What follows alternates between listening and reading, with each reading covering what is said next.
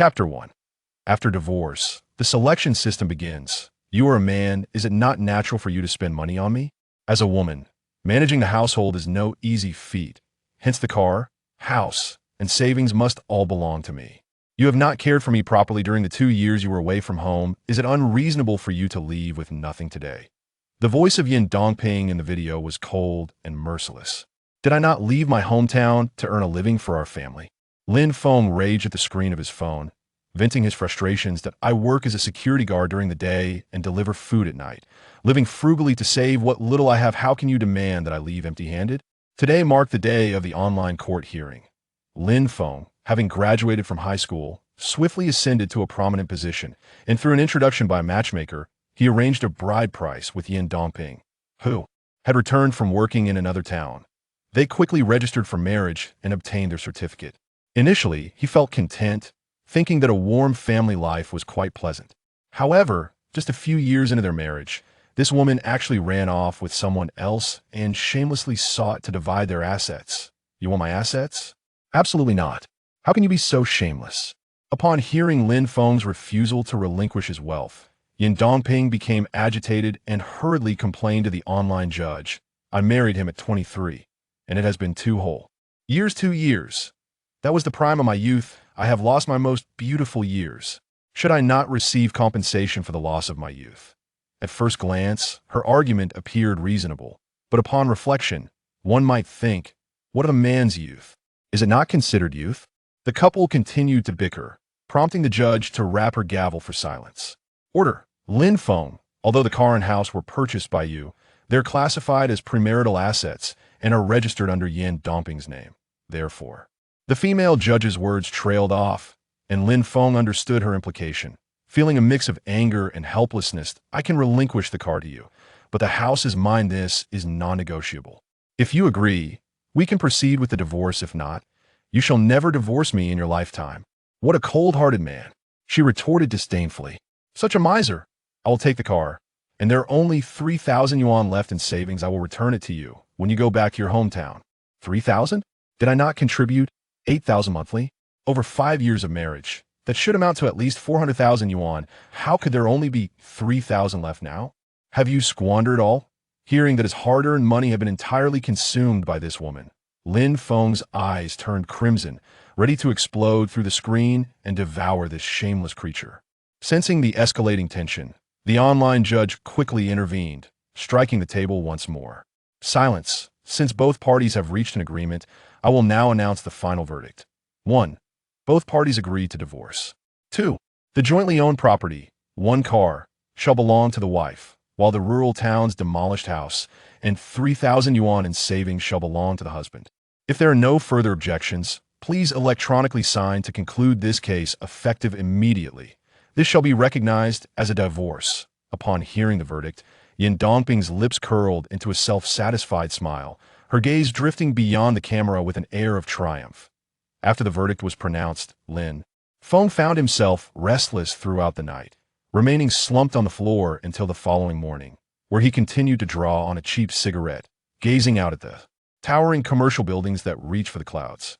Why does life feel so burdensome? Why can others engage in nefarious deeds and revel in merriment, while he, having lived a life of integrity, ends up with nothing? I'm 25 this year, and I find myself in such a pitiful state. What is the meaning of life? The discarded cigarette but fell to the floor, and the mocking smile of Yin Dongping echoed in his mind. His gaze turned icy, and a surge of murderous intent welled up within him. That wretched woman. I treated you with sincerity, yet you took advantage of my absence to betray me. Did you truly think I was a fool? With this realization, he resolved, given the circumstances, I shall not be merciful. Rising from the floor, Lin Feng opened an online shopping app, searching for a formidable weapon, determined to return and exact revenge upon the treacherous couple. At that moment, his phone vibrated. Opening it, he discovered a message from his mother. Son, the new year is approaching. When will you come home? Staring at the screen, a wave of shame washed over him. Strictly speaking, he was an ordinary man, not particularly filial. Yet he understood that the bond of nurturing is paramount. In his youth, he had spent extravagantly, and now, Constrained by the demands of marriage, he had not only failed to save any money for his family, but had also depleted his parents' life savings to afford a home, a car, and the wedding dowry.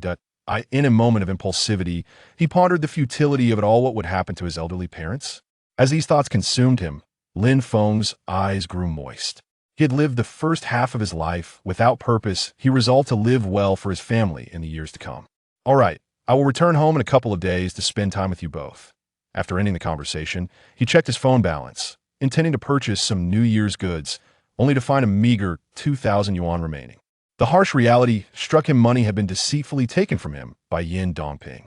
How could he face returning home, unable to even afford decent gifts for the new year? What would the neighbors think of him after years of struggle? I truly deserve this. Spending hundreds of thousands to marry someone used by others. Had I known, I would have spent it all on myself. Just as this thought arose, a chilling mechanical voice echoed in his mind. Detecting host's low emotional state, the supreme choice system has been activated. 1. Attempt to win back your ex-wife. Reward, 10 million. 2. Indulge in life. Reward, a fully customized Bentley Elegance 98 fuel. Note: the first choice confirmed will be deemed a binding success once bound. The host's flirtation attributes will be maximized. Before Lin Feng's eyes appeared two luminous choice boxes. Their blue and white glow glaringly vivid. Win back that unworthy woman. She is not deserving. I choose the second option. I wish to indulge in life. Congratulations, host. Your choice has been successfully made. Rewards are being dispensed. Ding. Rewards have been successfully dispatched. Please proceed to the Yinshan Luxury Car Exhibition to collect. Ding. Congratulations, host. Binding successful. Your splendid life is about to commence. The mechanical voice faded away. On the ground lay two exquisite cards. One was a business card belonging to the general manager of the exhibition, and the other was an admission ticket to the event. Whether he was on duty as a security guard or working part-time as a food delivery driver, Lin Feng always indulged in audiobooks to infuse a touch of joy into his monotonous life. Consequently, he possessed considerable knowledge about selection systems. It was merely a matter of making a choice and reaping the corresponding rewards. However, could such a fortuitous occurrence truly happen to him? Was it not a new form of financial fraud? With a sense of trepidation, he dialed Manager Wang, and sure enough, the other party confirmed the receipt of a sum of money. The tone was exceedingly respectful, and they indicated that the vehicle was ready for immediate collection. The unexpected delight instantly illuminated Lin Feng's mind, dispelling any lingering feelings of sorrow. Was the scene that a man dreams of? Surely it is the triumphant return home, basking in the admiration of others. For fellow villagers, returning home with one's own car, even if it were a modest Volkswagen or BYD, would elevate one's status in the eyes of the community. In today's era of urban-rural integration, with several villages amalgamated into a single community filled with familiar faces, arriving by car is an entirely different experience. From returning on a crowded bus, possessing a vehicle grants one at least the privilege of boasting during gatherings. Without a car, one must speak in hushed tones while dining, assist in carrying dishes when food arrives, and play the role of a tea servant when water runs low. With the prospect of returning home now within reach, Lin Feng cast aside any melancholic thoughts, hurriedly donned a cleaner outfit, and confidently mounted his steed, making his way to the exhibition. Chapter 2. The car model is actually her. Within the private enclave of Yinshan residence, a lavish automobile exhibition is in full swing. Navigating through a multitude of luxury vehicles, Lin Feng arrives at the entrance of the exhibition on foot. To his dismay, the security personnel refuse entry to electric scooters, forcing him to trek several hundred meters. Although the private area boasts ample parking spaces, including 2 underground lots designated for guests, the unfortunate circumstance of riding an electric scooter renders him unable to gain access. Sighing, he laments the overzealous nature of the security guards, whose role it is to maintain order. After verifying his invitation, Lin Feng successfully enters the venue, where he is struck by the opulent and grand interior. Amidst his excitement, he experiences a sense of inadequacy akin to Lu Lao Lao stepping into the Grandview Garden. How frustrating it is that those who dedicate their lives to security may never indulge in the luxury of BBA vehicles, which have become mere background noise at this extravagant exhibition. The venue is not only adorned with luxurious interiors, but also teeming with high-end cars and an array of stunning car models. Male attendees, clad in lavish leisure wear and adorned with gold and silver, embrace their enchanting companions, exuding an air of authority. In stark contrast, the women are elegantly attired in high heels, slit kipayos, and alluring black stockings, their faces meticulously sculpted to perfection. As for Lin Feng, he stands out in his drab brown puffer jacket, black trousers, and nondescript sneakers. A stark reminder of the disconnect between him and the glamorous crowd.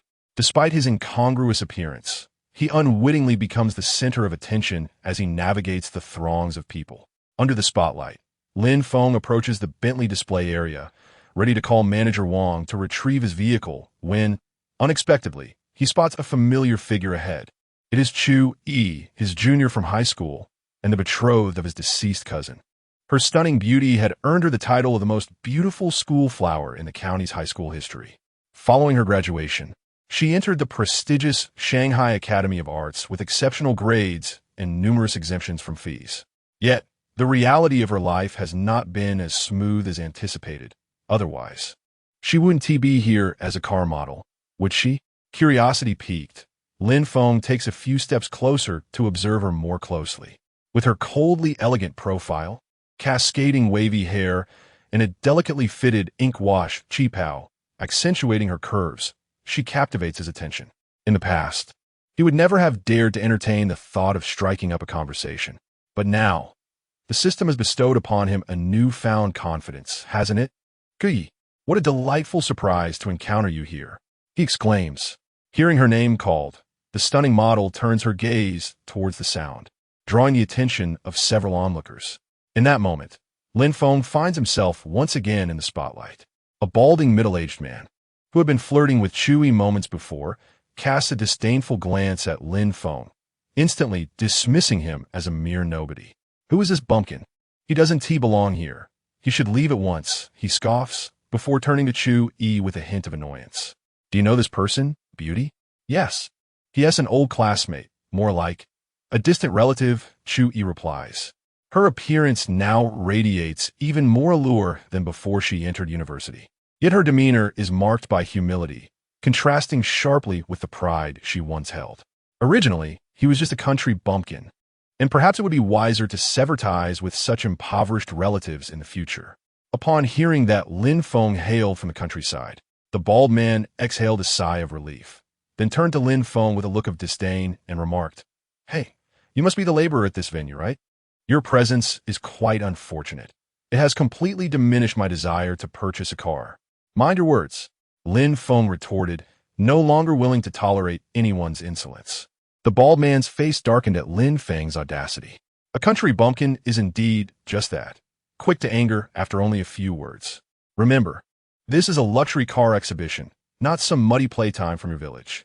Leave at once, or I will summon security to have you removed. Lin Feng scoffed and replied, I've been observing you for quite some time now, and despite your incessant chatter, I have yet to see you pull out any money to buy a car. Should I call security to escort you out instead? Silence. The bald man, flustered by Lin Feng's defiance, barked back, You dare to deny being a bumpkin? Do you think a Bentley is just some rural junk that can be bought on a whim?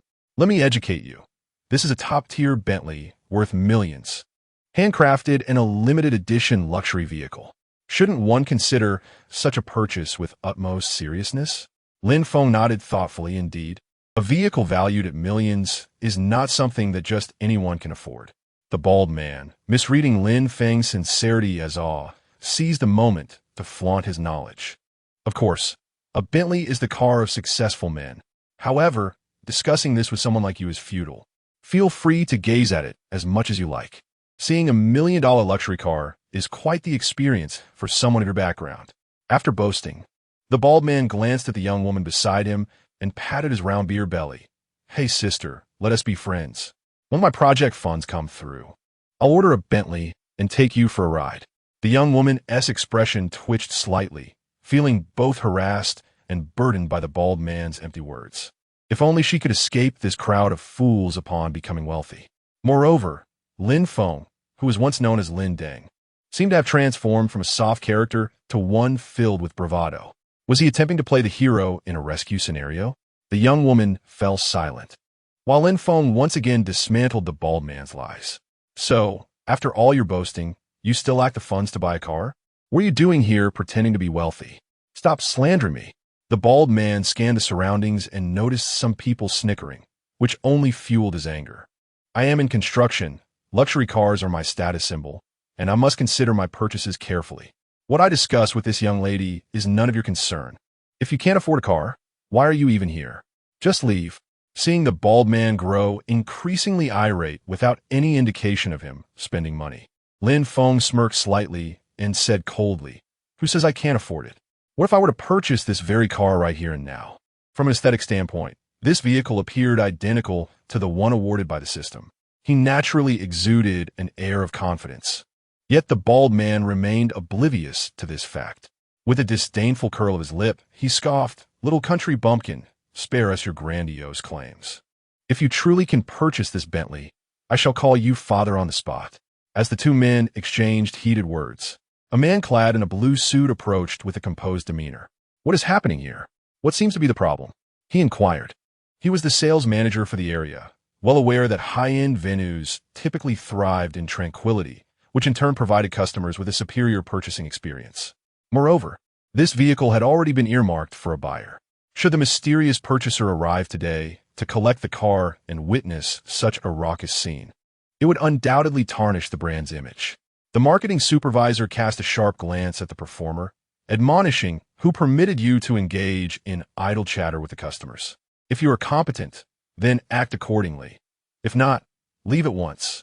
Following his reprimand of his own staff, he turned to Lin Feng and the bald man, stating in a low voice, "Gentlemen, if you wish to purchase a vehicle, allow me to introduce you to the models. If you prefer to quarrel, kindly relocate. Do not disrupt our business." Chapter 3. An opportunity for in-depth communication. "Hey, are you listening? It's you they're talking about," the rustic man remarked. Upon the supervisor's arrival, the bald man hastily pushed Lin Feng forward to take the brunt of the situation. Lin Feng, momentarily at a loss for words, chose not to argue, but rather reiterated, "Didn't you just say if I can purchase this Bentley, you would bow down and call me daddy?" At this, the bald man paused momentarily, then a smirk crept onto his lips. "Of course, I acknowledge that. What, little bumpkin, do you actually think you can afford it?" "Whether I can or cannot, we shall soon find out," Lin Feng retorted, glaring at the bald man as he pulled out Manager Wang's business card and began dialing. The bald man, oblivious to the gravity of the situation, mocked him even more. "What are you doing, making a call? Huh, I advise you, country bumpkin, to stop dreaming. The wheels of a Bentley could buy your entire life." Observing this, the elegant woman furrowed her brow slightly. In her memory, Lin Feng was merely a somewhat familiar face. A person who couldn't even complete simple academic tasks. How could he possibly afford a luxury car worth millions? Nonetheless, out of goodwill, considering their shared hometown and his willingness to stand up for her, she cautiously warned him that Bentley has already been customized for someone else. No one else can purchase it. Moreover, luxury cars cannot be financed. Please don't do anything foolish for my sake. Upon hearing her seemingly baseless remarks, Lin Feng was momentarily taken aback. Confidence is commendable, but one must not be overly self-assured. Before he could clarify, the call connected. "Hello. Is this Manager Wang Jiangwo?" "This is Lin Feng." The onlookers were momentarily stunned by his earnest demeanor. The bald man scoffed him. "Country bumpkin, you're really putting on a good act." The nearby socialites, along with other models and salespeople, also expressed their disbelief, laughing openly. "Just look at his status. He is actually trying to contact the manager. How ridiculous. Just take a glance at that outdated phone. Clearly, he can't even afford the latest model. Is he performing some sort of artistic act? It's quite the spectacle. I'm nearly in stitches." Having previously thought the bald man was pretentious, they now realized Lin Feng was even more so. Even the elegant woman was beginning to feel anxious. "Lin Feng, stop messing around. You should just leave." Contrary to the mockery of others, the male supervisor, positioned closest, recognized the familiar voice on the other end of the line and suddenly fell silent, straining to listen intently. Could it be? Was that truly Manager Wang's voice? Just as he leaned in to listen more closely, a steady voice emerged from behind. "Excuse me, is this Mr. Lin?" The voice was soft yet articulate, resonating clearly. The crowd turned in confusion to see a short, bespectacled middle-aged man hastening towards them from the lounge. "I am Lin Feng. Greetings, Manager Wang." Lin Feng waved his hand, indicating his identity. Wang Zhengwo glanced at his attire, feeling somewhat puzzled, yet maintaining a smile on his face. "Oh, Mr. Lin, what a surprise to see you personally here for the car. I mentioned over the phone that for esteemed clients like yourself, we could deliver the vehicle to your doorstep. It's no trouble. The location is quite close. So I decided to come myself." As the two exchanged pleasantries, the male supervisor finally sensed something amiss. The seemingly inconspicuous man before him was indeed not lying. He was the enigmatic buyer of a luxury car worth millions. In an instant, his demeanor underwent a complete transformation, shifting to one of respect and humility as he dared not interject but gaze at Lin Feng with newfound reverence. "Manager Wang, the payment for the vehicle has been received, correct? Are there any additional procedures required for the car pickup?" Lin Feng observed the astonished bald man, a sneer curling his lips. The latter felt a wave of embarrassment wash over him, caught between indecision, unable to move forward or retreat. What on earth is happening? Could this rustic fellow truly be purchasing this car? It's utterly ridiculous. Manager Wang nodded vigorously. "We have the vehicle available for immediate pickup. I will assist you with the necessary paperwork right away." With that, he respectfully handed over the two contracts, which had been prepared in advance. As Lin Feng elegantly signed his name, the atmosphere fell into silence once more. Chu-yi stared at Lin Feng in disbelief.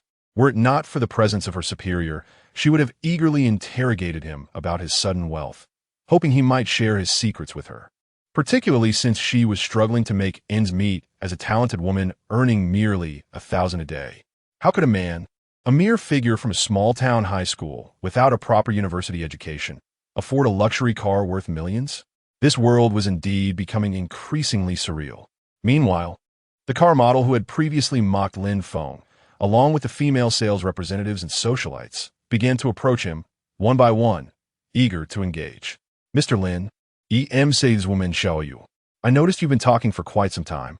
You must be thirsty. Allow me to fetch you a glass of water." "What water? I have some exquisite raw milk here. Do try it, Mr. Lin." The car model laughed with exuberance. "Mr. Lin, you possess such charm. Let us exchange WeChat for a deeper conversation. Mr. Lin, allow me to introduce myself. Let me discreetly share that my husband is rather lacking in certain areas." Lin Feng pushed aside the overly close car model and turned to the bald man with a smile. "Brother Bald, I've already signed the purchase agreement. Isn't it time for you to fulfill your promise?" "What promise? I never made any such statement." The bald man shook his head vigorously, adamantly denying any agreement. "How can you be so shameless? You not only harassed me earlier, but also ridiculed Brother Lin for being unable to afford a car. Now that he has signed the purchase contract, you still refuse to honor your word? That is utterly disgraceful." Chu-yi gracefully moved closer to Lin Feng, her address reflecting a subtle shift. Though they were not particularly familiar, Lin Feng had spoken on her behalf when the bald man had repeatedly harassed her. Such kindness deserved recognition. Compelled to provide a semblance of justification, the young woman cast a furtive glance at the man once more. The earlier sense of unfamiliarity had mysteriously dissipated. After such a lengthy separation, he could still recall my name. Could it be that he truly harbors feelings for me? "Oh, Mr. Lin, what is the situation here?" Manager Wang, disregarding those around him, directed an inquisitive gaze at Lin Feng. After Lin Feng recounted the events in their entirety, the smile on Manager Wang's face abruptly faltered, and he turned to confront the bald man, his expression now menacing. "Sir, do you dare to insult our esteemed guest and harass our staff? This is utterly unreasonable." The bald man awkwardly tugged at the corner of his mouth and attempted to downplay the situation, saying, "What is wrong with a customer chatting with a model? You hired these alluring women to entice customers, did you not? Moreover, what harm is there in exchanging a few words with a rustic?" "Alluring rustic?" Manager Wang scoffed at the remark. "To publicly insult another based solely on this. I can request the company to dispatch a lawyer to represent the customer and hold you accountable for your actions. Having said this, he turned once more to Lin Feng, inquiring, "Mr. Lin, this individual is so unreasonable. Should we involve the authorities or resolve this privately? I am fully prepared to support your decision." Chapter 4. Calling Daddy in Reality. To afford a luxury car worth millions, one must possess at least $1 billion in net worth. Manager Wang, a shrewd individual, mistakenly judged the strength of both parties at this moment as he boldly chose sides. Seizing the opportunity, Lin Feng decided to assert his authority, venting his frustrations with fervor. "Let us send him to the police station," he declared. No sooner had the words escaped his lips than Manager Wang promptly retrieved his phone to call a lawyer.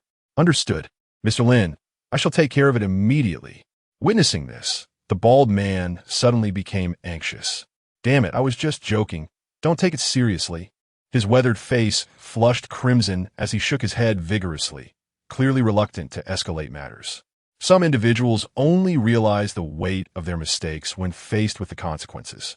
At this moment, the bald man donned a facade of joviality, attempting to downplay the gravity of the situation. "Come on, it was a mistake. Can't we settle this privately? Hey, buddy, I was just kidding. Don't take it the wrong way." However, Lin Feng was not swayed by his ruse. Shaking off the hand that was reaching around his neck, he retorted sternly, "If you wish to settle privately, you must first fulfill your previous promises." "Promises? What promises?" The bald man replied, his face reddening, still unwilling to admit his wrongdoing. At this juncture, several customers around them could no longer remain silent. They began to interject. "Didn't someone just say they would kneel and call you daddy? Why are they backing down now?" Another added, "To think one could take back what they said is absurd. They deserve good detention." "Detention would be too lenient. Were it me, I would hire a lawyer to investigate his background. He might end up with a sentence of 10 or even 20 years, remarked one customer ominously. Manager Wang continued to negotiate on the phone, and with the last customer's dire warning, the bald man felt utterly overwhelmed. Indeed, he was a business owner, but of a small enterprise that often skirted the edges of legality, frequently engaging in tax evasion. Should someone scrutinize his dealings closely, he could very well find himself behind bars for several years. "These damn gossipers, their tongues are truly sharp," he thought, taking a deep breath. Realizing this matter could not be easily resolved, a glint of cold light flashed in his eyes as he swiftly slapped himself across the face. "I voluntarily slapped myself as an apology. Will that suffice now?" he declared, his teeth clenched and resentment evident on his face. He vowed he had never endured such humiliation, especially at the hands of a mere country bumpkin. His chest felt as if it might explode from indignation. Yet, Lin Feng remained unresponsive, a reaction he had not anticipated. Damn it, that insufferable country bumpkin is still pretending. When one pays a certain price, yet sees no results, they may descend into madness. The bald man, having already humiliated himself with a slap, felt he had lost face, and thus did not hesitate to shout once more. Gritting his teeth, he slapped himself again, and then, kneeling down, cried out, "Daddy, I was wrong. Please spare me this once." The utterance of "Daddy" left the crowd in stunned silence. This young man truly knew how to bend and yield. Alas, it was all too late. The murderous intent in Lin Feng's gaze was unmistakable, and he would not be foolish enough to let him off easily. "Ah, dear son, your father wishes to forgive you, for it is said that a father's shortcomings lie in the education of his child. Yet, your actions have deeply saddened me, and thus I find it impossible to grant you my forgiveness. Therefore, I believe it is best for you to reflect on your actions in confinement for a few days." As his words fell, the bald man's eyes glinted with malice. He clenched his fists and rose, ready to charge at Lin Feng. "You wretched old fool! You dare to disrespect me!" Upon witnessing this scene, Manager Wang hastily gestured, and from behind him emerged several burly security guards, who swiftly subdued the bald man and prepared to escort him away. Observing the retreating figure of the bald man, Lin Feng was filled with mixed emotions. In the past, when he worked as a security guard, he had often been subjected to disdain and ridicule. Yet today, the fact that so many came to his aid was solely due to the luxury car before him and the boundless imagination surrounding his unknown identity. Indeed, The sensation of wealth and status is truly delightful. Thus, this farce came to an end. Manager Wang, with a smile, respectfully handed Lin Feng the receipt and car keys. Mr. Lin, all the necessary procedures have been completed. We greatly appreciate your choice of Bentley. Shortly, I will arrange for the vehicle to be delivered for the collection ceremony. Would you like to rest in our VIP area in the meantime? Just as Lin Feng was about to nod in agreement, he recalled the recent surge of thieves targeting batteries. To protect his faithful electric scooter, he shook his head in refusal. No need. I have other matters to attend to. Just inform me where to park the car later. After speaking, he turned to his companion Chu Yi, engaging her in light conversation. Manager Wang, being quite perceptive, noted the unusual chemistry between the two and seized the opportunity to suggest, Chu Yi, since you are friends with Mr. Lin, why not take an early leave to further cultivate your relationship? As a film studies student, Chu Yi often encountered aspiring directors attempting to lure her into less reputable endeavors. She understood the manager's underlying motives to leverage her beauty to attract a potential high-profile client. However, since it meant a few hours less of work, she chose not to elaborate and simply replied, "Very well, thank you, manager." Once Manager Wang departed, Chu Yi turned to Lin Feng, her excitement evident. "Lin, what line of work are you in lately? You seem quite successful." As a student in the film industry, she maintained a seemingly aloof demeanor, yet was selectively warm. After all, a man lacking charm, talent, and wealth would hardly merit her attention. Yet, it was clear that the man before her was no ordinary individual.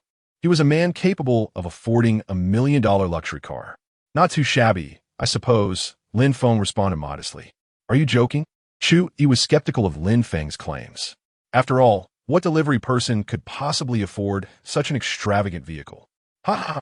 Lin Feng chuckled, choosing not to explain further. At that moment, he found himself intrigued. The so-called ice queen of the campus appeared rather cheerful, lacking the distant air one might expect. At that moment, Chu Yi gazed longingly at the Bentley parked outside the auto show, her face beaming with joy. "Lin, would you take me for a ride?" she asked. Having worked as a luxury car model for quite some time, she had yet to experience a ride in one. Just as her words faded, the system's prompt resonated. Detected that the host is making a choice. 2 options are currently available. 1. Agree to take Chu Yi for a ride. Reward: a shopping card worth $1 million at Elephant City. 2. Decline to take Chu Yi. Reward: a pure gold farming tool, which enhances home farming efficiency by 100. One option was to cultivate, the other to indulge in consumption. Without hesitation, Lin Feng closed his eyes and chose the first option. "All right then, let us head to Elephant City. I need to prepare some goods for the new year." The two walked towards the exhibition with cheerful banter. Meanwhile, Yin Dongping and her lover, Dong Minxing, had also arrived in the bustling metropolis to celebrate her recent divorce. Dong Minxing looked at the BMW Mini with pain in his eyes and kicked the electric vehicle before him with frustration. "Damn it! How could this city have such lowly contraptions scratching my newly purchased car? Darling, let's smash that electric vehicle. Every time I see that broken delivery box, I think of that useless Lin Feng, and it makes me furious." Yin Dongping pouted, displaying her displeasure. "Sweetheart, don't be upset. We're here to enjoy ourselves. No need to dwell on that loser. All right, my friend told me Elephant City is wonderful, so you must buy me a handbag and some clothes later." "Elephant City, huh? What, are you unhappy? After all, he did give you all his money." "Of course I'm happy," Dong Minxing replied with a forced smile, nodding in agreement. Chapter 5. Confronting Yin Dongping.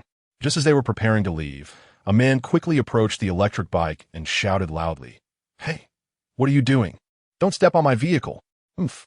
As if I would care about a mere electric bike. How could such a person exist in this city?"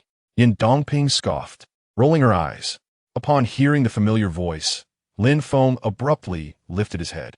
"Yin Dongping."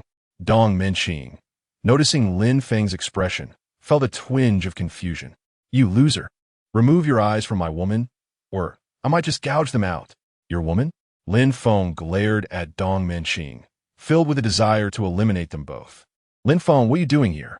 Yin Dongping, sensing something amiss, finally met Lin Feng's gaze, only to reveal her disdainful expression.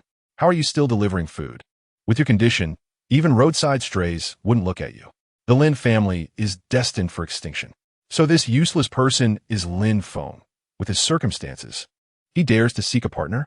Even dogs would hesitate to accompany him. Dong Menqing, flaunting his superiority by wrapping an arm around Yin Dongping's waist, mocked. Considering you've taken care of Dongping for 5 years, I'll let you off this time. Your pathetic electric bike scratched my BMW. Just compensate me with 30 to 50,000. Their shamelessness made Lin Feng feel nauseous. You two fools, stop barking, he retorted. Dong Menqing's expression shifted as he was about to explode, but then he noticed a stunning girl in a black coat running towards them. Her long legs and exquisite features captivated Dong Menqing. Wow, this woman is too stunning. If I could date her, my life would be complete. The newcomer was, of course, Chu Yi, the campus beauty. She dashed to Lin Feng's side, exhaling a fragrant mist.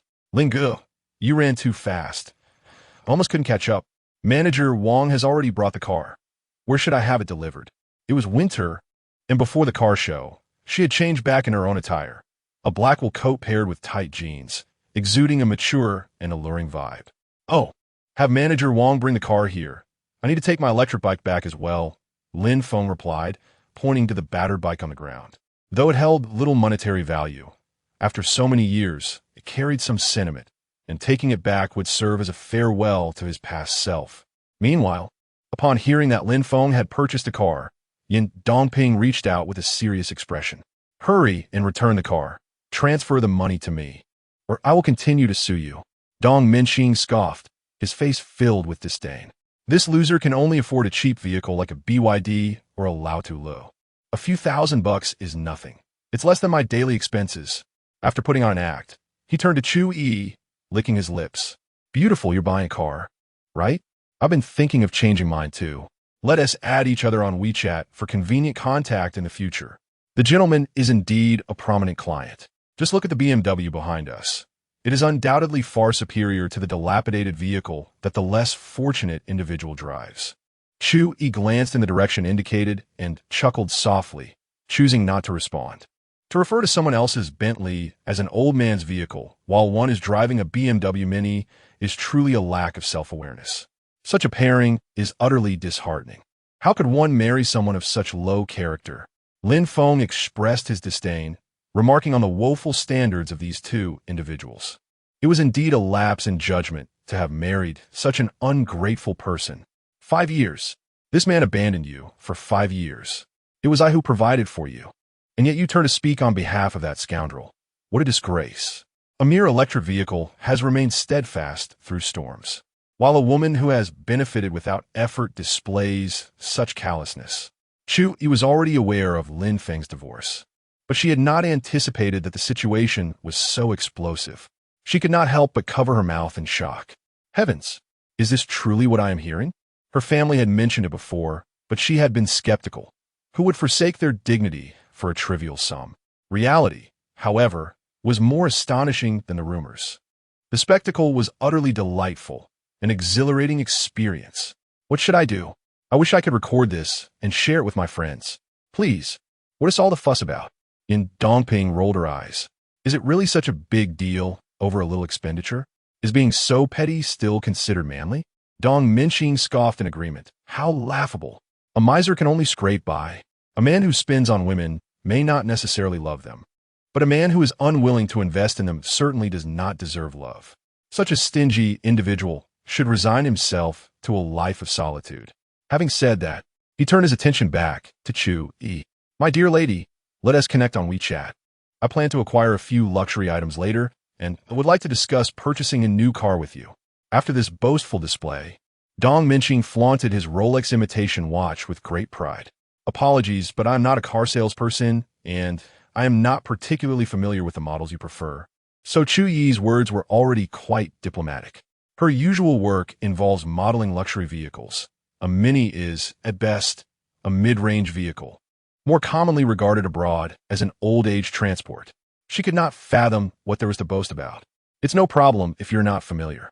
Let us add each other on WeChat, and I can introduce you to clients in the future. Before Dong Menqing could finish a sentence, a tow truck suddenly approached and swiftly came to a halt before them. Moments later, 3 or 4 staff members descended from the truck and hastened towards their direction. The most striking sight was the brand new Bentley being transported by the tow truck. What kind of car is this? It looks truly magnificent. This is a Bentley, a must-have business vehicle for a successful gentleman, far more sophisticated than the ubiquitous wedding cars like the Ferrari. One of my friends owns one. However, this one seems to be even more suited for business than my friend's Bentley. Could it be the legendary custom version of the richest man? Isn't that a globally limited edition? How could a big shot have their car towed to the roadside? As Dong Minqing stroked his chin, a hint of confusion evident on his face, the staff member responsible for towing and delivering goods sprinted towards them, glancing at his phone gallery. "Hello. May I inquire if you are Mr. Lin Feng?" "Indeed, I am," Lin Feng acknowledged with a nod. "Greetings, Mr. Lin. Your customized Bentley has arrived. Shall we proceed with the unloading now?" The staff member inquired, handing over a receipt form. After Lin Feng affixed his signature, he calmly declared, "Unloaded. By the way, I still need to go out to purchase some New Year's goods. It will come in handy." The towing staff respectfully accepted the receipt and began the unloading process. "What is happening? Lin Feng, did he just say that this car is yours?" Dong Minqing asked incredulously, while Yin Dongping wore a similarly bewildered expression. In that moment, both were left in a state of shock, unable to believe their ears. After all, just moments ago, Lin Feng had mourned over a dilapidated electric bike. How could he suddenly afford a limited edition luxury car? This defied all logic. How could a mere delivery man like Lin Feng possess the means to purchase such an extravagant vehicle? Unfortunately, no matter how much they wished to deny it, they could not alter the reality before them. Yin Dongping's expression transitioned from disdain to astonishment, and now to a growing fury. Initially, she had aimed to humiliate Lin Feng for his reluctance to finalize their divorce. But now it seemed that this insufferable man had secretly hoarded funds to buy a luxury car. That money should have been hers at the time of the divorce. It should have all belonged to her. How could this be? Lin Feng, you have deceived me. When we divorced, you promised to leave all your assets to me. Now that the division of property is complete, how can you afford to buy a luxury car? Here is your chance to transfer the car to me. Otherwise, I will sue you again. Lin Feng scoffed at the madwoman's threat, too weary to offer further explanation. The system had stated that all rewards would be distributed in accordance with company policy. Even if this shameless woman were to sue him again, it would merely be a futile endeavor. Meanwhile, the pristine Bentley was parked by the roadside. Lin Feng took the keys but did not rush to drive. Instead, he began to gather the disassembled remnants of the broken electric bike, stuffing them into the luxurious leather trunk alongside 2 umbrellas that symbolized status. Dong Minqing, witnessing this scene, felt his blood pressure spike. What a wasteful fool. Doesn't he have any regard for the car? Lin Feng disregarded his anguish and turned to Chu Yi, giving a subtle nod. "Get in. I will take you for a drive." Without hesitation, Chu Yi slid into the passenger seat. Soon the low, subdued hum of the engine filled the air as the customized executive luxury car transformed into a streak of black lightning, vanishing down the street. "Damn you, Lin Feng. Come back here, or I will sue you." Yin Dongping inhaled the exhaust fumes with abandon, exhaling a white mist that drew the disdainful gazes of numerous passers-by. Her brazen demeanor was utterly loathsome. Such avarice and disdain for the less fortunate are truly revolting. I have never encountered a woman so shameless. Even after her divorce, she still covets another's vehicle. The man is no better. He clings to his pristine BMW, lamenting over its unblemished condition while demanding compensation. What a farce.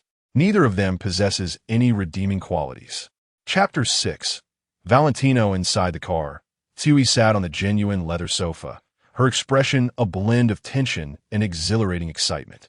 Gazing out the window at the towering skyscrapers receding into the distance, she found herself baffled as to why she had unwittingly taken a seat in the passenger side. Until a melodious song filled the air. I like myself, let the roses bloom in the lonely desert. The soothing, somber melody pierced through her soul, compelling her to confront her innermost thoughts. As she touched the all-carbon fiber dashboard and the centuries-old mahogany, memories of her family back home, working the earth, facing the dirt, flooded her mind. The essence of this timeless song was to teach self-appreciation, each word and phrase urging her to embrace self-love, to maintain hope, and to recognize her worth. Yet, how could a beautiful girl from a small town resist the temptations of the bustling metropolis and not lose herself? Seated in the opulent luxury of the car, Sui reveled in the envious glances of passers-by. In that moment, she felt as if she had returned to her high school days. Once again the brightest star in the night sky. It was utterly satisfying, and all of this was gifted to her by the man in the driver's seat. Congratulations, host, for completing the joyride task. You have been awarded a 5 million consumption card for Elephant City. After returning the electric car's parts to the community, the joyride task was successfully accomplished. Lin Feng gazed at the woman with dreamy eyes, utterly captivated. Indeed, she was the most stunning girl from Linjia Town in Dongshan Province in the past decade. Her delicate features were truly enchanting. As the car drove towards Elephant Commercial Plaza, he said, "Come on, help me pick out some New Year goods, and afterward, I'll treat you to a meal." Sui hesitated, realizing that this was a haven for luxury goods. "Are you serious about buying New Year supplies here?" Then she remembered Lin Feng's current financial prowess and smiled in resignation. "But just treating me to a meal isn't enough.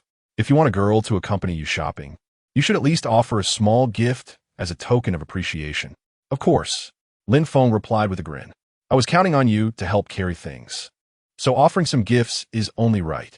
Honestly, how could you expect a girl to carry things?" The two bantered joyfully as they meandered through various gold shops and high-end liquor stores. Initially, Lin Feng winced at the prices. After all, a gold necklace could cost $1,000, almost half a month's expenses for him. However, after successfully making his first purchase, his boldness grew. "Damn it, I have $1 million in my account, so why not just swipe it?" Soon after, he found himself purchasing everything from 999 pure gold necklaces to expensive health supplements and boxes upon boxes of premium liquor. After toiling for most of his life, it was time to indulge. With his mindset relaxed, his buying speed quickened significantly. Once he set his sights on something, he would acquire it without hesitation. Thus, despite visiting numerous stores, it only took just over an hour. High-end products often came with impeccable service. Bulk purchases are typically delivered directly to one's doorstep, eliminating the need for personal errands. As twilight descended, Lin Feng glanced at the breathless beauty beside him and proposed, "There's a luxury boutique ahead. Feel free to select a few items, and I shall cover the expenses." Upon hearing this, Chuyi's face lit up with delight as she turned to follow his gaze. However, upon recognizing the store's name, she felt a twinge of awkwardness. Did this man intend to purchase garments for himself, or merely to impress her? Surely, he could not believe that a car and a few $1,000s worth of luxury items could win her over. If she were truly that desperate, she would have long since succumbed to the advances of those greasy tycoons and fickle rich heirs. Nevertheless, Lin Feng had already moved ahead, and after much hesitation, she decided to follow him into the Valentino boutique. Inside, they unexpectedly encountered two familiar faces. "Darling, do you think this outfit suits me?" Yin Dongping asked, clad in sheer stockings and off-season high-heeled sandals, as she posed and twisted in front of the mirror. "Absolutely. Dongping looks stunning in anything," Dong Minqing replied, licking his lips, his expression revealing a rather lascivious demeanor. It was no wonder that Valentino was dubbed a sanctuary for men, the brand that understood women's fashion best. Upon closer inspection, one could grasp the intricacies of such allure. "Sales assistant, please repackage these two items. I shall take them." The saleswoman, seemingly irked by being addressed as sales assistant, replied coolly, "Sir, the stockings are 200 and the sandals are 8,800, totaling 9,000. Will that be cash or a QR code?" 9,000.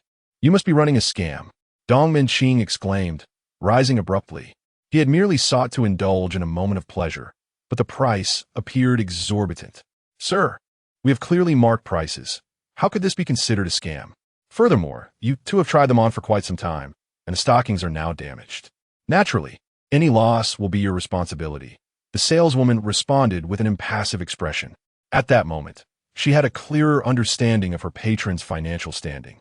One ought to shop within their means without fear of ridicule. Yet, who could enjoy luxury without the corresponding expenditure? 9,000 is exorbitant. Can we receive a discount? No discounts. Then I shall return them. I will not purchase. As Dong Minqing declared his intent to return the items, Yin Dongping, who had remained silent until now, suddenly grew anxious. Darling, don't return them. I genuinely like these shoes. No sooner had she spoken than Lin Feng and Chu Yi entered the Valentino boutique. They exchanged glances, and Yin Dongping rolled her eyes. Why must I encounter such a useless person everywhere? You dared to insult me on the street, and now you shamelessly follow me. How perverse. Let me remind you, we are divorced. Unless you sell your car and give me the money. Do not expect me to acknowledge you. Fool, Lin Feng scoffed, bewildered by the woman's outlandish remarks. He had long since forgotten the essence of emotions. Although anger surged within him at this moment, it was devoid of any bitterness. Indeed, had he known that divorce could lead to such a system, he might have chosen to linger at the Civil Affairs Bureau on the day of his wedding. A mere trifle could exchange for a lifetime of affluence. How does one quantify such a transaction? How does one deem it appropriate? Fool. He actually dares to call me a fool. Yin Dongping stared in shock at Lin Feng, her mind spiraling into madness as she screamed, You actually have the audacity to insult me. It is you who is the imbecile. Lin Feng replied with an icy gaze, his voice devoid of any emotion. Should you dare to match wits with me, I shall deliver a kick from my 42 size feet straight to your grotesque face. Having divorced, she still wished to leech off him. No wonder your parents divorced and left you unwanted. The words struck a nerve, causing the orphaned Yin to seethe with rage. Her vision clouded with fury. The atmosphere was charged with tension. Chu Yi stepped forward and wrapped her arms around Lin Feng's, gently shaking him as she said, Brother Lin, you promised to buy me clothes. Let us not stoop to the level of certain orphans. Upon hearing her plea, Lin Feng was about to respond when a system notification echoed in his mind. Detected that the host is making a choice, currently presenting two options. 1. Agree to Chu Yi and purchase her an exquisite outfit. Reward. Advanced car repair skills. 2. Decline Chu Yi's request. Reward. A green BMW Mini. Though the car repair skills seemed of little use, Lin Feng opted for the first option. Damn it. Do you not disdain your father? In front of you, an orphan, he buys gifts for other women. How envious you must be. Buy. Get something grand. Sales assistant. Could you please select an outfit for this lady? It need not be the best, but it must be the most expensive. The sales assistant, initially skeptical, shifted her demeanor upon seeing Lin Feng produce a credit card adorned with a golden elephant emblem, instantly becoming respectful. Very well, sir. Miss, please step into the VIP section. We have a bespoke gown available. Chapter 7. What should I do if someone plots against me? Was haute couture. Yin Dongping, appearing rather foolish, naively inquired about something trivial. Meanwhile, Dong Minqing was debating whether to spend $9,000 on a pair of shoes and exquisite black stockings. Although the high heels by Warren were indeed impressive, the allure primarily lay in their design, which could enhance even the most unremarkable appearance. Perhaps it would be wiser to forego the purchase and simply replicate the look by buying similar items from a lesser-known brand. The tension among the group did not linger for long before a gasp echoed from the VIP section. Oh my, beautiful lady, no, divine being, this gown suits you perfectly. Come, try on these handcrafted crystal shoes. They surpass the beauty of 99 of the starlets on a red carpet. As the saleswoman lavished praise, silence enveloped the crowd. The clattering sound of high heels striking the floor was captivating. Lin Feng turned his attention to Chu Yi, who was gracefully adorned in a purple strapless gown, carrying a dainty, sparkling handbag as she glided down the red carpet. The minimalist yet chic dress accentuated her elegant demeanor flawlessly. She was breathtaking, embodying a beauty that seemed capable of absolving any transgression. In that moment, the notion that beauty equates to justice and grace transcends all was vividly realized. In stark contrast, Yin Dongping's mismatched attire resembled that of a street vendor. Wow, that dress is so white, Dong Minqing remarked, his eyes fixated on her exposed shoulders, entranced. As Yin Dongping beheld Chu Yi's regal appearance and then glanced down at her own brown sweater, an inevitable pang of jealousy surged within her. Darling, I want to buy a dress like that, she exclaimed. Dong Minqing, slightly annoyed, retorted, "What nonsense." At that moment, a fragrant breeze wafted through as Chu Yi changed into an exquisite gown, her feet elegantly adorned in Valentino crystal heels, and approached Lin Feng. The sales personnel, adept not only in selling but also in curating ensembles that complemented individual styles, had done their job well. Her hair was loosely styled in an elegant updo, and a subtle scent of perfume wafted through the air, intoxicating. Lin Feng nodded with delight, his honest nature prompting a swift reply. "It looks fantastic." The saleswoman chimed in. "Sir, the dress your girlfriend has chosen is a haute couture piece, originally priced at 80,000, but now with this ensemble is only 68,000. Are you satisfied?" "Absolutely. Let us proceed with the payment." Lin Feng nodded and casually tossed his card to the saleswoman. She promptly retrieved the POS machine, sliding the card without hesitation. "Did I just hear that correctly? A single outfit costs 68,000? Upon witnessing the successful transaction, Yin Dongping was left bewildered. Just for a pair of high heels and stockings, the total had only been 9,000. Dong Minqing appeared reluctant to part with his money, and yet Lin Feng, without a second thought, spent 68,000 on clothing for another woman. The disparity was staggering. Moreover, when had this unsophisticated man become so affluent? "Congratulations, host. You have successfully made a choice, and as a reward, you have acquired advanced car repair skills." As the system notification faded, Lin Feng's mind was suddenly inundated with an array of peculiar knowledge about car repairs. At the same moment, Chu Yi was taken aback by the price of the outfit. Having once saved diligently to purchase luxury items herself, she couldn't fathom how this seemingly obscure piece by Warren could command such a steep price, especially when even an LV handbag merely cost around 20,000 yuan. The saleswoman, sensing her bewilderment, promptly offered an explanation. "This haute couture gown is crafted by a renowned designer, meticulously handmade, and there exists but a single piece globally. The extravagant materials and thoughtful design are truly worthy of your unparalleled beauty." Listening to her elucidation, Chu Yi nodded, instinctively leaning closer to Lin Feng and quietly linking her arm with his. "Thank you, Brother Lin. You are truly wonderful." In the bustling metropolis of Mo City, a realm exclusively for the affluent, the opulence and extravagance could only be appreciated by those perched at the pinnacle of the social pyramid. Kuyi, having excelled academically, had dreamt of carving out a niche for herself through her professional prowess. Yet, the harsh reality was that talent scouts seemed solely interested in her physical appearance and whether she would willingly sacrifice for the sake of art. The terror of poverty was not the absence of wealth itself, but the realization that hard work could hardly bridge the vast chasm of reality.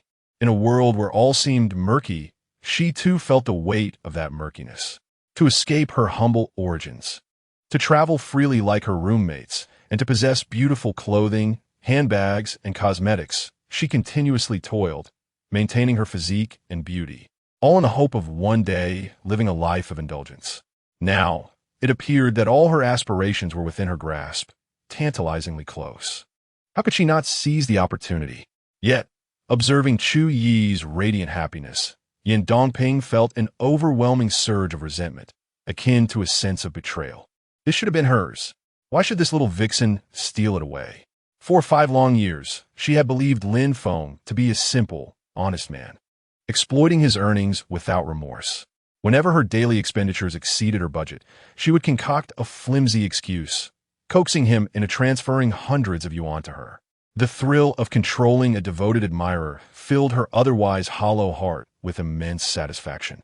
Thus, when she witnessed Lin Feng's sudden affluence and his acquisition of a luxury car worth millions, her first reaction was not regret, but rather envy and fury. How dare he spend 60 to 80,000 yuan on clothing for another woman? That was nothing short of betrayal. Most unforgivable of all was that the woman's beauty and figure eclipsed her own.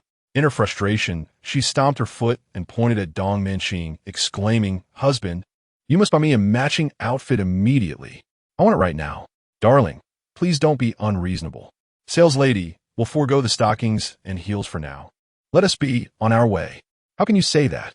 I've already spent over 100,000 just transferring money to you. You can't spare a mere 68,000?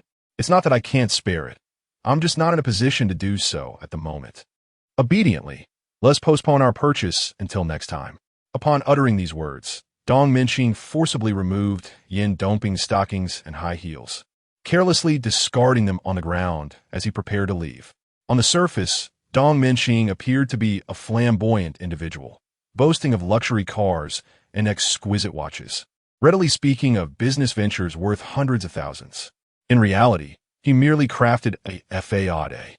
While he had managed to carve out a modest reputation in his hometown, his annual revenue barely exceeded several hundred thousand, relegating him to the role of a mere middleman.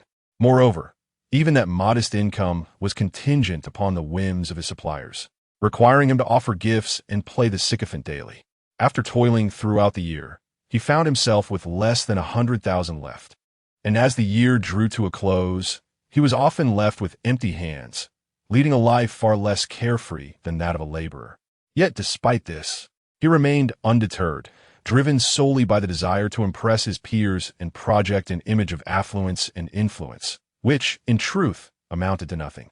As the two were engaged in a tug-of-war, hesitating to leave, they were intercepted by a saleswoman. Ultimately, he reluctantly paid the exorbitant price of 9,000 yuan for the foul-smelling stockings and heels. Encountering such a pretentious individual and a vulgar woman was indeed unfortunate. Yet, the young gentleman, exhibiting grace, purchased luxury goods without batting an eye. Truly, he embodied the ideal of my dreams.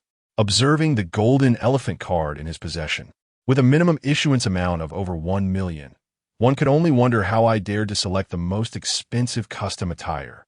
Alas, I must learn to discern the signs of wealth with a single glance, to identify the offspring of affluence. Meanwhile, the store manager and sales staff exchanged whispers, while Chu Yi clung to Lin Feng's arm, unwilling to let go, exuding a sense of endearing dependence. Initially, the intention was to enjoy a leisurely outing and capture a few photographs, hoping to regain some semblance of pride in front of her wealthy roommate. Little did she expect him to splurge on clothing worth 68,000. What if he harbored ulterior motives? Should she refuse him? Yet, with such lavish generosity, it would hardly be appropriate to simply eat and drink and then depart without a trace. Chapter 8. Finally capturing Chu Yi, inhaling the fragrance emanating from the beautiful model, Lin Feng felt his heart flutter uncontrollably. As a man, particularly one who had spent many years in the world, living on simple fare, it was difficult for him to resist. Setting aside all else, the stark contrast between her usual haughty demeanor and her current submissive charm was simply irresistible. What man could withstand such a transformation? Though the garments he purchased were somewhat extravagant, her rapid shift in attitude was astonishing. From an initial indifference to now being overly affectionate within a mere 3 hours. Could it be real? Tonight, he resolved to take decisive action. Otherwise, it would be a disservice to the system. Previously, Lin Feng harbored a distinct aversion towards the wealthy, particularly those alluring beauties who easily succumbed to the advances of affluent men. Yet, after experiencing financial prosperity himself, he found that his perspective had shifted. Everything had become more palatable. With wealth in hand, should he not indulge in superior experiences? The adage that wealth corrupts men rang true, as he felt his character evolving, or perhaps the desires he had long suppressed began to amplify. Having made up his mind, Lin Feng pulled Chu Yi along, selecting 2 exquisitely branded outfits that boasted remarkable allure. Items such as delicate lingerie, an array of stylish stockings, and studded high heels were swiftly chosen without a hint of hesitation. With a budget of 1 million, having only spent a little over 300,000 thus far, what better time to indulge? Linga, you shouldn't buy that. It's a bit too revealing, not suitable for going out, Chu Yi remarked, her fair and stunning visage blushing even deeper as she observed his selection. These garments were evidently not for her, but rather for his own enjoyment. What a rogue he was. No worries, if you fancy other pieces, we can always return. For now, let us secure these. Sales assistant, please wrap these up quickly. We're off to our next stop.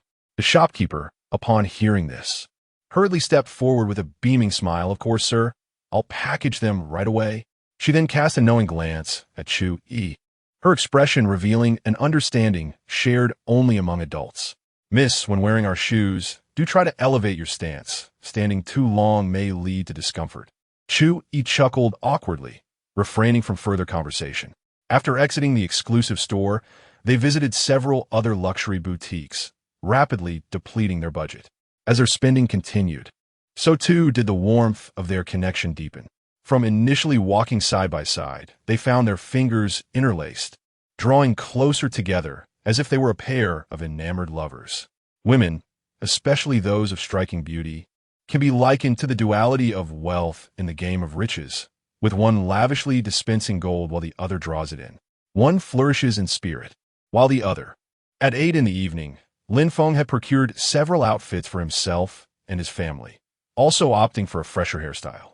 As he gazed into the mirror, he was struck by the sensation that he had transformed into a more handsome version of himself, his appeal rivaling that of a man freshly emerged from a rejuvenating bath. In truth, most men, as long as they are not particularly dark-skinned or possessed of crooked features, can appear quite handsome with the right hairstyle. However, those barbershops lining the streets tend to prioritize volume over quality, showing little concern for one's appearance. The commonplace practice of cutting hair according to a haphazard style often results in unfortunate outcomes, such as transforming a potentially dashing gentleman into a figure of self-doubt. Upon observing Lin Feng's dramatically transformed visage, one might nearly be taken aback. The Lin Feng of today bears little resemblance to the one who had picked up his car at the auto show that very afternoon. Initially, he felt a tinge of injustice regarding his own circumstances. Yet now it seems that as a strikingly handsome, affluent, and genuinely generous man, he finds himself no worse off than others. Compared to a cadre of greasy businessmen, white-bearded directors, and sentimental second-generation rich, his appeal surpasses theirs by a considerable margin. They may spend a few tens of thousands on a handbag, a temptation he could easily resist, but Lin Feng, in a single afternoon, had spent 700,000. More money, and even more, he thought. Could that woman withstand such extravagance? Shall we go dine?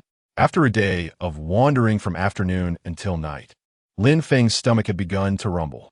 She readily agreed, and soon they found themselves in a Michelin-starred restaurant perched at the top of a building, where they indulged in a sumptuous feast. As the man devoured a steak worth thousands, he remained oblivious to the mist that began to form in the girl's enchanting eyes. She gazed down at the bustling traffic below, lost in thought. That once proud girl had ultimately succumbed, unable to withstand the overwhelming pressure of materialism despite her previous efforts. Yet, once the arrow is shot, there is no turning back. One must bow to reality. After leaving the city of elephants, the girl and the man strolled together through the streets until the clock struck 11, the transition from day to night rendering the roads increasingly desolate. Lin Feng then hesitated at the sight of a lavish hotel at the end of the road, contemplating whether to make his intentions clear. Detected that the host is faced with a choice, currently presenting two options. 1. Be forthright in his intentions. A true man does not hesitate. Reward. Muscle-building supplement X1, 2. Act as a caring gentleman and escort the girl home. Reward. 1,000 yuan for taxi fare. It is well known that the hierarchy of desirability is as follows. Wealthy man, beer, belly, dark-skinned man, athlete, rapper, youth, elder child, student, dog, caring gentleman. Although I'm left with merely 2,000 yuan in my pocket, I have still spent a considerable sum on her, placing myself firmly in the upper echelon. I cannot back down. I must honor the money spent. Taking a deep breath, Lin Feng grasped the delicate hand of the girl, saying, Xiao Chu, I've had a drink and cannot drive you home. Shall we find a place to rest for the night? What was inevitable had arrived. Xiao Chu's profile flushed with a delicate hue. She neither rejected nor spoke. She maintained a semblance of modesty, though she was uncertain of what she ought to be modest about. Nevertheless, as an exceptional young woman, a degree of propriety was necessary to preserve some dignity for her once haughty self. Silence, in Lin Feng's eyes, signified acquiescence. Taking a step back could earn him the good guy card, while advancing would plunge them into the chaotic throng of life. He would not play the role of a mere good Samaritan. With assertive movements, he would pierce through the fragile facade of the aloof school beauty. Congratulations to the host on a successful selection. A muscle-enhancing pill has been awarded. As the system notification faded, a small, brown, translucent vial appeared in his pocket. Inside a certain hotel, Lin Feng, despite the pain of spending 2,000 yuan, hastily led Chu Yi upstairs to a more luxurious suite. Overcome with excitement, he accidentally collided with an alluring young woman. "Oh dear, what's the rush? Are you not watching where you're going?" The woman, adorned in a black bodycon dress draped with a purple mink fur coat, rubbed her chest with a hint of annoyance. "I sincerely apologize," Lin Feng replied, his gaze lingering on her stunning figure, swallowing hard at the sight. Zhao Man, noticing the youthful charm in the young man, waved her hand dismissively. "It's quite all right. You young folks are always brimming with energy. Do tend to your business." Chu Yi, feeling a wave of embarrassment, blushed deeply. The two then finally entered their designated room. Upon entering, Lin Feng wasted no time and dashed into the bathroom. He retrieved the vial of muscle enhancer from his pocket. The description was succinct yet straightforward. Enhances muscle strength, boosts vitality, and fortifies the body. He ran his hand over his protruding belly and, without hesitation, swallowed the pill. Within seconds, a searing warmth surged from his abdomen. Moments later, a multitude of dark, foul substances expelled from the surface of his skin. He activated the shower, rinsing off the remnants, and approached the mirror to inspect himself. At that moment, his once bulging belly had transformed into a set of hard, iron-like 8-pack abs. This is truly exhilarating. With such a physique, even I would be tempted were I a woman. As he admired his form, he pushed open the bathroom door. Chu Yi had already shed her outer coat, revealing an exquisite ensemble from a high-end brand. Witnessing this scene, Lin Feng could not suppress a grin that tugged at the corners of his mouth. In the next instant, he charged toward her like a wild stallion, his hands roaming between her gently curled hair and delicate neck, while his lips found hers in a passionate kiss. Their breaths grew increasingly heavy. Chapter 9. The frustrations of a noisy hotel. Oh, how utterly vexing. Had I known, I would have made a reservation in advance. The sound insulation of this wretched hotel is appallingly inadequate. In the dead of night, Zhao Man tossed and turned, her cheeks flushed, as she opened her mobile browser to peruse domestic dramas for quite some time. Exhausted, just as dawn began to break, she finally succumbed to sleep, feeling somewhat satisfied. The following afternoon, Lin Feng shook off the remnants of drowsiness and gradually rose from his bed. A glance at his phone revealed a message from Chu Yi. "Xiao Chu. Linge, I'm heading back to school. Thank you for your hospitality last night." Lin Feng smiled at his phone, revealing a rather mischievous grin. "Lonely Wolf, great. I'm not too far from your school. Let us go out for a meal in a day or two." His message was met with an instantaneous reply. "Xiao Chu, is it truly just a meal? Lonely Wolf, what do you think?" "Xiao Chu, I want to guess. I have final exams in the next couple of days. And I've also made plans with my roommates for the New Year's trifecta. I suppose we'll have to meet again when I return home." Lonely Wolf, what is the New Year's trifecta? "Xiao Chu, hair, nails, and eyelashes. I must go now. I have an exam. Let us arrange something when I'm back." With their conversation concluded, it was time for Lin Feng to check out. After a quick freshen up at the hotel, he called home and then proceeded to the parking area where he had left his car, preparing to return home for the new year. Meanwhile, Chu Yi glanced at her phone, realizing it was nearly time for her exam. She dressed meticulously, donned her newly acquired limited edition LV bag, and roused her roommates to head to the examination hall. After several minutes of waking them, her two still sleepy roommates finally stirred, noticing the luxurious items she carried. Their expressions a mix of surprise and curiosity. Wang Chunshan exclaimed, What is going on? Did someone gift you all these luxury items? They must be worth at least 100,000 altogether." Xinyan added, "Goodness, that outfit is from Prada's latest collection. And it took me several nights of persuasion to get my boyfriend to buy me a single piece that was out of stock." Chu Yi, feeling a twinge of guilt, averted her gaze as she replied, "Ah, a friend of mine bought them. You don't know him." Subsequently, she tossed each of her friends a luxurious skincare set worth 10,000, the extravagant gift boxes in hand. Chun Yin quickly scanned the label with her WeChat. her eyes widening in disbelief. This is the exquisite gift box from domestic brand CCZ. Just the eyebrow pencil alone costs 79 yuan. And now I can have all the eyebrow pencils I want. No more can the streamers claim I'm not putting in the effort. Such a precious domestic treasure surely couldn't have been a gift from an ordinary friend. Chu-yi, unable to meet her roommate's probing gazes, stammered, It's from a senior I used to know. Oh, just a senior? Chen-yin teased, descending from her bed and playfully resting her hand on Chu-yi's shoulder. I thought it might be young Master Wang from the finance class or that wealthy second-generation student from our freshman year. No, I'm not familiar with them. As the recognized belle of the Shanghai Art Academy, the pursuers of Chu-yi are innumerable. However, she is acutely aware that the likes of infatuated admirers and mediocre suitors hold no allure for her. The charming scions of wealthy families, oftentimes seeking only fleeting pleasures, are unlikely to offer genuine affection. Hence, she remains reserved, choosing to enhance her worth until she encounters a truly admirable man, waiting for the right price to be met, a sentiment that is, after all, quite natural and nothing to be ashamed of. Noticing her melancholic demeanor, Wang Qinshan refrained from further teasing and instead embraced her warmly. Here, take good care of yourself. If that man treats you poorly, rally your sisters and teach him a lesson. Upon hearing this, tears streamed down Chu-yi's cheeks uncontrollably as she reflected on her once lofty ambitions.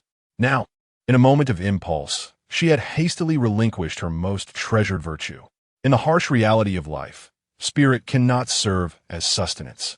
Material needs often shatter the will of many. Darling, don't cry. What grievances have you suffered? Confide in me. Wang Qinshan gently patted her back. After a prolonged bout of sobbing, Chu-yi caught a glance at Chen Yin and eventually leaned in close to Wang Qinshan's ear, recounting the events of the previous night in brief. What? You mean your senior gifted you gifts worth 700,000 to 800,000? I can't believe it. Wang Qinshan exclaimed in astonishment. Indeed, I was just as surprised. I felt he treated me quite well, so I thought of it as a way to repay him. Chu-yi replied, casting a glance at the equally stunned Chen Yin. She felt no regret for her decision from the previous day.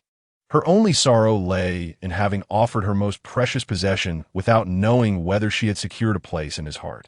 It is worth noting that the previous year's belle had been involved with a certain gentleman for 5 years, only to find herself stripped of her reproductive rights and married off into a wealthy family, rendering her situation a farce. How splendid! My family barely earns 500,000 a year.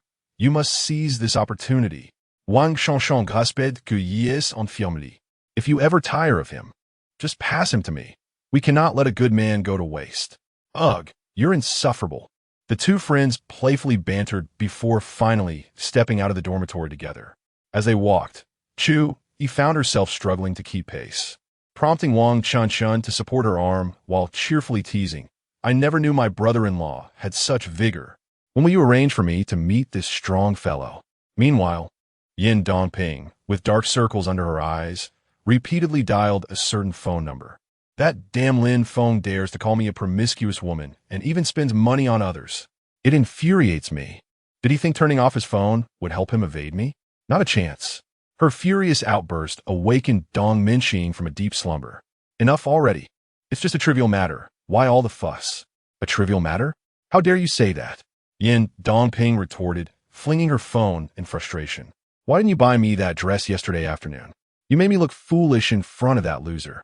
Dong Minxing forced an awkward smile, internally wishing to express, I have no money, and you're not worthy of such things. Yet, her expression remained one of profound regret. Darling, I've been somewhat financially constrained lately. I promise to buy you something nice next time, all right? When is next time? Next time. Dong Minxing scratched his head and glanced at the phone on the ground, suddenly struck by inspiration. Shouldn't Lin Feng's money rightfully belong to you? My dear, let's sue him again, compelling him to return both the car and the money.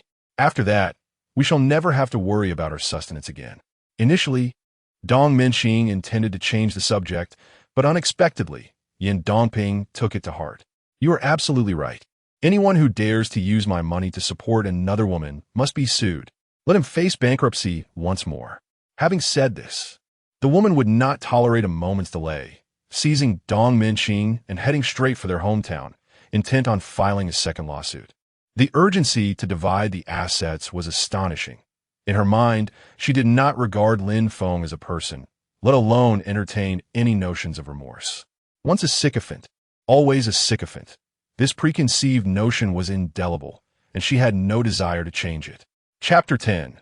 Field repairs. With just over 2 weeks remaining until the new year, many have chosen, or been compelled, to return home early due to the prevailing circumstances. The highways are congested with various family vehicles, creating long queues that stretch for several kilometers. Some resourceful individuals have taken to selling instant noodles and bottled water in the traffic, making a tidy sum in the process. As Lin Feng gazed at the seemingly endless line of cars ahead, his road rage nearly reached its peak. It was already around 8 or 9 in the evening, and if he remained stuck on the highway, he feared he might not make it home by morning, or worse, have to spend the night on the road. Just as he was about to explode with frustration and expletives, he noticed the Audi A8 in front of him suddenly veering off the highway onto a narrow side road. In a moment of inspiration, he decided to follow suit. It must be said, the old A8 certainly lived up to its reputation.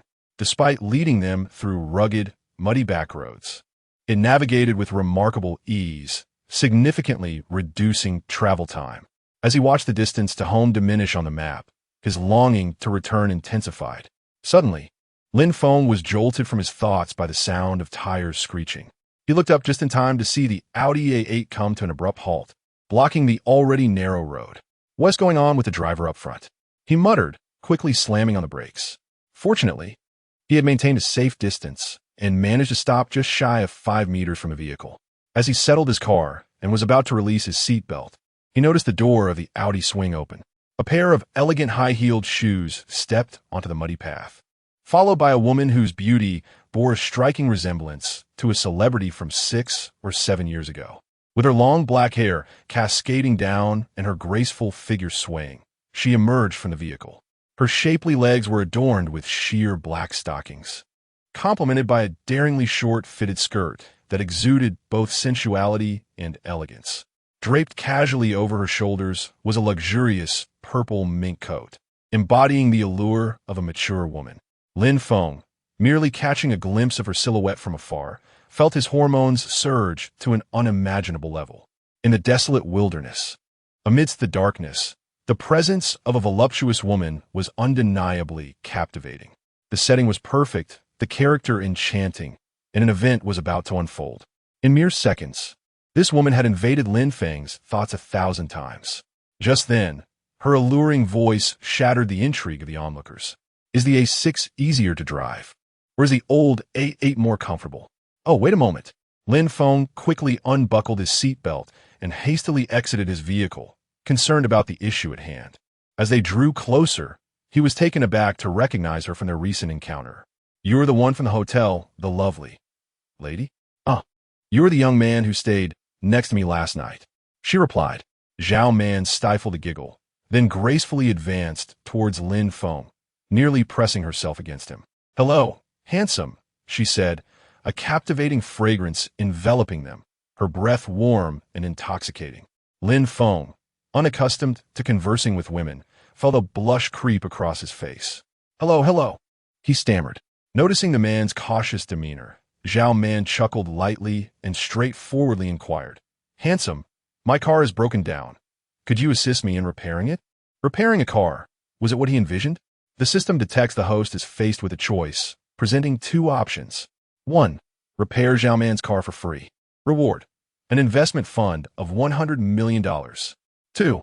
Decline Zhao Man's request. Reward: $1 million in cash. Curious, Lin Feng pondered the nature of this investment fund. Given the principle of quantity, a rational individual would undoubtedly lean towards the more substantial option. Investment fund, designated capital stored within the system company's account, usable exclusively for investments in various sectors, including but not limited to enterprises, funds, stock markets, and virtual currencies. 50 of the profits can be withdrawn to a personal account. Upon hearing the system's explanation, Lin Feng unhesitatingly chose the first option. $100 million. Investing in a stable product would yield a return of $50 million. converting that at an approximate exchange rate of 1.7. It amounted to 350 million Daxia coins, a sum akin to the liquidity of many publicly listed companies. Even if Lin Feng had labored since the era of his ancestors, he could never amass such wealth. With this fortune, not only could he hold his head high at the New Year's dinner table, free from the disdainful gazes of relatives, but he could also contemplate rewriting his family lineage without fear of dissent. Are you unwilling, or perhaps lacking the skills to repair it? Zhaoman teased it, noticing Lin Feng's momentary daze. Not all. My car repair skills are quite proficient, he replied, having recently acquired advanced repair techniques that even seasoned veterans might envy. Let's go. Show me your car, she said, her smile laced with intrigue as she led the way, her alluring figure impossible to resist. Handsome, I think I may have run over something. Could you take a look? Zhao Man pointed to the right rear wheel, her tone laced with concern. She was in the bustling metropolis to seek investments, and encountering such a predicament was disheartening. After a brief examination, Lin Feng identified the issue as steel rebar, approximately the size of his palm, had punctured the right rear tire, even penetrating the rim. While it was feasible to drive in this condition, the road ahead posed challenges, and a momentary lapse could lead to a more severe incident. Let's replace the tire. Is there a spare in the car? The spare tire resides in the trunk. Zhao Man gently tilted her chin, expressing a hint of concern. However, we lack the necessary tools. Can it be repaired by hand? No worries, Lin Feng replied. I recently purchased my vehicle, and it is equipped with an array of repair tools. With that, he hurried to the trunk of the Bentley and retrieved a basic toolkit, a jack, and a triangular warning sign. These were an assortment of various items that came with a new car, all meticulously provided. After laying out the tools, he commenced the task of skillfully repairing the aging A8. Chapter 11. Repairing the old A8 with a jack with a gentle lift, the A8's chassis ascended, and Lin Feng swiftly retrieved the new tire. As his hands moved with increasing urgency, within less than half an hour, the pristine tire was successfully installed. Congratulations, host. Your choice has been completed. The investment reward of 100 million has been credited to your system account. Though his physique had been enhanced, changing a tire remained a laborious task, and Lin Feng found himself drenched in sweat, his new shirt thoroughly soaked. Allow me to help you with that, Zhao Man said, delicately extracting a wet wipe to gently dab away his perspiration. Thank you. Lin Feng nodded awkwardly, momentarily frozen in place, unsure of how to respond. Noticing his unusual demeanor, the woman let out a playful huff and stepped back with a light-hearted laugh. This shirt has gotten a bit dirty. Let me change into something else. The new tire is in place. You should give it a try, and if all is well, we can hit the road. While changing the tire, Lin Feng had removed his jacket. The cold wind swept over him, raising goosebumps across his bare torso, causing him to shiver. Yet, amidst the biting chill, a warmth surged within him. Here, dear, wear this fur coat for now. We wouldn't want you to catch a cold. Zhao Man said, as she noticed Lin Feng turning to leave, draping her purple marten coat over his shoulders. There's no need. I have other clothes in the car, and it's just a shirt. After a brief exchange of refusals, they finally returned to the vehicle and restarted the engine. As dusk settled, the country road was enveloped in an eerie silence. After a journey that lasted 2.5 hours, they finally arrived in the city of Quancheng around 2 or 3 in the morning. Shaolin, there's an entertainment club ahead. I'm a member there. Let me treat you to a late-night snack to help alleviate your fatigue. Through their conversation, they gained a preliminary understanding of one another, learning that Lin Feng's destination was still quite far. Zhao Man insisted on pulling him out of the car, determined to extend her hospitality. Wow, you're so young and already working? A young beauty, seemingly around 18 or 19, offered a wry smile in response. I have no choice. I've been working for several years now, the skilled technician said, her delicate hands stirring the fragrant wooden foot bath. With a soft sigh, she continued, My father has fallen into gambling, my mother is ill, and my younger brother is still in school. Since my studies weren't stellar, I had to start working early. Lin Feng soaked his feet in the warm, soothing bath, a look of satisfaction on his face. You're actually quite beautiful. Have you ever considered changing jobs or marrying into a good family? The technician, initially taken aback by his compliment, blushed slightly. With another sigh, she replied, "Well, with no formal education, I can only save more money by doing this."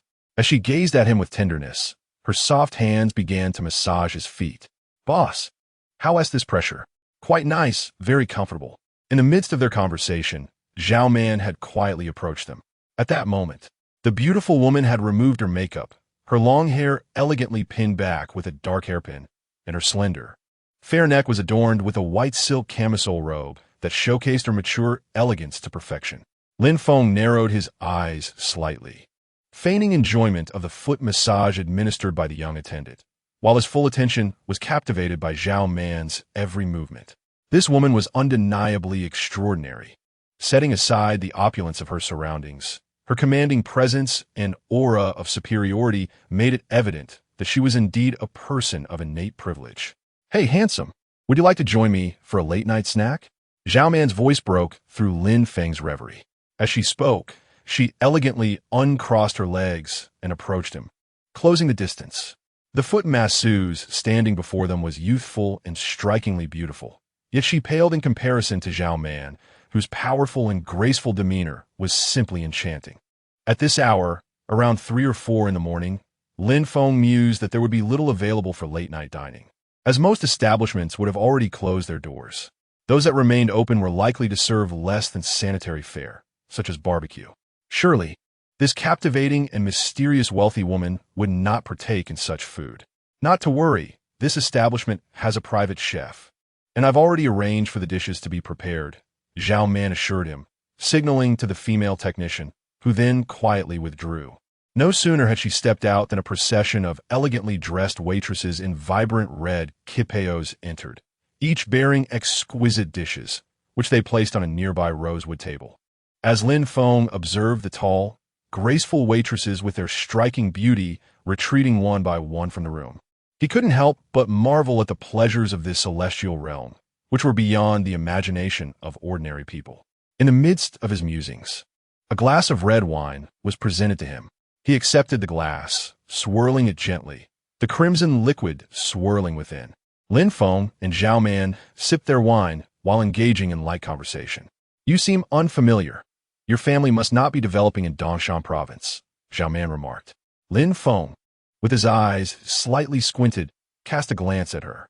"My family resides in the countryside, while I work as the CEO for a foreign enterprise in the Dragon Country region, earning a modest sum." Zhao Man's inquiries were unmistakably aimed at gauging his financial standing and family background. However, Lin Feng felt no obligation to divulge the truth, as it would be hard to believe that he had come from delivering takeout to owning a Bentley. Therefore, he decided to elevate his status with a grander narrative. "Oh, you became a CEO at such a young age. You truly are impressive," Zhao Man complimented.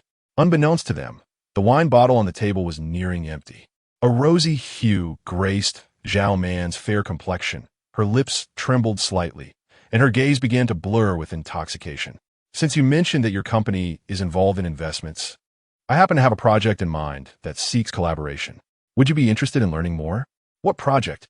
Do tell," Lin Feng inquired, curiosity piqued. "I have access to $100 million. I wonder if that would suffice." "What? $100 million in dollars?" Perhaps it was the effects of the wine or the surprise of Lin Feng's statement, but as she stood up, her delicate figure swayed slightly before she steadied herself. "Are you certain it's $100 million? My dear brother, you mustn't jest with your sister." Lin Feng maintained an air of tranquility, responding nonchalantly, "Indeed, that $100 million has just been transferred. Would you like to verify it yourself?" "Zhao Jia." He then handed over his phone, opening the global bank account. The latter, skeptical, checked repeatedly and, upon confirming its authenticity, exclaimed with delight, "My dear brother, my business revolves around the liquor trade. We possess several large distilleries at home, and our strength is undeniably formidable. Our connections within Dongshan province are unparalleled." As the discussion shifted to business, the previously delicate demeanor of this captivating woman transformed. She spoke with concise and assertive language, outlining her family's advantages and market competitiveness to Lin Feng. "Oh, I shall ponder this further. After all, investing is no trivial matter." Lin Feng, being less academically inclined, found himself utterly bewildered by the complexities of specialized terms and jargon, realizing he needed to educate himself before making any decisions. However, after his polite refusal, Zhao Man remained unhurried, her delicate hand resting naturally on Lin Feng's shoulder. "My dear brother, our meeting is fate. Since you prefer not to rush into a decision, I cannot press you. Why not stay here and rest for a couple of days before considering your options?" Chapter 12.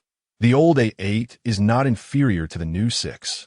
After a brief respite of 2 days, Lin Feng found himself captivated by the enchanting visage of Zhao Man, her alluring features complemented by the alluring curves of her figure. Unlike the icy beauties of the performing arts, this mature woman exuded the kind of charm that every man dreams of. With her voluptuous form and graceful demeanor, she embodied a noble elegance laced with an almost imperceptible seduction. A mere glance or a word of encouragement from her could entice even the most steadfast man into the depths of desire. What does it matter if it is proper or improper? Do you wish to devour your sister? Zhao Man rolled her eyes playfully, her smile radiating 1,000 charms. In response, Lin Feng, unable to contain his emotions, took a step closer. He had only been endowed with the system for a few days. His mindset was not so easily transformed. Moreover, faced with such an exquisite creature, even the most seasoned business tycoon would struggle to maintain composure. But that simply cannot be, Zhao Man teased, inching closer until her face was nearly touching his, breathing warmth upon him. "You seem rather fragile. I worry you might not withstand it." Her slender fingers waved gently before him, and the delicate scent of her perfume wafted into his senses, further eroding his already wavering resolve. The system has detected that the host is faced with a choice. The following options are presented. 1. Win over Zhao Man. Reward: hormonal elixir. Increases attractiveness for 5 minutes. 2. Retreat gracefully. Reward: 2 million in cash. 2 million was indeed a considerable sum. Yet could it truly compare to a woman of Zhao Man's caliber? Overwhelmed by desire, Lin Feng made his decision without further contemplation, opting for the first choice. "Congratulations, host. You have completed the task. Would you like to use the reward?" The notification fell on deaf ears, as Lin Feng was consumed by his desires. Ignoring all else, he reached out to embrace the softness of her waist, leaning in for a kiss. "Sister Zhao, enticing a man comes with its own costs." Zhao Man was one who could seduce without the burden of responsibility. Yet, once the system's elixir took effect, her gaze began to soften. What was happening? She couldn't shake the feeling that this man, whom she had only known for a mere half-day, had suddenly become captivating. As she drifted in a haze of confusion, Lin Feng leaned closer, unrestrained in his pursuit. The sparkle in her doe-like eyes reflected a hint of surprise. "You, MMM." 2 days later, after a prolonged slumber of several hours, Lin Feng gradually awoke. Upon opening his eyes, he found the alluring Zhao Man beside him, more radiant than ever. "Good morning, Sister Zhao," he greeted. Zhao Man shot him a sharp glance. "Good morning? What do you mean by that?" Lin Feng, rubbing his shoulders, realized that he could no longer feign bravado. "All right, I concede. Well then, I have matters to attend to and must take my leave. Remember to keep an eye on my messages," she replied, swiftly changing her attire before gracefully exiting the room. As he was about to step out of the private room, Lin Feng's voice resonated from behind, inquiring about Sister Zhao's investment. Although Zhao Man did not turn around, a charming smile graced her lips. "No rush," she replied elegantly. "I do not engage in coercive transactions. Consider it carefully before responding." With that, she strode away with the poise reminiscent of a British monarch. However, her composure faltered within mere seconds. Having taken only a few steps, her high-heeled shoe wobbled slightly, prompting her to mutter a soft complaint. Upon departing the club, Lin Feng resolved to wash his car, having traversed several miles of rough roads the previous night, leaving both tires and body slightly muddied. To avoid such trivial blemishes affecting his appearance, he deemed it prudent to tidy up beforehand. Entering a 4S dealership, he sought a secluded corner to indulge in a cigarette. At that moment, a gruff voice interrupted him. "Hey, what are you up to?" Simultaneously, a heavy hand clapped down on his shoulder. Startled, Lin Feng instinctively looked up to find a short, stout, and somewhat grimy mechanic grinning at him. Lin Feng, you rascal. Renting a car without consulting me? Are we not brothers? This man, named Zhu Xing, nicknamed Black Fat, resided in the same compound as Lin Feng, and although there was no blood relation, they could be considered cousin-like. However, the crux of the matter was that Lin Feng found himself perplexed by Zhu Xing's unanticipated remarks. Renting a car? What do you mean? He responded, bewildered. Zhu Xing pointed towards the car wash area. That car over there isn't rented. Lin Feng shook his head. I bought myself. Come off it. You can fool outsiders with that story, but not your own kin. Zhu Xing scoffed, then brandished his new smartphone, tapping on WeChat. Look at the group chat. It's full of young men from our village planning to rent cars to go home for the new year. Everyone's spending money to flaunt a bit. There's no shame in it. Why are you hiding? Upon hearing this, Lin Feng finally grasped the situation. This lad had categorized him among those who pretended to be affluent while actually being financially constrained. Glancing at the group announcement, Lin Family Town's returning home to show off 4 mutual principles. No exposing, no slander, mutual support, and mutual respect. He scanned the list of group members. All the town's notable young talents, Yi Hei, Lin Qitian, Lin Shihao, and Fang Yuan, were present. Upon entering their circle, he was met with images of Audis, BMWs, Benzes, and high-end liquor, all set for the Lunar New Year. To outsiders, it appeared as if they were basking in glory, projecting the image of successful individuals. Brother, are you implying that their cars are all rented? Aren't these fellows doing quite well on the outside? Lin Shihao had recently boasted on social media about owning a prize German Shepherd, claiming that just the dog food cost as much as an annual salary. The allure of gossip captivated both men and women alike. At this moment, Lin Feng, feeling quite at ease, embraced the neck of the stout black man and inquired with a sense of camaraderie. Could you share with me the true capabilities of these individuals in the group? The stout man took a drag from his cigarette, his small, green bean-like eyes narrowing into a slit as he began to divulge the details. He works at a factory tightening screws, but at home, he holds the position of factory manager. Xiao Hao is employed at a stone factory, and when he returns home, he claims to be a contractor. Qi Tian drives a taxi, and his home identity is that of a transporter. As for Fang Yuan, that fellow is faring the best. He works as a male model at the Scar Bar, earning the highest in the circle. Oh, and let us not forget that fellow who has been encroaching on your territory. He works as an outdoor sales representative for a beverage company, but honestly, he isn't doing particularly well. This gossip session lasted a full 20 minutes, providing a delightful sense of relief. Goodness, I previously thought they were all doing exceptionally well, which made me feel inferior for so many years, hesitant to return home. While my own failures are undoubtedly painful, the success of friends weighs even heavier on my heart. Upon learning the truth, the pent-up frustration that Lin Feng had harbored for years dissipated in an instant. It is indeed difficult to earn money, and challenges abound. In this day and age, how many truly successful individuals can there be? Zhu Xing smirked and continued to promote his wares. Brother Feng, since you've already rented a car, I happen to have some counterfeit cigarettes, fake liquor, imitation car keys, gold chains, wristwatches, and even faux LV bags that girls are willing to carry. Later, I'll add you to the group.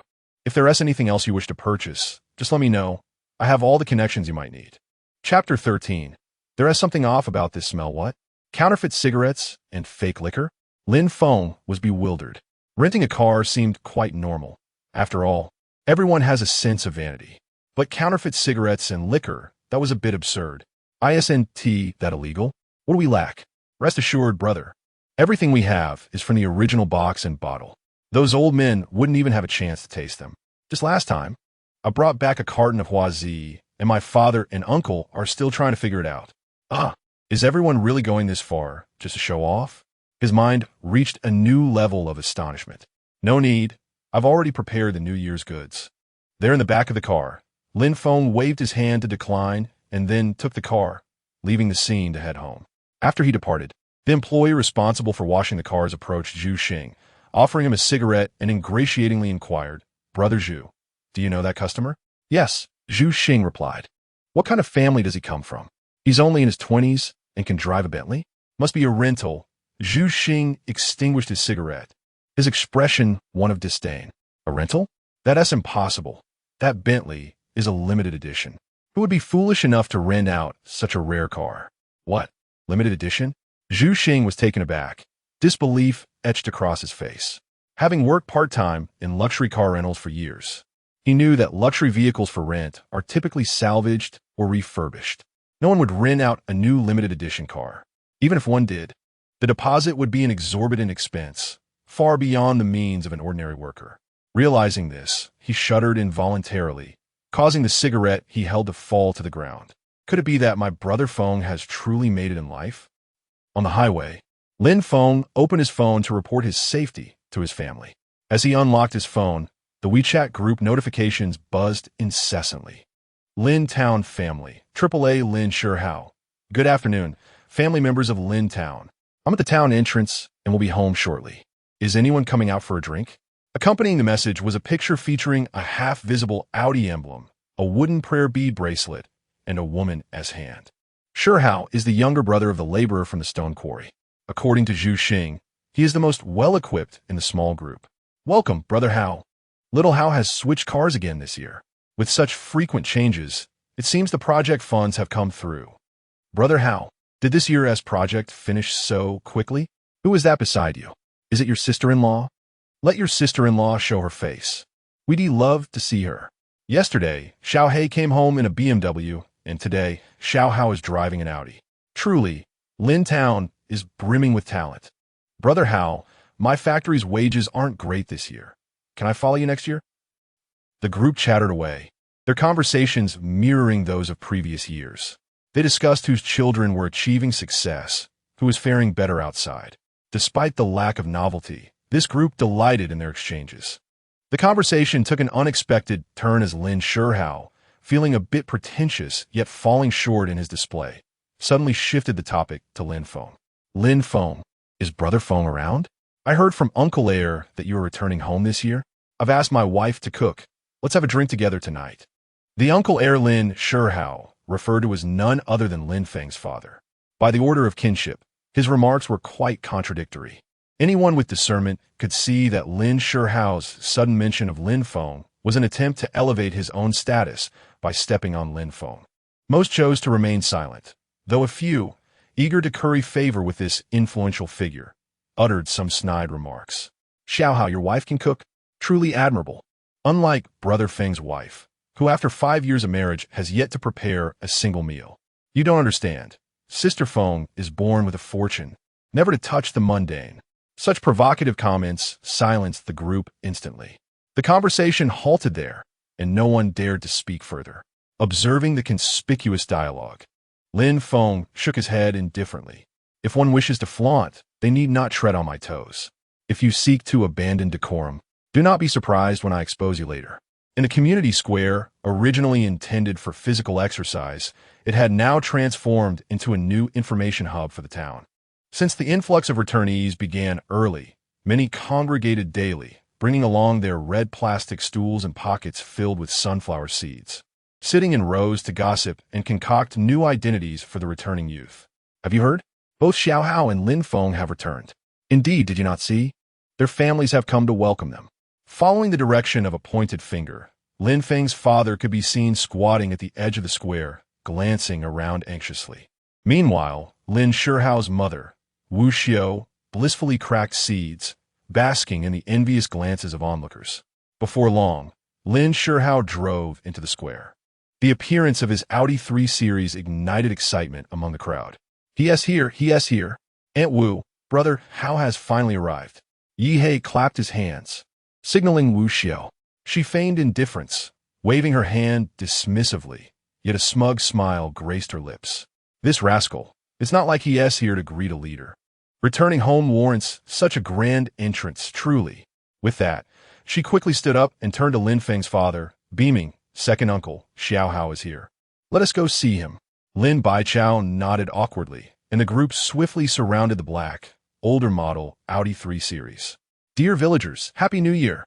Lin Shihao called out as he leaned out of the car before it came to a complete stop, greeting everyone. Come, uncles and elder brothers, please enjoy a smoke. After stepping out, Lin Sherhao introduced a flamboyantly dressed woman in stylish boots, who joined him in distributing cigarettes. Cough, cough, what kind of smoke is this? Why is it so harsh? This is Zhonghua, 65 per box. Last time, Zhu Xing brought home a remarkable cigarette, and indeed, it possesses a delightful flavor. With a look of satisfaction, Zhu Xing's father puffed away, casually tucking the cigarette behind his ear. He glanced at the woman beside, Lin Sherhao, and remarked, "Sister-in-law, you are truly beautiful. This LV must be the latest model of the year." The woman forced a smile in response, nodding silently. Lin Sherhao, brimming with pride, interjected, "Of course it's the latest. It cost over 30,000 yuan. Xiaohao, you are truly thriving.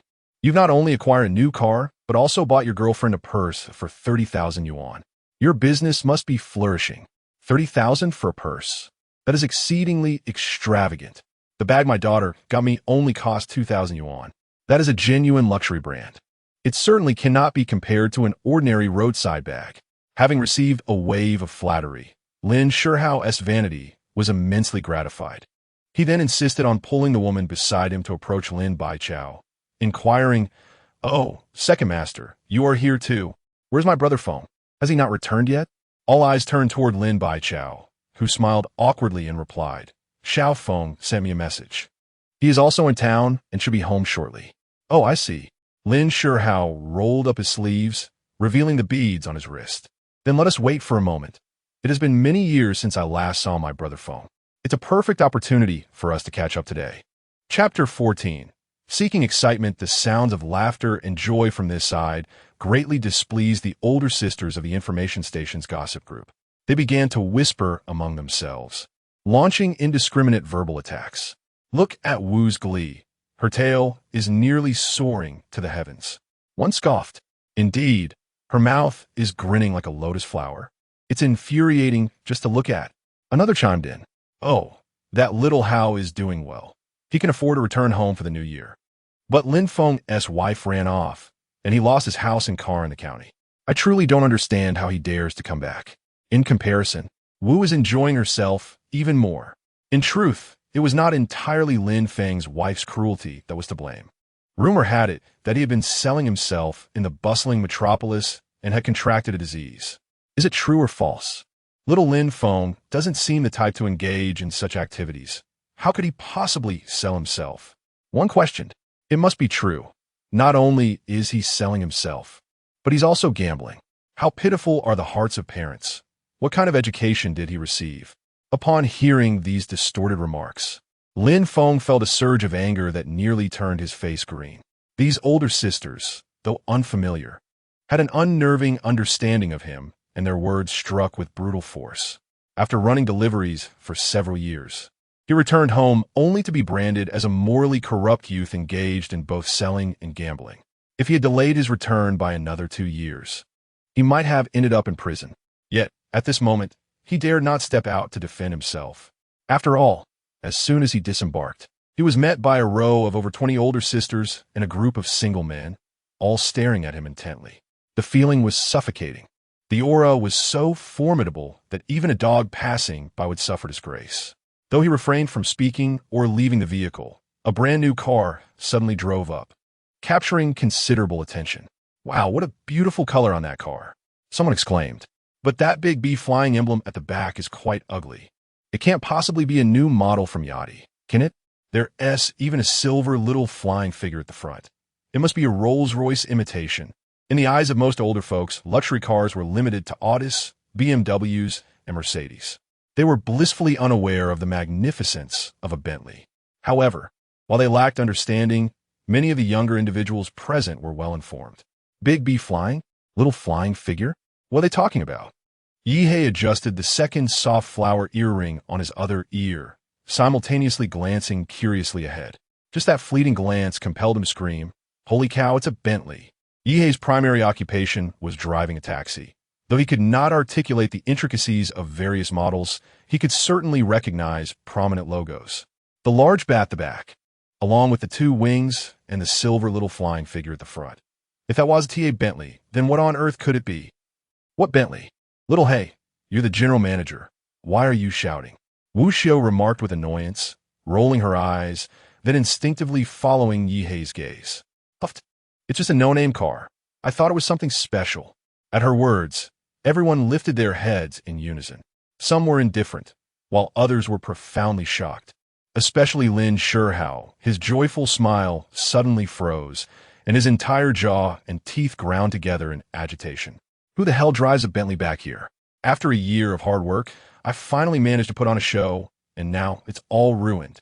In stark contrast, the unwilling woman beside him instantly brightened at the sight of the Bentley, her demeanor transforming into that of an excited sow, eager to rush forward and request a WeChat contact, yearning for a profound discussion on the philosophy of life.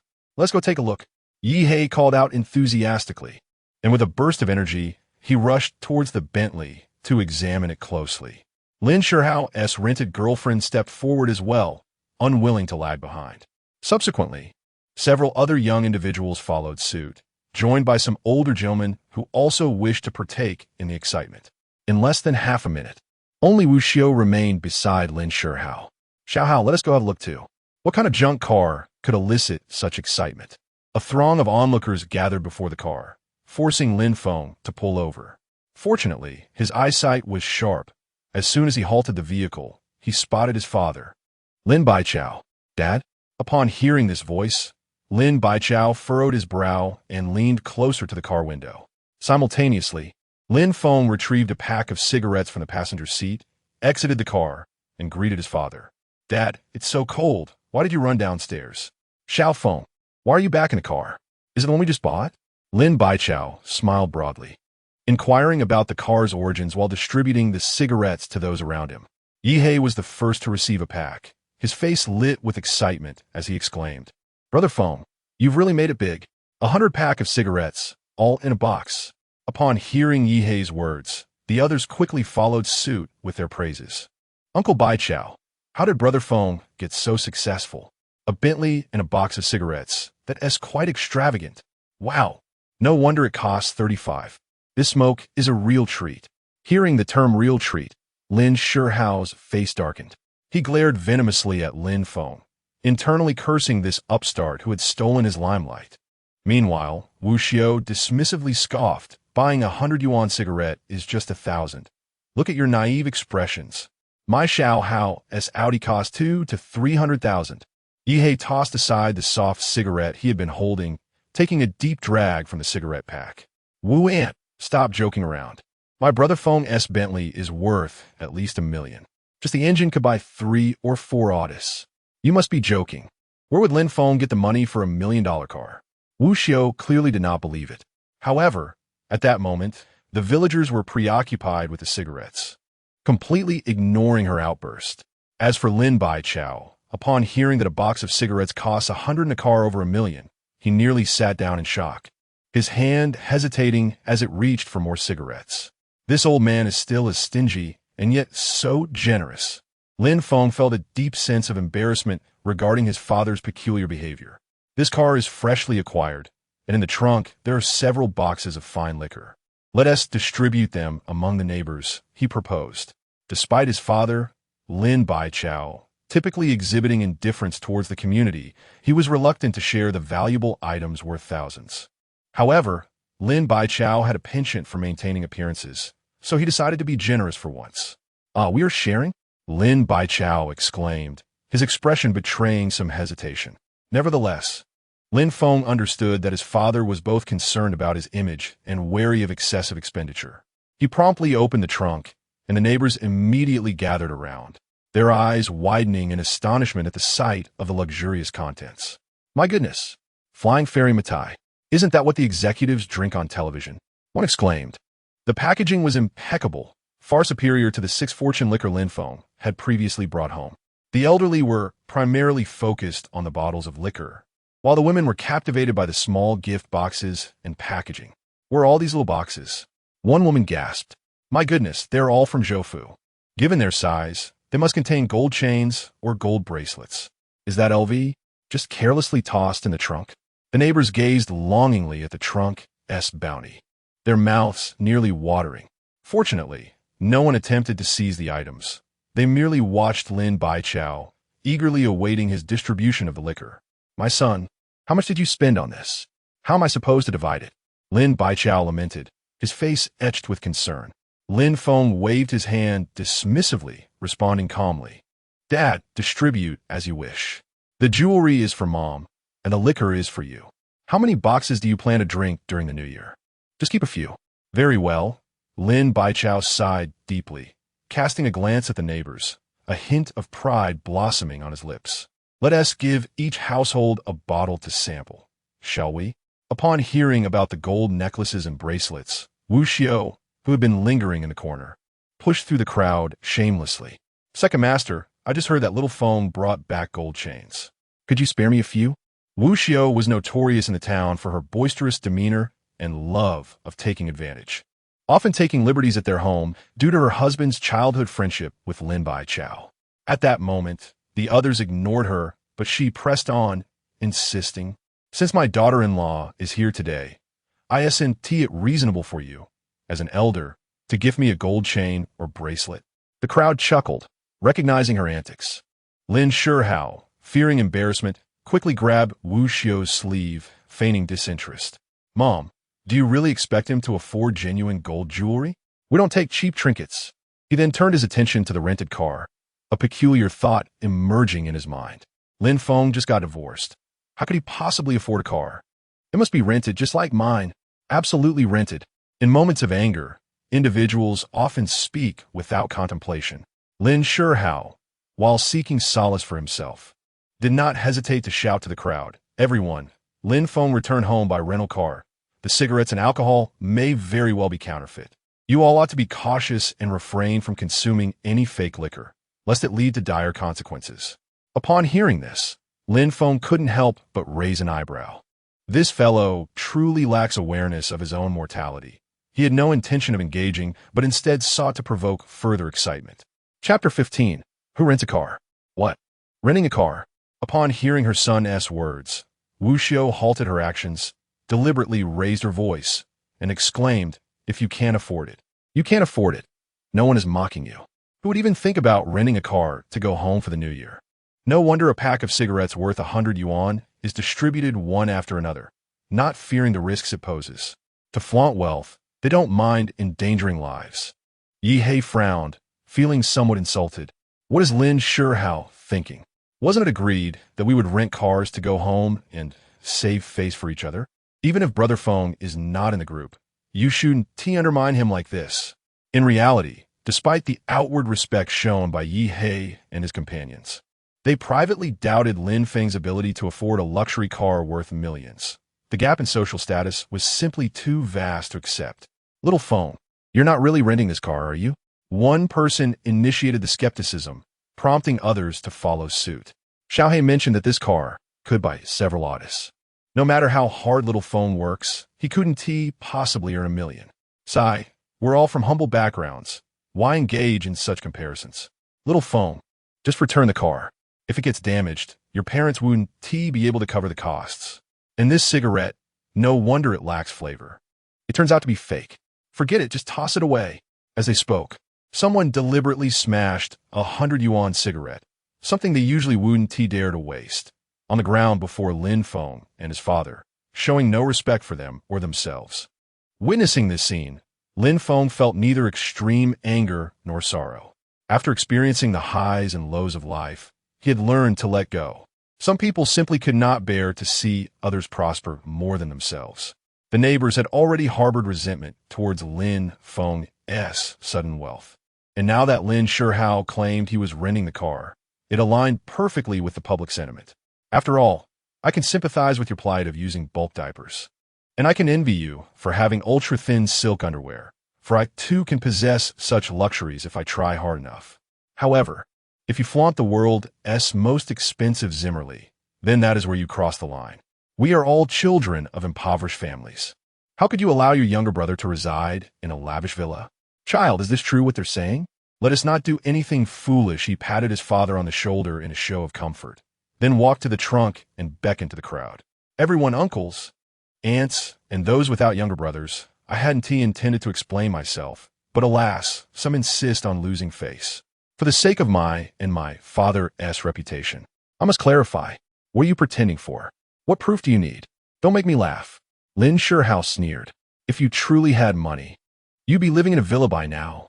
To boast here is utterly ridiculous. The crowd nodded in agreement. Lin Feng let out a soft snort and pointed to a golden plaque on the inside of the trunk. Dear villagers, come and look here. What do the words say? Please read them aloud with me. Yihei was the first to approach, eager to discover what marvels he could unveil.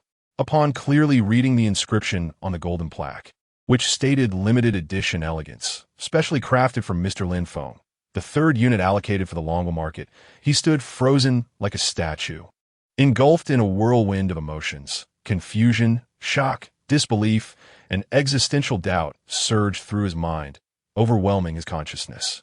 He was rendered speechless, his mind racing with incredulity. No, it cannot be. How can it still be a limited edition? This is utterly absurd. Hey, what does it say on that plaque? Speak up instead of just standing there. Lin Feng, are you bullying Lil He? Renting a car to return home for the new year is one thing, but you must not lack integrity and harm our hometown. Lin Sherhow and Wu Xiao, mother and son, chimed in, prompting everyone to gather around for a closer look. Specially customized edition. What does that mean? It sounds quite impressive. Ah, it even bears Lin Feng's name. Could this car truly belong to him? While most were left bewildered, a few young individuals had already pulled out their phones, accessing short video platforms to conduct a search. Bentley Elegance, a four-door luxury sedan under the Bentley brand. Luxury customized edition, capable of creating a personalized card for the owner, with a reference price ranging from $4.89 million to $12.99 million. In the video, a young woman passionately introduced the model, while outside, the crowd stood in stunned silence. This, a mere car with a minimum price of $4.89 million and a maximum exceeding $13 million. With that kind of money, one could buy a villa. To quell any doubts about my authenticity, here is a purchase contract, and the vehicle registration is also available for anyone who wishes to inspect it. As the dual opening doors swung open, a purchase contract and a small blue booklet were conspicuously placed in the back seat. Seeing this, Lin Sherhow remained unconvinced, gritting his teeth as he snatched the purchase contract and vehicle registration, scrutinizing them with utmost seriousness. TSK, Brother Sherhow is truly earnest in his reading. The last time he read with such focus, it was Jean Ping Mei. Nearby, another young man burst into laughter. Nephew, have you finished reading? Lin Feng remarked mockingly, then lit a cigarette, taking a deep drag. I've cleared my name. Now, shall we discuss you? Discuss me? Lin Sherhow's heart jolted at the words, his gaze involuntarily drifting towards the nearby Audi 3 Series, his tongue stumbling over itself. What is there for me to say? At that moment, Lin Sherhow stood at the center of the crowd, every subtle movement scrutinized by the onlookers. Lin Feng smiled faintly. You claim my car is rented. Well, I now suspect your vehicle is rented as well. Why not prove your innocence to everyone? This car is mine. What I need to prove. Do not slander me, or I shall lose my temper. Lin Sherhow struggled to articulate his thoughts, raising further suspicion among those present. Everyone was astute, particularly the middle-aged individuals who had lived for 4 or 5 decades. Although they remained silent, their minds were as clear as crystal, undoubtedly discerning the underlying deceit. Xiaohao, since your uncle has inquired, why don't we present the vehicle registration certificate? The sentiment of camaraderie was palpable, as we resided in the same courtyard and shared comparable economic standings. Fostering communication could lead to mutual support in the future. Wu Xiao, oblivious to the intricacies of the situation, still clung to the belief that her son had not lied, even harboring the delusion of reconciling with Lin Feng for a shared prosperous future. Mom, I didn't bring the registration certificate. Let us discuss it another time. Lin Sherhow's vague response only solidified the suspicions swirling around him. Under the weight of numerous scornful gazes, he wished he could vanish into the ground. What a predicament this was. Wu Xiao feigned nonchalance as she waved her hand, then, before anyone could react, turned her gaze towards the back of Lin Feng's car. Xiao Feng, given the amicable ties between our families, and with Xiao Hao bringing home a new bride today, shouldn't you, as the elder, present them with some gold jewelry as a gift? Her words left the crowd momentarily speechless. Truly, she was the first shameless woman in Lin Town, capable of such audacious acts. Chapter 16. Absence of decorum. Alas. Just moments ago, they doubted the legitimacy of his car rental. And now they covet his gold jewelry. How utterly shameless. If only I possessed the audacity of Aunt Wu, I wouldn't shy away from haggling while shopping for groceries. This is not merely a matter of negotiation. It borders on outright theft. The very individuals who once questioned Lin Feng have abruptly shifted their narrative, with some even surreptitiously reclaiming the items they had discarded in disdain. Lin Feng shook his head, fully aware of the duplicitous nature of his neighbors. No wonder the affluent tend to shun impoverished relatives. Once entangled with such relentless opportunists, no amount of generosity could satiate their insatiable greed. Let us leave, Lin Shihao. A short-sighted young man lamented. He was a pretentious character, unwilling to lower himself to the level of beggary. Feeling the critical gazes of the onlookers, he felt an overwhelming sense of shame and discreetly concealed the car keys dangling from his belt. He concocted an excuse and forcibly dragged Wu Xiu away, as though fleeing for his life.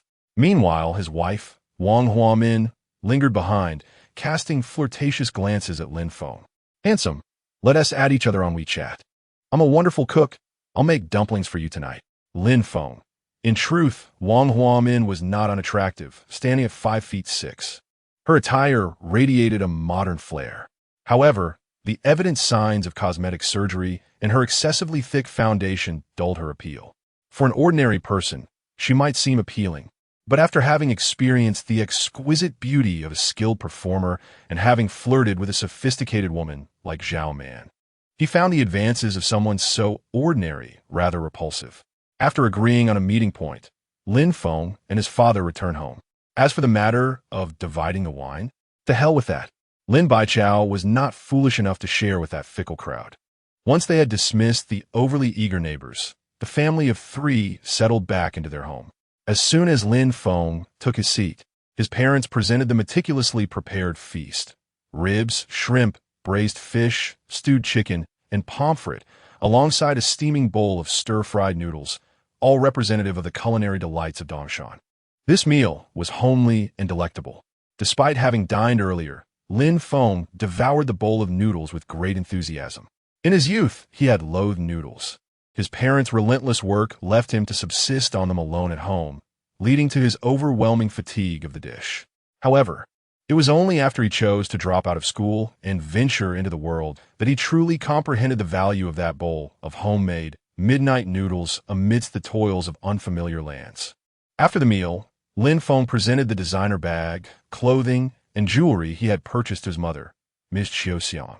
Upon receiving a gift, Xiaoxiang was momentarily overcome with emotion, tears welling in her eyes, as she felt both touched and concerned for her son's struggles. While she and her son engaged in casual conversation, Lin's father stood by, wearing a foolish grin. This was the essence of familial harmony. As night fell, Lin Feng retreated to his room early. The bed was already made, with the sheets and blankets visibly clean and neatly arranged. In winter, particularly in his hometown, where the underfloor heating was inadequate, the laborers seemed to enter a state of hibernation. Their bodies grew increasingly lethargic, and once they sank into bed, they found it nearly impossible to rise. A single slumber could last an entire day. The following day, he awoke to find it was already noon. After indulging in some mobile phone entertainment, he had a meal, returned to his phone until midnight, and then continued to sleep. This cycle repeated itself endlessly.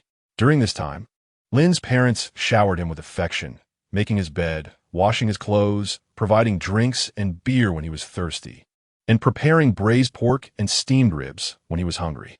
They frequently inquired after his well-being, creating an atmosphere of warmth and harmony within the household.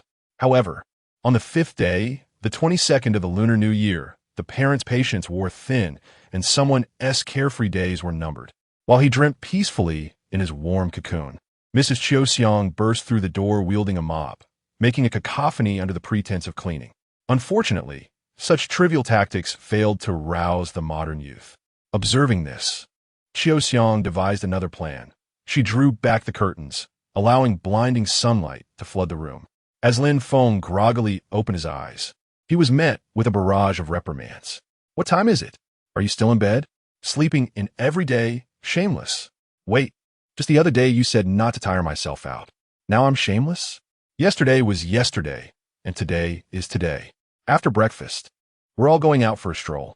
Since when did you and Dad have this habit? Lin Feng rubbed his bleary eyes, puzzled. His family had always been homebodies.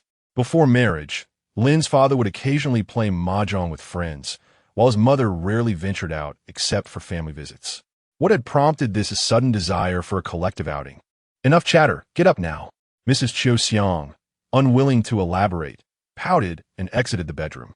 In the north, breakfast typically consisted of porridge or cornmeal, easily consumed in a few bites.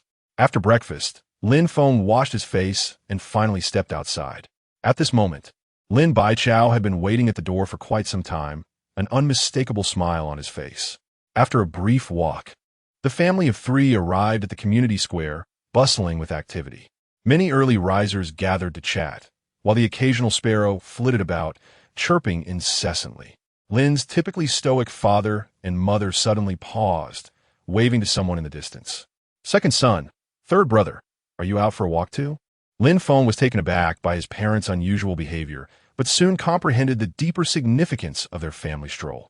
As their words hung in the air, several neighbors turned their attention to the Lin family, gathering around. Baichao, you're up quite early. A slightly stooped middle-aged man approached, greeting Lin Feng with a casual remark. Xiao Feng is here too. I hear you've been making quite a fortune abroad. Your father must be basking in your success.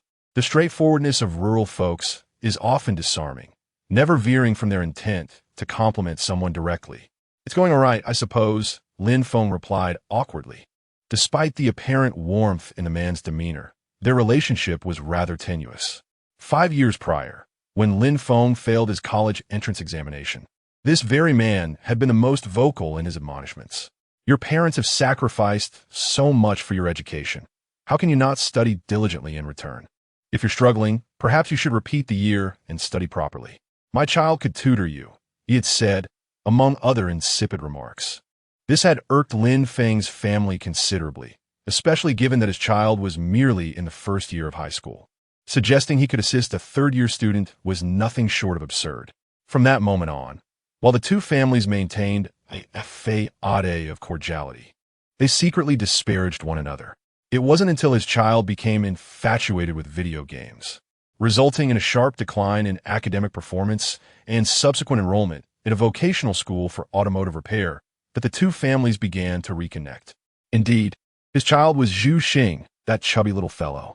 After exchanging a few pleasantries, Lin Feng began to feel increasingly uneasy as more and more people gathered around them, effectively encircling his family. Relatives, neighbors, matchmakers, and even a throng of others, including Wu Xiao and Wang Huamin, chattered incessantly. Xiao Feng looks even more dashing. I heard you're back home recently. I've been thinking about you, and now I finally see you, one exclaimed. Oh dear, look who it is, the big boss of our village. Wu Xiao piped up, her voice dripping with insincerity, seemingly having forgotten the previous quarrels. Oh no, not at all, Lin Feng replied, feeling little joy from their flattery, as the memories of their previous unkindness were still fresh in his mind. Despite his quiet demeanor, I've always had faith in him, remarked Zhu Xing's father, perhaps sensing Lin Feng's discomfort or hoping to strengthen their connection. Your brother Zhu Xing is setting off fireworks up ahead. Shall I call him over so you young people can enjoy some time together? Chapter 17. Seeking the reserve campus bell for WeChat? Zhu Xing's father suggested it, yet his gaze remained fixed on the screen. Only Lin Feng's mere utterance could prompt him to call for his son in the next moment. Well, if that is the case, Lin Feng nodded, not because of his closeness to Zhu Xing, but primarily due to the discomfort of conversing with a group of elderly folks. Upon seeing his agreement, Zhu's father let out a sigh of relief. His purpose for initiating conversation was twofold. First, to discern whether the young man bore any resentment towards him. Second, to encourage his son to socialize with Lin Feng, who had recently found success, in hopes of fostering a relationship that might prove beneficial. Mom, Dad, I'm heading out to have some fun. Lin Feng announced before departing. At that moment, Lin Baichao and his companion were engrossed in conversation with the elderly, completely oblivious to his presence. "All right, off you go," they replied, urging him on. With a smile, Lin Feng hesitated no longer and made his way directly to the entrance of the community. At the main entrance of the community, 3 or 4 young men lounged about with their hands in their pockets, cigarettes dangling from their lips. The shortest and darkest among them was Zhu Xing. "Hey, guys. Wait up. My dad just called to say that Brother Feng is coming to hang out with us." "Brother Feng? Which Brother Feng?" Feng Yuan inquired, puzzled. "Could it be Luo Feng, the notorious figure in our town?" "Luo Feng is nothing," Zhu Xing scoffed. "No matter how formidable he is, he can't conquer the entire Blue Star. The Brother Feng I'm talking about is Lin Feng, the one who recently rolled back in a Bentley." Upon hearing Lin Feng's name, Lin Shiho displayed his displeasure, curling his lip. "So what if he drives a Bentley? I have no desire to associate with him. If he is a brother, you all should ignore him." After saying this, he glanced at his 2 companions, only to find them unresponsive to his remark, which only intensified his irritation. "What's wrong? Let us go. Why are we still standing here? We're not familiar with him. So why should we hang out with him?" Zhu Xing raised his eyelids in response. "Oh, come on. He is my brother, and we're from the same village. What is wrong with playing together?" In their rural community, neighbors often hailed from nearby villages, and even if they were strangers, a few exchanged words could reveal familial connections. Zhu Xing and Lin Feng were a case in point. Zhu Xing's ancestor was married to Lin Feng's father's cousin. While the relation might seem distant, it was not entirely insignificant. Just as the 3 were bickering, Lin Feng, with a pack of cigarettes in hand, approached leisurely. "Hey, you guys are all here. Hey, Brother Feng." Upon his arrival, Zhu Xing waved enthusiastically, eager to greet him. Lin Shiho muttered under his breath, "What a superficial person. I've never seen you so chummy with him before." Yet he was met with complete disregard. Zhu Xing pulled out a lighter, eagerly offering to light Lin Feng's cigarette. "Bro, how is life in the Magic City treating you? How much can we make in a month?" A month. Lin Feng inhaled slowly, exhaling delicate smoke rings. "It's just about a month's salary." "Oh, that sounds quite substantial." "Substantial? Not really. You earn more in the counterfeit business." Lin Feng casually jested, prompting Zhu Xing to respond with an awkward laugh followed by a round of flattery. The other acquaintances, unfamiliar with the dynamics, joined in with a flurry of idle chatter. In an instant, Lin Feng, a previously inconspicuous figure, transformed into the charismatic leader. As the group convened, Lin Feng led them on aimless wanderings, even venturing into fields to disrupt others' crops. The town offered little diversion apart from the fields and foul ditches, leaving them with scant entertainment until around 10 o'clock. Just as the small gathering was on the verge of dispersing out of boredom, a young man suddenly exclaimed, "Look over there. There's a beauty." "What? Where? Which beauty?" Zhu Xing was the first to catch on, earnestly inquiring. The abrupt shout startled the birds from the trees. "Goodness. Isn't that Chu? What is she doing running around like that?" Lin Feng chuckled, unable to contain himself. "Hold on. She's simply out for a morning jog." Given that this frosty beauty had become somewhat of his own, he felt compelled to defend her. "Ah, as expected of someone from the big city. She understands what a morning jog is. But I've never seen anyone jogging at 10. Lin Shiho snickered from the corner. While he too acknowledged Chu Yi's beauty, he understood she would hardly look his way, thus seizing the opportunity to poke fun at Lin Feng instead. Perhaps Chu Yi simply enjoys jogging at 10, being a beauty. She sets her own standards. Zhu Xing, however, remained unfazed, his pig-like features becoming even more endearing in the presence of beauty. "Hey, who among us will go strike up a conversation and ask for her WeChat?" This suggestion, however, left everyone deflated. It wasn't that they found Chu Yi unattractive. Rather, they were all too familiar with the sting of rejection. Numerous times, understanding the challenge was futile, they hesitated to humiliate themselves further. Noticing the silence, Zhu Xing turned to Lin Feng. "Hey, Brother Lin, you're the most suave among us. Why don't you give a shot?" As soon as he spoke, the previously dispirited crowd looked at Lin Feng with bright, eager eyes. After all, he drove a Bentley. Surely, he could succeed in acquiring a beauty's WeChat. Seeing the anticipation, Lin Feng scratched his head, pondering what kind of performance was necessary to simply ask for a WeChat. Chu E's account was already nestled in his friend list, and with a mere thought, he could log in and accept this circle of friends. This trivial challenge presented no real difficulty. Noticing his silence, Lin Shihao assumed Lin Feng was hesitant and taunted, "Oh dear, some people act so high and mighty, yet when it comes to the crunch they falter." It was no surprise that the icy campus beauty was renowned for her aloofness. She was not someone easily approached by those who merely stumbled upon success abroad. "I have no desire to engage with you. Do you believe yourself to be amusing?" Lin Feng shot back, casting a glance at Lin Shihao, who instantly blushed in embarrassment. Damn, he has been able to hear my mockery all along. I've simply been overlooked. Am I truly that insignificant? Well then, if you're so capable, stop chatting and go ask her for her WeChat. Just then, the system notification chimed once more. Upon detecting that the host is making a choice, two options are presented. 1. Indifferent, return home, reward of 10 million in romantic allowances. 2. Slap Lin Shihao, reward of a 1,200 square meter super villa in Quanqing Tangshan.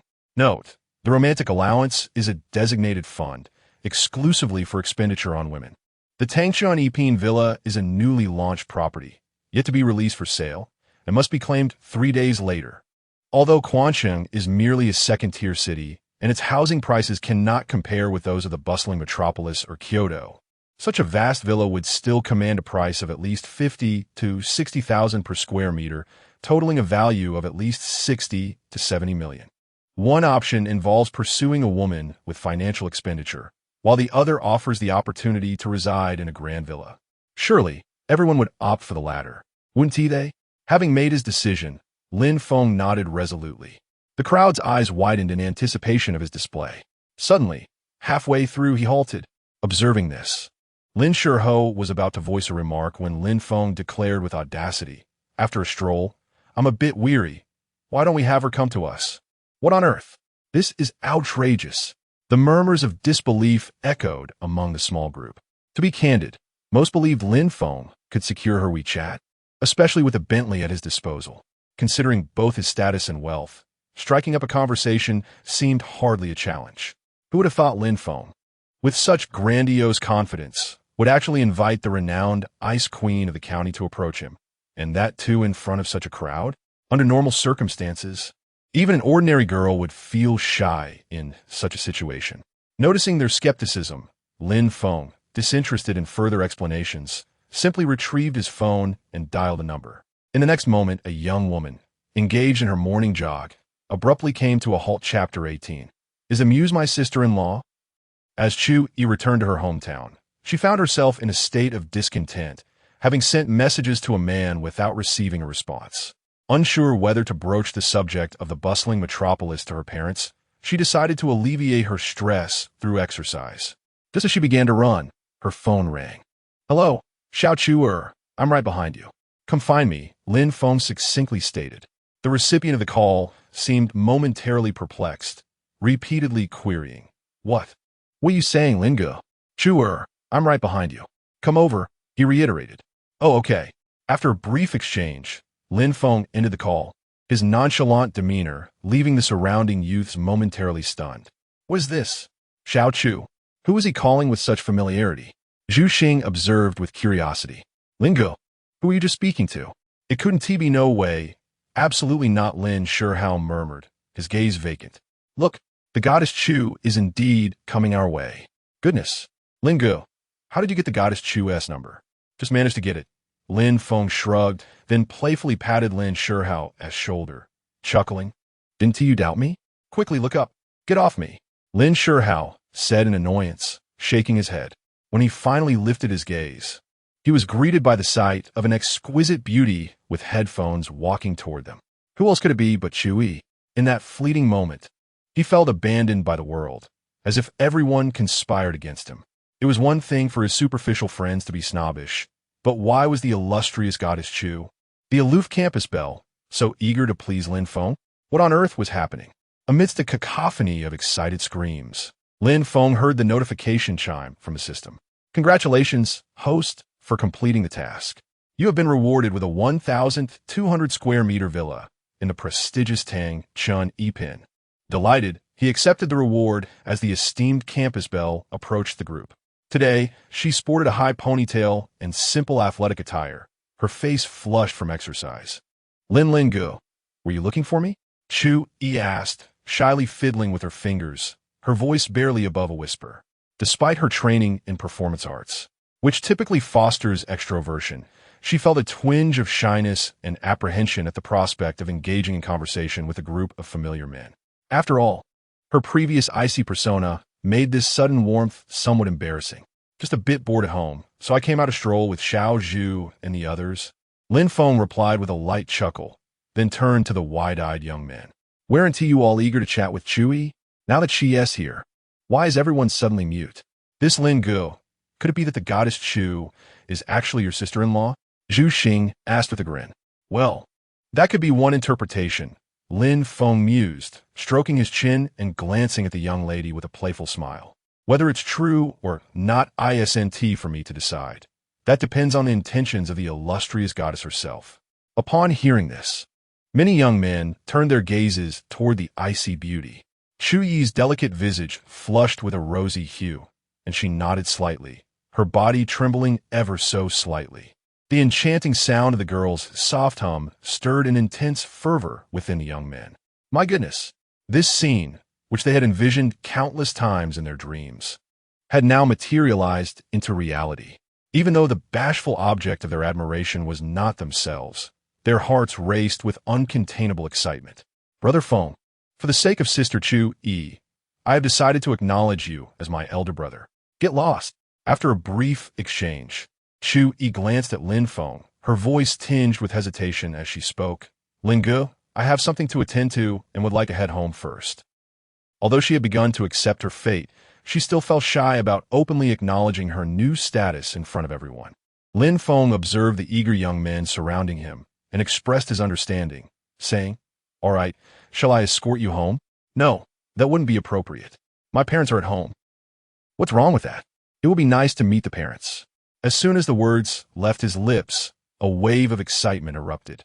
At that moment, the girl buried her head even lower. Forget it. I have things to do. You can go back on your own.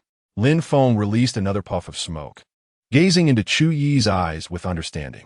Deep down, he was aware of her reluctance. After all, she was the pride of her family. In her parents' eyes, their beloved daughter was exceptional and would undoubtedly marry a successful, handsome, and highly educated man. As for himself, on the surface, he possessed only a modicum of wealth, lacking the high education, quality, and looks that matched her expectations. However, he was indifferent. The fact that she could graciously acknowledge their relationship in front of so many young men was enough to grant him satisfaction. There was no need to demand more. Lin Gu, would you mind escorting me? Chu Yi suddenly lifted her head and leaned closer to Lin Feng's ear, her heart resisting the awkwardness of the moment. Yet, the man before her was her first, and eventually she would have to meet her parents.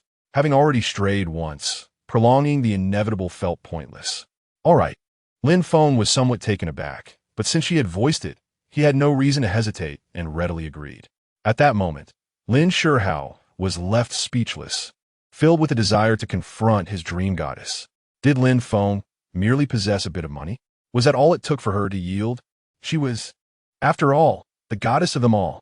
As the group walked back along the asphalt road by the fields, Lin Feng paused once more at the parking area, retrieving 2 gold bracelets from the trunk and placing them into the girl's hands.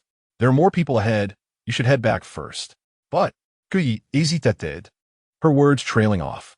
Lin Feng waved his hand dismissively. There's no but about it.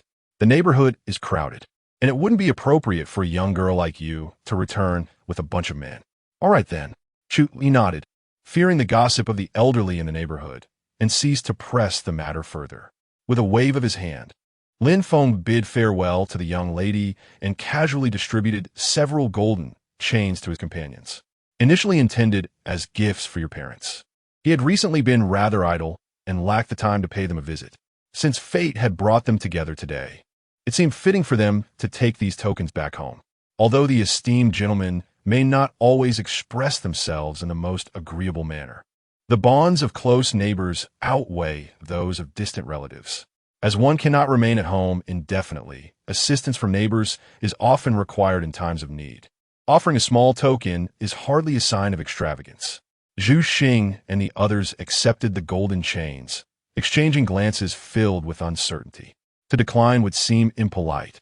Yet accepting gifts not meant for themselves posed a dilemma. Ultimately, it was Zhu Xing, the chubby one, who broke the silence with gratitude. "Thank you, Brother Feng. I will accept this on behalf of my parents." Others quickly followed suit, expressing their appreciation. "Brother Feng, I convey my thanks on behalf of my parents as well. Should you require anything in the future, do not hesitate to ask." Amidst the chorus of loyalty, Lin Feng waved his hand and turned to walk back into the community. His companions followed closely behind, their chatter resonating with enthusiasm. Just then, two figures appeared before them. "Lin Feng, at last I found you. Hurry and repay me." Chapter 19. Confrontation with Yin Dongping, a heavily made-up woman furiously charged into the crowd, shouting, "Do not think that just because we are divorced, the assets do not belong to me. To hoard the wealth for oneself is sheer delusion." The onlookers, initially puzzled by Brother Feng's generosity, soon realized the source of the commotion. It was the shameless Yin Dongping making a scene. "You foolish dog, even after the divorce, you cling to my father like a stubborn leech. What do my assets have to do with you?" Upon seeing the woman, Lin Feng's previously buoyant mood evaporated instantly. "What do you mean it has nothing to do with me? Do you not understand the concept of marital property?" Yin Dongping raged on, as if she were the one in the right. Meanwhile, Dong Minxing chimed in, "Stop the nonsense and quickly bring out the car." This couple of scoundrels still believed Lin Feng was the same meek and ineffectual man he once was. As for the young onlookers, they were not intimidated. Who among them was unaware that Lin Feng was somewhat of a social pariah? Most were merely there to witness the spectacle. Little did they know that the so-called coward had undergone a remarkable transformation. Moreover, the nearby youths had recently received a favor from him. How outrageous! You two are attempting to extort him. Do you have no shame? Zhu Xing could no longer hold back and angrily exclaimed, "Brother Feng, should we not teach them a lesson? There's a ditch over there.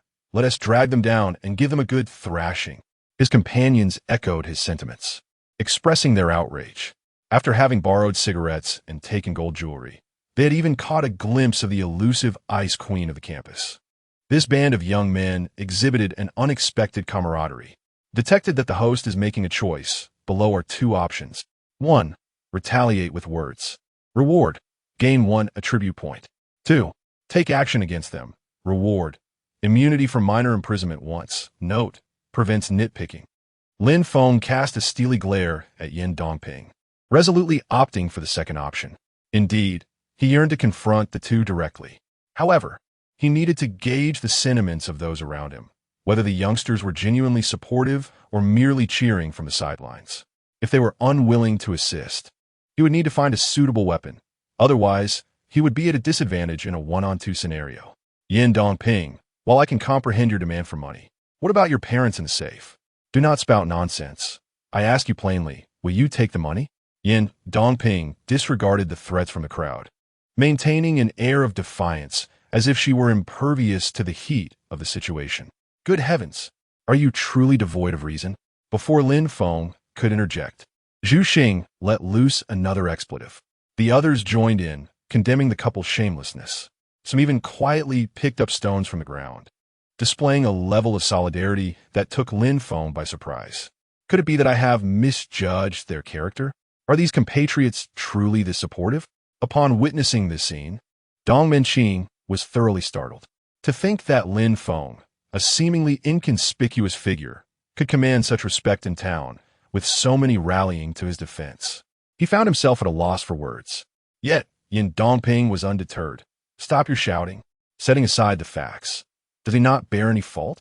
Why should he alone reap the benefits of our shared resources?" Lin Feng smirked, a hint of derision in his tone. "Is a clearly prized commodity allowed to have a temper? Do you truly believe I would shy away from confronting you?" At this, the onlookers chuckled, their eagerness to engage palpable as they readied themselves for action. Birds of a feather flock together. Though some may not excel academically, their loyalty is unquestionable. Moreover, with Lin Feng's wealth and generosity, aiding him in a brawl seemed a favorable endeavor. Who is the real commodity here? The second scathing insult directed at him ignited a storm of fury within Yin Dongping. How dare you, a bunch of pathetic men, slander me with such vile rumors? Not only will I insult you, but I shall also strike you. Lin Feng could no longer contain the fervor within him. He called out, charging forward with determination. The wind howled in response. Yin Dongping's pupils constricted as she exclaimed in rage, "You dare!" Before her words could fully escape her lips, a hefty foot came crashing towards her. Thud, thud, thud. Ah, you're hitting a girl. With 3 successive kicks, anguished cries filled the air as Yin Dongping, clutching her bruised face, collapsed to the ground, writhing in agony. Zhu Xing, witnessing the escalation, shouted, "Get him!" In an instant, 4 or 5 young men joined the fray, shedding their jackets to cover the heads of the 2 combatants while launching a flurry of punches and kicks. Initially, Yin Dongping managed to utter threats and insults, but as her face swelled from the blows, her words dwindled to mere whimpers. Don't you enjoy laughing? Let's see you laugh now. You wretch, you filthy dog. Don't you love sneering at a 45-degree angle? Go on, keep that head up and laugh. In that moment, a torrent of pin-up rage surged forth, transforming past grievances into ferocious strength, each kick landing mercilessly upon Yin Dongping's head. The echoes of their torment rang throughout the vicinity. Passers-by who had been idly wandering nearby emerged in disbelief, witnessing the chaotic scene unfold. Good heavens! When did Lin Feng become so ruthless? The strikes were relentless, each blow resonating with intent. Had I known he was this fierce, who would have dared to speak ill of him? After a brutal 10 minutes, a few individuals finally recognized the gravity of the situation and rushed to intervene. 7 or 8 people stepped in to restrain the nearly frenzied Lin Feng, and the brawl came to an abrupt halt. At this moment, Yin Dongping and her companion lay battered on the ground, staring blankly with lifeless eyes, barely clinging to consciousness. Lin Feng, hands resting on his knees, gasped for fresh air, the world spinning around him, the voices of others fading into a distant hum. Today marked the most liberating day of his life. Having dealt with the loathsome adversary left him invigorated. System, what shall I do next? Ding. Congratulations, host, on completing the task. Reward. Teleport Yin Dongping back to Quansheng and erase the memories of all individuals involved. Pain persists. Yin Dongping and the other will only retain the memory of being struck. How intriguing. The system is truly remarkable. System capabilities are now activating. In an instant, it felt as though the entire world was enveloped in a meditative seal, and 2 lifeless figures were airborne, airdropped back to Quansheng. Ah, the pain. A scream pierced the air as Yin Dongping and Dongmen Qing crashed onto the floor, instantly jolted awake. Phew, darling. It seems I've been assaulted. My head is about to explode. Me too. Goodness, could this be a nightmare? Why does it feel so vivid? Hey, why is there blood on your head? What happened to your face? Yin Dongping covered her head with one hand and her chest with the other, her body marred with bruises. I feel as though I've been dreaming, beaten by that worthless Lin Feng. Dongmen Qing recalled the incident of being struck, yet upon surveying the surroundings, he felt as if he were still in a dream. Perhaps we simply fell due to exhaustion. Quickly, fetch some ointment to reduce the swelling. We must meet the boss in 3 hours. Chapter 28 Single Palm. Once the system rewards took effect, Lin Feng's spirit soared. After sitting at home for a while, he paced back and forth a few times, the exhilaration of avenging his grievances difficult to articulate. At that moment, a notification chimed. Brother, do you have time this afternoon? Let us discuss our investment collaboration. This message prompted memories of his last extravagant visit to the club, and he mused that another trip might yield additional rewards. Besides, his funds were dwindling. It would be prudent to liquidate that $100 million investment fund. All right, I'll head over now. After sending the message, Lin Feng bid farewell to his parents and drove to the Spring City. Upon arriving at the Zhao Group's building, he had just parked when a message from Zhao Man arrived. Brother, have you arrived? Yes. Great. I've arranged for someone to meet you at the entrance. Please come up. Okay. As he concluded the chat, Lin Feng glanced up at the sky and strode into the office building, following a professionally attired woman into the executive elevator. They swiftly reached the office door. Pushing the door open, he beheld Zhao Man, elegantly adorned in a formal gown. Seated gracefully on the sofa, her gaze fixed upon him. With just a glance, any man would be profoundly captivated, ensnared by her allure. Brother, you arrived so swiftly. Zhao Man, gathering her cascading hair, brightened at the sight of Lin Feng, her previously troubled expression giving way to joy. I missed you, so I came. His unembellished answer delighted the mature woman. Zhao Man smiled coyly and stepped closer, her voice a soft whisper, Brother, do you think my outfit today is more appealing than the one I wore last time when you helped me with my car? The mature woman's charm was intoxicating, leaving Lin Feng's heart racing and a sense of awkwardness threatening to overwhelm him.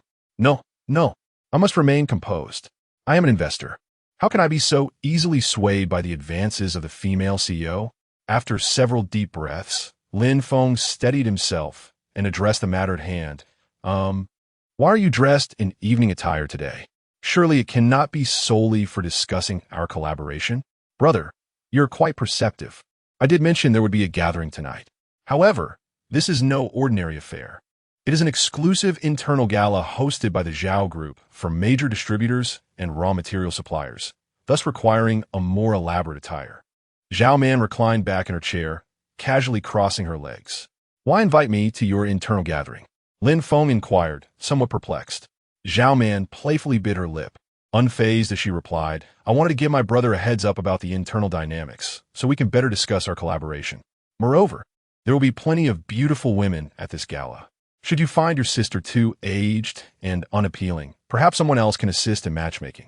Please, Zhao Jia, do not jest. Lin Feng chuckled, shaking his head. Such a joke. With Zhao Man's grace and the exquisite allure she possesses, no young girl could possibly compare. This time, I wish to discuss collaboration with you first. I am prepared to invest my entire capital of 100 million, but what conditions can your company offer us?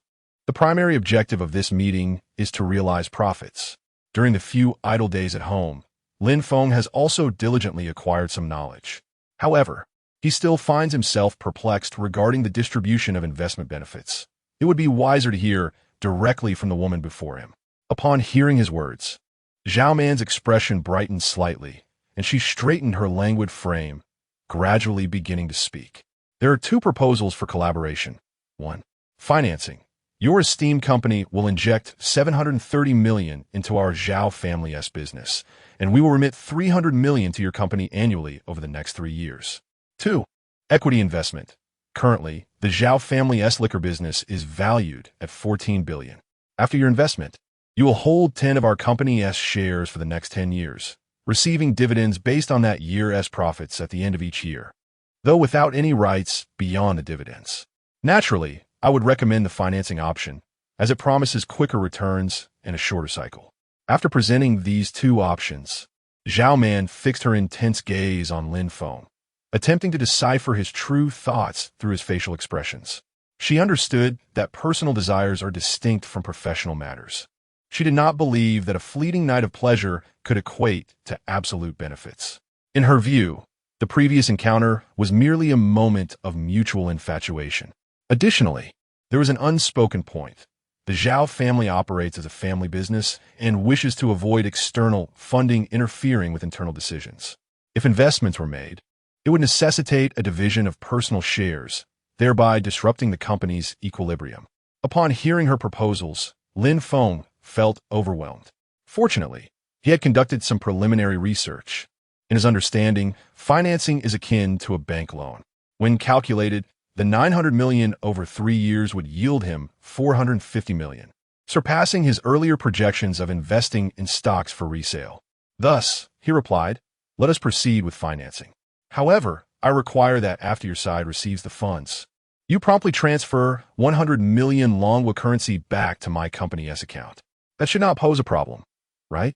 Although Zhao Man did not fully comprehend Lin Feng's approach, she nodded in agreement. Certainly, the 100 million in foreign exchange fees will be borne by the Zhao family. Once the proposal is confirmed, we can immediately arrange for the necessary channels to proceed. Very well, he responded. After both parties finalized the contract and addressed remittance issues, it took 2.5 hours for Lin Feng's 50 million to finally arrive. Later, around 6 or 7 in the evening, Zhao Man invited Lin Feng to attend a gala. He agreed, and soon they descended to the street.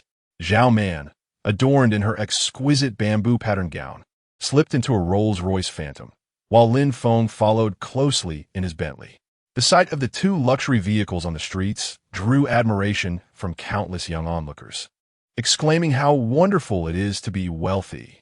At the Taiwan Hotel, the host greeted the leaders and guests. Ladies and gentlemen, welcome. Gratitude is extended for the efforts made by all over the past year.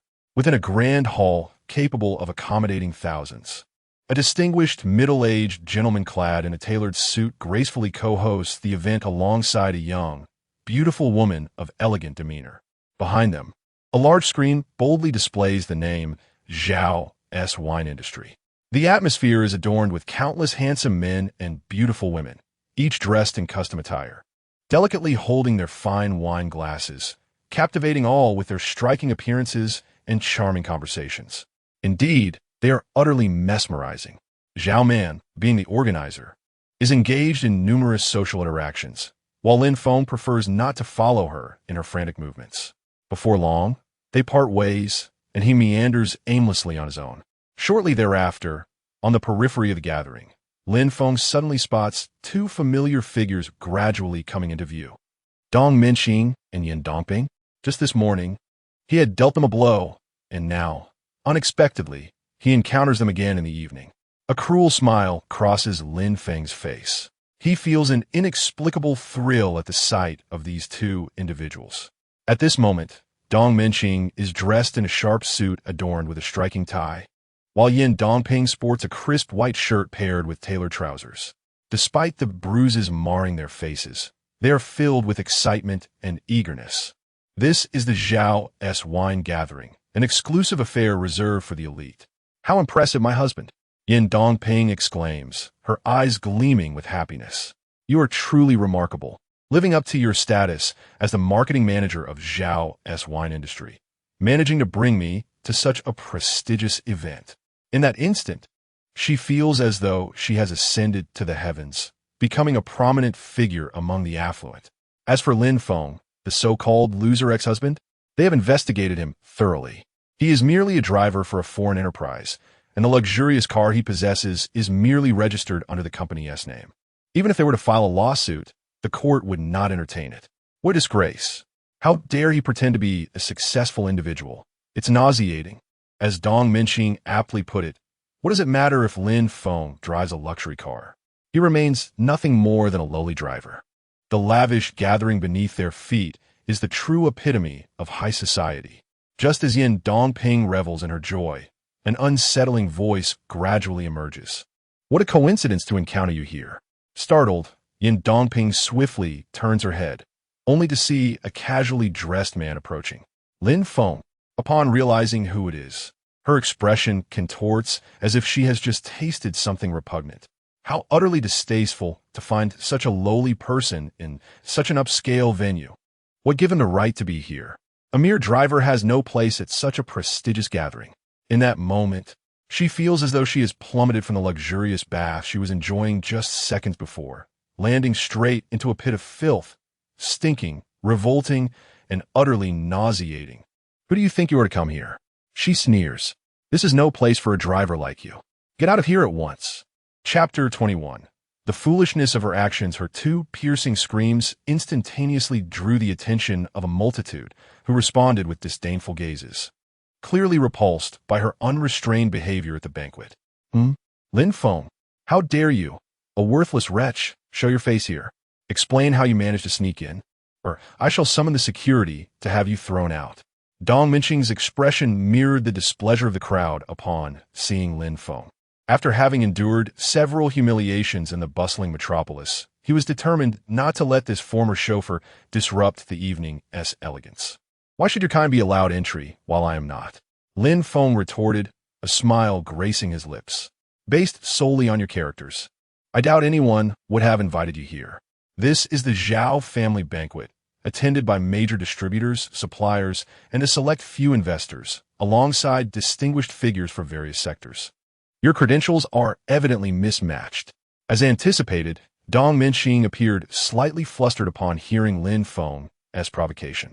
However, he quickly regained composure, proudly gesturing to the blue work badge adorning his chest. Look at this. It is this very badge that granted me access. Dong Minxing's presence at the banquet was solely due to leveraging connections to obtain a replacement work badge. Nevertheless, the badge served as compelling evidence of his purported identity and status. What is this piece of insignia? Lin Feng inquired perplexed. When Zhao Man invited me, she did not present me with such an item. Presumptuous, Dong Minxing exclaimed, his eyes narrowing. You, a mere chauffeur, dare to invoke the name of Chairman Zhao. Beside him, Yin Dongping echoed the sentiment. Lin Feng, are you suffering from delusions? You sneak in and audaciously claim an invitation from the chairman? How shameless can one be? Do you think that merely seeing a name on the big screen entitles you to claim kinship? What if a general manager's name appears next? Would you then consider them your godfather? As the crowd thickened, the situation escalated. Amid Yin Dongping's incessant tirade, a delicate, alabaster hand suddenly struck her across the face. The sound of the slap reverberated throughout the banquet hall. Oh, how dare you slap me? Yin Dongping cried, clutching her face, her eyes wide with shock and fury. Do you know who I am? I am the partner of the esteemed distributor manager of Zhao's liquor company. To lay hands on me is an act of utter recklessness. Her shrill voice nearly pierced the eardrums of those present. Zhao Man raised a hand, lightly pressing against her ear to alleviate the cacophony, her expression one of utter disdain. And what of being the distributor manager? Does that confer any true significance? The Zhao enterprise is a multi-billion-dollar behemoth with dozens of directly affiliated subsidiaries, not to mention countless distribution points. There are far too many to even be recognized as distributors. I assure you, I am unfamiliar with such inconsequential figures. You ignorant woman, to not even recognize a distributor manager. How utterly disgraceful.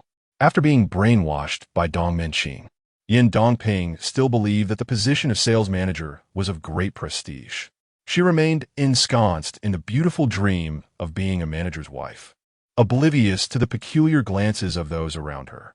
Let me tell you, my husband oversees dozens of people. With your garish attire, you must be nothing more than a performer, perhaps a dancer. No matter how flamboyant you dress, it is futile. My husband could dismiss you with a mere word. Dong Minxing originally had no intention of escalating the situation, as he himself had entered through the back door, making his identity somewhat sensitive. However, at this juncture, he was unwilling to back down and, gritting his teeth, joined Yin Dongping in her tirade.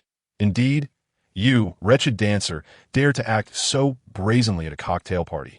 This is outrageous. Summon your superior immediately. Dancer? Superior? Huh. Zhao Man chuckled. As a renowned socialite from Dongshan province and the sole legitimate daughter of the Zhao family, a conglomerate worth billions, she had faced skepticism from distant relatives, ridicule from the public, and even malicious rumors. Yet for the first time, she found herself insulted by two seemingly foolish individuals. The absurdity was heightened by the fact that these two dimwits were attempting to belittle her using the authority of the Zhao family. What utter fools! Zhao Man exhaled a breath of exasperation and directed another slap at Yin Dongping's disdainful face. The next moment, Yin Dongping's already swollen cheek contorted grotesquely, her gaze filled with venom. You wretched woman, how dare you strike me? I will kill you. As she lunged at Zhao Man with claws bared, Lin Feng's expression turned icy. He decisively stepped forward and delivered a swift sidekick. Mad dog, do not bite indiscriminately. This is not a place for your tantrums. A gentle breeze brushed by, and as Zhao Man gazed at the imposing figure of the man beside her, a warm sensation coursed through her. Although she had bodyguards discreetly protecting her and was not overly concerned about a mad dog, having such a man by her side was undeniably reassuring. Lin Feng, how dare you touch my woman? Dong Minxing, seeing Lin Feng take action, attempted to join the fray. However, before he could utter another word, a group of security personnel silently subdued him. Meanwhile, Yin Dongping rolled on the ground like a deflated balloon, finally coming to a halt. As she sensed the myriad mocking gazes upon her, her fury ignited. Damn it, my husband! How dare they strike me? Call for help to have him killed. Yin Dongping shouted defiantly, her head held high in indignation. But at that moment, she was horrified to see her powerful husband being pinned to the ground and mercilessly rubbed by a horde of security guards, even his newly purchased undergarments being. Husband, what has happened to you? How dare these guards? Yin Dongping was utterly dumbfounded, her mind blank. Can someone please explain what the hell is going on? Guards daring to strike a manager? My dear husband, are you not the marketing manager? How can these despicable security guards dare to act insolently? Just as she pondered this perplexity, she suddenly heard a middle-aged man clad in a security uniform bowing and apologizing to the woman who had previously struck her. Mr. Zhao, I sincerely apologize. It is our lax oversight that allowed these two lunatics to infiltrate. What's going on? How could these wretched guards grovel before a dancer? Do they not care about their positions in the company? Just as she was lost in confusion, another figure emerged from the crowd. Upon seeing this person, Yin Dongping's expression brightened, her previous gloom vanishing in an instant. Mr. Liu, you have arrived just in time. Please compel these wretched security guards to apologize to my husband and apprehend Lin Feng and that dancer for a thorough reprimand. This Mr. Liu was the influential figure who had escorted Yin Dongping and her companion into the soiree. His true name was Liu Yang, a minor manager under the Zhao Group's subsidiary.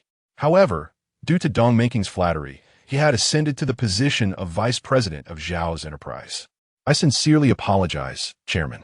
I inadvertently brought these two madmen here. I beg you to spare me this once, considering Mr. Zhao Xiongfen. Upon seeing Liu Yang approach with a beaming smile, Yin Dongping was completely taken aback. She was stunned, realizing that this woman bore the surname Zhao, and her status appeared to surpass that of Mr. Liu. Could it be? Even a fool could now discern that she was not merely a dancer, but possibly someone of significant standing. Yin Dongping dared not continue her speculation, lowering her head and silencing herself. Forgive you? Zhao Man's gaze was indifferent, her words carrying the weight of authority that overshadowed the entire room. The two lunatics you brought nearly harmed our company's most esteemed guest today.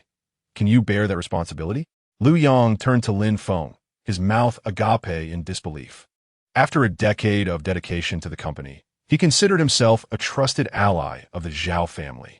He had encountered countless leaders and bosses, yet he could not recall any distinguished guest of such stature in his memory. Furthermore, Mr. Zhao had specifically emphasized that this guest was of utmost importance. Consequently, Liu Yang felt compelled to regard Lin Feng with greater respect. Mr. Lin, I deeply apologize. My negligence today has affected your enjoyment. It's quite all right. Just be mindful next time. Lin Feng shrugged nonchalantly, not allowing such trivial matters to weigh on his mind. Chapter 22. Feed me peanuts, Mr. Lin? What in the world is happening here? Upon encountering Liu Yang, apologies flowed forth, while Yin Dongping stood in utter disbelief, her mouth agape, and her eyes fixated on Lin Feng like a mechanical doll. Surely, this cannot be right. Lin Feng, a mere driver, a lowly security guard, a delivery man, is being addressed as Mr. Lin by a vice president. This world has become utterly insane. Mr. Zhao, brother Liu, you must be mistaken. He is merely a pathetic driver. Yin Dongping could no longer remain seated. With great effort, she struggled to rise from her makeshift seat, stumbling towards Lin Feng and the others, her voice rising in a furious crescendo. Wait, have you all lost your minds? He is just a worthless driver. What gives him the right to be considered a distinguished guest? Right, Mr. Zhao? To her astonishment, she realized that Zhao was indeed the chairman of the Zhao Group. She decided to let the earlier incident slide. Yin Dongping first conceded to Zhao Man, but then turned her gaze to Lin Feng, her eyes glinting with malice as she sneered. However, there is something I must clarify. I am his ex-wife, and I know his situation all too well. He is nothing more than a wretched chauffeur for a foreign company. Moreover, he is a scoundrel who abandoned his wife and child, a rogue who refuses to pay child support. What makes him worthy of your accolades? Are you all blind? Once again, Yin Dongping shamelessly spread falsehoods, Previously, when Lin Feng resisted divorce, she resorted to such tactics to tarnish his reputation, inciting the villagers to condemn his actions and exerting public pressure to force his compliance. In her mind, as long as she could defame a man's character, she could maintain her position of weakness. Am I not pitiful enough? Surely, someone here will stand up for my justice. Her scheme was meticulously crafted. However, the situation did not unfold as she had anticipated. Zhao Man merely smiled, remaining silent in the face of her hysterical accusations, while Lin Feng exhibited an air of indifference, unwilling to engage in a futile debate. In fact, it was not just the two of them who were so unresponsive. Throughout the entirety of the soiree, none of the onlookers seemed to care about the veracity of her claims. Even if he had abandoned his wife and child, so what? If an individual of the opposite sex could potentially impact your future endeavors, 99 of those present would unhesitatingly choose to sever ties. The moral standards espoused by the ancient sages were merely tools to bind the ignorant masses, excluding merchants and their descendants from such constraints. Otherwise, there would not be historical precedents of great scholars debating philosophy after the fall of dynasties. To put it bluntly, in the eyes of the elite, as long as one possesses sufficient wealth and can maintain a harem of beautiful, educated young women, no one would dare utter a word of reproach, let alone a trivial ex-wife. In the face of conflicting interests, spouses are akin to birds in the same forest. Without sustenance, they will inevitably take flight in opposite directions. A heavy silence enveloped the room, the atmosphere palpably oppressive. Yan Dongping's self-assured strike landed soundlessly, akin to hitting cotton. She was infuriated, her lungs nearly bursting with rage. How could these people be so heartless? Was there truly not a single soul willing to offer me peanuts? Are you finished speaking? If so, you may leave. Lin Feng sighed. He had driven luxury cars, slept with young models, indulged in extravagant venues, and squandered wealth upon his return home. Within less than a week, he ascended the snowy mountain peaks, lifting his hand to touch the heavens. His mindset had undoubtedly shifted. At present, he found no desire to engage in debate, not out of a lack of resentment, but rather because he did not wish to publicly confront a woman of the lower class before hundreds or thousands of onlookers. Such an act would not only be unsatisfying, but would also diminish his own stature. Have you finished?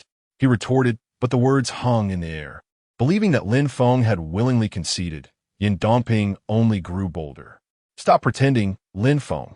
Others may be oblivious, but I am well aware.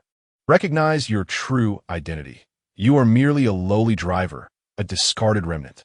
Do not forget that in the bustling metropolis, you can only afford a cramped 10-square-meter storage room.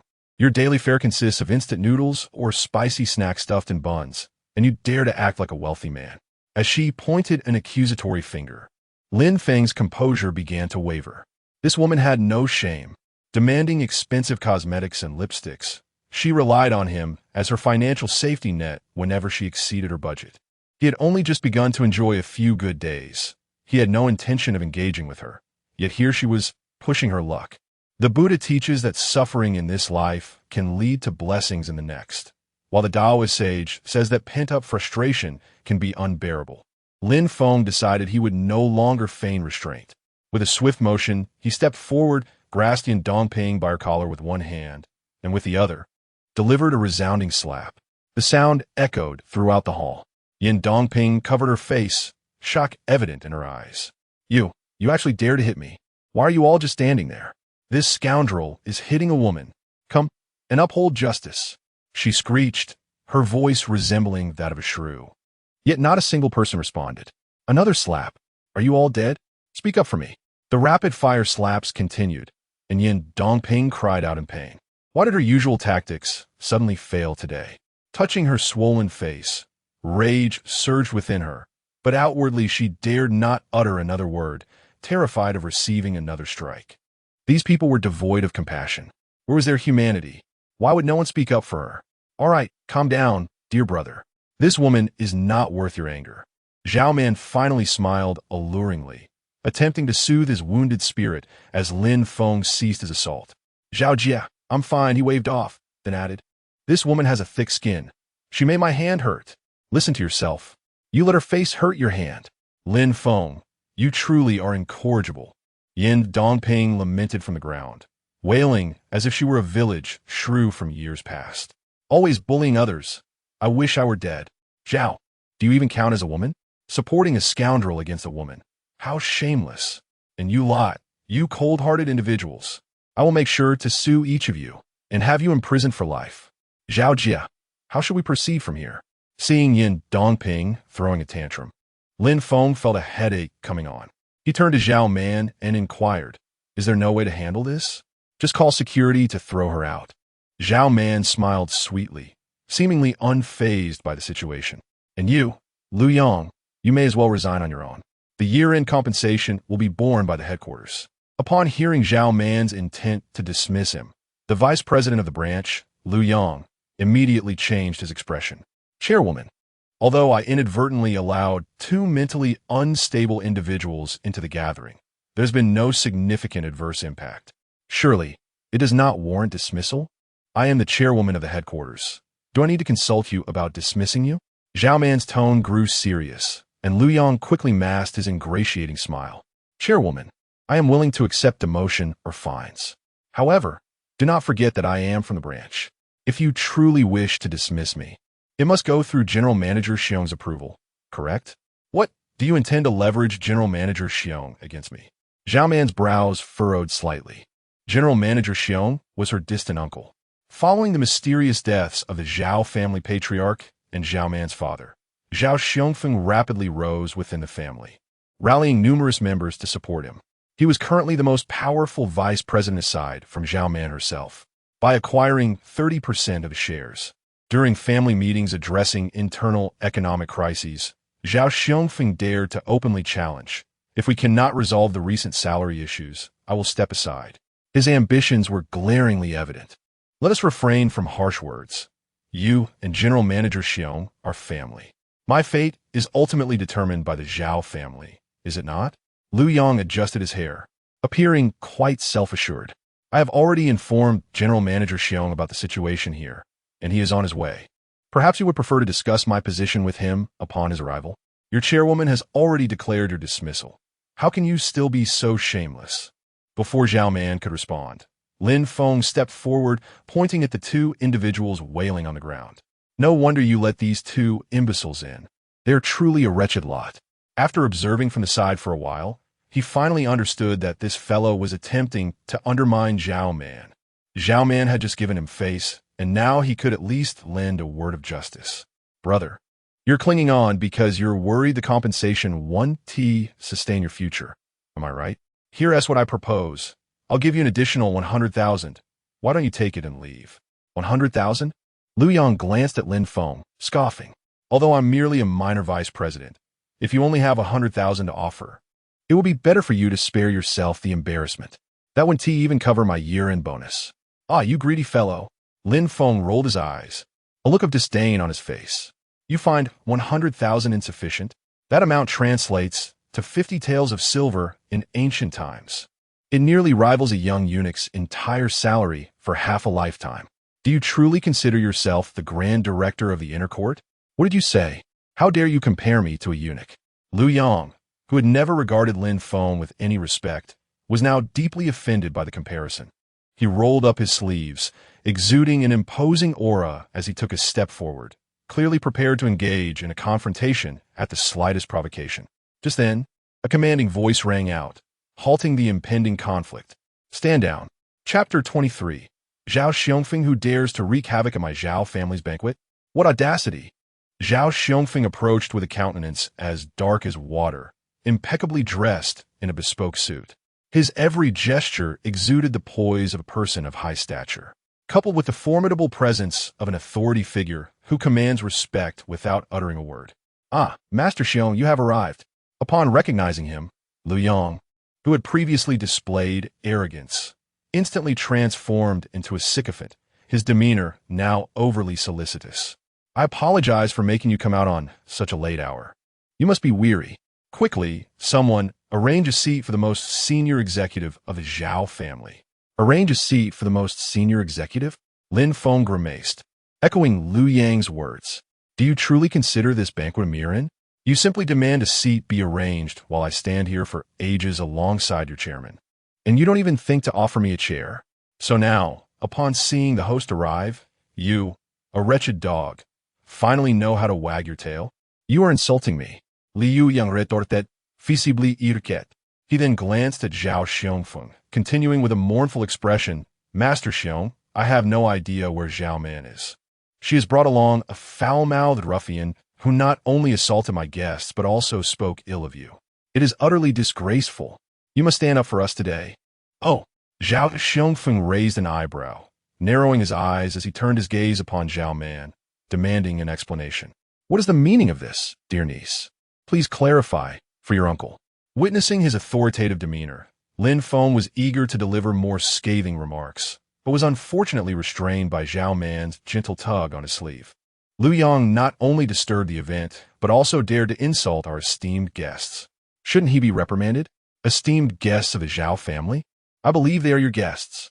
Zhao Xiongfeng retorted, settling into the chair that had just been moved for him, his tone exuding a sense of elderliness.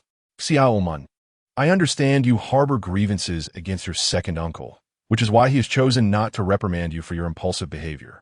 However, today is different. This is our Zhao family banquet. As an ostensibly high-ranking director of Zhao Enterprises and a nominal leader of our family, how can you recklessly bring a young ruffian to create a scene? How do you think our external friends will perceive Zhao Winery? Your actions today amount to a disgrace upon the Zhao family. Master Xiong is absolutely correct. As soon as Zhao Xiongfeng finished speaking, Liu Yang, the chief sycophant, quickly added, Zhao Man, as a senior leader of the company, rather than addressing the pressing issue of our working capital, you have chosen to wield your authority against your own people for the sake of an outsider. Such actions are disheartening for us loyal mid-level executives of the Zhao family. Following this incitement, a subtle stir arose among the crowd. Many previously silent mid-level leaders could no longer contain their whispers. Zhao Zong has indeed gone too far.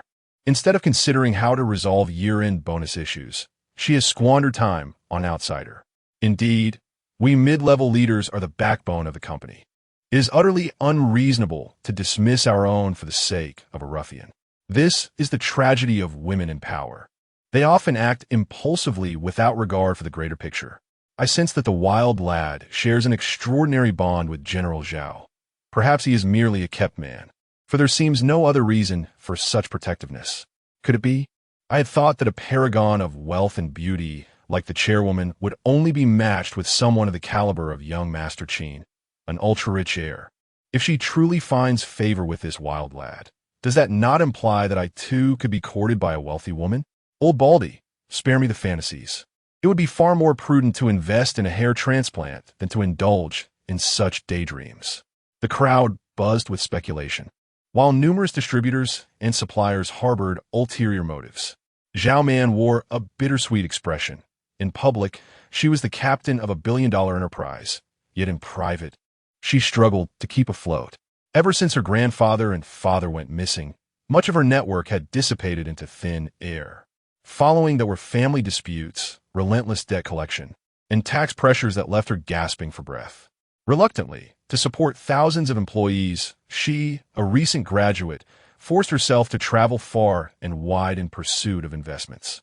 However, her neglect of management led to rampant internal decay. Confronted with this cyclical predicament, Zhao Man often felt a profound sense of impotence and frustration. In the stillness of the night, she had entertained thoughts of abandoning her family business to follow a man who could shield her from life's tempests. Detected that the host is making a choice, two options are presented below. 1. Remain silent and observe the unfolding events. Reward: 3 million in funds. 2. Stand up for Zhao Man. Reward: 2 attribute points. Though uncertain of the utility of the attribute points, he decided to make a guess. I choose the second option. Lin Feng addressed Zhao. Sister Zhao, are you hastily seeking investments merely to distribute year-end bonuses to this pack of ingrates? Indeed, a few external debts remain uncollected, and with year-end approaching, I must manage my cash flow, Zhao Man replied candidly. The legal department was under the control of Zhao Xiongfeng, and even her own team was lethargic, leaving the debtors unwilling to repay. Of course, if you feel uncomfortable, you are free to withdraw your investment, she added, casting a disappointed glance around the room. Withdraw. Lin Feng looked at the crowd with disdain. Before arriving, I signed an initial contract with your chairwoman, transferring 700 million. Now, seeing this bunch of backstabbers, investing in you is akin to donating to a charity. This declaration stirred the crowd into a frenzy. Had he lost his mind, claiming an investment of 700 million? Did he even comprehend the zeros that followed that figure? Liu Yang scoffed, being the first to cast out. Meanwhile, Zhao Xiongfeng sneered, Chairwoman, we can comprehend your youth and inexperience, but to perform such theatrics is disheartening. With these two leading the charge, the middle management of Xiong's faction rose to condemn and criticize. A mere country bumpkin, dressed so casually for a gala, knows no decorum, and dares to proclaim an investment of 700 million? Such poor acting. If this individual could truly produce 700 million, I, Wang Jing, would perform a 360-degree handstand on the spot and call him father 300 times. I, Wang Zhe, would rather starve outside than accept a single penny from him. Amidst the cacophony of voices, none were willing to emerge in defense of Zhao Man. Even the veteran figures who had loyally followed the elder, Zhao, remained silent. Their reticence was not born of betrayal, but rather a lack of confidence in Lin Feng. Enough of the noise. Zhao Man seethed, shattering a bottle of Congdi. The sound of breaking glass silencing everyone present. Mr. Lin's investment funds are currently residing in my personal account. If you doubt this, feel free to verify. Still pretending to be addicted? Zhao Xiongfeng scoffed, clapping his hands to summon a finance officer from the crowd. Xiao Wu, the chairman has issued a command. Why are you still dawdling? Hurry and check the accounts in front of everyone. Finance officer, Xiao Wu nodded earnestly, promptly retrieving his phone to place a call to a bank employee. Brother Wu, put on speaker. Let everyone hear of Mr. Lin's prowess, Liu Yang shouted, a smirk playing on his lips. It was common knowledge that the Dongshan Zhao family was destined to fall under the authority of General Xiong, and any thoughts of securing investment were nothing short of delusional. As all ears perked up in anticipation, the call was finally answered. Finance Officer Xiao Wu, with a sly grin, relayed the card number. Within mere minutes, the tone on the other end shifted from impatience to trembling astonishment. Account holder Zhao Man, your Supreme account ending in 8888 has a balance of 650 million.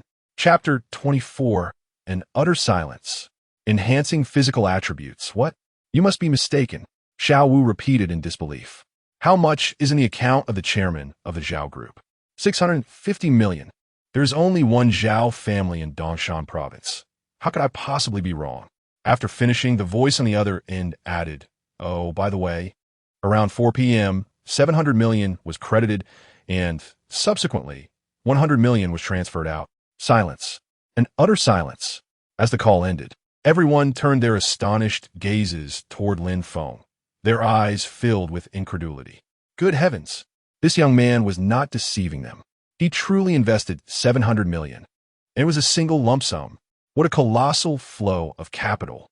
Could it be that this individual is a young master from the magical city or a scion of a prestigious family in the capital? In that moment, the staff's voice echoed in their ears, seemingly mocking them, reminding them how contemptible their earlier disdain had been. This, Chairman, since we now have the funds. Regarding the delayed bonuses, what do you think? Someone broached the subject of bonuses, but Zhao Man merely smirked. Mr. Lin was just about to withdraw his investment. Are your ears intermittently deaf? This simply cannot be. Money once invested cannot simply be reclaimed. Young Master Lin, I, Wang Zhe, have not received a bonus for 6 months. Kindly show some mercy and refrain from withdrawing your investment. The crowd continued their desperate struggle, and Wang Jing suddenly fell to his knees. Young Master Lin, I've heard you have no son. As the situation took a turn, Zhao Xiongfeng's countenance darkened further. However, with matters as they were, he felt powerless and could only contemplate retreat. Let us leave. Upon hearing this, Liu Yang quickly complied, tucking his tail between his legs and wishing to escape. Unfortunately, matters were not so simple. As the two attempted to flee, Lin Feng was about to chase after them to berate them when he was startled to see a burly man swiftly block their path. Trying to leave after causing trouble? Do you truly disregard my authority? Upon seeing this figure, a rare flicker of fear crossed Zhao Xiongfeng's otherwise impassive face. Uncle Gong? The lean man referred to as Uncle Gong, upon hearing this, initially scoffed, then casually delivered a slap to the face of the powerful Zhao. Smack! The seemingly casual strike, when it made contact, resounded like thunder. Shut your mouth. Who do you think you are to address me as a brother? If you dare touch me, I'm one of the Zhao family's power holders. Zhao Xiongfeng clutched his dislocated jaw, his eyes filled with malice. From the heavy breaths, it was evident that had Uncle Gong not possessed remarkable martial skills, he would have undoubtedly erupted in fury right then and there. And what if I do? Zhao Man stepped forward, her voice sharp. Your dog insulted a distinguished guest, causing the company to lose its investment. He deserves punishment. Have you consulted the opinions of the other employees before taking him away? What a joke, having been suppressed for far too long. Zhao Man was eager to unleash her frustrations. Now that she finally had the opportunity to openly eliminate a rival, how could she let it slip by?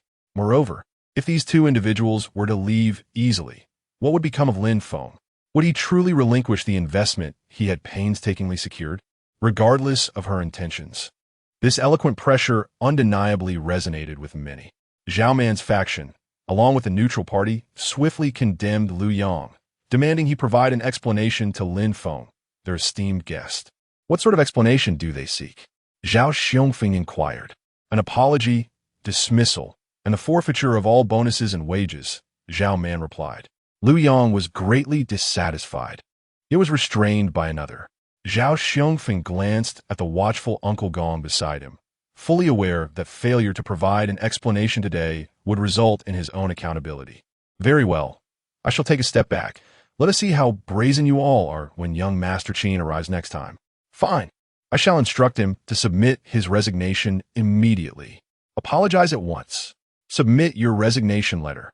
Zhao Man commanded with authority. A gentle breeze caressed their collar, stirring the heartbeats of every man present. Very well. Though Liu Yang's face reflected reluctance, he complied, offering a sincere apology and submitting his resignation on the spot. After their departure, the gathering neared its conclusion. The villa awarded by the system would take 3 days to claim, so Lin Feng, under Zhao Man's arrangement, settled into a presidential suite at a 5-star hotel, indulging in leisure for the day. As for the investment, it was certainly not retracted. On the following evening, Lin Feng reclined on the bed, engrossed in his phone. Numerous messages popped up on WeChat.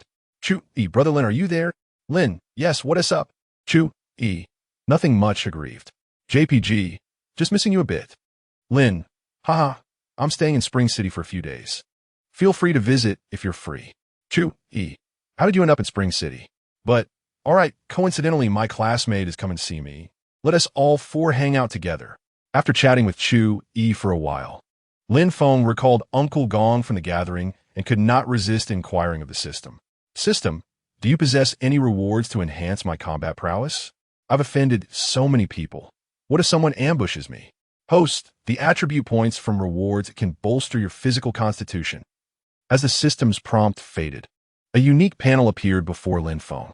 Personal panel, name, Lin Feng, age, 25, constitution, 7 strength, 5 speed, 3, mental power, 2 charm, 1 distributable attribute points, 2.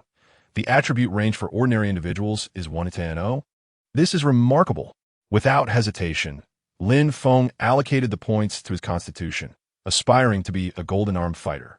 Just as he completed the point allocation, another unfamiliar message appeared. Upon closer inspection, he realized it was from his high school class monitor. It had been 4 or 5 years since he last heard from any classmates. Lin, big monitor, what brings you to message me today? Liu Miling, it's been a while since we've been in touch. I just thought of you. Lin, all right. What is the matter? Liu Miling, nothing urgent. The other classmates are planning a gathering in Spring City to strengthen our bonds. Would you like to join us?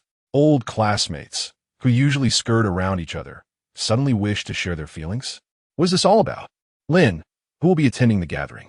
After Lin Feng inquired, a voice message promptly arrived from the other side. me, Zhang Yujia, Su Chong, Lu Nong, Zhang Yu. In a class of 4 to 50 students, only 8 or 9 would be present. Ah, these names belong to those from well-off families. No wonder they can still come together after all this time. The mention of Zhang Yujia made Lin Feng's eyes light up. This young lady was the belle of their class. Though not as stunning as Chu Yi, she possessed a certain charm that attracted a fair share of admirers. He recalled the days of school when he secretly passed little love notes to her. With her presence assured, he simply had to attend and catch a glimpse. Chapter 25. The class reunion on the third day at the Wulong Tea House. A lanky figure with dyed blonde hair furtively glanced at the class beauty while sipping tea with an air of arrogance, occasionally stealing peeks out the window. Do you think Lin Feng will show up? One of them mused. He should, considering he drives a Bentley now. He must want to flaunt it, the class monitor jested. Besides, the class beauty is here. Surely he wouldn't want to miss that. Su Chong, overhearing this, tossed the key to his Maserati onto the table with a scoff. So what if it's a Bentley? Who doesn't have a luxury car? He turned to Yu Jia, the short-haired girl, seeking her agreement, but she merely smiled, remaining silent. Su Chong felt a twinge of embarrassment, but fortunately, a sycophant came to his rescue. Hey, class beauty, don't think Lin Feng is all that special. I've heard his Bentley was provided by his company. At the end of the day, he's just another worker. Our Sugu runs a media company. His monthly income is nearly 6 to 700,000, certainly more impressive than some foreign company employee. Honestly, you and Sugu would make a better match. After all, you're both self-made. Zhao Ci's flattery rang out, and the others quickly chimed in. Exactly. So what if Lin Feng drives a luxury car? He is still just a driver. Look at us. We may not be doing exceptionally well, but at least we have our own cars and a place in the provincial capital. Back in school, this group had shared the closest bond, and that camaraderie lingered. If Lin Feng dares to show up today, we want to give him a warm welcome, someone declared. Indeed, what good is a luxury car if his salary pales compared to ours? Yu Jia, you should just go for Su Chong. He has been pursuing you for half a year. The group continued to extol Su Chong. Among us, Su Gu is the most successful, with significant clout. He travels, shops, and commands his employees effortlessly. Their praise buoyed Su Chong's spirits, and he feigned modesty, waving his hand dismissively. Oh, it's nothing. My family provided great resources, and I happen to be in the right place at the right time. The money just flows into my pocket. Su Gu is too humble. Your success is due to your keen insight. Unlike me, who can only manage my father's place. Despite Lin County being merely a small town, its proximity to the East Mountain capital endowed them with unique advantages, allowing this table of individuals to migrate to the big city for opportunities. Though it was ostensibly a reunion, it had transformed into a networking event, a display of capitalistic prowess. Su Chong, with his dyed hair and tattoos, sipped tea that seemed incongruous with his persona, epitomizing a mismatch. Thanks to his father's support, he had lounged about for years, ultimately embodying the identity of a wealthy heir. In his eyes, his father's accomplishments mirrored his own glory, and through a combination of wealth, status, and hyperbole, he had ascended to become one of the most influential voices within this circle. As the crowd engaged in idle chatter, the door to the room creaked open slowly. Lin Feng, adorned in high-end designer attire, gracefully entered the private box. He observed that his classmates had undergone a transformation. The men radiated maturity, while the women exuded allure. One might mistakenly believe they had stepped into a KTV establishment. The moment he appeared, the class monitor, whose appearance was the most unremarkable and attire the most revealing, abruptly rose in feigned astonishment, exclaiming, "Oh, is that the handsome gentleman? Have you wandered into the wrong room? You must be Lin Feng, right?" Zhao Ci sneered. "Oh dear. Class monitor, have you forgotten your old classmates?" He continued, TSK, Lin Feng. That outfit must have been provided by the company. It certainly exudes luxury. Unlike our childhood days when we could only wear tattered Nike or Adidas gear. His mention of their childhood was a thinly veiled jab at Lin Feng's humble beginnings, reminding everyone of his past when he could only afford cheap, second-rate brands. Such underhanded tactics were beneath Lin Feng's contempt. He scanned the faces around the table, his gaze ultimately resting on a short-haired girl. Just that fleeting glance quickened his heartbeat, as memories long buried surged forth. Zhang Yuji, it's been a while. How have you been? I'm well, Lin Feng. You seem to have truly become more handsome. Her melodious voice, unchanged over the years, resonated in his ears. Yet, after 5 years, her youthful visage had matured, adorned with a heavier makeup and a sultry outfit, all seemingly narrating her journey into womanhood. Aware of the class beauty's warmth towards everyone, Lin Feng did not allow himself to indulge in fantasies of rekindling past affections or playing the role of the idealized love interest. He gathered his thoughts, striving to maintain composure, and jested, "You've become even more beautiful, though to pity you're still just over 160 centimeters tall. You haven't grown at all." She feigned annoyance, retorting, "Your tongue remains as irritating as ever." Gazing upon her, reminiscent of the bittersweet protagonist of youth, Lin Feng couldn't help but reflect on their innocent yet tumultuous high school days. In their first year, fate had seated this class beauty beside him. They had playfully divided their space with chalk, snuck snacks, and even sung songs together, oscillating between mutual disdain and encouragement. In his youthful ignorance, Lin Feng had found joy in her company, only to realize after their seating arrangement changed that he had harbored a secret admiration for her all along. The proximity had bred an affection he was unprepared to acknowledge. In a desperate attempt to grab her attention, he resorted to playful antics, believing that such mischief was the most precious form of confession. Unfortunately, to her, these antics were merely annoying. Later, in a panic, he made clumsy attempts to confess his feelings, only to push her further away, subjecting himself to ridicule and deepening his sense of inferiority. By the time of graduation, they stood at a crossroads in life, one embarking on a university journey, while the other toiled at a factory assembly line. A pure and profound, unrequited love gradually faded with the passage of time. Now, as he once again faces the moonlight of his heart, he finally begins to find peace within himself. Observing the two engage in conversation, the onlookers at the table could not help but cast their gazes towards Suchong. Feeling the weight of 7 or 8 pairs of eyes upon him, he felt a twitch of discomfort, and a surge of resentment welled within him. "Oh, Lin, why is it that upon entering, you immediately struck up a conversation with our class beauty? Have you returned from the metropolis brimming with confidence?" Sukyang Zima, all the while fiddling with the key to his father's prestigious vehicle, projecting an air of superiority. "Lin Feng, I seem to recall that during our school days, you penned numerous love letters to our class beauty. I even remember you secretly buying brown sugar for her when she had a stomachache. Surely, the warm-hearted gentleman does not still harbor lingering feelings for her?" Lin Feng cast a glance at the key to the Maserati in Suchong's hand, his expression remaining unruffled. Suchong stopped fidgeting with the key. It seems on the verge of bursting. Chapter 26. Who else dares to defy? Suchong glared, rising abruptly from his seat. "Isn't it just about showing off your pathetic Bentley? What is so remarkable about it? It's merely a means of transportation, and yet you flaunt it."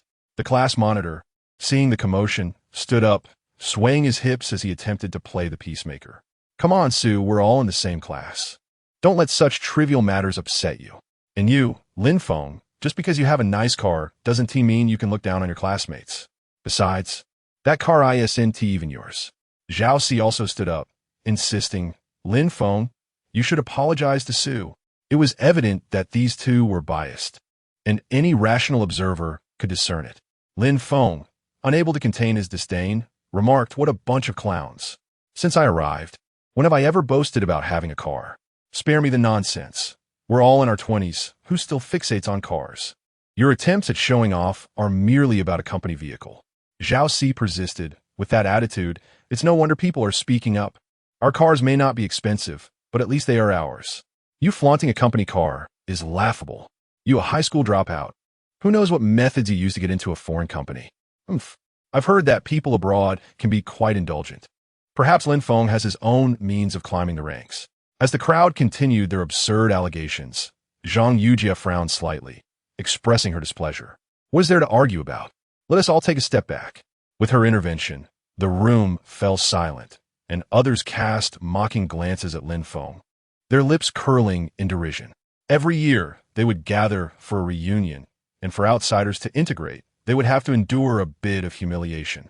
Today, they had invited Lin Feng not to forge connections with a distant elite, but rather to mercilessly humiliate him, feeding their own pitiful vanity.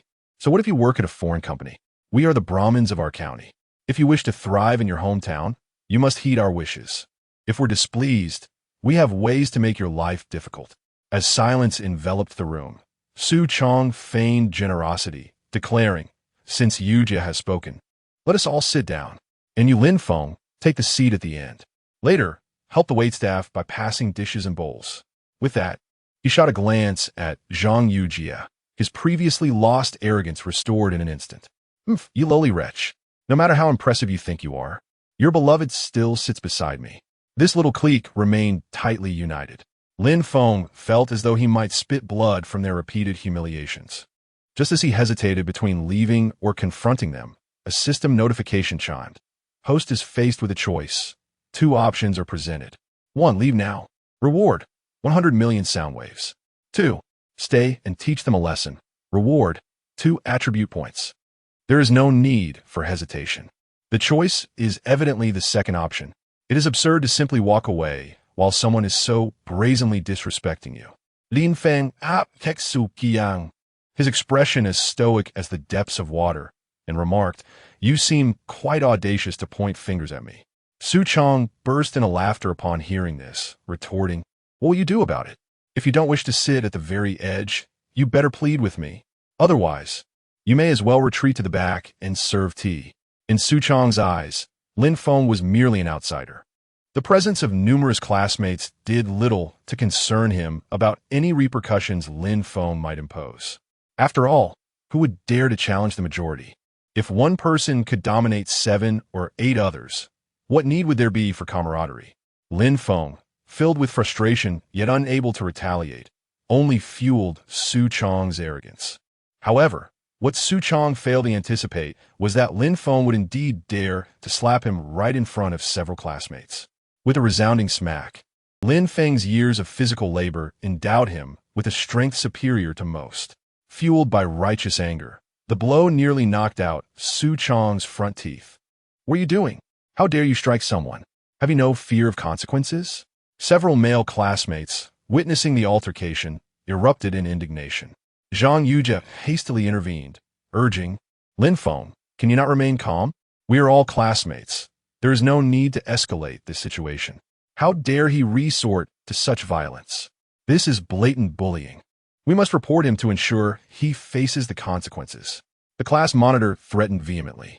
Lin Feng disregarded the furious glares directed at him, his gaze piercing as it met Zhang Yujia's, filled with disappointment and helplessness.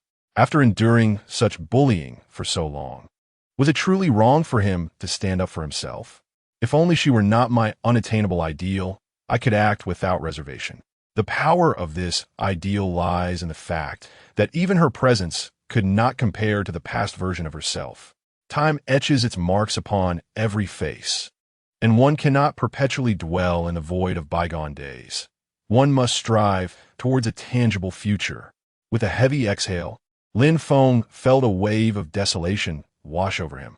Meanwhile, the class monitor continued to berate him. "You pathetic loser, what are you staring at? No wonder you'd never had any regard for you. Not only are you poor, but you also have a terrible temper. If it were another girl."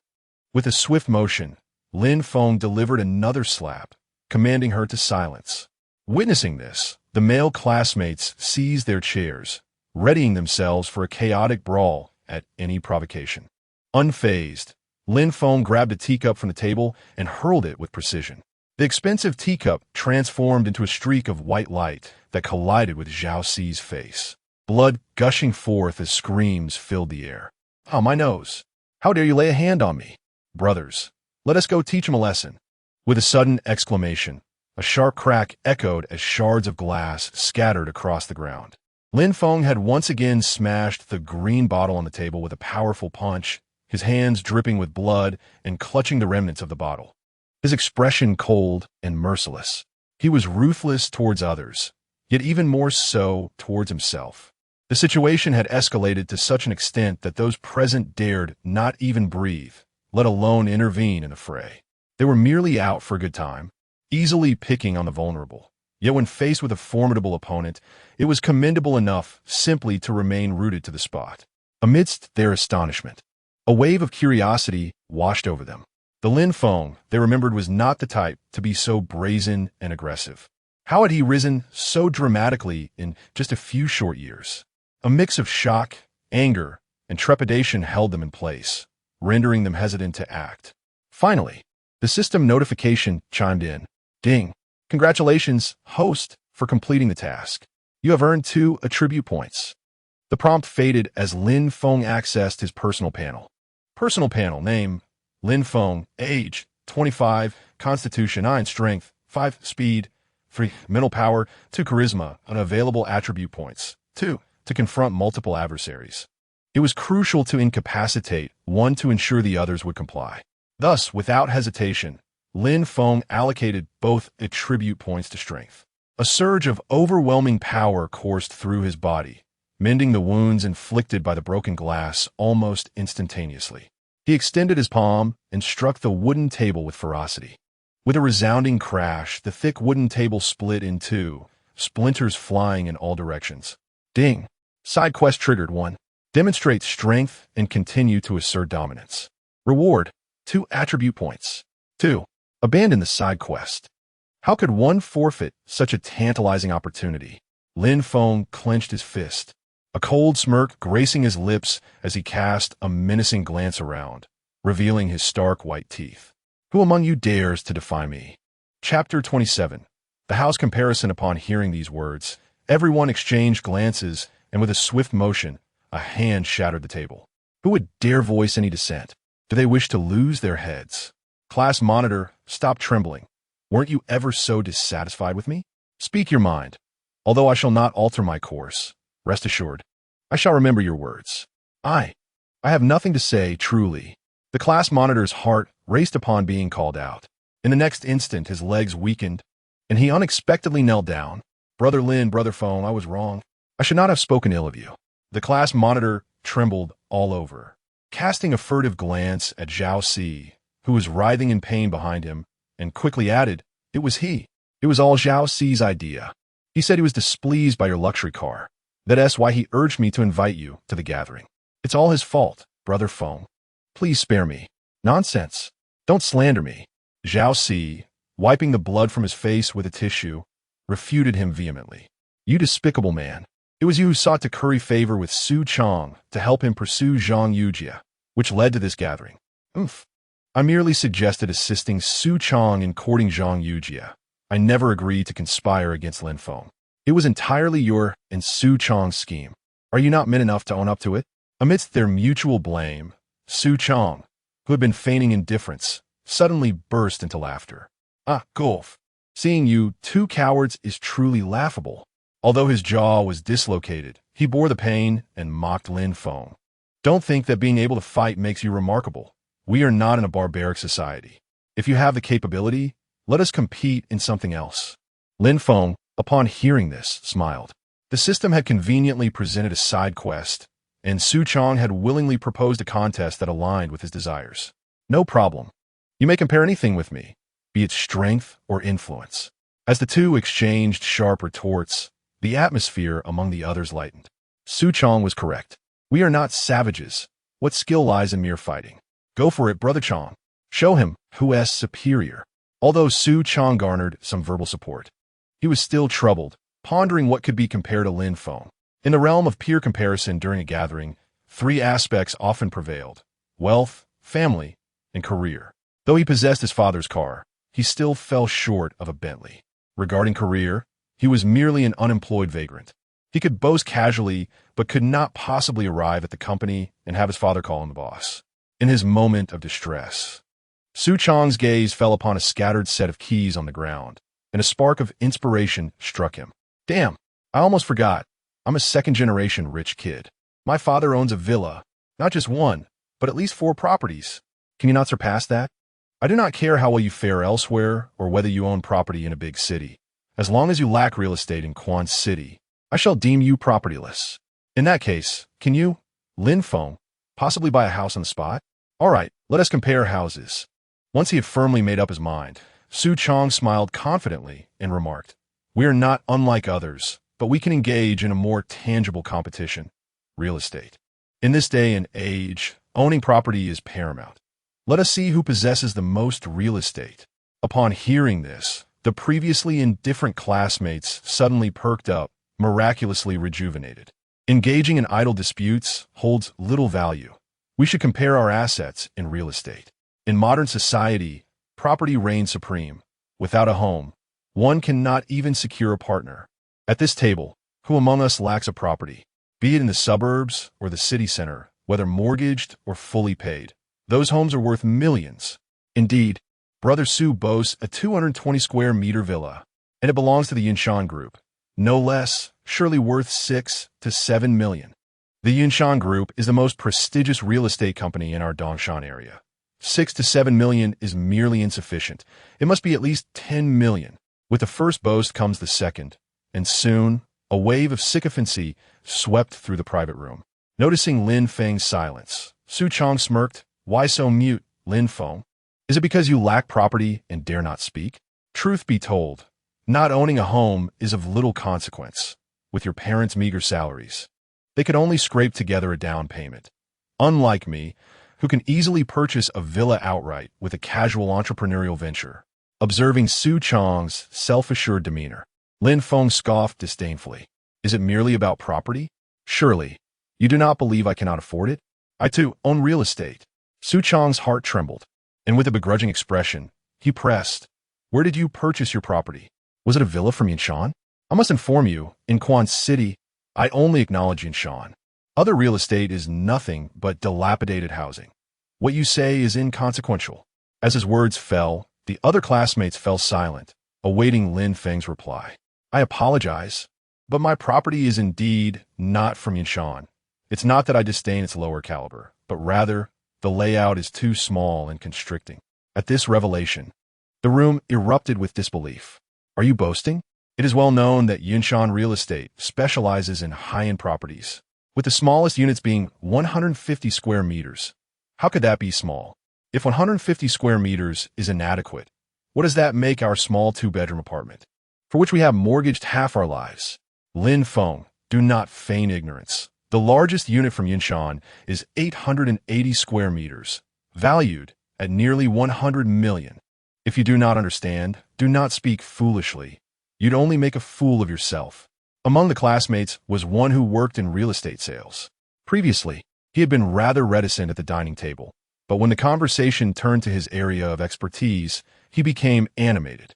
"To be candid, our company recently secured a batch of properties from Yanshan, and in just 1 week, we sold over 70 units, 70 in total. Were it any other year, this would be unremarkable, but right now, the property market is at its lowest ebb. Other companies have halted the development of new projects, yet Yunshan's properties remain in high demand. This speaks volumes about their prestige." Intrigued by his confident discourse, Lin Feng inquired, "Are you suggesting that established real estate firms like Tangchun are failing?" "Dang Qian Yi Bin." The man was taken aback for a moment, then spoke in a deep voice. "Of course, Tangchun Yipin, a nationally renowned real estate developer, is impressive. However, they exclusively deal in villas and expansive residences, catering to the elite. If you possess a few hundred million in your account and aspire to acquire property from Tangchun Yipin, I advise you to abandon such delusions. Whether or not one is involved in the real estate industry, all classmates are familiar with Tangchun Yipin. It stands as a colossal figure in the industry, a landmark of affluence. Those residing there are either billion-dollar CEOs or scions of illustrious families. Beyond them, even someone with an annual salary of $1 million would need to toil for nearly a century without indulgence to purchase a villa from Tangchun. The disparity in social class is starkly evident." Lin Feng, why do you bring up Tangchun Yipin? Are you suggesting that you possess a property there in the magical city? Su Chong initially felt a twinge of concern, but upon hearing Lin Feng mention Tangchun, his anxiety swiftly dissipated. "Could you, who have only graduated a few years ago, dare to covet what ordinary affluent families wouldn't even dream of in a lifetime? What a ridiculous joke. If you truly owned a villa from Tangchun, I would gladly offer my head as a night pot. However, His triumphant expression did not last long. Lin Feng smiled nonchalantly. Actually, I do own a villa from Tangshan in Quancheng, measuring just over 200 square meters. It's quite decent, I suppose. What? What did you say? Have you lost your mind? Chapter 28. The Jade Tower. Do you possess a residence in the prestigious Thompson Epine? Absolutely impossible. Sukyang et Galim. His face a mask of disbelief. The others, upon hearing this, furrowed their brows in skepticism. Lin Feng, you truly have a talent for exaggeration. Do you believe that a property worth hundreds of millions is as easy to procure as a cabbage? You must be out of your mind. Boasting to outsiders is one thing, but parading as a wealthy magnate in front of your classmates is quite another. Do you comprehend the magnitude of 100 million? Such an amount, if deposited in a bank, would yield over 5 million in interest annually. According to contemporary consumption patterns, it would last several lifetimes. Zhang Yujia, the class beauty, while not joining in the mockery, wore a serious expression. It was evident that she found it difficult to believe that Lin Feng truly had the means to acquire a villa in Thompson Epine. I had hoped that after becoming CEO, you would mature. Alas, you are just as fanciful as Su Chong. This behavior is not only unappealing, but also vexatious. Do you realize that? When trust is absent, every word you utter is misconstrued. Zhang Yujia's fondness for Lin Feng was already tenuous. Had it not been for his sudden elevation to the position of president, it's likely their paths would never have crossed again. She had intended to engage with him as a friend, but now she felt the need for careful consideration. It's merely a house. Why the uproar? Lin Feng, unfazed, retrieved his phone and made a call. The conversation was brief, consisting solely of an address before he hung up. Huh? What is he up to? Is he summoning someone? Damn it. Lin Feng, you promised not to fight. How can you renege on your word? Don't hit me. I said nothing. Reflecting on Lin Feng's earlier fury, the group could not suppress their trepidation. He was quite ferocious, and they, as civilized individuals, were reluctant to engage in conflict. Seeing their cowardly demeanor, Lin Feng found it both amusing and perplexing. Afraid of being struck yet incessantly chattering away, he wondered if they were masochistic or simply foolish. The call I made was to Thompson Epine. A driver will come to transport us shortly.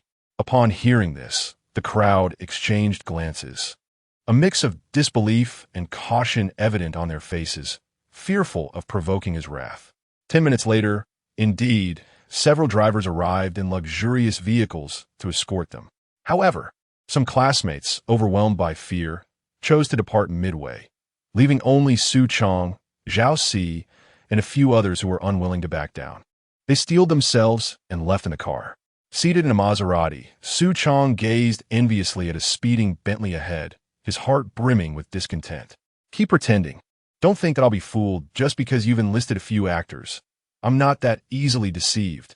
The destination was a mountainous area within the old city, known for its abundant springs. The convoy passed through the gates and slowly came to a stop in front of a garden. A melodious voice rang out. Excuse me, is Mr. Lin Feng present? The group turned in unison to see a tall, elegantly dressed woman in uniform. Though she appeared to be merely a receptionist, her beauty and poise would ensnare most men at first glance. I am he.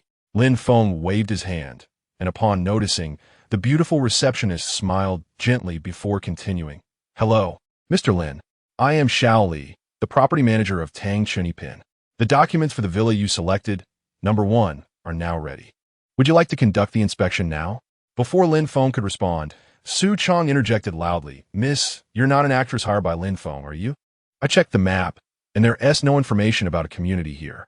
His sudden remark prompted others to echo his skepticism. The signal is terrible in this area. Is Tangshan really developing a new property here? One muttered. The scenery of this mountain is quite nice, but it barely qualifies as an unknown tourist attraction. However, I don't see any community here. If you're going to deceive us, at least do it with some finesse. Simply bringing in a few actors to fool everyone is hardly impressive. Zhang Yujie frowned slightly, expressing her displeasure as she complained. Lin Feng, is this truly the new Tangshan Epine property you spoke of? Noticing the collective doubt among the group, the property manager hurriedly explained. As she spoke, the crowd was taken aback. Zhang Yujie stood on her toes, straining to see ahead through the dense foliage, and was astonished to spot a towering building. My heavens! Am I dreaming? Su Chong was rendered speechless, caught in disbelief. The others followed suit, craning their necks to witness the sight, gasping in astonishment. By heavens! There truly is a building. Goodness, is this really a villa? The area it occupies is simply outrageous. No wonder in novels. The female lead gets lost in the CEO's home. Who wouldn't be confused on their first visit? If this qualifies as a house, what does that make my shared space? The classmates set aside their earlier displeasure and followed in the footsteps of the property manager, crowding around her. In less than half a minute, they arrived at the entrance of a standalone villa. The courtyard gate, approximately 25 meters wide, was a standard auspicious entrance, adorned with a gilded plaque inscribed with purple chi comes from the east, flanked by two imposing stone lions that exuded an aura of grandeur. Crossing the courtyard and pushing open the main door revealed an imperial-style interior. The furniture, crafted from rosewood, boasted intricate hand carvings, and towering screens displayed 9 layers of cloud brocade, aspiring to rival the heights of the mountaintop. The entire villa exuded a sense of discipline intertwined with elegance. Its opulence was beyond mere luxury, embodying a resplendent grandeur that echoed the weight of aristocratic lineage. As Su Chong approached the living room, he could still muster a few stubborn remarks. But the moment he stepped inside, his mind went blank. It was then that he comprehended the vast disparity between himself and Lin Feng. Ding! Congratulations, host, on successfully completing the side quest, earning 2 attribute points. Remaining attribute points, 3. A flicker of joy crossed Lin Feng's face, but he quickly fell silent again. Isn't this decoration a bit too ostentatious? It was not just him. Everyone, apart from the property manager, was left in a daze. Zhang Yu's eyes were vacant, and she murmured, "Why do I feel so unsettled?" Perhaps this is the epitome of power in the Chinese style. The class leader whispered, as if afraid of alarming the celestial beings above. That chair, I can hardly fathom its worth equating to many years of my salary. The seat at the very top, I can scarcely imagine the delight it must bring to its occupant. No wonder Chun Yuliang aspired to emperorship over a mere chair. Such an indescribable sensation. Whispers surrounded me as Lin Feng awakened from a grand dream, regaining his composure. He then addressed the property manager. "Say, miss, a house is meant for living, yet the decor here seems rather unsuitable for habitation." The overwhelming sense of oppression was striking. However, a house is just a house.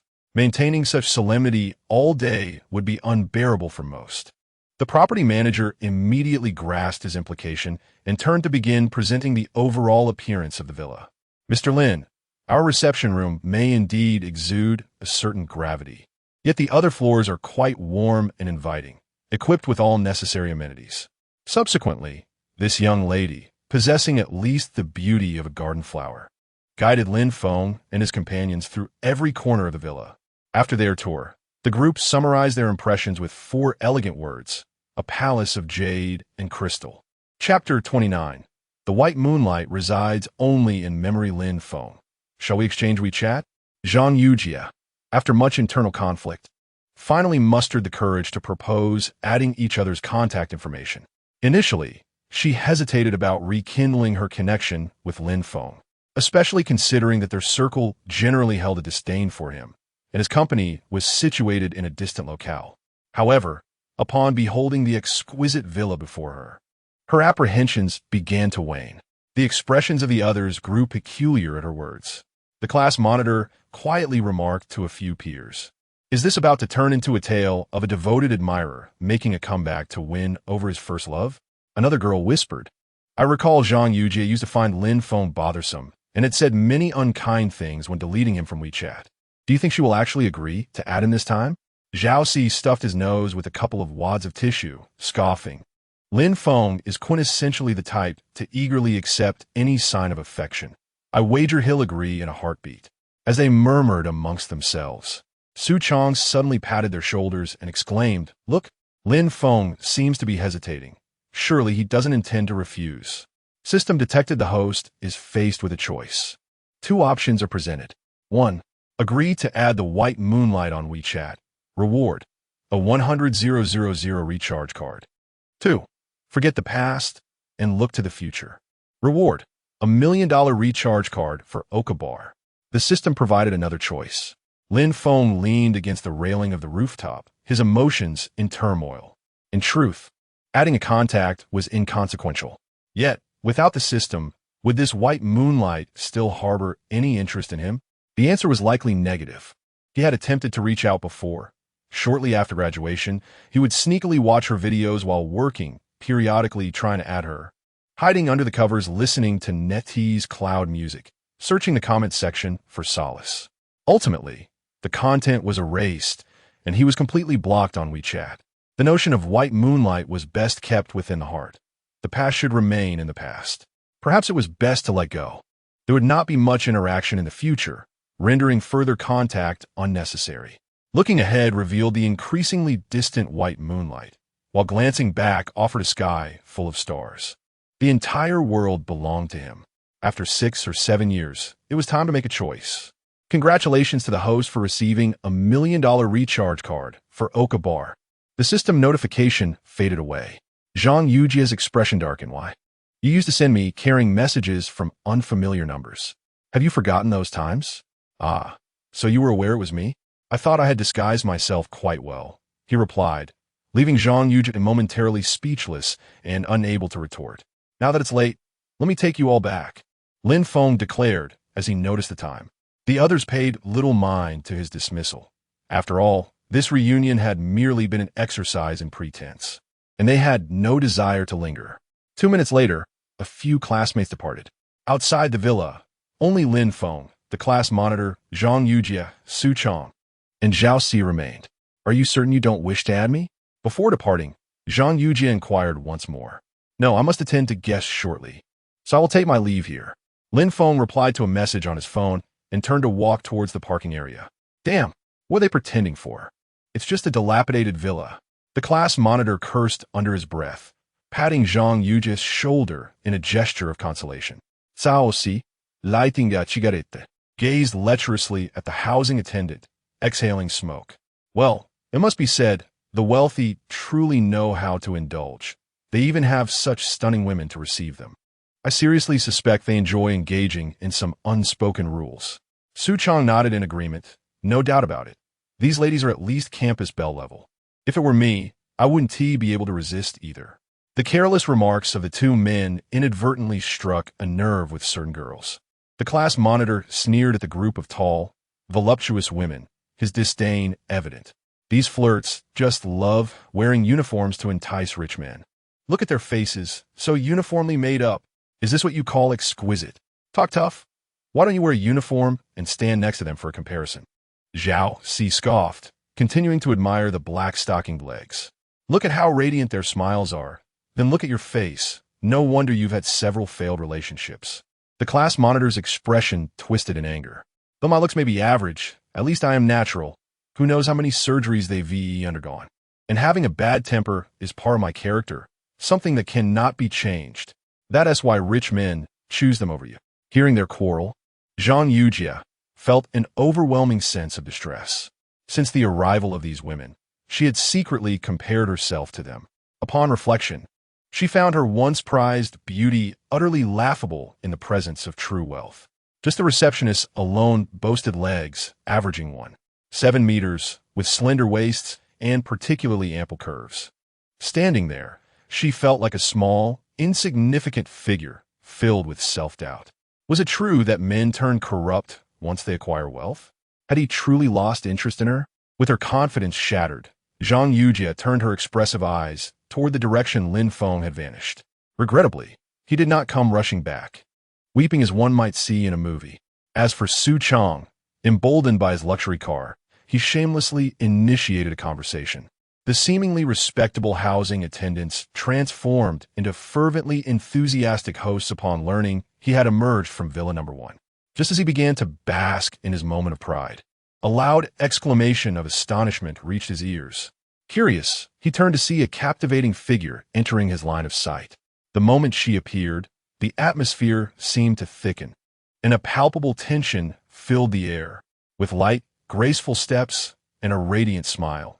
Each of her movements flowed with an elegant naturalness.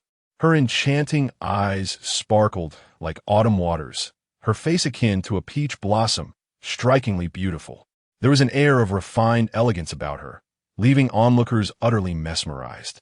As one strolls down the street, couples quarrel upon sight, married individuals contemplate divorce, children hastily seek their mothers, and the elderly assess social welfare. In essence, regardless of age or gender, a mere glance proves difficult to avert. Is this young lady not exceedingly captivating? Su Chong swallowed hard, suddenly realizing that the housing management staff appeared rather pedestrian in comparison. The class monitor, with a dazed expression, murmured, "I had once envisioned myself resembling her." Even someone as obstinate as she was now rendered speechless by the goddess-like beauty. "Isn't she a few grades below us in the arts?" Cao Xin interjected. "One's appearance is typically solidified by high school, and given the allure of such a stunning young woman, the impression is indelibly etched in memory. One glance is all it takes to recognize her. To encounter the illustrious campus beauty here today makes this beating feel less futile. Look, look, the campus beauty has cast glances my way several times. Do you think she might harbor an interest in me?" Su Chong declared, brimming with self-admiration. Chapter 30. Farewell to Tsui Su Chong. Must you be so shameless? The class leader rolled his eyes in disdain, then turned to Zhang Yujia with a hint of curiosity, saying, "Besides, don't you have a fondness for Yujia? Why suddenly show interest in the school beauty Chuda?" Before Su Chong could respond, Zhao Si interjected. "Yujia is the class flower, while Chu Yi is the school flower. There is no basis for comparison. And let us not forget, Su Ge once pursued Chu Yi but gave up when she went to university." After this reminder, Zhang Yujia frowned slightly. "What do you mean by class flower and school flower? That sounds rather harsh. My looks aren't lacking. Chu Yi is merely taller, with a more curvaceous figure, a higher education level, and a certain charm. Besides those few advantages, what makes her superior to me?" As she simmered in frustration, her suitor from the past had the audacity to flirt again. Picking the most stunning rose from the flower bed, Su Chong gazed at Chu Yi, who was clad in a black cotton coat, sharp pants, and white sneakers, momentarily lost in thought. After several deep breaths, he finally mustered the courage to approach her. "Chu Yi, long time no see. I didn't expect to encounter you here."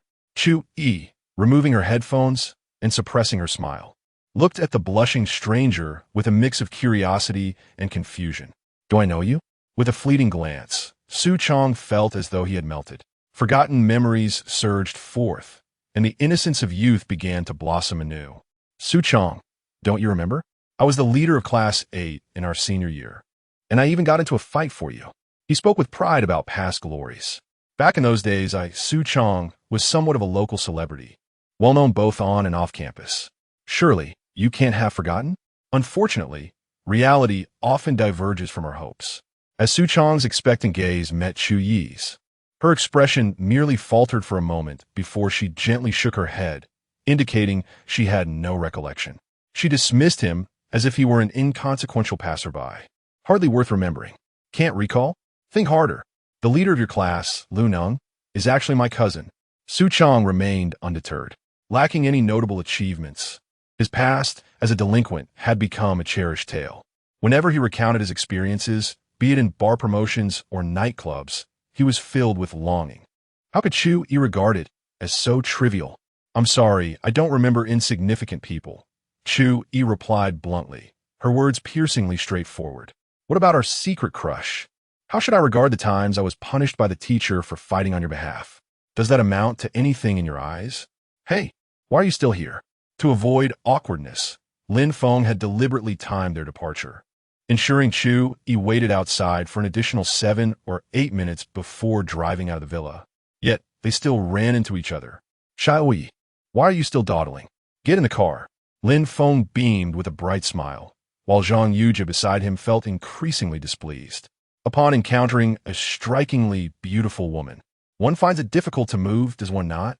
"I, indeed, consider myself your cherished muse.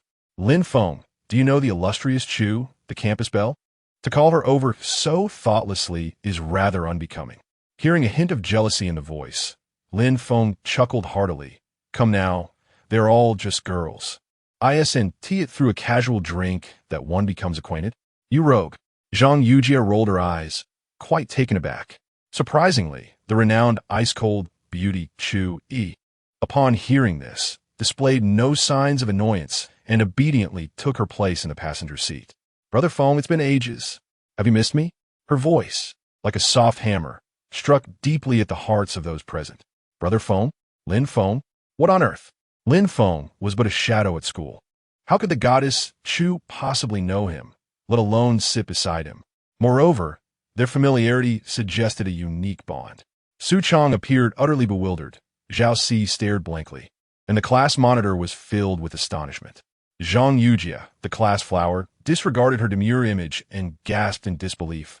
What a joke. Guyi, you're the campus belle. How could you possibly be associated with him? Unfazed by their incredulity, Chu Yi turned toward Lin Feng and planted a passionate kiss on his cheek, effectively silencing their doubts with her actions. How much have you missed me? Lin Feng, in turn, embraced this enigmatic girl, his expression one of affectionate indulgence. Initially believing it to be but a fleeting dream, he was astonished at how this once aloof and proud girl had taken the initiative to rekindle their connection. The intimacy of their exchange left onlookers agape. It became clear why Lin Feng had declined to add the class flower on WeChat. It seemed he had moved on to something more captivating.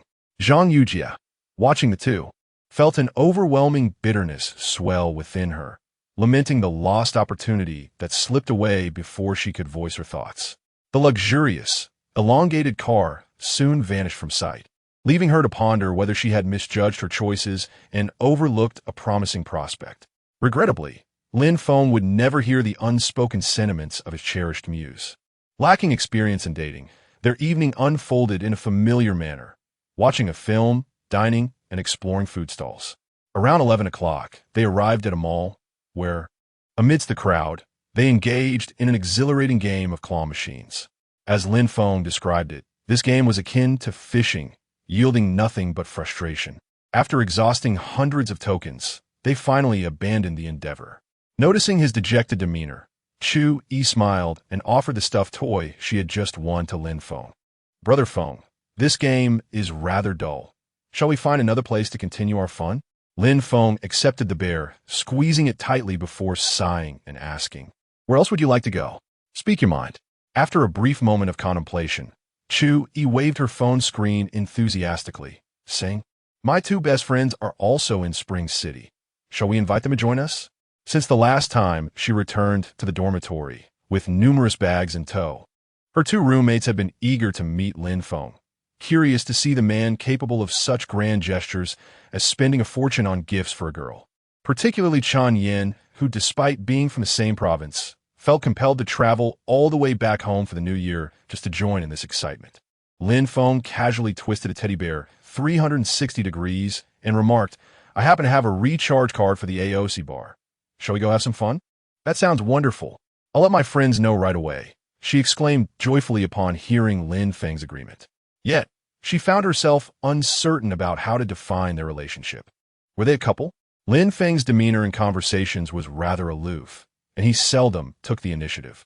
Calling him a mere fling did not resonate either, as he lacked the peculiar tastes Chun Yin had described. The ample freedom left her feeling anxious and apprehensive. After a brief exchange on WeChat, Chun Yin and Wang Chunchun set off from the hotel to the bar, while she and Lin Feng leisurely drove towards their destination after meandering through the shopping mall. Chapter 31. Youthful countenance and Chun Yin as dust descended upon the vibrant city of spring water. A low, resonant growl echoed through the air, heralding the arrival of a Bentley that shattered the darkness with its brilliance. Countless handsome men and beautiful women lifted their gazes, and amidst the chilling breeze, Lin Feng and Chu Yi entered the grand doors of the Oka bar hand in hand.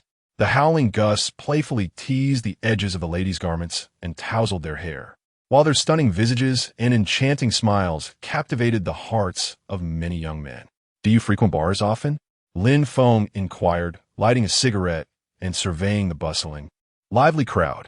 The bar was indeed a realm brimming with joy, where it seemed that every soul radiated happiness.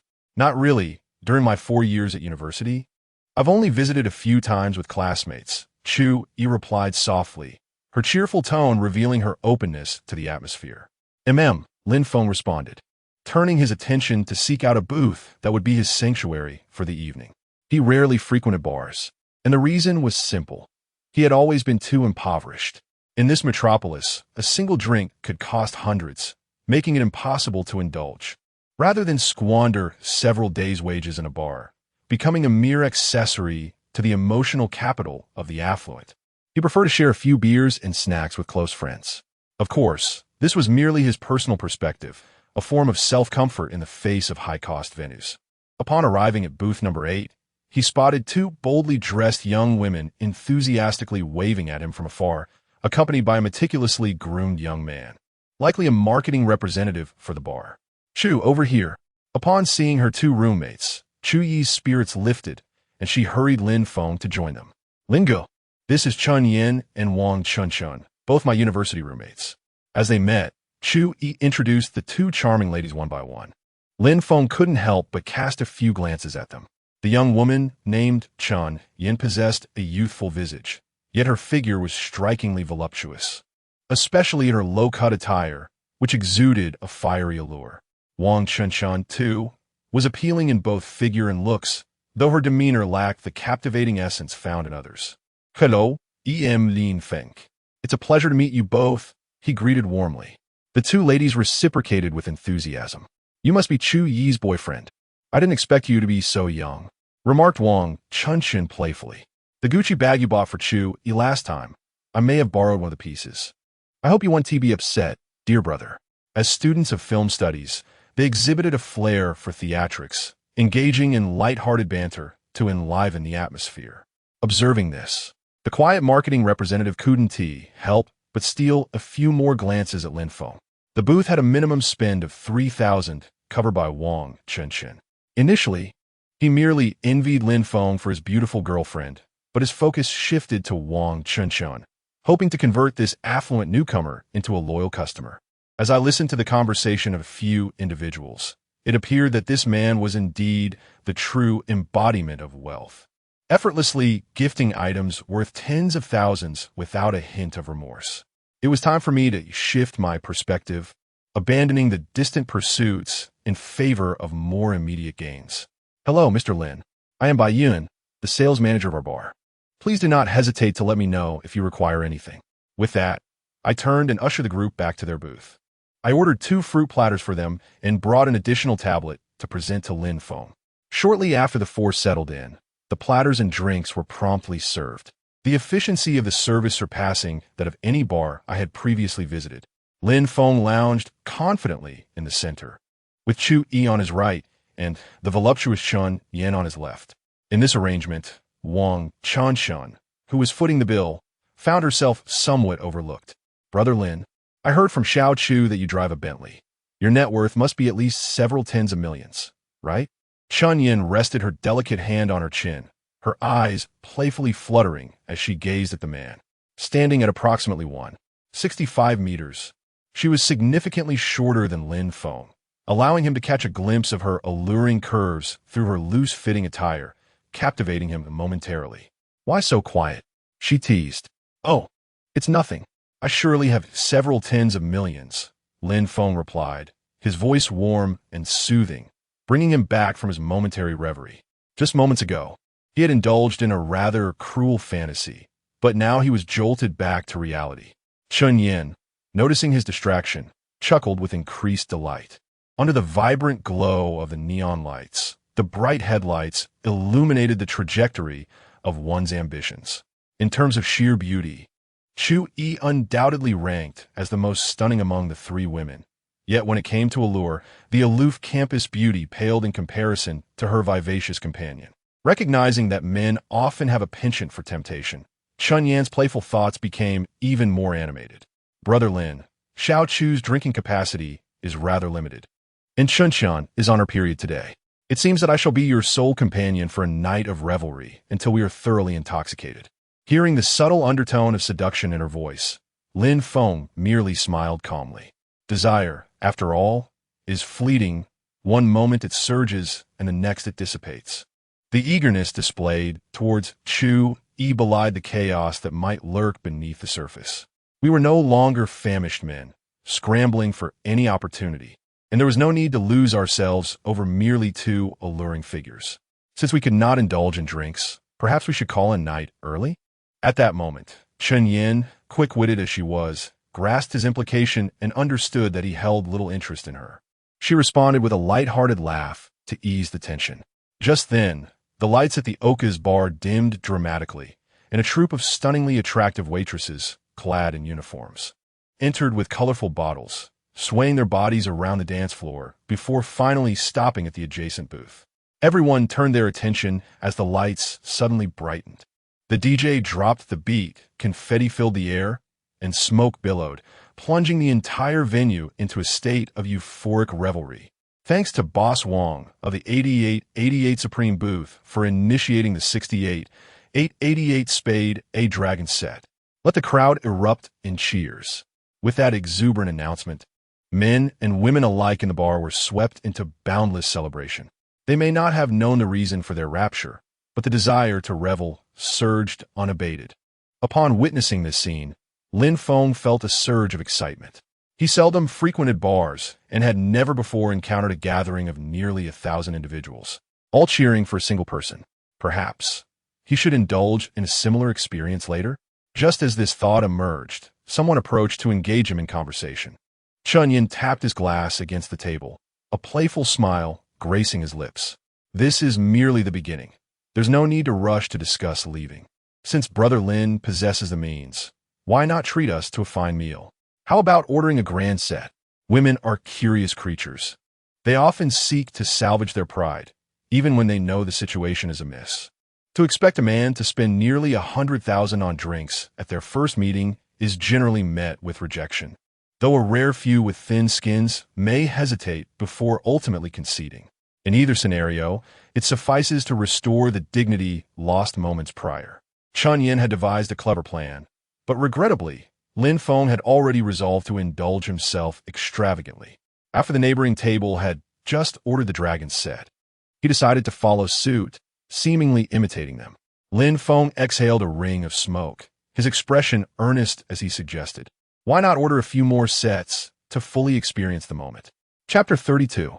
Are you jealous? Once desire ignites, it is challenging to retreat. Not to mention that Lin Feng possesses a 2 million yuan recharge card. Even without that, he would find a way to procure a couple of fine bottles of wine to set the mood. Bringing a girl to the bar merely to watch others splurge is hardly the conduct of a true affluent individual. Detected that the host is making a choice. The following two options are presented. 1. Order 10 sets of dragon gear. Reward 1 million in spending money. 2. Shout a slogan to the entire venue. Reward 5 attribute points. These two options, 1 million is substantial, yet not quite sufficient. 5 attribute points are meager, yet exceedingly precious. Most importantly, since he intends to impress, why not do so extravagantly? What use is it to retain a few 100,000 in credit? After years of abstaining from the bar scene, this visit should ensure that his name resonates throughout the venue. Now, that is true ostentation, true exhilaration. I choose the second option. Let us go. Show me. With a fervor for showcasing, Lin Feng beckoned the marketing team. The three women were still gazing at the scenery next door, but his sudden call immediately provoked Chun Yin's displeasure. The striking beauty with youthful features and ample curves coldly remarked, "Lin Feng, why are you calling for marketing? Do you genuinely wish to learn how to order dragon gear? What is dragon gear anyway? Since we are here to drink, it is imperative that everyone enjoys themselves." Lin Feng smiled nonchalantly. "I wish to treat the entire venue to a few drinks."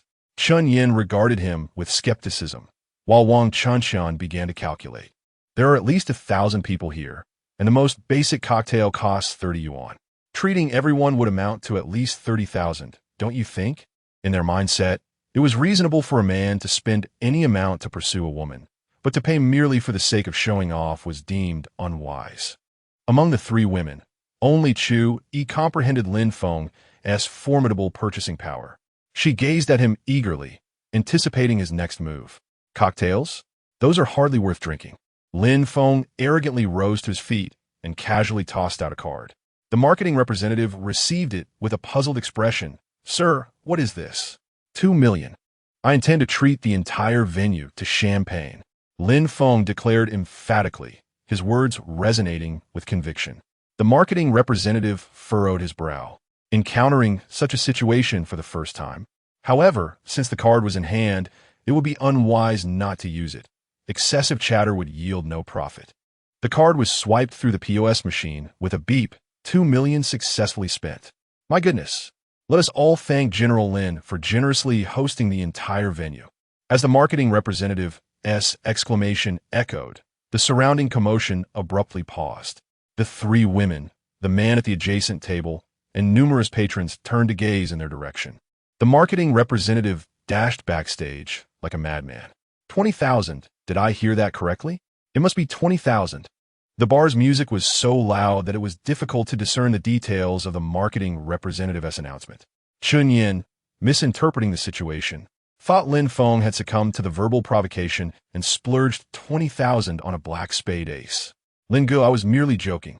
Please don't take it seriously, did she coax him into playing innocent? Unbeknownst to all, the true spectacle was just beginning. Suddenly, the lights in the entire venue extinguished. In that moment of collective bewilderment, the lights around the bar flickered to life in succession. The incandescent bulbs set the stage, neon lights danced, and the sound of celebratory cannon fire erupted. Chun Yin, puzzled, rose to her feet and followed the throng toward the dance floor, eager to uncover the bar's antics. Little did she anticipate that the next moment would bring gentle beams of light cascading down, revealing their images on the grand screen. What was happening? Chun Yan's face drained of color, her fingers stiff with disbelief. Beside her, Chu, Yi, and Wang Chuncheng shook their heads in unison, indicating their shared bewilderment. Thanks to the esteemed VIP table, Mr. Lin, for his extravagant 2 million yuan purchase of champagne for everyone. Let's all wish Mr. Lin a future filled with prosperity and a yearly income of $1 billion. In an instant, spurred by the DJ, the crowd erupted in a chorus chanting Lin Feng's name. Mr. Lin is incredible. Mr. Lin is so handsome. Mr. Lin, I want to have your child. Under the influence of alcohol, the youthful revelers grew even more exuberant. That night would etch itself indelibly in the memories of many. For ordinary individuals fortunate enough to be treated to champagne by a wealthy benefactor, it would be a boastful tale for a lifetime. Earlier, Chun Yin had intentionally provoked Lin Feng's spending, but now she fell silent, cowering in a corner, trembling. Goodness, a 2 million yuan expenditure in a single night. Was this even human? Her worldview was being reshaped over and over again. System notification. Host has completed the selection task. Reward of 5 attribute points. As a system prompt faded, the atmosphere in the venue reached its zenith. Amidst the dazzling lights, the atmosphere team re-emerged, their attire bolder this time.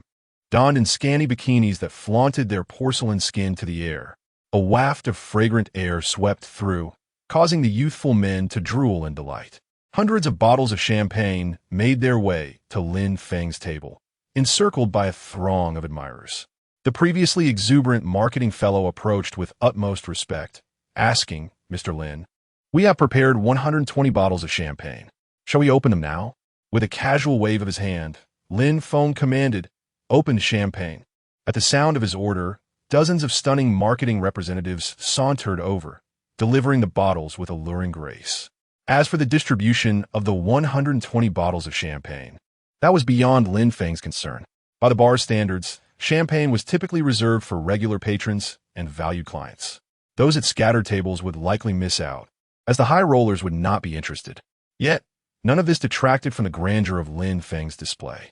Due to the physical condition of 2 of the ladies, the drinking session concluded early. The quartet, amidst the well-wishing of the many marketing representatives, gradually exited the bar, returning to their car, where the bar staff was already in place for handover. The marketing team even organized a farewell ceremony, an age-old yet ever-timely marketing approach, wishing Mr. Lin a safe journey from all the staff at Oka's. Passers-by and young patrons preparing to enter the bar marveled at the sight of the Bentley. catching a glimpse of Chu Yi's enchanting beauty through the tinted glass, leaving them in awe. Elegant cars and beautiful women. Others' lives are but my dreams. How infuriating it is that such a splendid opportunity is squandered. A pig owning a Bentley? My friend, if one needs to crowdfund for a drink, perhaps one should refrain from lamenting the injustices of fate. Lin Feng, indifferent to the whispers of passers-by, found his gaze fixated on a particular beauty amidst the revelers at the bar. Such a gentle smile. This pure maiden surely does not belong to your bar's atmosphere crew. Does she? Upon hearing Lin Feng's inquiry, the designated driver turned his head to glance. Among the crowd, a lady clad in a cotton coat and adorned with knee-high boots moved gracefully. She is the daughter of our esteemed boss. Does President Lin wish to make her acquaintance? Lin Feng cast a sidelong glance at Chu Yi, noticing her pouting lips and a look of pitiful discontent. With a playful smile, he inquired, "What? Do you wish to introduce me?" The driver caught a glimpse of her muted frustration in the rearview mirror and sighed inwardly, recognizing the superiority of the wealthy. Having 3 companions in the car is hardly sufficient. Openly discussing other women while the alluring beauty in the back seat remained silent. Though I would like to make an introduction, alas, I am merely a driver, powerless despite my intentions. Then why utter such nonsense? Lin Feng chuckled, playfully pinching Chu Yi's cheek. Is our dear Chu feeling a touch of jealousy? Chapter 35. Adapting to the role of a scoundrel. No. I certainly won't feel jealous. Chu Yi lowered her head, a delicate blush gracing her exquisite features. Your face is flushed, yet you remain obstinate. Lin Feng remarked with a calm smile. He was gradually acclimatizing to the persona of a scoundrel. In the realm of the affluent, fidelity was but a myth. The girl's insincerity amused him, nothing more. Lin Feng, don't bully her. If you torment little Chu, I shall not let you off lightly, Wang Qinshan huffed, defending her friend. Yet before Lin Feng could respond, Chu Yi interjected on his behalf. Qinshan, don't say that. Brother Lin is actually quite nice to me. Have you been bewitched? Wang Qinshan could not comprehend why her dear friend would contradict her. Qinshan, let us not meddle in the matters of the young couple.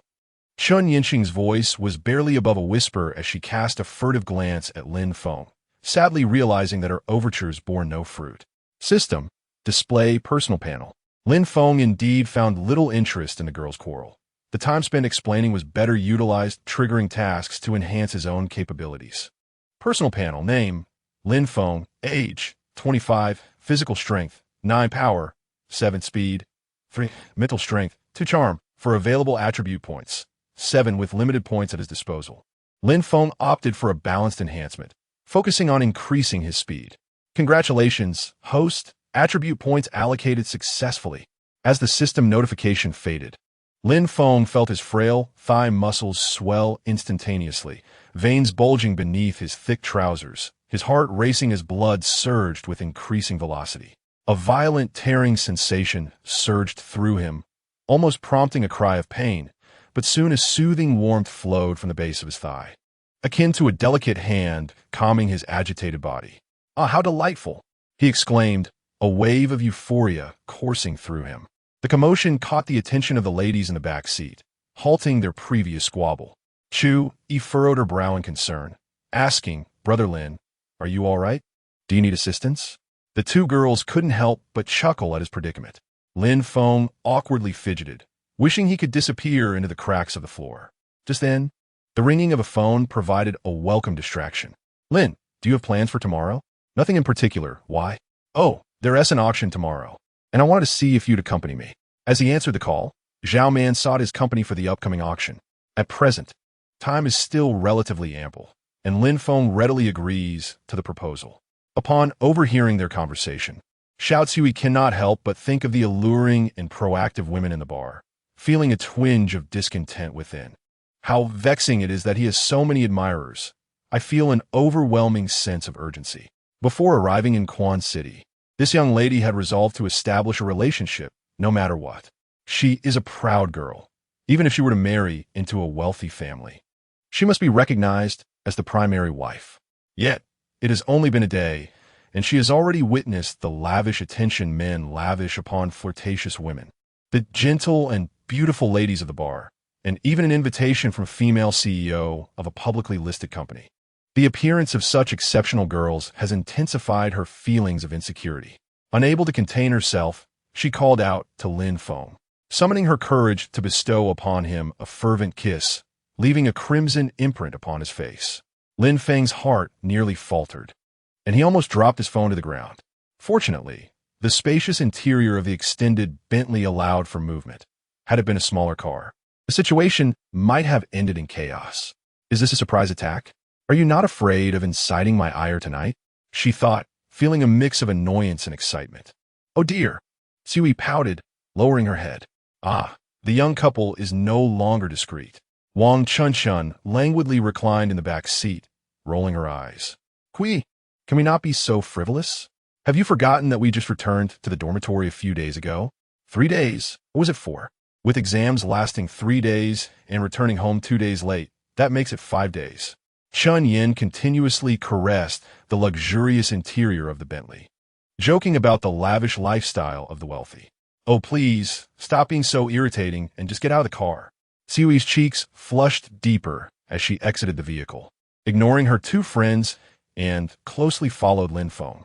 Upon entering the villa, Lin Feng instructed the housekeeper to prepare a late-night snack. Shortly thereafter, he led Siui to her room. Meanwhile, Wang Chunchun and Chun Yin, like 2 curious children, wandered about. Around 2 in the morning, they found themselves at the innermost part of the 3rd floor, where sounds of laughter and joy echoed around them. The next morning, they drove to the designated location, which was the 33rd floor of the Quan Du building. When Lin Feng arrived downstairs, the parking lot was already filled with numerous luxury cars. After a struggle to park, he heard footsteps behind him. Brother, over here. Upon hearing the call, Lin Feng turned to find Zhao Man approaching. The fragrance of the mature woman wafted towards him, stirring his senses and excitement. Zhao Jia, why haven't you gone inside yet? He asked. Zhao Man lightly bit her lip, her delicate fingers playfully tousling her hair, and teasingly replied, Oh, ungrateful one, I was waiting for you. With a smile that could captivate the world, passers-by stole glances, unable to suppress their smiles. She smiled at me, he thought, exhilarated. A group of spirited young men nearly succumbed to the impulse of approaching to request WeChat contact.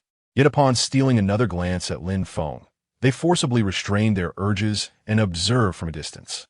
Men, after all, understand one another best. Lin Feng harbored a profound understanding of their behavior. The youth have already discerned the allure of mature women, who still treasures a young girl as a precious gem.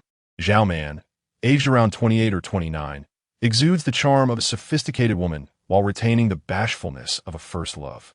Wealthy and attractive, her ambitious nature raises the question, what man could possibly withstand such allure? Who lingers there, standing foolishly, reluctant to depart? Lin Feng suppressed a smile. Having seen all that needed to be seen, what more was there to behold? Zhao Man let out a playful huff as her gaze fell upon a strand of hair in the passenger seat, leaning in to gently nip Lin Feng's earlobe. You rogue, did you bring that little girl home again last night? Ah. Haha. No, Lin Feng instinctively lied, his subconscious action of touching his nose betraying his falsehood. Women, indeed, possess a remarkable understanding of how to manipulate a man's psyche. Once they decide to tease, even the slightest gesture can evoke feelings of guilt, self-reproach, and desire.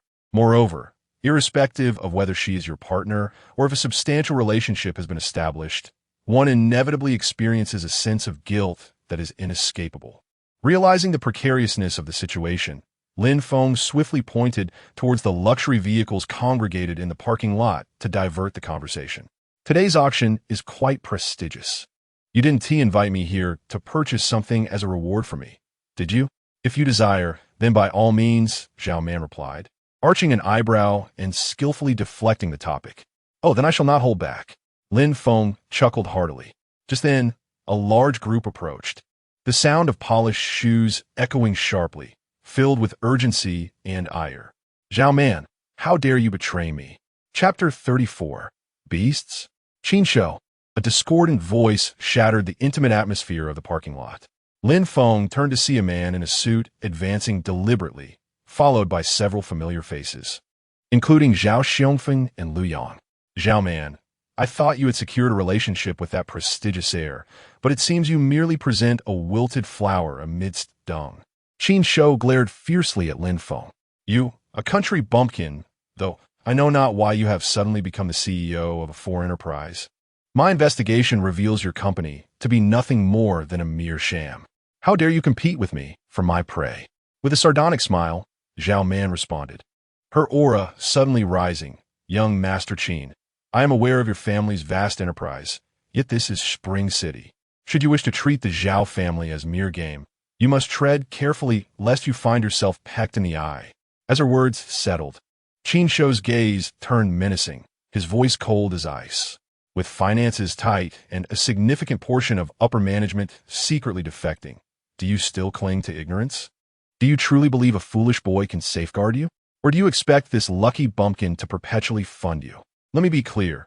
Your company has less than 50 million left in its accounts. To protect your family's enterprise, you must rely on me. Surprised that he had even investigated their company's finances, Lin Feng squinted, hostility surging within him. It had not been long since he acquired the system. Yet this individual seemed well prepared, having even delved into international systems. I shall tell you this. I will protect the Zhao family's enterprise without fail. You? Qin Shou laughed in disbelief. You think you can challenge me? Have you ever seen the heavens? A lucky waste of space, utterly devoid of any capability, dares to oppose me. His laughter was echoed by those around him, their scornful mirth resounding with arrogance and disdain. Lin Feng, do you believe that investing a few $100 million makes you formidable? Such an amount is but a fraction of what young Master Qin spends in a few months. It's your first time as CEO, right? I presume you've never even set foot on a cruise ship, let alone a private jet? You, who have seen nothing, dare to boast of safeguarding a $100 billion company? Your company has strength pales in comparison to my subsidiaries. What audacity you have to provoke young Master Qin. The Qin family controls a company valued at over $100 billion, with no fewer than 27 or 28 subsidiaries. Have you ever witnessed a market value in the trillions? You likely do not even dare to dream of it. Amidst the jeers of the crowd, a system notification sounded suddenly, detected external insults to the system company. The host is presented with two choices. 1. Retaliate angrily. Reward: unlimited targeted funds for the current auction. 2. Remain docile. Reward: explosive power, transforming the host into a super explosive capable of detonating a 100-mile radius. In the entirety of the Dragon Nation, there are merely over 300 companies valued at $100 billion. Eliminating state-owned enterprises, how many 100 billion companies remain? The power of the Qin family is indeed terrifying. However, he has encountered Lin Feng, a man on the verge of transforming into a super TNT.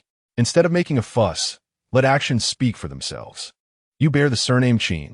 Do you think you can measure up? If you are too cowardly, kneel and bow to me, calling me father, and I shall forgive your filial transgressions. Upon hearing this, Qin Shou was utterly infuriated, his jaw clenched, pointing at Lin Feng, yet unable to utter a single word. We are all part of high society, engaging in schemes of power, profit, and resources. Conversing with a crude country bumpkin is simply impossible. To throw tantrums at the slightest provocation shows a complete lack of decorum. Zhao Man, look at the foolish brute you have chosen. Spewing vulgarities, it's utterly preposterous. Isn't calling him a foolish brute itself a form of vulgarity? Young Master Qin, indeed, displays a remarkable double standard. Zhao Man gazed at him with quiet dignity, exuding confidence. Very well, you are indeed formidable. With rage boiling within, young Master Qin pointed at Lin Feng, declaring, Wild brat, let our skills speak for themselves at this auction. I shall make you understand the true meaning of the wealth gap. With that, he turned on his heel and departed without hesitation. Congratulations, host, for completing the task. Reward: unlimited funds for the auction. As the system's announcement faded, Lin Feng turned to Zhao Man, who was fixated on him. Feel free to ask whatever you wish, she said.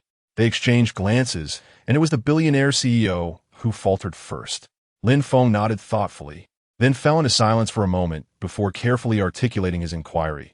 What was your purpose in summoning me today, and what is your relationship with young Master Qin? He did not wish to be a Na'vi pawn, nor did he desire to be manipulated. Zhao Man also paused, letting out a deep sigh before slowly explaining. Qin Shou and I are alumni of Oxford. He pursued me for several years, but I never acquiesced. He even attempted to drug me, but I saw through it. After facing repeated failures, this young master returned home, targeting my family's enterprise, colluding with multiple stakeholders to forcibly arrange a marriage. As for today, it was merely a coincidence. I felt somewhat lonely and wished to meet you. That is all. Upon hearing this, Lin Feng was taken aback. To drug someone. Truly, appearances can be deceiving. Who would have imagined such despicable behavior behind a polished facade? Zhao Man scoffed lightly and continued, one can always dress up. With enough financial resources, no one appears lacking. Those who enter high society often indulge in debauchery. He, taking advantage of his illustrious lineage, relishes in domineering and exploiting others, seeking to satisfy perverse desires through the ruin of virtuous lives. Many times, I suspect that my father and grandfather have fallen victim to his schemes, rather than some laughable and ethereal key to the upper realm. Lin Feng was utterly shocked by her words. A wealthy scion, merely to gratify his own twisted whims, could casually annex others' companies, forcibly arrange marriages, and even resort to hiring assassins. The upper echelons of society are more sinister than one might imagine. They resemble beasts in the Garden of Eden, living lives of untroubled abundance while unrestrainedly unleashing their primal instincts. In truth, there is no need for you to involve yourself in my affairs with Qin Shou, for his family wields immense influence. In the realm of capital, the weak bow their heads. Perhaps I too will eventually submit. In response to Zhao Man's self-deprecation, Lin Feng's anger gradually escalated. What do you mean the weak bow their heads? Why should we submit to him? He grasped her hand firmly and declared, I have vowed to protect the Zhao family. As long as I am here, you shall never need to lower your head. With that promise resonating in the air, Zhao Man looked up at Lin Feng, seeing a glimmer of hope within him. In the next moment, whether it was indignation, gratitude, or a combination of both, bitter tears welled up and streamed down her face. She leaned into his embrace, her expression one of weariness and despair. From a carefree rich girl to a self-reliant woman forced to stand alone, these past few years had truly drained her. Lin Feng placed a comforting hand on her shoulder. Unsure of how to console her, he could only hold her close, silently shielding them from the prying eyes of others. After a long while, once she had regained her composure, Zhao Man touched the tear-stained fabric of her shirt, feeling a tinge of guilt. I've ruined it with my tears.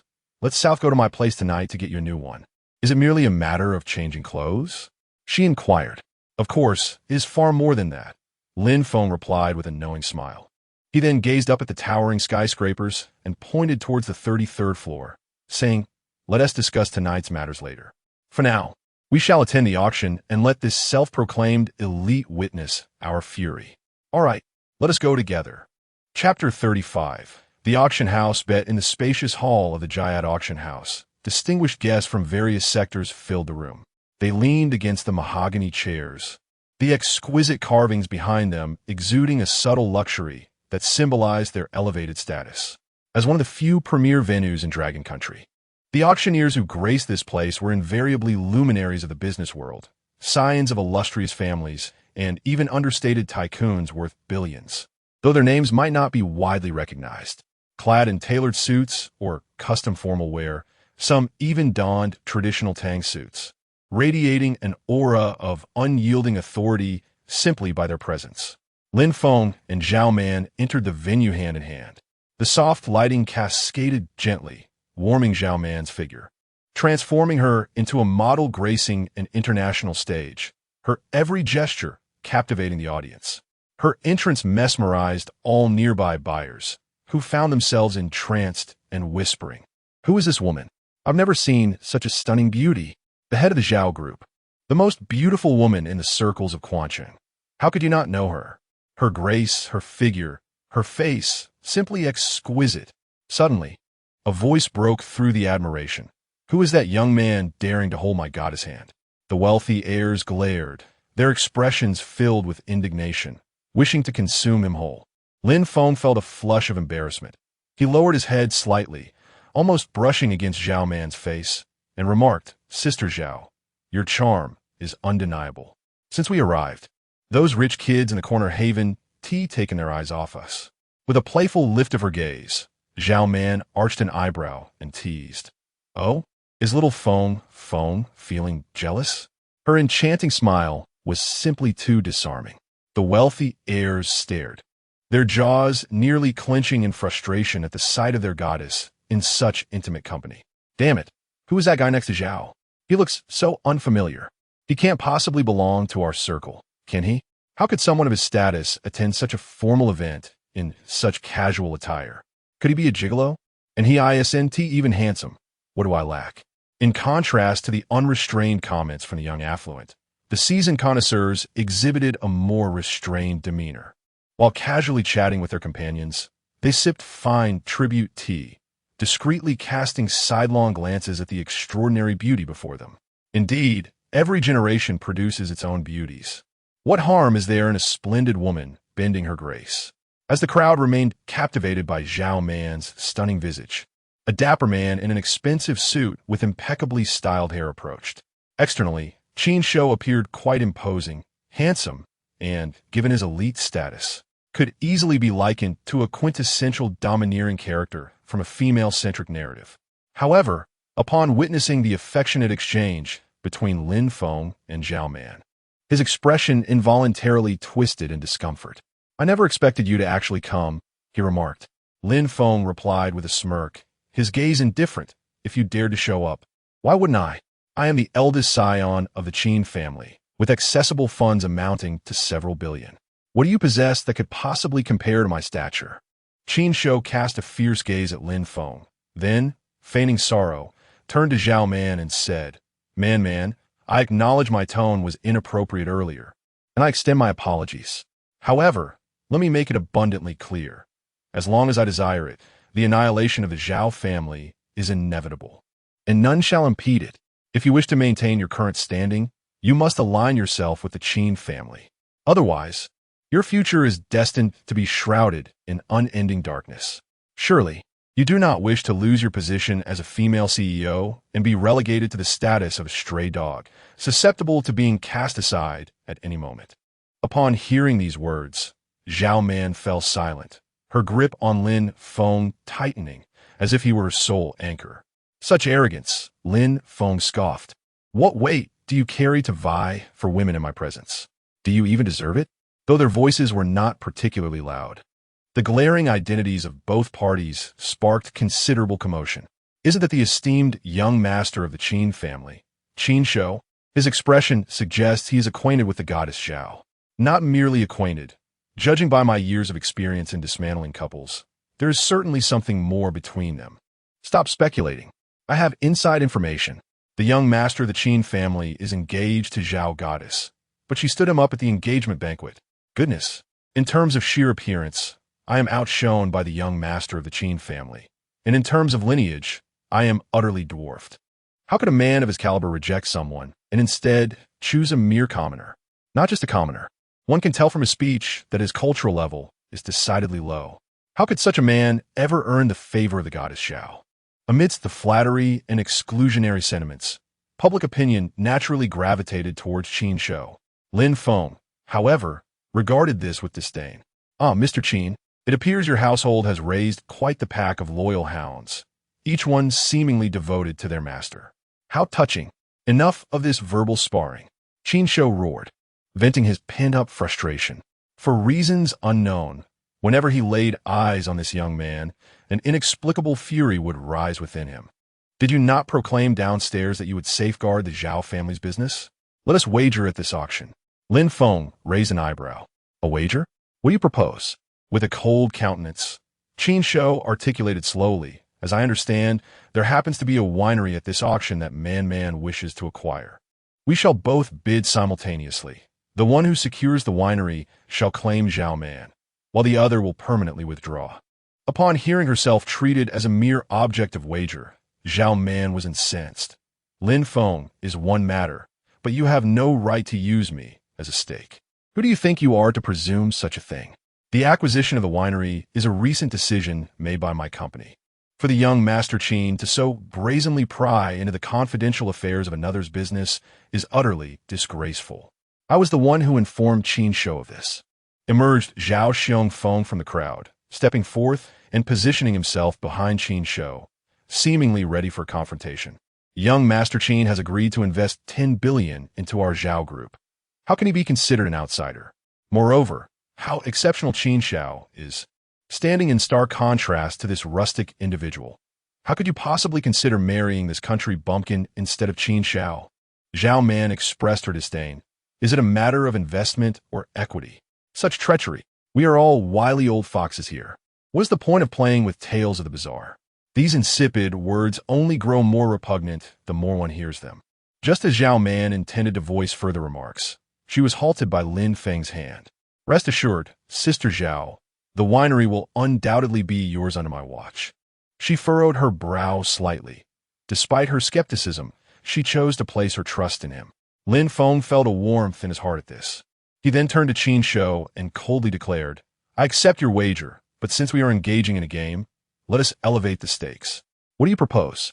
Let us see who acquires more auction items today. For each additional item, the other party must invest an additional 100 million into the Zhao family and utter the words father. Do you dare? Qin Shou smirked mischievously. What is there to fear? If you enjoy playing tricks, I shall relish in your embarrassment. Chapter 36. The Splendor of Yu Shi Zuan Feng Hua. As the wager was established, everyone returned to their seats. Whether by coincidence or deliberate arrangement, Qin Shou found himself seated adjacent to Zhao Man.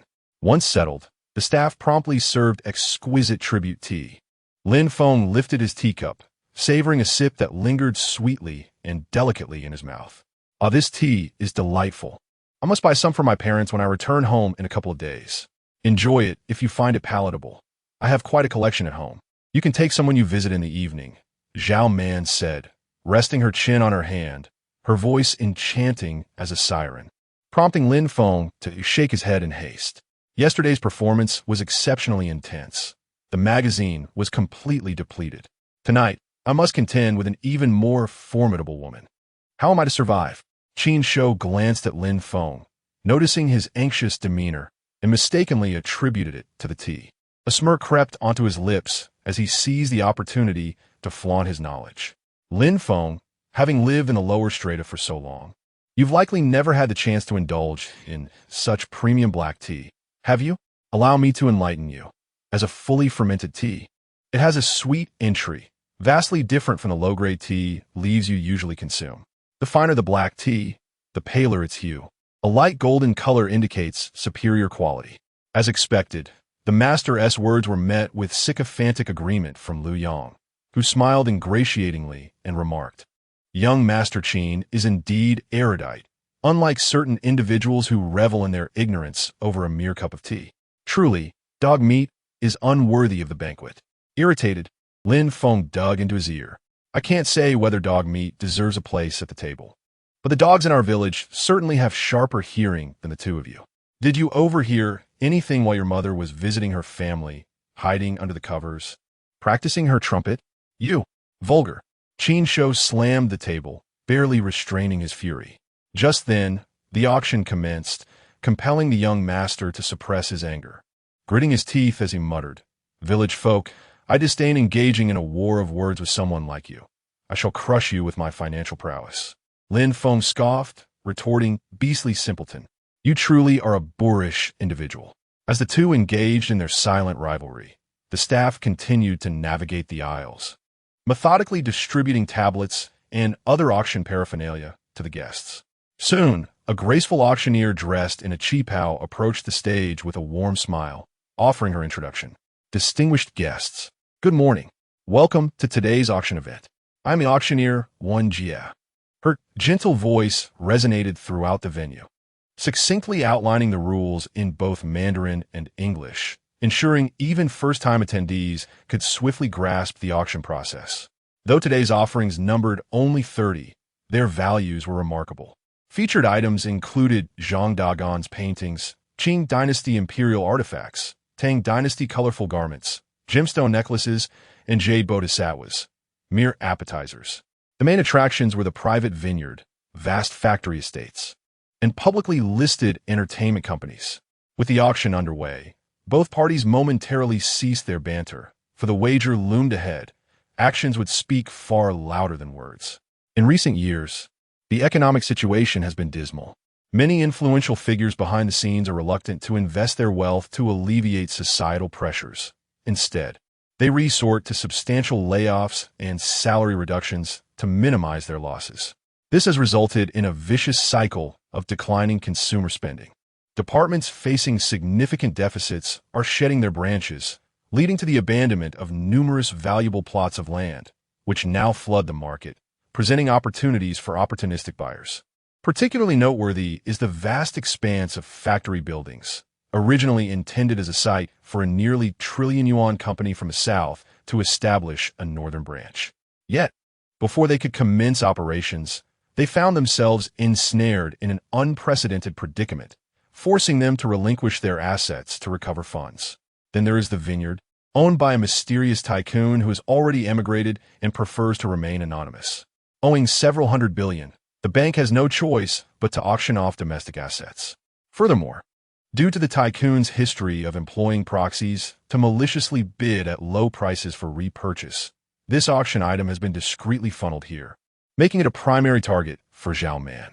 With the factory as the key attraction, the assembled magnates have come well prepared, eagerly anticipating the climactic bidding war. As Lin Feng struggles to keep his eyes open, the first auction item is unveiled. The debut piece, a jade necklace named Yushi's Yuan Fenghua, has been meticulously designed by master craftsman Qining from the Dragon Kingdom. With a dedicated team of 20 laboring for over 4,700 hours to complete this exquisite work of art. Boasting immense artistic value and recognized as one of the world's most exquisite treasures. Once valued at 200 million US dollars. The starting bid is set at 500 million Dragon Kingdom coins, with increments no less than 50 million. Upon this announcement, gasps of astonishment ripple through the audience. No one anticipated that the opening item would be worth tens of billions, especially a necklace of such unparalleled renown. As the item is projected on screen, Zhao Man's eyes light up.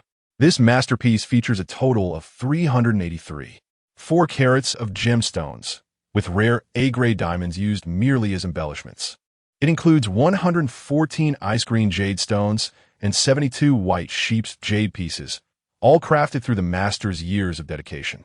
As a woman, she cannot help but be captivated by the stunning jewelry, though her fleeting desire quickly fades, returning to her composed demeanor. In the past, she might have considered making a bid, but now, her available funds remain insufficient. With Lin Feng's financing included, her account totals just over 10 billion, and she contemplates whether she can secure the vineyard as well.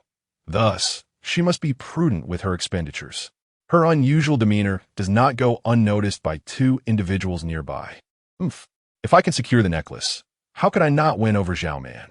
That wretched bumpkin only has 50 million. What right does he have to compete with me? The affluent women in attendance can hardly contain their excitement. Regardless of age, women love to compare themselves to one another.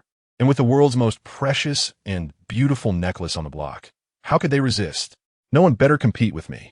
A plump woman in her 40s is the first to make a bid. All right, Ms. Wu, number 80, bids 550 million. Before the auctioneer can finish his first round of announcements, a rotund man raises the stakes once more. The alluring beauty joyfully flaunted her charms, her soft bosom enticingly displayed. The bidding commenced, 960 million, 780 million, 730 million, and soon escalated to an astonishing 600 million. One cannot deny that money flows easily from women. In less than half a minute, this exquisite necklace, the most expensive and beautiful in the world, reached a staggering price, mirroring its former value. It was only when a septuagenarian lady bid 650 million that the fervor began to subside. 650 million once, 650 million twice. As the auction neared its conclusion, Qin Shou cast a glance at Lin Feng, a smirk gracing his lips. 660 million. This necklace shall be mine. Upon hearing this, The room fell silent. The esteemed Qin family scion, seated at the front, stirred, while others hesitated to raise their bids. 600 million in cash flow is a daunting sum, even for a 100 billion company. Even with ample funds, it would be unwise to contend over a worthless necklace against the Qin family's heir. It would be more prudent to show him some respect. Man, if you adore this necklace, consider it an engagement token, Qin Shou remarked, pleased with the audience's reaction, just as he was about to boast. Unexpectedly, Zhao Man bestowed a kiss upon the insufferable Lin Feng before the crowd. The essence of a gift lies not in its material value, but in the giver. Even a mere weed from Lin Feng would surpass your necklace 1,000-fold. With a demeanor as gentle as jade, the latter touched his flushed face, astonished at his own reaction. Foolishness. Lu Yang scoffed derisively. Zhao, look at your cowardly Lin Feng. He appears utterly dazed by young Master Qin's extravagant display. He continued, I find it baffling that this wild brat possesses any quality that could rival our esteemed Qin. To dismiss me, a senior executive, for such a worthless individual is sheer folly. As for this treacherous scoundrel, Lin Feng approached him with a cup of steaming tea, causing the wild dog to yelp in distress. Is 600 million truly impressive? The Qin family scion is hardly remarkable. Lu Yang, the sycophant, cursed. If you have the guts, why not bring forth your own 600 million? Splashing water is hardly a display of skill. Qin Shou wore a mocking expression, preparing to taunt further when unexpectedly, Lin Feng, under his gaze, pressed the red button in the upper right corner. The lantern ignited. Chapter 37. Lighting the Sky Lantern. As the sky lantern illuminated the venue, a powerful battle hymn resonated throughout the hall. In an instant, a soft and radiant beam of light descended from above, illuminating Lin Feng's seat at table number 2. At that moment, Qin Shou was left utterly bewildered, and he was not alone. The entire audience shared in his astonishment. Lighting a sky lantern in such a prestigious auction setting. Who would dare to undertake such an audacious act? Who possessed the audacity to do so? Are you insane, you wild boy? Fool! You wouldn't be attempting to cause chaos, would you? Qin Shou and his party shouted in anger. Even the esteemed auctioneer, Wen Jie, hesitated, her hand poised in midair, reluctant to strike the button for the sky lantern. The establishment of the sky lantern button was a specialized service reserved for an exceedingly select few. Since the inception of Jiada, only once in the past decade had someone dared to light a sky lantern, and that occasion was of a considerably lower caliber than this auction.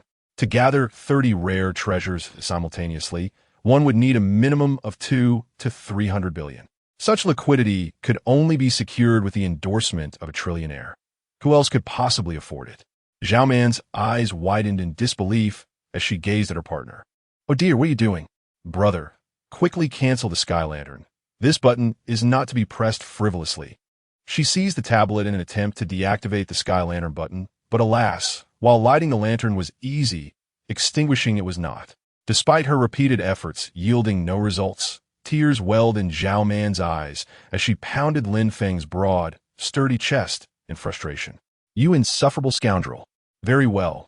If you are willing to forsake your family fortune, I shall support you this time.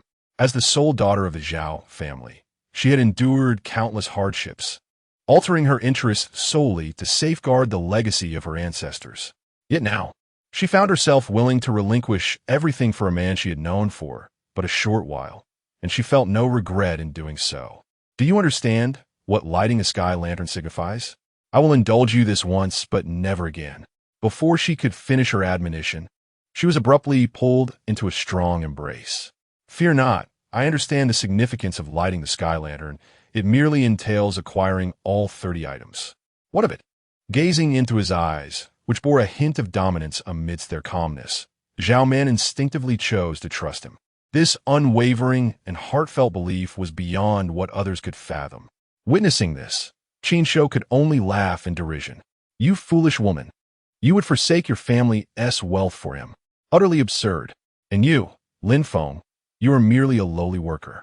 Even after 100 years, no, 1,000 years, you could never amass the funds for the sky lantern. Zhao Xiongfeng, who had remained silent until now, also chuckled, their laughter dripping with scorn and contempt. Aside from Zhao Man, not a single person in the venue believed that this country bumpkin possessed the capability to light the sky lantern. "Excuse me, Mr. Lin at table number 2. Do you truly wish to light the sky lantern?" The auctioneer enunciated each word carefully, fearful of any misstep. Lin Feng, however, appeared unfazed, as nonchalant as if he were purchasing a cabbage from the roadside. "A mere sky lantern? Why make such a fuss about it?" Upon uttering his proclamation, an uproar ensued, with the audience murmuring in hushed tones, convinced that he had lost his sanity. "Very well, Mr. Lin," the auctioneer replied, his expression grave as he nodded. "To initiate the bidding, we require a verification of your funds. Please provide your bank account number on the tablet, and we shall conduct a swift review." As the system processed the information, the results appeared on the auctioneer's tablet with remarkable speed. 8 billion. The female auctioneer's mouth fell agape, her composure shaken for a prolonged moment. Wasn't the cash balance of a certain king in the capital merely 500 billion? Who exactly was this young man? Such a figure is indeed rather auspicious. After a brief pause, her professional smile returned. "Mr. Lin, would you be willing to display your account balance on the big screen?" The auction house has a policy whereby those initiating bids may choose whether to reveal their bank account balance publicly. The first reason is to instill confidence and prevent allegations of underhanded dealings. The second is to elevate the status of the bidder. After all, if one is willing to spend such an exorbitant sum, why not let them bask in the glory? At this juncture, many attendees had already grasped the implications. The individual's financial reserves undoubtedly surpassed the value of the auction. Ignorance breeds courage, and the more they understood the underlying implications, the more astounded they became. This seemingly effeminate young man possessed the means to make such a bold bid.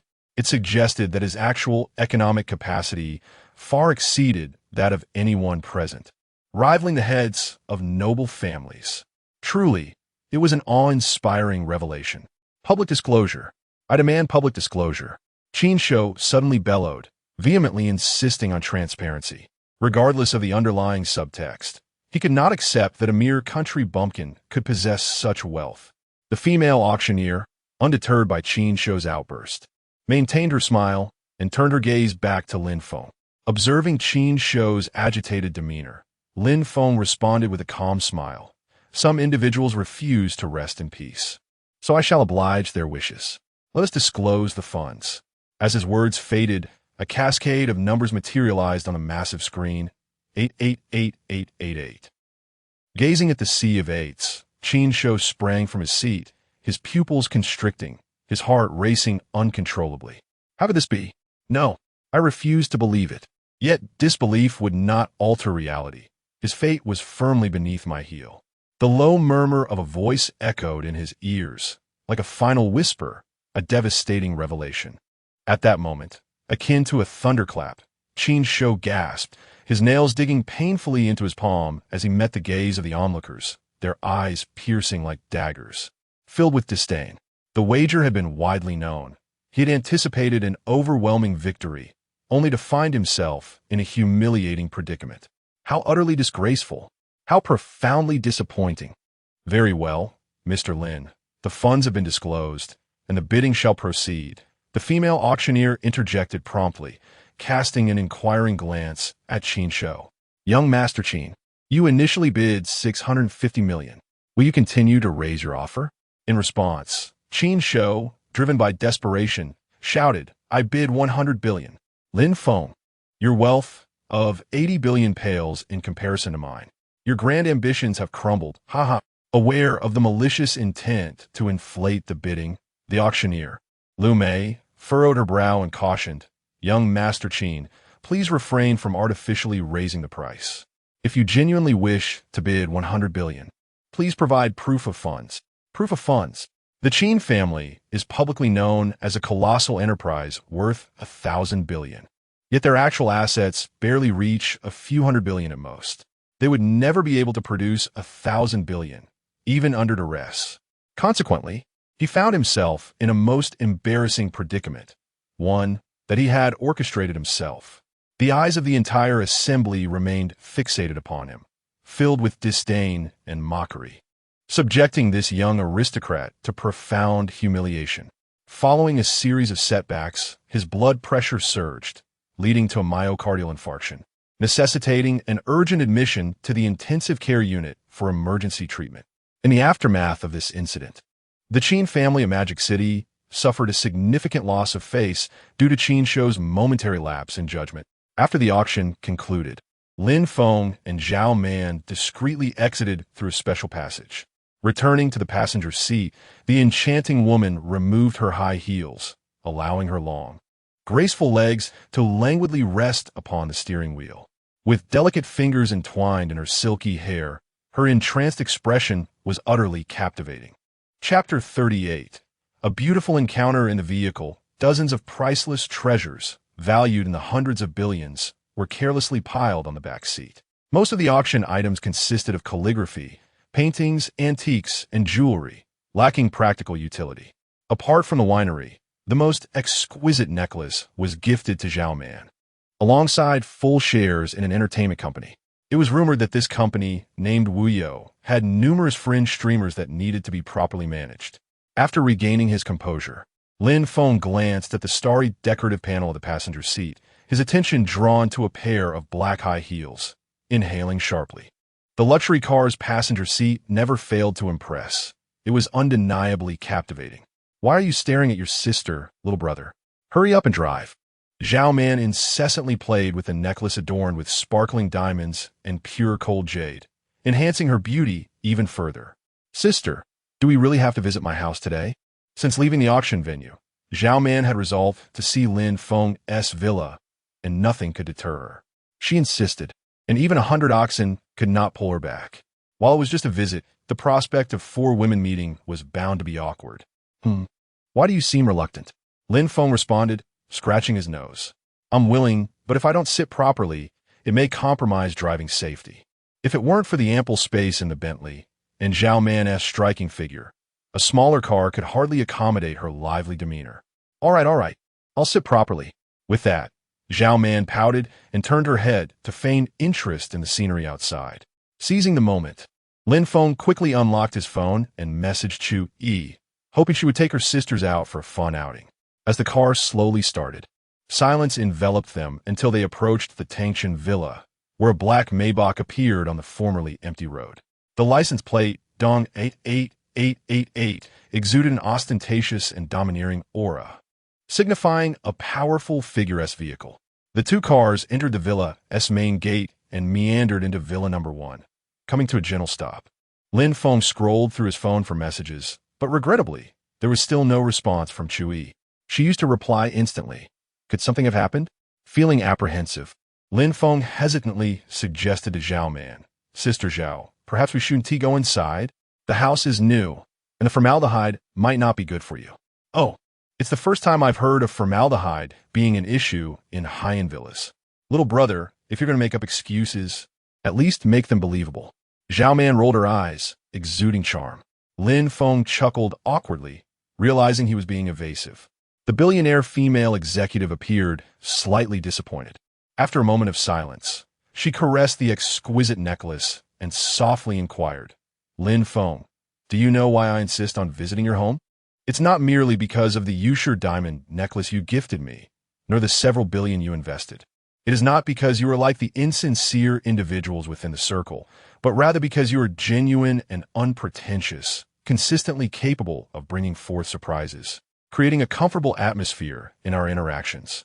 I find myself quite drawn to you thus. Even though I am aware that I am a latecomer unworthy of claiming a title, I'm still willing to be with you, as long as it remains within my comfort zone." Upon hearing the heartfelt confession from the female CEO, Lin Feng's sense of guilt deepened. Frankly speaking, since his divorce, he had never contemplated remarriage. Moreover, within such a short span of time, it is improbable to fall deeply in love with any particular girl to the point of despair.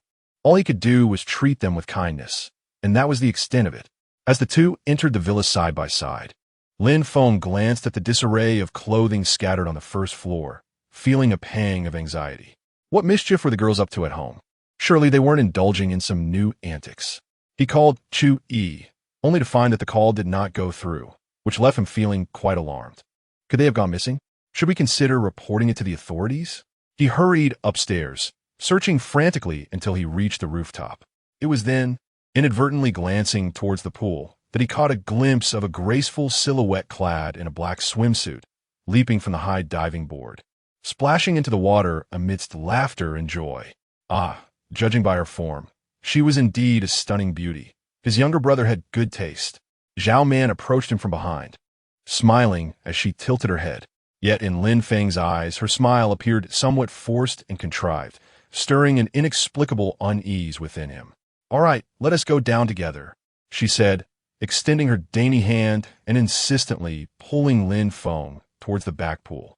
The swimming pool at Tang Chen's residence spans over 270 square meters, equipped not only with heating but also various entertainment facilities such as water massages. Due to the diverse activities available, the three girls were so engrossed that their phones ran out of battery, unwilling to leave even then. Having said that, Zhao Man gathered her hair into a high bun, deftly unfastening her coat and carelessly tossing it aside. Just as Lin Feng intended to speak, the other three girls noticed their situation. Chu Yi floated half-submerged in the pool, lost in thought. Astute as she was, how could she not deduce the nature of their relationship? Logically, she should have boldly confronted them, or at the very least, demanded an explanation. Yet, sensing Zhao Man's formidable aura, she felt an involuntary fear creeping in. Wang Chunchun embraced Chu Yi's delicate shoulder, encouragingly saying, "Oh, look, she has brought someone along. Aren't you going to go over and greet them?" "Exactly. Xiao Yi is the campus belle, so what are you afraid of?" Chen Yin chimed in, as the two coaxed Chu Yi towards Lin Feng. "Brother Feng, this is..." "Oh, I'm the CEO of the Zhao Group. And I am also your Lin Ji's lover," Zhao Man interjected, introducing herself first. A woman capable of managing a family is undeniably astute. Upon seeing Chu Yi and her companions, she proactively extended her delicate hand to greet the campus beauty. "Hello, lovely young lady, we've met once before. You don't mind if I share your boyfriend, do you?" Before the strikingly elegant woman, Chu, the campus belle, was candidly taken aback. Earlier at the hotel, her shyness had prevented her from fully discerning Zhao Man's appearance. Today, she had assumed that the true protagonist had come to her, only to be utterly surprised to find that this extraordinarily beautiful woman, exuding an aura of immense wealth and power, was merely a mistress. How compelling must Lin Feng be? "Hello, my name is Chu Yi, and I am a student at the Shanghai University of the Arts," she humbly introduced herself, having mistakenly identified Zhao Man as the primary figure. "The University of the Arts is splendid. No wonder your sister possesses such striking features." Zhao Man understood everything with just a glance, casting a sharp look at Lin Feng. "Young Master Lin, your swimming pool is quite expansive. Surely, the five of us could enjoy ourselves there? I haven't swum in a while. May I borrow your pool for some exercise?" "Certainly. Feel free to have fun. We have plenty of space." Lin Feng misinterpreted her words, only hearing the invitation to swim. He had anticipated a challenging encounter before arriving. It had seemed to be quite harmonious instead, which he found delightful. Wang Chunchun's expression, initially tinged with provocation, faltered upon witnessing the amiable scene, leaving her at a loss for words. As the atmosphere threatened to fall into silence once more, Lin Feng stepped forward to lighten the mood. "Since we all know each other now, let's continue with our fun." "Absolutely. I noticed that several of my friends have great poise. They must have learned how to walk gracefully. How about we arrange a private runway show for young Master Lin?" Zhao Man mischievously suggested. The girls, clad in bikinis, stood together, and the sight of Zhao's impressive figure left them feeling somewhat inferior. It is curious how girls, despite initial tensions, often become good friends after a playful exchange. As they bonded, Lin Feng, being the sole male present, found himself at a disadvantage. Under Zhao Man's leadership, the four girls united, brandishing their water guns, and relentlessly attacked Lin Feng. Initially, he could only cower and plead for mercy, but when escape became impossible, he retrieved a giant water gun to retaliate. After an afternoon of playful antics, the girls grew weary. Later, they gathered for a small drink. Although the girls held their liquor well, They could not compete with Lin Feng's seasoned experience. After arranging for Chu, Yi, and the others to rest on a bed, Lin Feng planned to find Zhao Man a room to stay in. Just then, the beautiful So suddenly covered her mouth and hurried into the bathroom. Concerned for her well-being, the kind-hearted Lin Feng rushed to check on her. Just as he reached the bathroom, the blushing Zhao Man emerged, wrapping her arms around his neck. Zoya, what is wrong? You seemed fine just a moment ago. Lin Feng feigned calmness while expressing his concern. The voluptuous beauty, however, chose not to speak. Instead, gazing into Lin Feng's eyes with a profound look, her sparkling gaze revealing her forthcoming intentions. Chapter 39. Lin Feng is not a blonde, but a dark-haired man.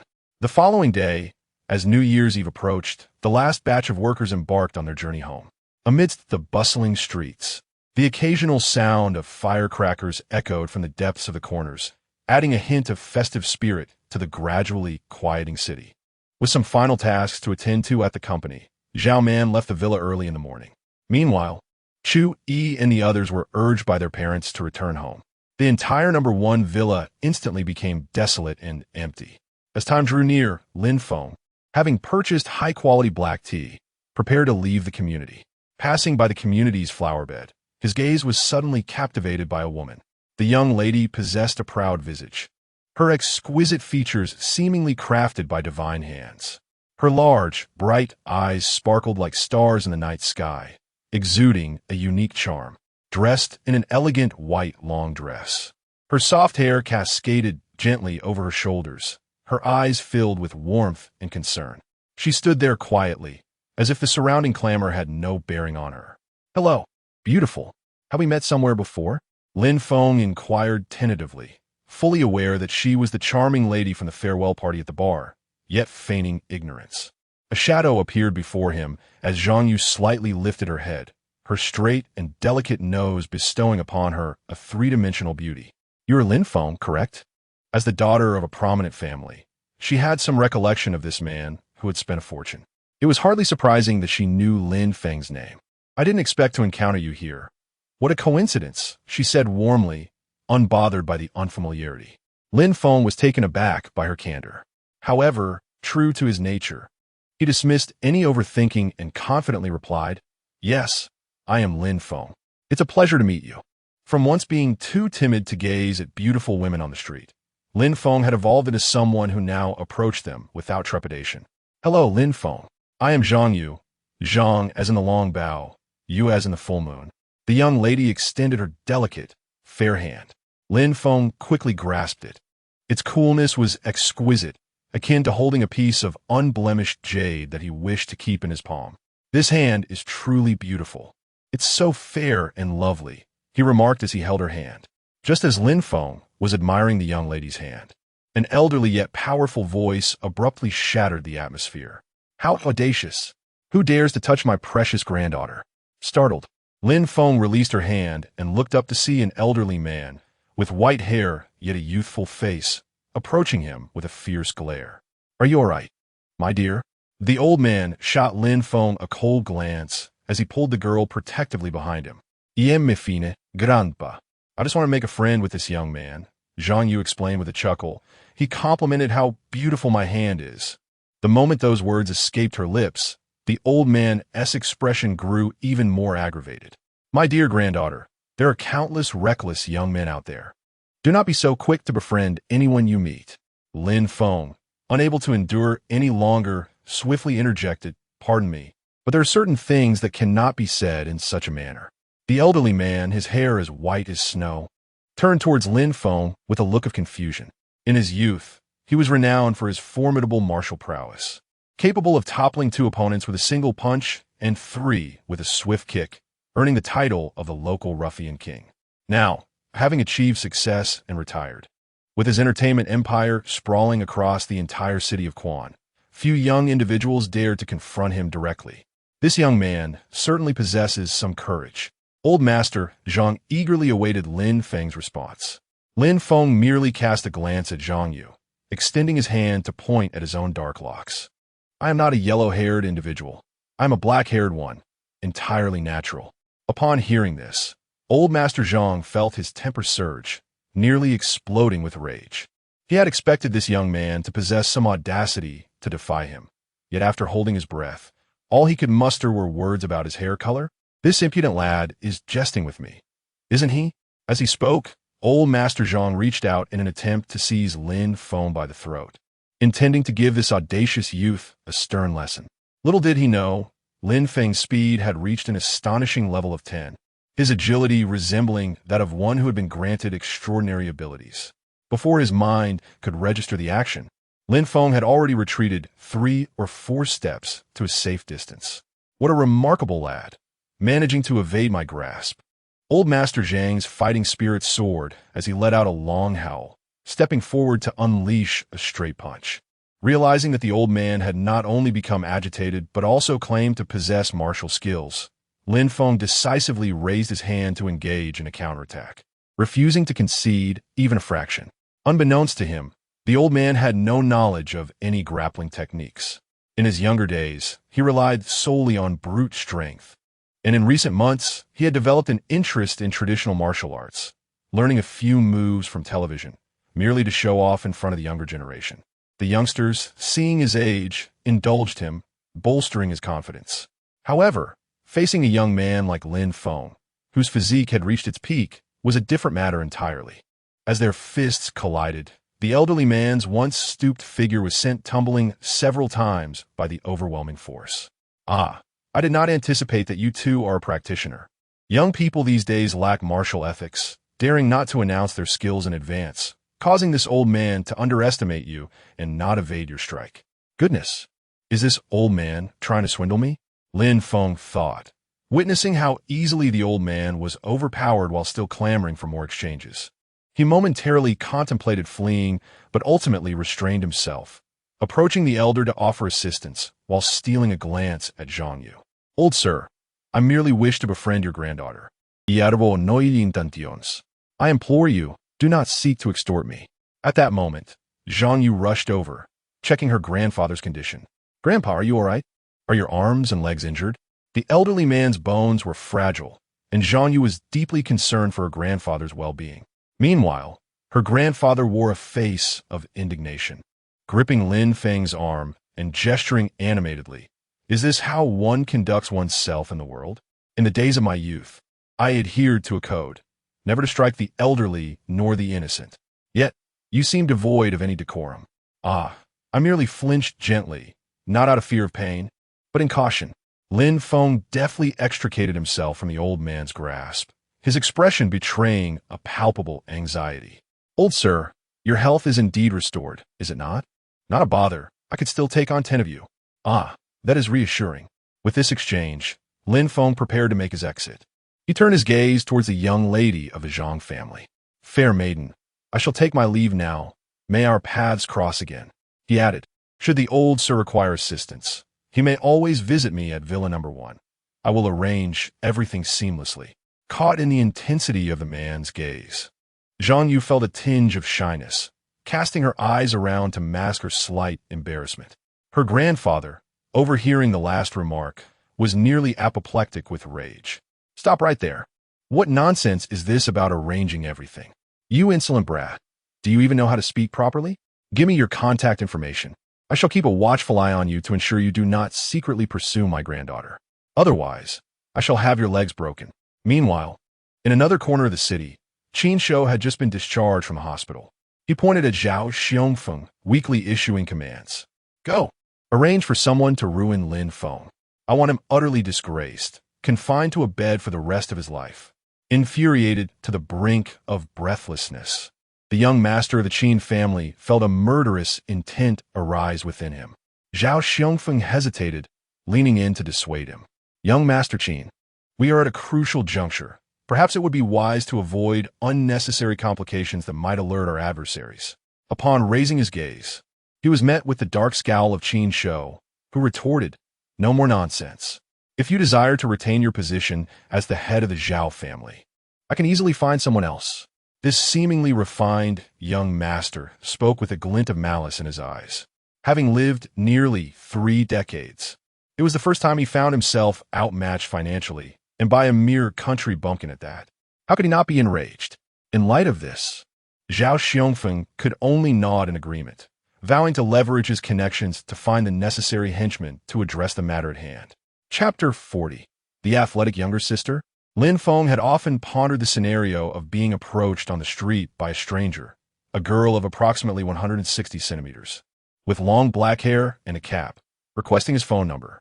Alas, after more than 20 years, the first time a stranger sought his number, it was not from a young lady, but rather from a gray-bearded old man, which was rather disappointing. Nevertheless, he did not refuse and provided his phone number. My number is 10086. After exchanging contact information, Lin Feng bid farewell to Zhang Lao and his companion, then returned to his vehicle, preparing to depart. As he passed by the Zhang residence, he noticed the old man and the young boy still standing there. With a mischievous smile directed at the old man's hostile gaze, Lin Feng started his car and drove away. In the distance, he caught a glimpse of the Zhang family's eldest daughter, Zhang Yu, whose serene and graceful smile instilled a sense of tranquility within him. Watching the departing vehicle, the old man muttered a few curses. That wretched young man must have ulterior motives toward my granddaughter. The next time we meet, I shall teach him a lesson. Subsequently, he glanced at his granddaughter, standing nearly 1.7 meters tall, with a stunning visage and undeniable charm. Especially at the age of 18, she had developed quite well. With the way they exchanged glances, it seemed there might indeed be some budding romance. With this thought, his expression darkened further. You must never choose a scoundrel as your boyfriend. In the old man's eyes, Lin Feng had transformed from a mere young punk into a complete rogue. After all, this young man not only resided in a grand villa, but also possessed a personal Bentley, significantly elevating his status. Zhang Yu tilted her head and asked Grandpa, "Weren't you and my father both rascals in your youth? Why can my mother marry my father, yet I cannot marry a rogue?" Perhaps due to her upbringing, Zhang Yu had been sheltered at home, receiving a higher education, and had developed a fondness for interesting boys from the outside world. Because they are unworthy. Your father and I were scoundrels from the start. How could we allow our only descendant to marry one? Upon returning to his hometown, Lin Feng found the narrow community filled with numerous vehicles. With no garage available, he reluctantly parked his car on the roadside in a vacant spot. As he entered the building, he noticed couplets and inverted Fu characters adorning the doors, while a few children, clutching their phones and boxes of firecrackers, scurried down the stairs. The festive atmosphere of the new year was gradually intensifying. "Xiao Feng is back." A plain yet emotionless voice resonated. Lin Feng abruptly looked up, his expression slightly awkward. "Uncle, what brings you here?" His uncle, Lin Yinping, had previously served in the military for several years and, upon returning, had opened a barbecue restaurant named Old Soldier Barbecue, establishing himself in the city. With their grandparents passing away early and the families drifting apart, they had seldom interacted. The last time they met was at his cousin's funeral, and he did not expect his uncle to visit this year. Could it be that uncle has come to confront me about the Tsui incident? However, the two families merely have a childhood engagement without any substantial development. It seems rather petty of them.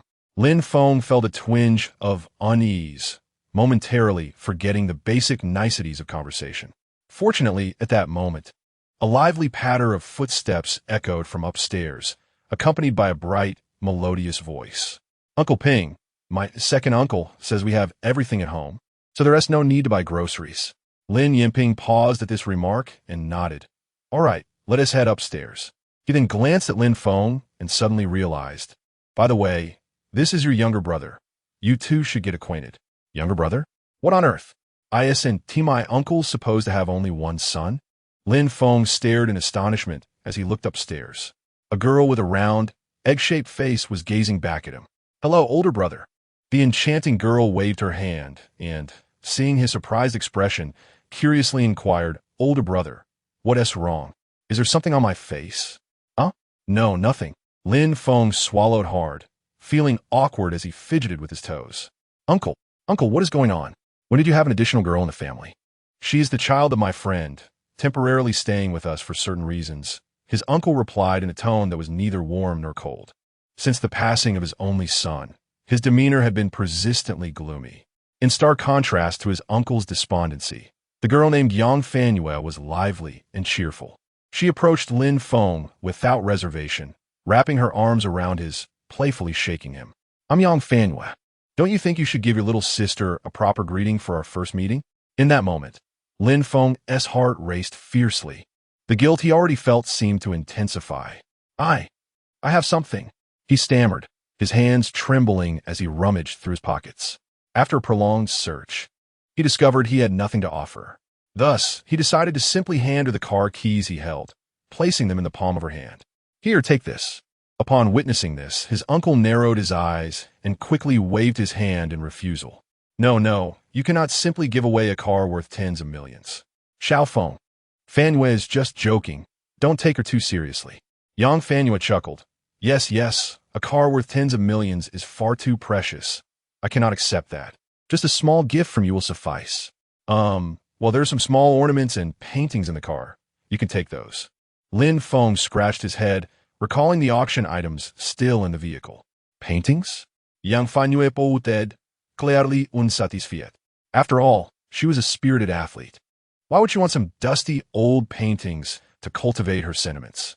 Older brother, giving me paintings is less appealing than sending me a few sets of cosmetics. His uncle tugged at her sleeve, his expression turning serious. All right, the paintings will do. We cannot casually request anything too extravagant. With that, he began to ascend the stairs. It's not appropriate to talk in the hallway. Let us head upstairs. Upon hearing this, the two exchanged a glance and promptly returned home. Before they could even open the door, a cacophony of laughter and chatter greeted them. As they pushed the door open, they were met with the sight of over 30 boxes of 8 treasure kanji, alongside eggs and yogurt, creating a scene reminiscent of a small warehouse at the narrow entrance. With a sense of bewilderment, Lin Feng glanced towards the sofa, where a dozen relatives were gathered, their faces adorned with cheerful smiles as they turned to look at him. Lowering his gaze, he noticed the children racing about the room, clutching red envelopes that were thicker than their palms. In that moment, Lin Feng realized that trouble was indeed afoot. Chapter 41. The Arrival of 1 Billion in Soundwave Xiaofeng. Come and take a seat. Come over here to your aunt's side. Feng, it has been so long since you returned. Do you still recognize me? As soon as he stepped through the door, some somewhat familiar relatives eagerly beckoned Lin Feng to sit down, exuding a warmth characteristic of family. Lin Feng, feeling a bit out of place, raised his head and greeted his elder aunt and the second uncle from his father's side in turn. As for Aunt Wu and other distant relatives whose names he could not recall, he merely nodded in acknowledgement. Before long, Lin's parents emerged from the kitchen, bringing forth steaming dishes that filled the already small table to the brim. After a few polite exchanges, Aunt Wu's eyes darted mischievously as she raised her wine glass and spoke. Bai Chao, is your money prepared? Upon hearing this, everyone at the table paused, their gazes fixated on Lin's father, eagerly awaiting his response. The latter, sensing the atmosphere, appeared somewhat embarrassed as he set down his chopsticks and rubbed his hands together, saying, well, I still have 10,000 here. How about I transfer that to you for now? At this, Lin Feng felt a wave of confusion wash over him. Was the family still in debt? In rural towns, it was customary for families to borrow money to purchase necessities for weddings. However, the relatives who had lent money to his family were quite limited, primarily his mother's side. Among the gathered relatives, only his uncle's family had assisted them, and that debt had long been repaid. There seemed to be no reason to dredge up old debts at this festive time of year. As he mulled over these thoughts, Aunt Lu's expression hardened, and she angrily slammed her chopsticks down. 10,000? How'd it go from 300,000 to just 10? Is this a mere pittance for beggars? My son is depending on this money for his business. Delayed wages for employees are no trivial matter. The elder aunt chimed in, brother, you are indeed in the wrong here. Our Lin family must uphold our credibility. Although she spoke with a smile, it felt more like a jest than a light-hearted comment. Nonetheless, a surge of fury ignited within Lin Feng. It became clear to him that this group had come to beg. Aunt Lu, I must apologize, but my husband just deposited the money that Xiaofeng transferred to us into the bank a couple of days ago. We don't have much left. Lin Feng had sent a modest sum of 1 million to his family after moving to Quansheng. Yet since then, relatives had come asking to borrow money repeatedly. And before long, Over 400,000 had been given away. Realizing this was untenable, Lin's mother had decided to lock the money away in a fixed deposit to silence the incessant requests. Unfortunately, Aunt Lu was undeterred and continued her tirade. Lin Bai Chao. By virtue of our family hierarchy, I ought to address you as an elder. It is only right for elders to care for the younger generation. Moreover, since your son Lin Feng has become a successful businessman, I thought it reasonable to ask you for this money. As an elder, you cannot be so heartless. Should we not maintain some familial bonds? These words resonated with several individuals at the table. Indeed, even if Xiao Feng had become a prosperous businessman, he should not look down upon us, his less fortunate relatives. Is it not customary for relatives to help one another? They are not refusing to repay. What harm is there in borrowing a little? Upon sensing the situation was amiss, Lin's mother quickly rose, forcing a smile, and said, "Dear siblings, let us refrain from such talk. We do not truly consider you as strangers. Yet must our children each receive a substantial red envelope?" Upon hearing this, Aunt Lu scoffed. "A few thousand is hardly enough. What I desire is 300,000, if you please."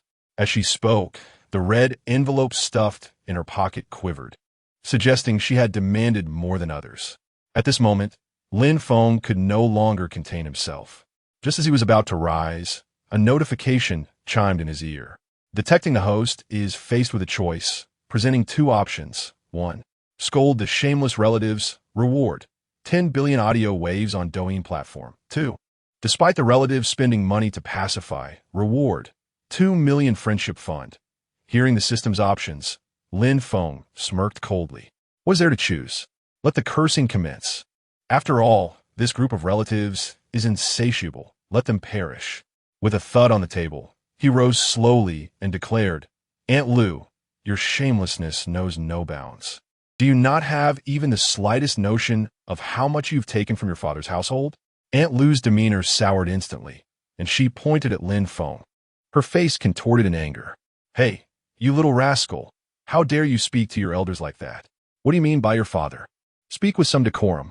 Lin Feng chuckled derisively, gesturing towards her tattered pocket. "Hold on, don't be so quick to retort. Look down for a moment. What is it that you carry? Is it not money from your father? Having taken from your father, and yet you resent being called as such?" Aunt Lu's expression darkened completely, and she seethed at Lin Feng. "You insolent brat. Keep talking and I shall tear your mouth apart." "Vulgar woman," Lin Feng replied with a scornful smile. Then with a swift motion, he crushed a glass in his hand, causing the onlookers to scream in fright. "Oh my, that was terrifying. Is it really necessary to be so aggressive over a mere loan?" They gasped. "Truly, it's too heartless. Now that you are well off, you refuse to associate with us poor relatives." This group had arrived together, and Lin Feng was not oblivious to their petty schemes. With a piercing gaze sweeping over them, he coldly remarked, "What? Did she not say anything about you? A bunch of petty opportunists, only reaching out when it comes to borrowing money. What of your dignity?"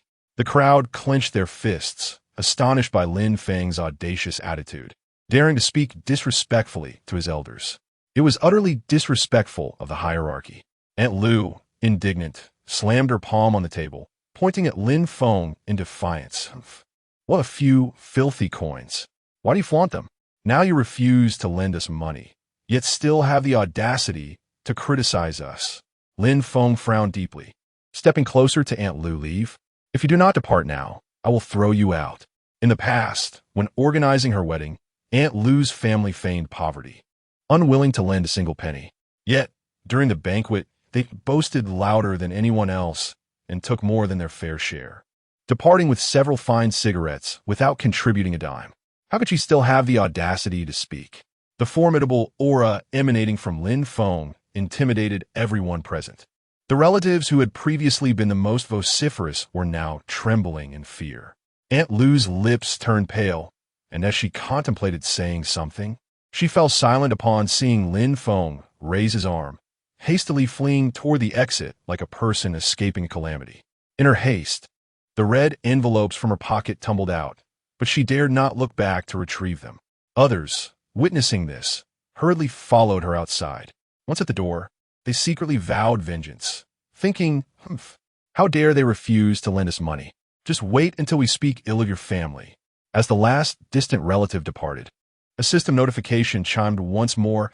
Congratulations, host. You have completed the task. 10 billion sound waves have been credited. The mechanical voice faded away. Lin Feng cast another glance at the table, where only his parents, his aunt, and his uncle's family remained. His aunt lowered her head, lost in thought, while his uncle wore a grim expression, his fists clenched, torn between the desire to leave and indecision. The individual, named Yang Fan appeared utterly dejected, her pitiable demeanor evoking sympathy. Could it be that his uncle's family had come solely for financial assistance?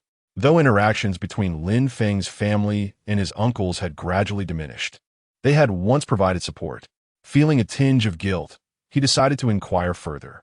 Uncle, has your family encountered difficulties? If so, please feel free to share. I will do my utmost to assist. His uncle lifted his gaze, looking toward the trembling Yang Fan, and finally spoke. Xiaofeng, our family business has hit a snag, and Yang Fan's tuition for the next semester. Chapter 42. From now on, I will take care of everything for my younger sister. What about my sister's tuition? Lin Feng inquired with curiosity, casting a glance at his uncle. Not long after graduating, he had worked for a few months at his uncle's barbecue restaurant, where the secret blend of spices ensured a steady stream of customers. With such a proprietary recipe, it seemed implausible that they might struggle to afford tuition. Was his sister planning to study abroad? How much does she need? I can transfer it right away. No, it's not for studying abroad, his uncle replied, lowering his gaze slightly. Recently, the business has encountered some difficulties, and I hope to secure 50,000 for Xiaoya's tuition and living expenses for next year. Ah, so that was the case. Fluctuations in business are inevitable, and with the current economic downturn, many small enterprises have found themselves in dire straits. Understanding this, Lin Feng refrained from pressing further and instead extended his hand. Uncle, please hand me your phone. I will cover my cousin's tuition from now on. Upon hearing this, his uncle's already anxious expression became even more animated as he glanced at his hopeful daughter, Yang Fan, before reluctantly handing over the phone. Lin Feng deftly opened several applications, tapping the screen with practiced ease, and then returned the device. All right, uncle, it's done. As the phone was passed back, the vibrant green glow on the screen was almost blinding. His uncle hurriedly adjusted the phone to scrutinize the figures, and the sight of the amount made him gasp, nearly dropping his jaw in astonishment. Xiaofeng, why did you transfer so much? What if I can't repay it? Noticing his uncle's overwhelming reaction, his aunt leaned in to see. Upon glimpsing the staggering sum, her expression turned to one of sheer disbelief. 1 million. My goodness, it's actually 1 million. Xiaofeng, this is too extravagant. The entire room was enveloped in shock. What is happening?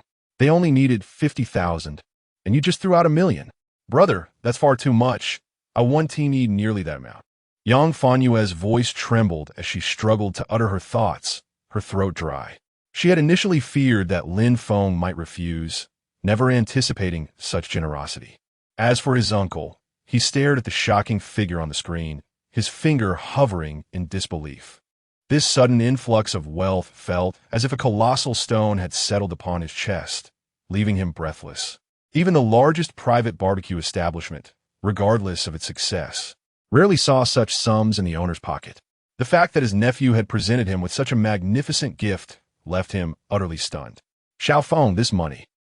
I should return it to you. I really only need 50,000. Anything more, and I might not be able to repay it in the future. The earnest man hesitated, while some others could not remain composed. His aunt leaned over the table, a playful grin on her face. Brother, Xiaofeng has already put the money on the table. There is no reason to withdraw it. Why not accept it and pass them on to me? My son also needs funds for school. As she spoke, her 12 or 13-year-old son persistently pinched the thigh of the young lady, causing her to furrow her brows in annoyance and shift uneasily on the edge of the sofa. This behavior was rather inappropriate, considering it was Xiaofeng's money. The elder uncle promptly declined, for after years in business, he understood the basic etiquette. However, upon hearing this, the elder aunt became displeased. Oh dear, we're all family. Xiaofeng's money is essentially our money, she remarked, casting a sly smile towards Lin Feng. If Xiaofeng cannot manage, Why not transfer 1 million to me separately? My family needs funds too. Are you out of your mind? Lin Feng retorted.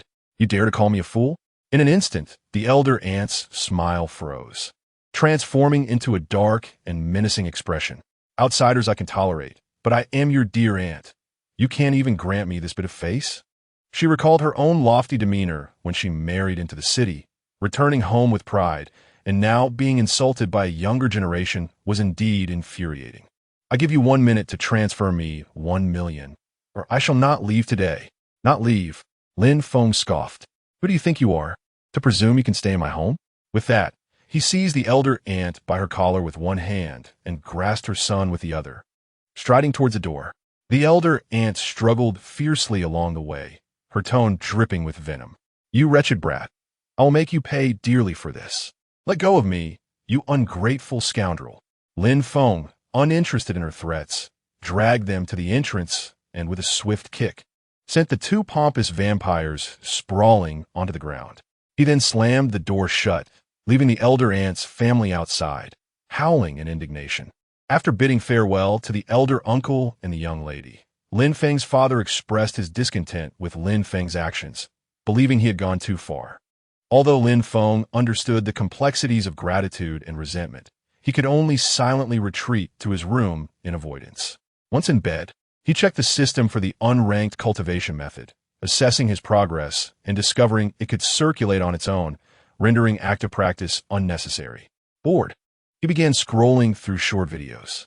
As twilight descended, after dismissing 10,086 trivial clips, Lin Feng's gaze landed on a familiar face in a live stream. Isn't that the esteemed Miss Zhang Yu from the Changle Gang? He mused, swiping right to enter her profile. The streamer, known as boasted 7 million followers and no signed agency, with her last live broadcast a month prior. Goodness, this young lady indeed is Zhang Yu. Life must be challenging for her. Performing arts as a noblewoman. Upon seeing Zhang Yu's graceful and refined visage, Lin Feng couldn't help but think of Zhang Shui, the frosty and proud young lady. Glancing at his balance of 10 billion audio waves, he prepared to indulge in a generous spending spree. Entering the live stream, he noted over 10,000 viewers present. Hello. Welcome, dear friends, to the live stream. As he entered, he was greeted by Zhang Yu's sweet smile, her elegantly curved lashes, and her signature voluminous waves. At this moment, she was neither engaged in a competition nor putting on any theatrical performance. She simply sat on a chair, interacting and chatting with her viewers. Lin Feng casually sent a message in the chat, only to be surprised when Zhang Yu promptly read it aloud. Host, what about your spoiled little sister? Oh, how do you know I have a sister? She replied, a puzzled expression crossing her face as she brushed her hair, appearing adorably naive. Just as Lin Feng was about to send another message, someone expressed their displeasure. Lonely Wolf, don't you dare flirt with my yaya, or I'll kick you out. This was said by a moderator, whose fan badge was a formidable level 20, which explained their audacity. However, was this reason enough to indulge them? The answer was clearly a resounding no. Lin Feng quickly typed a series of retorts. Who do you think you are to threaten me? Waving a feather duster as if it were a scepter, and you think you're something special, little moderator? Chapter 43, 20,000 rockets upon this declaration. A tempest of chaos erupted within the live stream. The senior moderator, intoxicated by arrogance, derisively proclaimed, You, a mere level 1, dare to question me? Wait until you reach level 20 before you speak. He continued, Oh, by the way, do you have any idea how much it costs to attain level 20? You need to accumulate 144,000 daily, and even at the fastest pace, it would take 86 days to max out with your freeloading ways. You'd have to languish in this stream for 66 years just to reach level 20. A single cigarette's worth of money surpasses your entire living expenses. Pathetic. As the moderator continued his mockery, suddenly, a rocket soared skyward, striking back at his haughty demeanor. Thanks to the Lonely Wolf for sending the first rocket. Much appreciated. Fei Yong, let us not bicker any longer. Let us chat together. Zhang Yu attempted to intervene, but unbeknownst to her, Lin Feng was still seething with anger. Did he think reaching level 20 was impressive? How about I show him what I can do in real time? With that, he summoned every ounce of speed, his fingers darting across the screen at a pace that left the internet in awe. The second rocket launched, followed swiftly by the third, fourth, fifth, and sixth. In less than a quarter of an hour, Lin Feng's account surged to level 12, with points escalating at a terrifying velocity. Level 13 achieved. Level 14 achieved. Level 15 achieved. Those familiar with gaming know that as a character's level increases, the experience bar elongates. Sometimes, even with monetary investment, one must grind tirelessly to maintain a competitive upgrade pace across the server. This is an unspoken consensus, a default rule. Yet, for Lin Feng, this ludicrous consensus was shattered. The experience bar climbed at a visibly astonishing rate, rendering spectators spellbound. Were it not for the dazzling effects within the live stream, viewers might have believed he was cheating. My goodness, this is terrifying. To be honest, even in a pirated game, I wouldn't dare generate currency like this. This fellow is tossing sound waves like water. With such a password, dare he claim he isn't cheating? Fei Yang, my friend, you just hit a steel wall, huh? The leaderboard is shifting. Tonight it's my turn. Fei Yang, your top position is about to be usurped. So what if he just reached level 15? What's the big deal? The moderator Fei Yang stubbornly held onto his bravado, but the deluge of rockets in the room showed no signs of abating. With the explosion of gifts, the officials began to take notice, pushing traffic relentlessly. Viewer count 50, 000. Viewer count 80, 000. Viewer count 100, 000. Under the allure of wealth, Lin Feng's account rapidly reached the pinnacle of level 75, while the room itself reached the maximum of level 20. He set an unprecedented record in Douyin's history, indeed in the annals of live streaming, soaring to the summit of player rankings in just half an hour, effortlessly surpassing millions of esteemed rivals, as easy as eating and drinking. Countless bewildered netizens entered the room, dumbfounded by the grand spectacle before them. Damn it! I just clicked on a notification. Why can't I exit? Oh my goodness, the fireworks effect from the big shots seem endless. Could it be that Douyin Daddy knows we VE banned fireworks and is inviting us to celebrate the new year early? This is even more captivating than the Spring Festival Gala. Not only were the viewers astonished, but even numerous top influencers who were currently broadcasting began to take notice of this scene. Major media outlets clamored to pay homage, and the internal chat groups were in a frenzy.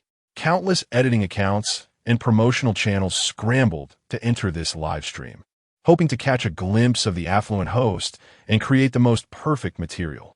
The scene of 20,000 rockets competing in brilliance was utterly breathtaking. The vibration frequency of a rocket effects was nearly akin to that of a miniature electric motor. Amidst the layers of effects, Zhang Yu slightly parted her alluring cherry lips, rendered speechless by the overwhelming display. Wait, my dear friend, you possess such strength? She marveled. My voice is drowned out by the sound of the rockets. This is utterly terrifying and absurd. Just then, Zhang Laotu, having completed his training, walked into the room with his hands behind his back. Sister, what is going on? I called you outside for quite a while with no response. I heard from below that your live stream exploded. Are you all right? The sister leaned closer to her sibling's computer screen, stunned by the sight of the fireworks effects filling the display. 10,000 rockets. This must be worth over 10 million. My granddaughter deserves to marry a man who knows how to contribute. At that moment, Zhang Yu was still somewhat dazed, nodding in confusion at her grandfather's words. Yes, I've been live streaming for years, and this is the first time I've encountered such a generous patron. He spent more than half an hour than we usually do on living expenses. As the grandfather and granddaughter expressed their astonishment, the prolonged effects finally began to subside. At that moment, the so-called room manager had quietly exited the live stream. Viewers finally could see the host clearly again, marveling at the mysterious benefactor's generosity, while also being captivated by the beauty of the female streamer. Wow, no wonder the big spender is so generous. The female host is absolutely stunning. Of course, my Yaya is the most gentle and pleasing to the eye. Now she belongs to me. I'll send a small heart and light sign. Stop. You're not allowed to add a light sign. Wait, guys, are you really arguing? The big spender and the God Emperor haven't left yet. The comments cascaded like snowflakes. Lin Feng glanced at the old man in the video, nearly laughing in exasperation. Host, your grandfather seems quite robust, staying up late at night. Zhang Yu privately sent her WeChat ID to Lin Feng. Upon seeing that comment, she giggled and read it aloud to her grandfather. Instantly, Zhang Laotu's expression darkened. Casting a glance at the live stream screen, he left the room without a backward glance. Disrespecting elders, that man is not worth anything. Xiaoyu, you should keep your distance from him. Upon successfully connecting on WeChat, the first thing I did was to peruse the other person's moments. Little did I know, a glance would leave me astounded. This charming young lady's moments were replete with an array of fashion styles, each more striking than the last. The purple bodycon skirt exuded elegance, while the delicate camisole was equally captivating, revealing a subtle cunning behind her allure. Meanwhile, Zhang Yu had also concluded her live stream, promptly responding to messages with enthusiasm. Really? Could you help me assess these outfits? A flurry of selfies followed. After engaging in casual conversation for a while, Lin Feng discerned that this girl had an insatiable desire to share, with an abundance of topics to discuss, leaving him no opportunity to divulge details about himself. However, this also illuminated the reason behind her foray into live streaming. The Zhang family had garnered numerous adversaries, and her grandfather, fearing for his beautiful granddaughter's safety, had opted to withdraw her from traditional schooling. Instead, she merely maintained a student status, opting for private tutors at home while being escorted by a cadre of bodyguards whenever she ventured out. In such circumstances, few dared to approach her, leaving the loquacious Zhang Yu to seek companionship online. As their conversations deepened, Lin Feng discovered a delightful contrast in her persona. Despite her gentle and charming visage, which typically suited more demure styles, she chose to defy convention with an ever-changing array of bold fashion choices, embodying a sweet girl yearning to adopt an assertive, mature demeanor. Coupled with her soft, somewhat naive voice, she was utterly endearing. Within the confines of the room, their WeChat conversation flourished, while outside, Lin's father received a phone call and discreetly slipped out of the room. Chapter 44. The regret of Lin's father in a certain room of Building 10 within the community. A disparate group of individuals convened, all fixated on a singular name. Among them were Yin Dongping, Dongmen Qing, the Liu family, and a man adorned with a black glove on his right pinky finger. Liu Aunt, are you certain Lin Feng's father will come? Don't let us waste our time if he is not showing up. Oh, Xiaoqing, have no worries. Liu Aunt replied confidently, glancing at the man beside her. My husband shares a good rapport with Lin Feng's father. He'll definitely come when called. Xiaoqing, she continued. May I inquire if we can teach that Lin Feng a lesson and then extract some money from him? After all, it's just a matter of convenience for you. Dongmen Qing hesitated slightly at her words, then turned to the man with the black glove, respectfully asking, Brother Rao, what should we do this time? Should we act immediately, or the man named Rao lifted his eyelids? That kid's family is rather affluent. I assent it. My hands are itching today. There is no need to rush into action. Let us first secure some funds. Dongmen Qing nodded in full agreement, yet internally debated whether to reveal Lin Feng's impressive record of defeating 30 opponents single-handedly. Although Lin Feng was indeed formidable, this man was a notorious outlaw who had taken lives. Surely, dealing with him would not pose a problem, right? Forget it. We have real weapons. No matter how skilled he is, can he outmatch a bullet? Dongmen Qing resolved to conceal the truth. Just then, a knock echoed from outside. Lin's father had arrived. Dongmen Qing hastily pulled Yin Dongping into a back room to hide, where a cage contained a certain unfortunate woman. Before long, the sounds of mahjong clattering arose from outside, accompanied by voices. Bai Chao, you're on a lucky streak. Let's go big tonight, sure. How about we play for 10? Your son is already so wealthy. We should at least wager 100. With your luck tonight, it would be a shame not to win more, all right. Then let us play for 100. As night descended, around 2 in the morning, many households had already turned in for the night. However, due to his cultivation, Lin Feng remained invigorated. While idly scrolling through his phone, a long silent notification chimed, followed by a video call. Upon glancing at the screen, he saw it was his father's call. Puzzled, Lin Feng accepted the call, and as the video connected, a scene of fury unfolded before him. He beheld his father being held hostage by a man clad in a floral shirt, with Dongmin Qing, Yin Dongping, and others standing ominously behind him. Master Lin, good evening. Come greet your father. Dongmin Qing grinned maliciously, his expression grotesque. Lin Feng's dark eyes narrowed, his voice icy as he demanded, "What do you want?" Dongmin Qing scoffed, his demeanor frenzied. "Incompetent Lin Feng, can't you comprehend? Your father has incurred a gambling debt to me. I advise you to swiftly gather the funds for his ransom. Or else." Lin Feng narrowed his eyes and his slits, his countenance darkening as he retorted, "Humph. Oh, will you money? Speak plainly. How much do you intend to extort?" His forthrightness elicited raucous laughter from the crowd, their smirks betraying a sense of assured victory. "Well, it seems you're not entirely foolish. Currently, your father owes us 500 million in gambling debts. You have 10 minutes to raise the funds, or else," Dong Minqing said, raising a stick and striking Lin's father violently on the head, blood gushing forth. "Otherwise, your father will be beaten to death." Their laughter echoed ominously. Witnessing his father's anguished cries, Lin Feng's body tensed, veins bulging with rage, and his phone crumpling in his grip. "Humph, what are you trying to be so fierce for? Hurry up or else." The adversary's threat was abruptly cut off as the video ceased. Lin Feng's face darkened, murderous thoughts flooding his mind. How infuriating. This group of pests was practically courting death. It seemed he had been too lenient in the past. Those who dared to lay hands on his kin would pay dearly for their transgressions. Swiftly donning his attire, Lin Feng glanced into his mother's bedroom as he passed, before descending the stairs with newfound resolve. Meanwhile, at Aunt Lu's residence, Yin Dongping emerged from the bedroom, seating herself beside Lin's father, a malicious grin playing on her lips as she rested her hand on his shoulder. Overwhelmed with shock, Lin's father attempted to flee the sofa, only to be forcefully restrained once more. What do you intend to do? Dongping, our family has treated you well. Why conspire against us?"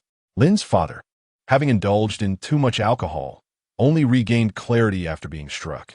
Before he could finish his protest, a resounding slap landed across his face. Yin Dongping glared fiercely. "Silence, you old fool." Lin's father, stunned and incredulous, exclaimed, "Dongping, you dare strike me? You have been idle in my home for years, and we have never uttered a word of reproach. Why repay kindness with malice?" With a heavy heart, he cast a sorrowful glance at Aunt Lu and his longtime friend Lin Fugui. "And you, Fugui, we have been such close brothers since childhood. Why would you betray me? Is our bond not strong enough to help outsiders bully your own brother?" Lin's father and Aunt Lu's husband had shared a lifelong friendship, which is why he had repeatedly lent her money. When Lin Feng rebuked Aunt Lu's family, he had vehemently defended them. But now, why would a decades-long comrade turn against him? Lin Fugui's eyelids twitched, yet he remained silent, his silence betraying his stance. Aunt Lu, on the other hand, wore a mocking expression. "Humph. You were unwilling to part with your money, and now you've brought this upon yourself. I inform you that the promissory note has been imprinted with a thumbprint. You shall not evade the 500 million, or else." With that, Aunt Lu forcefully slammed a kitchen knife onto the table, her fierce and menacing demeanor sending chills down the spine. At this moment, Lin's father finally comprehended the absurdity of brotherly bonds when lured by the temptation of wealth. "How I despise this! It is all my fault for lacking the ability. Yet I pressure my son to save face, surrounded by relatives and friends who only wish to see others fail." Just as Lin's father was overwhelmed by regret and frustration, the door was suddenly kicked open. Subsequently, Lin Feng entered the room with a dark expression. "What have you done to my father, you wretched scoundrels?" The onlookers exchanged glances, seemingly astonished by his immense strength. As they were taken aback, the man in the black fingerless gloves drew a dagger from his waist and pressed it against Lin's father's neck. "Do not approach. Your father is merely unconscious and not yet dead, but should you dare take another step forward, his head shall roll. You do not wish to be an unfilial son, do you?" Lin Feng, upon hearing this, displayed disdain. Having reached the pinnacle of mastery, he knew that while he could not kill invisibly like a practiced assassin, rescuing his father before these individuals could act was well within his capabilities. He harbored no fear of their threats. just as he prepared to take action against them. The system notification chimed. Detection of host making a choice. 2 options are provided. 1. Decide to save your father and eliminate the enemy. Reward: instant kill talisman. 2. Decide to save your father and send the criminals to the police station. Reward: explosive growth talisman. Explosive growth talisman transforms into a superhuman momentarily, with a surge in physical strength and speed. After use, weakness lasts for 24 hours. Unexpectedly, these are the 2 options. Lin Feng furrowed his brow, weighing the pros and cons. At present, eliminating these individuals would be effortless, yet truly killing them would undoubtedly lead to legal repercussions, resulting in a lifetime of confinement, which is far from preferable. Seeing Lin Feng remain motionless for an extended period, Aunt Lu and the others assumed he was intimidated and began to laugh maniacally. "Ha ha! We thought you were formidable, but it seems you are merely this." They taunted. "Cool, mate. Try to impress me again. Be careful, or I might just end your father's life. Now you realize the extent of my power, don't you?" Yin Dongping's laughter was the most sinister. "Ha! Lin Feng, you've fallen in my grasp. Haven to you? It matters not that the court refuses to accept the case. I have my ways to deal with you." As they continued their brazen mockery, Lin Feng's brow furrowed even deeper. Chapter 45. Shouldn't the victim be innocent? Damn it. These scoundrels are insufferably arrogant, especially Yin Dongping, Dong Minqing, and Aunt Lu. These 3 must perish. Lin Feng closed his eyes, secretly gathering strength, ready to spring forth and shatter their bones at any moment. Meanwhile, Aunt Lu, eager for wealth, dared to step forward and demand money. "Lin Feng, what are you doing? Have you been rendered speechless? Hurry and transfer the money to my bank account." At that moment, a man wearing black gloves reached out to intervene. "Hold on, be careful." As a fugitive who had evaded capture for years, he was not only meticulous but also exceedingly cautious. "Mr. Lin, we seek only wealth and not your life. If you sign the property transfer contract on the table and transfer 500 million to the account listed behind it, I can assure you your father's release." The man gestured toward the table, urging Lin Feng to comply swiftly. In truth, he had already received compensation for this deal. However, as is often the case with those ensnared in criminality, greed reigned supreme. Although Aunt Lu did not comprehend why Lin Feng needed to sign the contract, she chimed in. "Lin Feng, did you hear that? Hurry and hand over the money, and all your cars too. Leave not a single one behind." To refuse a loan is tantamount to courting death. Moreover, his ostentatious son mockingly taunted, "Damn it, you made me lose face. Now you're being obedient. Come here and kneel to Grandpa Hao." Aunt Lu insisted his Bentley must be mine. Lin Feng thought that concealing his assets would exempt him from sharing the wealth. "But I have plenty of tricks to ensure you leave with nothing." Observing this insatiable group bickering even as they faced imminent doom, Lin Feng's composure was restored. After activating the explosive growth symbol, his aura erupted, a brief surge that left him slightly disoriented. As he inadvertently stomped on the floor, it shattered, creating a small pit half an inch deep. Empowered by Lunpi, Lin Feng's gaze sharpened, signaling that he was ready to strike. The man in the black gloves, noticing the intensity in Lin Feng's eyes, felt a sudden jolt of apprehension. As a fugitive, he could acutely sense the murderous intent in the air. Their eyes met, and he perceived Lin Feng as a mere ant gazing at the heavens, an unshakable illusion blossoming within him. "Not good, draw the gun," he shouted, gripping the dagger tighter. The glinting blade poised to pierce Lin's father's throat. At his warning, Dong Minqing scrambled to reach beneath the sofa, and upon touching the cold, black barrel of gun, he was startled to see a shadow appear on the floor. What is this, so swift? Regardless, with the handgun in hand, he felt empowered, believing all carbon-based life forms would perish at his command. Unfortunately, it did not grant him masterful speed. The moment Dong Minqing stood, a dark shadow flickered before him.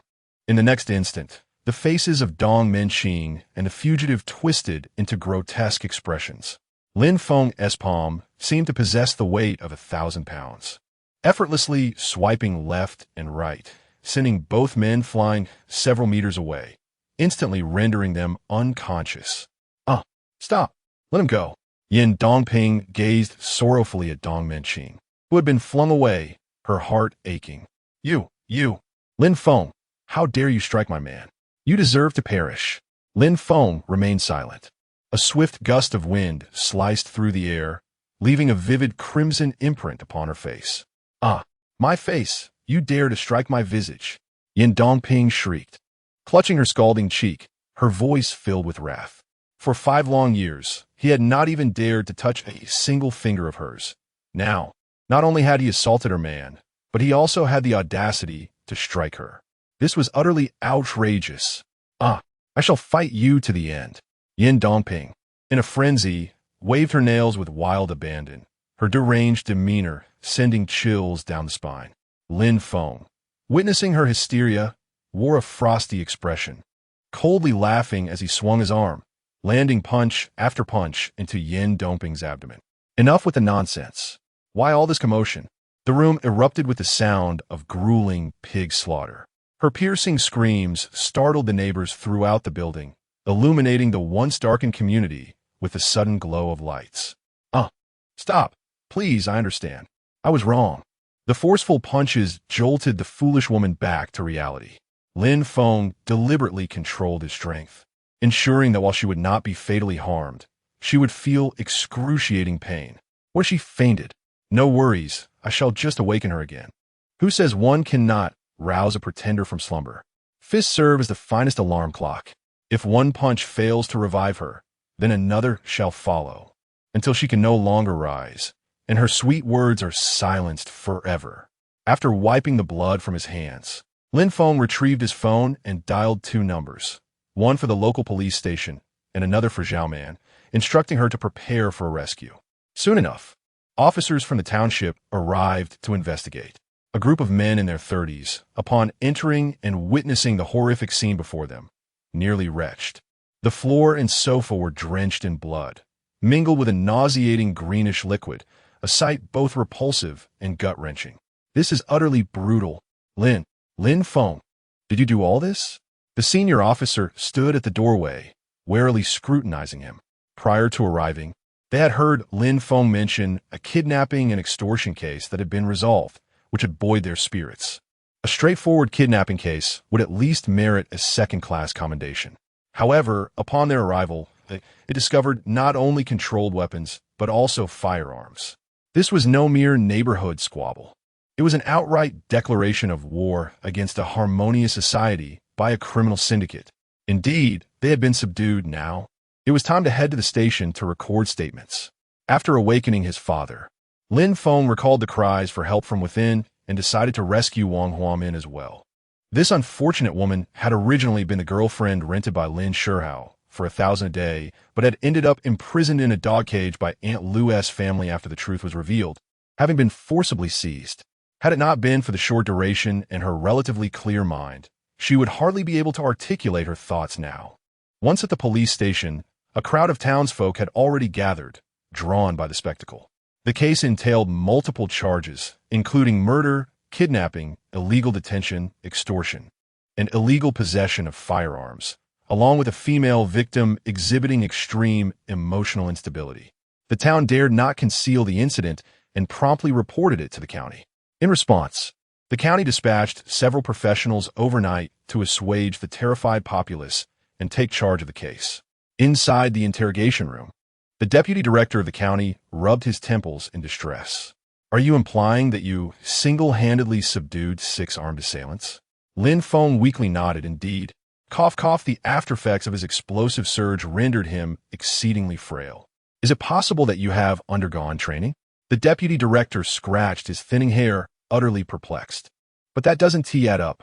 According to your testimony, you claim to have dashed out 7 to 8 meters within a second and managed to deliver 2 slaps to subdue the 2 principal culprits. Given that they were armed, the very distance seems implausible. Such a grave case ought to be treated with utmost seriousness. However, the circumstances defied logic, leaving the senior director bewildered.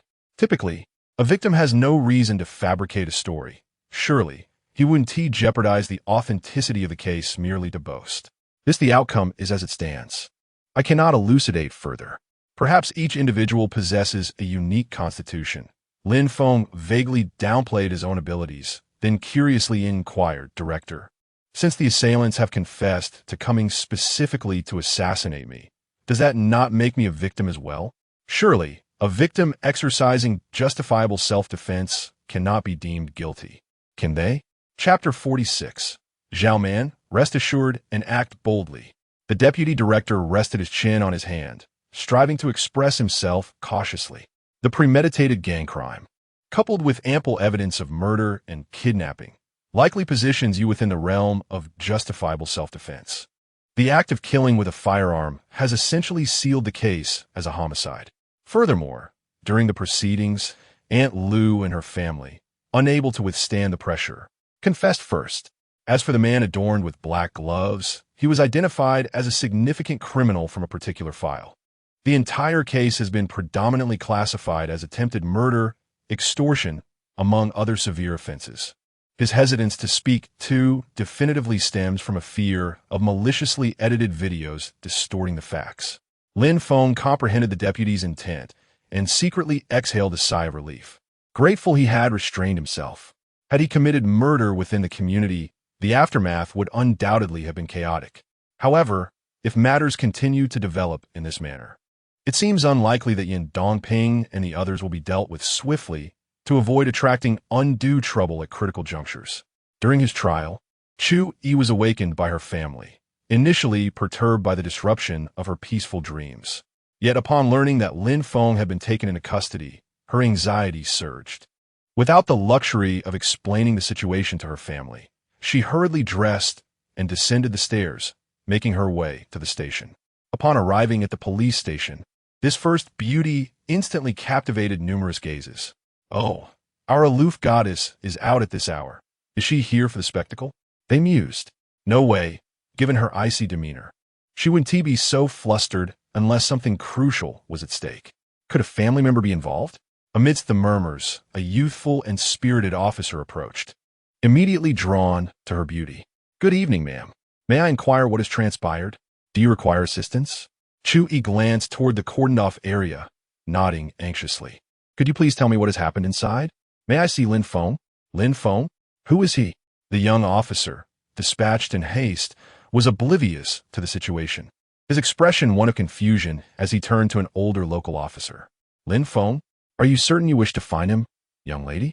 The seasoned officer, being a local, had heard of the illustrious beauty, especially since his own son had once pursued her.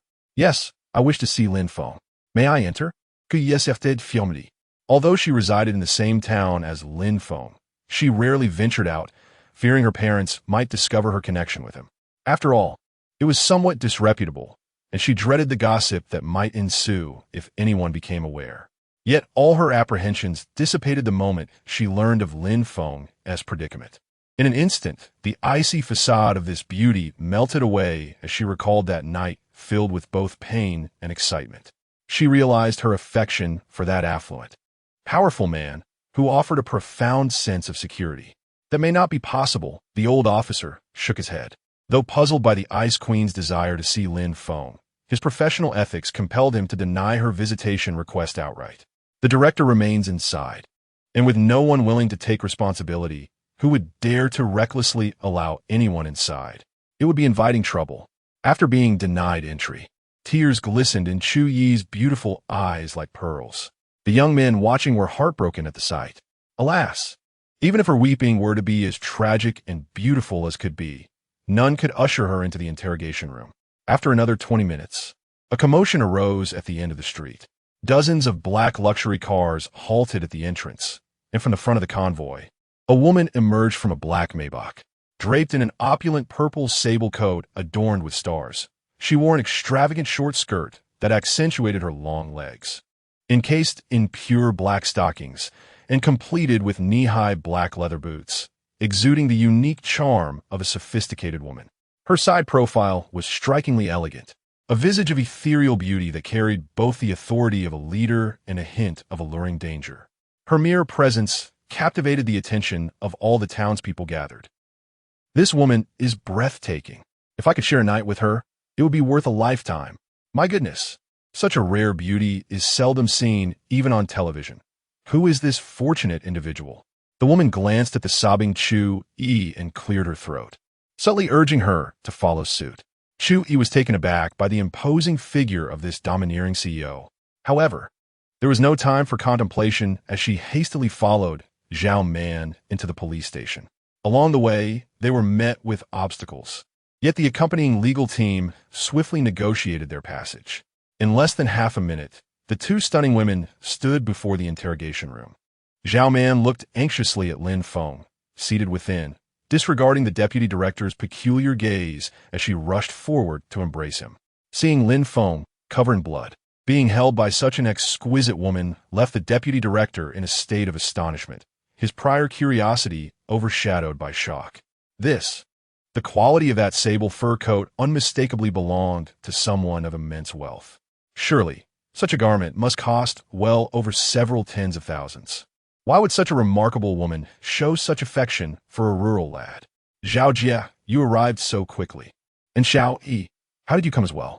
Lin Feng, noticing the concern on the faces of the two women, temporarily forgot about the director beside him.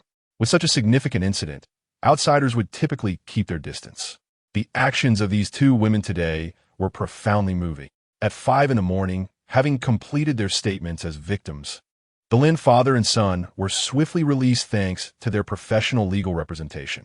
After escorting Chu Yi home, Lin Feng finally shared some good news with Zhao Man.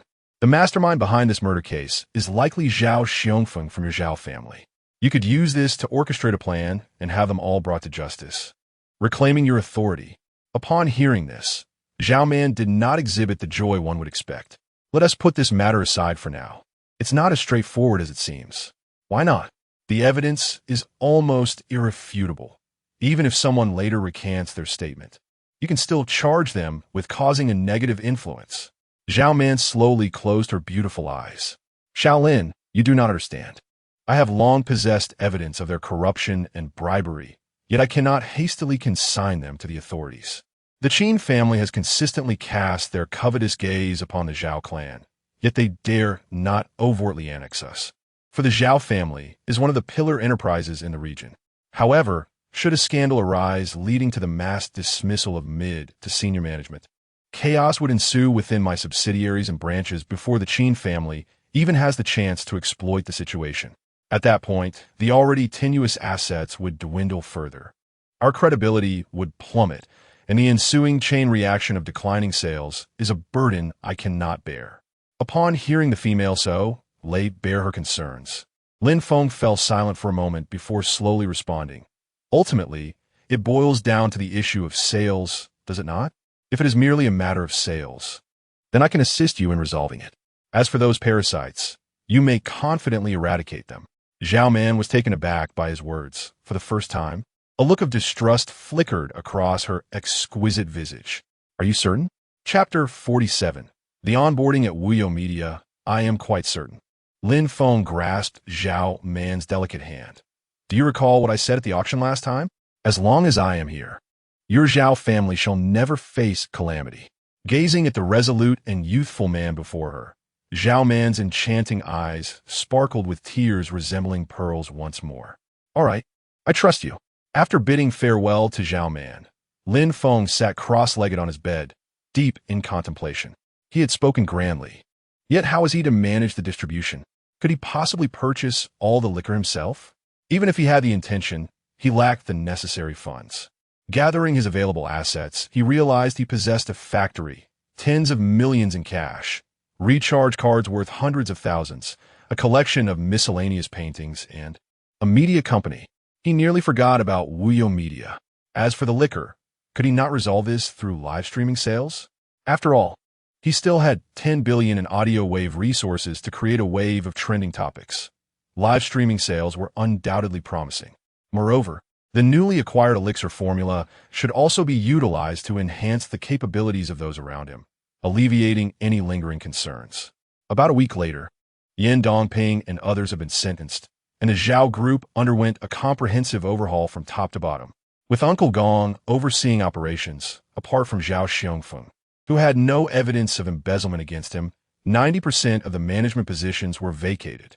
Zhao Man emerged as the rightful authority of the Zhao family. However, this was swiftly followed by a chain reaction. The Zhao group's assets significantly dwindled, prompting other families to eagerly prepare to seize the opportunity and claim a share of the spoils. On the 6th day of the Lunar New Year, Lin Feng arrived at the Wuyo Media Building for his inaugural day as chairman. He had specially purchased a tailored suit and, gazing at his reflection in the elevator's mirror, admired his upright figure exuding vitality. With a chime, the elevator halted at the 30th floor. Before he could step out, he was greeted by a massive banner proclaiming, "Wuyo Media warmly welcomes the new chairman, Mr. Lin."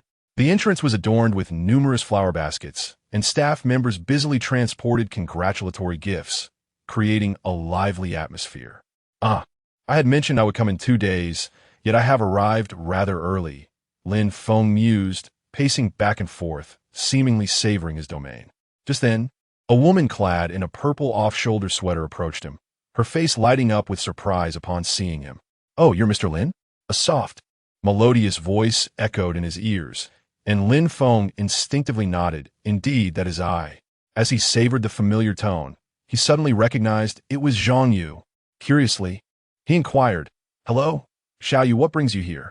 Zhang Yu appeared slightly embarrassed upon hearing his question, her delicate hands nervously playing with her hair. "I was feeling rather bored at home, so I came out to interview for a job to pass the time. Mr. Lin, please don't mention this to my grandfather." So that was the case. Lin Feng nodded with interest, a playful smile gracing his lips as he remarked, "If you wish for me to keep this a secret, you must offer something in return." The two had been chatting on WeChat without revealing their identities. However, he had likely discerned the temperament of this young lady. Seemingly gentle, yet quite oblivious, with a slow-witted nature and possessing striking beauty, she appeared exceedingly charming. "What price must one pay?" Zhang Yu blinked her large eyes and inquired.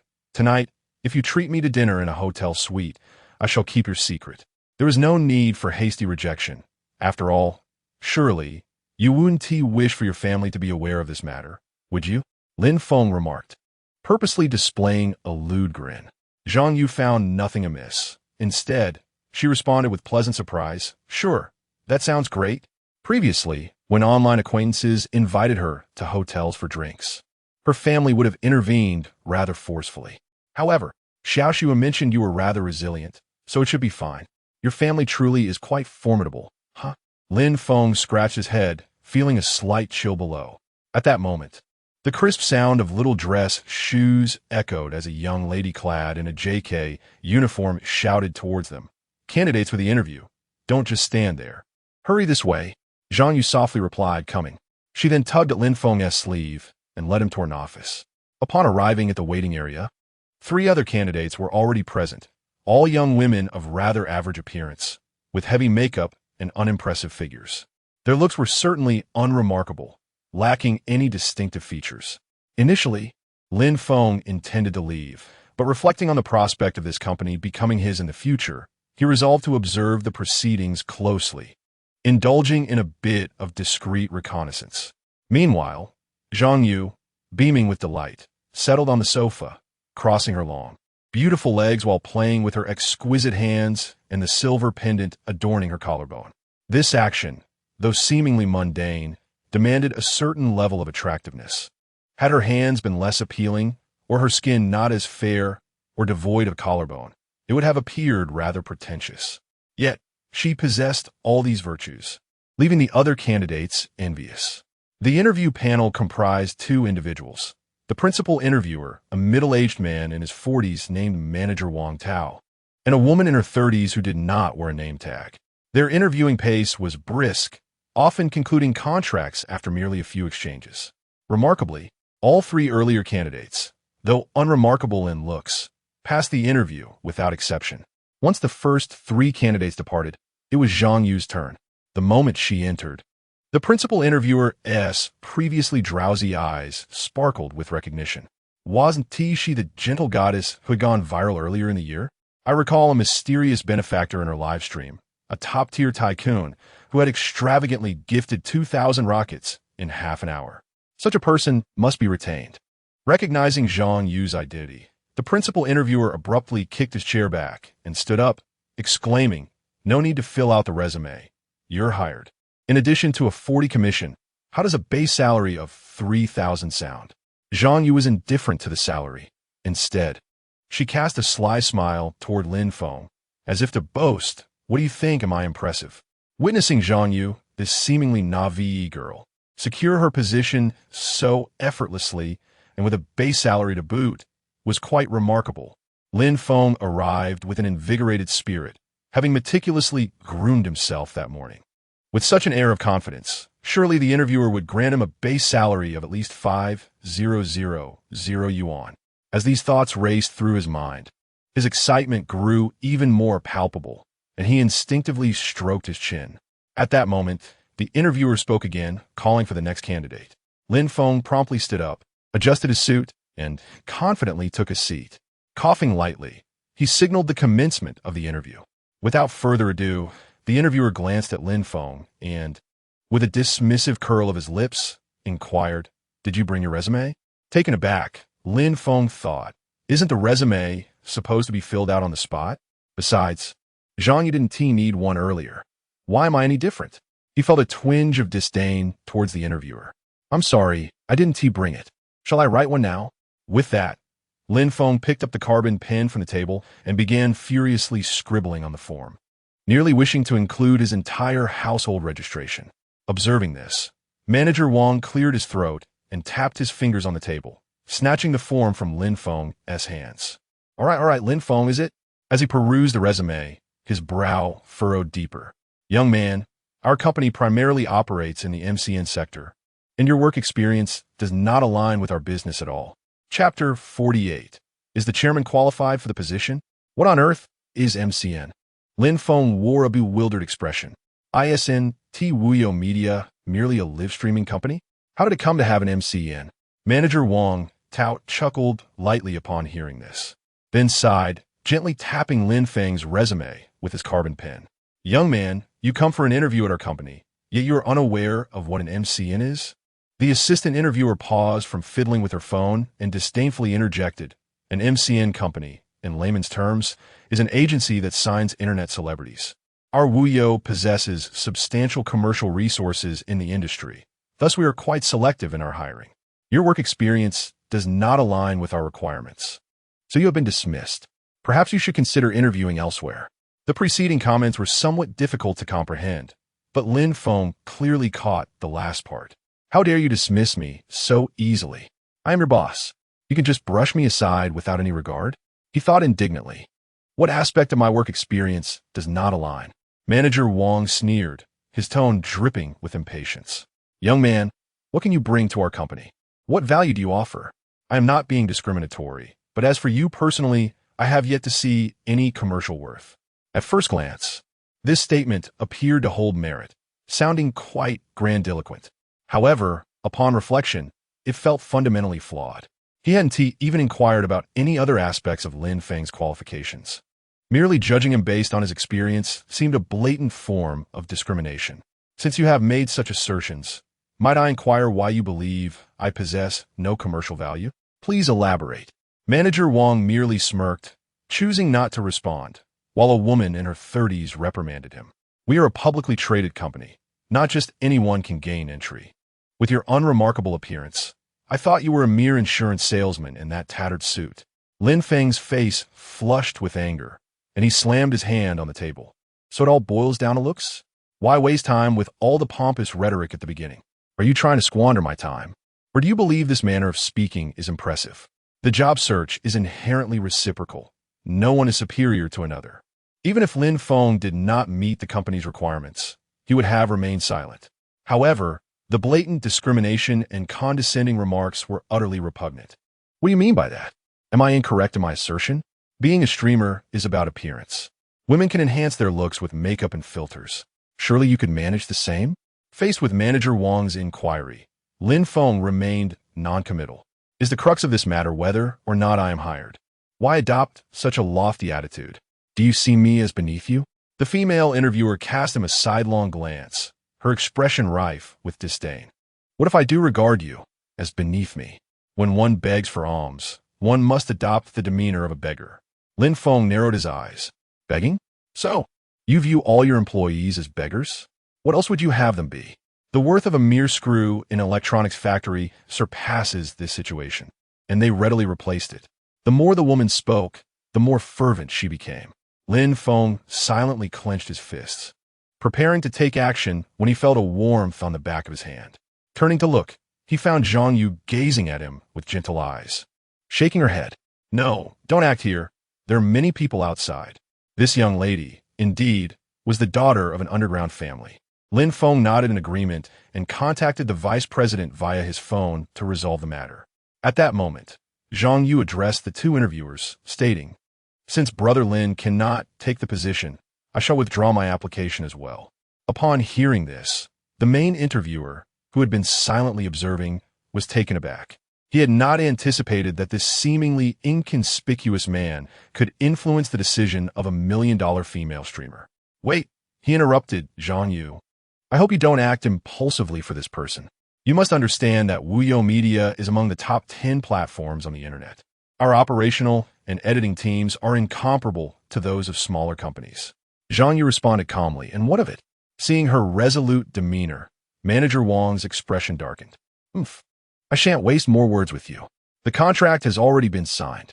If you wish to breach it, you must surrender your account and pay a penalty of 1 billion. And what if I refuse? Zhang Yu remained unperturbed, her charming face betraying no hint of anxiety. Yet, her expression gradually turned icy. Just because I smile does not imply I am easily bullied. After all, being from a criminal family has instilled a certain ruthlessness. Refuse. The vice interviewer smirked derisively. If you do not comply, prepare to be sued. To abandon your lifelong prospects for such a loser is truly pathetic and laughable. Lin Feng chuckled lightly. You arrogant fool. Do you think you have authority over others' lives? You. The female interviewer sprang to her feet. What is this attitude? How dare you disrespect me? I am a manager of a listed company, someone you will always look up to. Manager Wang slammed the table in anger. You two little nobodies should brace yourselves. I will find someone to deal with you. Before they could finish speaking, the office door was suddenly pushed open. A middle-aged man in a suit stood at the entrance, visibly anxious. President Lin, are you all right? President Lin?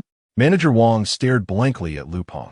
Vice President Lu, are you referring to the Lin who acquired our company?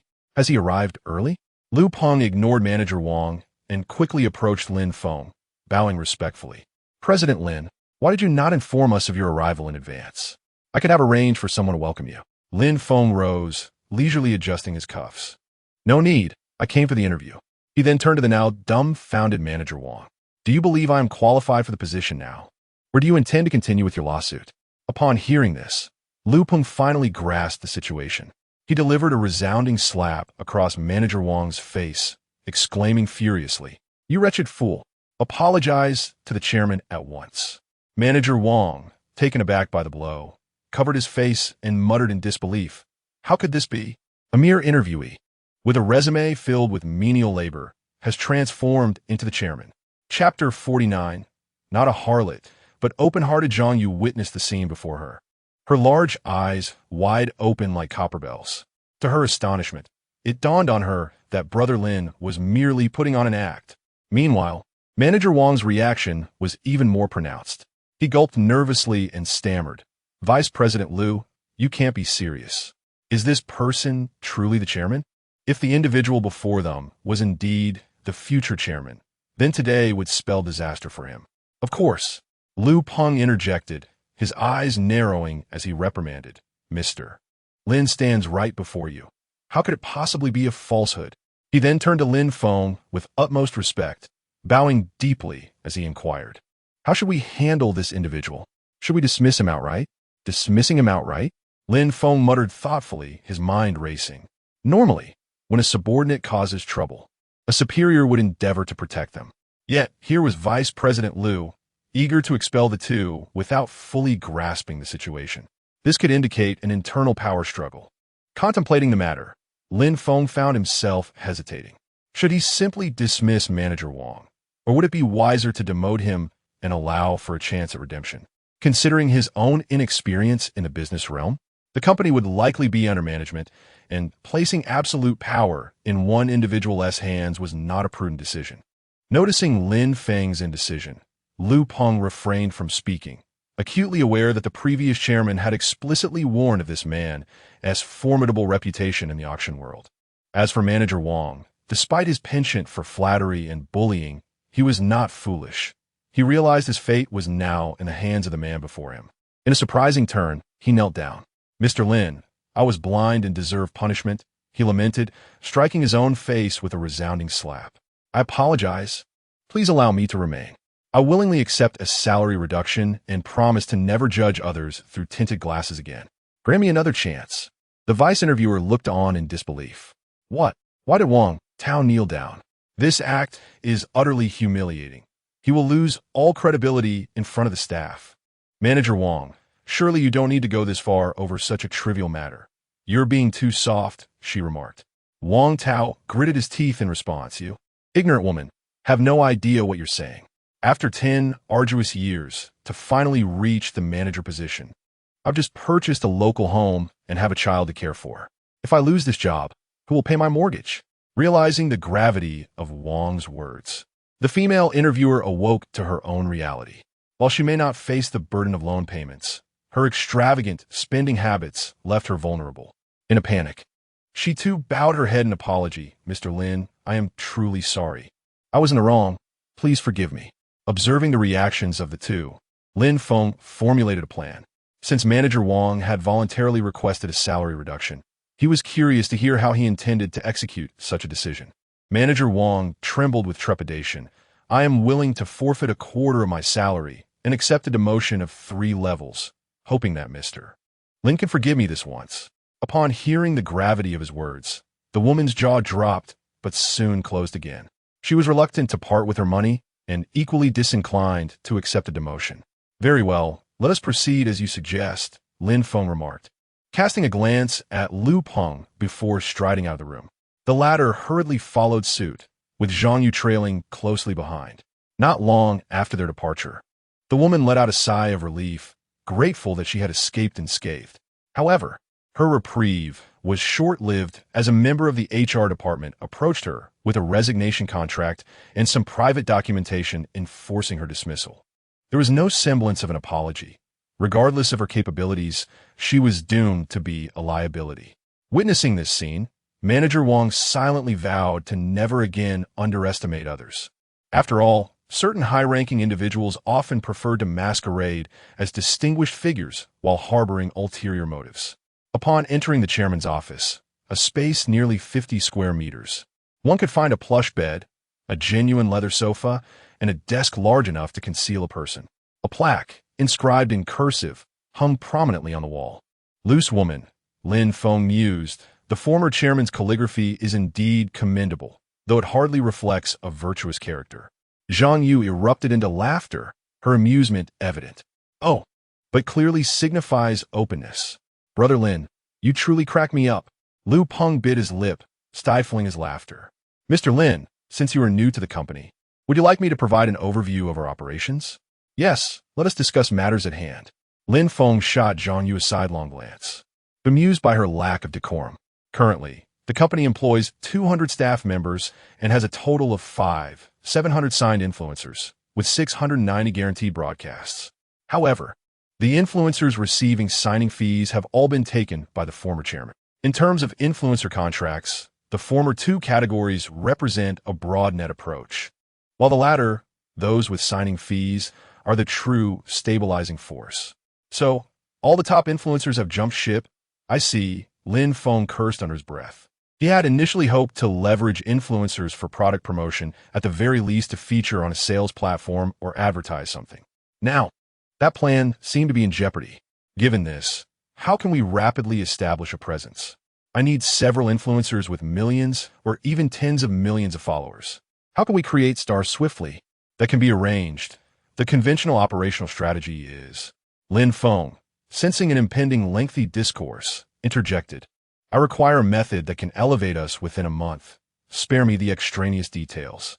Liu Peng, feeling a bit sheepish, pondered for a moment before proposing a new plan. Currently, Douyin is hosting a preliminary competition for the Influencer Legends Cup. If we place in the top 100, we will receive official traffic support, thereby achieving the rapid rise you mentioned. However, due to the substantial backing from the officials, competition is rather fierce. Beep. The system has detected the host choice. 2 options are presented. 1. Abandon the Legends Cup. Reward. 3 million in influencer signing fees. 2. Pursue the Legends Cup. Reward. Golden egg for consecutive victories. The higher the rank, the better the random reward. The authorities have managed to elevate even the most unremarkable streams to new heights. Lin Feng, who merely seeks traffic, naturally opts for a different path. As the two engaged in a convoluted discussion, Zhang Yu, somewhat bewildered, found herself growing drowsy. She sprawled on the couch, oblivious to her surroundings, and as half an hour slipped by, she remained lost in slumber. Suddenly, a peculiar sensation akin to pincers grasping her stirred her awake, and with a startled gasp, she opened her eyes. Upon realizing it was Lin Feng causing her distress, she exhaled sharply, rolling her eyes in exasperation. "Oh, Linga, what are you doing? I was sleeping." With that, she squinted her eyes, attempting to drift back into her dreams. Lin Feng, at a loss for words, observed her. This girl truly possessed an abundance of security granted by her family, allowing her to sleep anywhere without a care. Wake up, wake up. You must assist me with something." He tugged at her ear and continued. "Now that you are my employee, you are not permitted to be lazy in my presence. Hurry up and start a broadcast. Are you trying to exploit me? Making me work on my first day?" Zhang Yu protested, her reluctance evident as she straightened her posture. Being inherently free-spirited, she approached work and live streaming merely for enjoyment, lacking the reverence others might hold for their superiors. Just consider it a favor for your brother. After all, you have nothing else to occupy your time. Engaging with the viewers in the live stream could be quite delightful. Having communicated with her for an extended period, Lin Feng felt at ease and employed a mix of persuasion and firmness to make his case. "How about you stream for a while, and in the evening, I'll treat you to dinner?" Upon hearing this, Zhang Yu, with a stoic expression, nodded begrudgingly, before reluctantly preparing her makeup and retrieving her phone to message Lonely Wolf. "Brother Wolf, I'm about to start my live stream. Log in to hear me rant about my terrible boss." Chapter 50. The Showdown Between Fei Yang and Huihui. Greetings, everyone. Zhang Yu languidly greeted the camera, casting a sidelong glance at Lin Feng, who was nearby, rolling her eyes slightly. "I am your host, Xiaoya." Lin Feng responded with a serene smile, remaining silent as he casually opened his notebook to check the popularity metrics of his co-host. Since the last extravagant donation of 20,000 rockets, Zhang Yu's account had seen a notable surge in followers. Furthermore, with the ongoing preliminary rounds of the Legendary Cup, the official promotion of traditional PK live broadcasts had caused a number of online viewers to fluctuate from 30,000 at the start to an astounding 50,000 upon her arrival. The live chat was a flurry of rapid messages, brimming with warm greetings from fans. "Wow, my wife is so diligent, coming to see us just 7 days later. Brothers, Yuan is persistently clinging to me. What should I do? Licking screen, bro, don't daydream in broad daylight. Yuan is my wife." 3 minutes of mockery, 3 minutes later. Those who see. Zhang Yu glanced at the chat, rubbing her almond-shaped eyes. Her large, glistening eyes conveyed an innocent and pure demeanor. "I'm so sleepy, let us do something to wake us up. What should we do?" She muttered to herself, completely disregarding the opinions of the viewers. After all, she wasn't live streaming solely for profit. Without Lin Feng, she might only go live once every 10 days or so. "Wow, my wife is making me feel like an idiot." Slurping sound. Chun Zhe from Liaodong Electra Power University formally invites you to dinner. My lips involuntarily curled into a smile. Lin Feng sat at his desk, observing the seemingly relaxed demeanor of his co-host, a subtle smile playing on his lips. While other female influencers drew crowds with singing and dancing, this girl sat there, barefaced and too lazy to even activate any beautifying filters, simply looking adorable. Yet, a considerable number of viewers remained entertained, laughing at her charming simplicity. In the midst of this tranquil moment, a PK connection request suddenly lit up the screen. Zhang Yu blinked in confusion. I've only been online for 10 minutes, and someone is already looking to connect? Typically, her broadcast revolved around casual chatting, and those in her circle knew her temperament and the fighting spirit of her viewers. It was rare for anyone to request a connection so boldly. Intrigued, she thought, could this be interesting? Hello, miss. Zhang Yu cheerfully greeted, only to be met with an unfriendly response. Oh, what is so good about it? We little influencers can't compare to your carefree beauty. Big Brother can just unfollow and delete us at will. The ID Hui Jun's tone was sharp and provocative. Such sarcasm made Lin Feng quite uncomfortable. Upon visiting her profile, he discovered that this rather unpleasant woman was, astonishingly, a prominent cosplayer with millions of followers online. What the heck? The top supporter on the opposite side is actually Fei Yang. Isn't he one of our own? How could he betray us?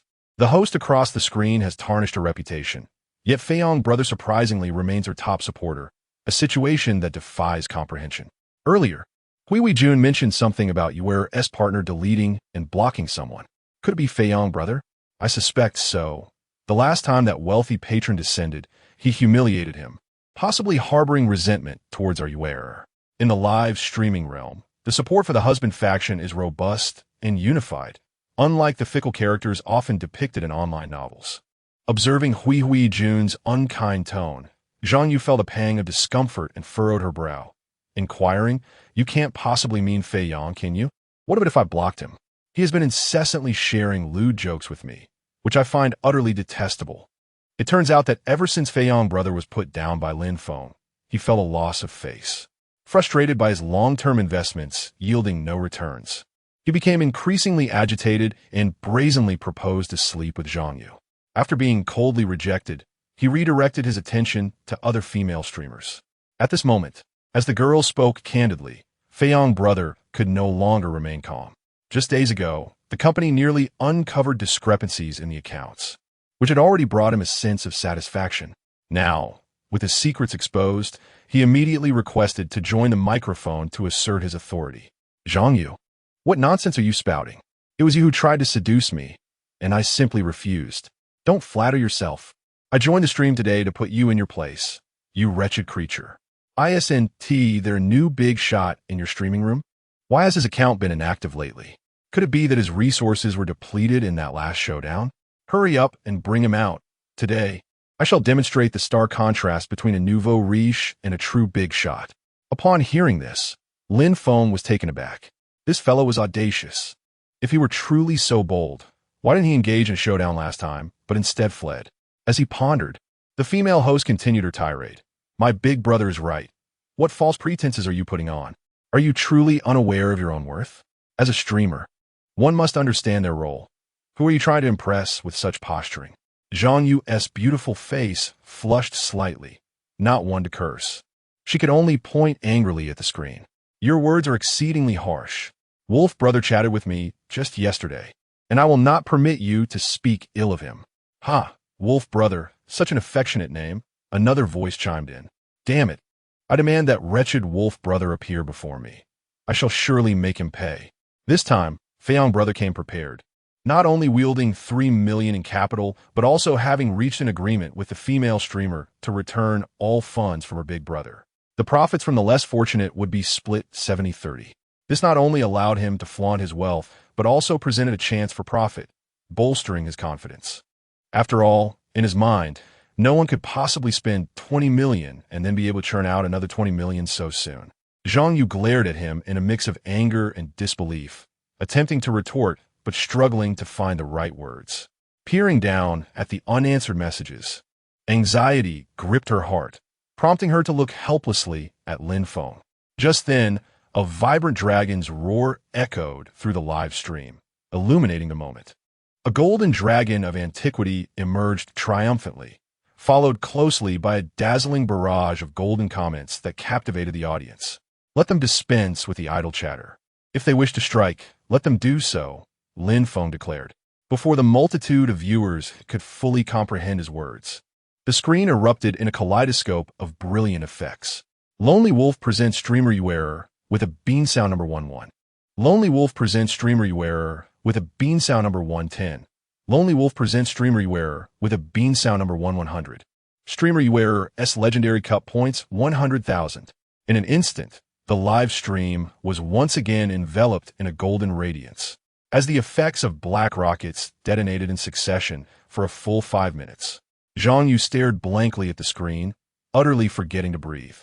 Before she could even process the situation or decide on a punishment, the votes began to pour in.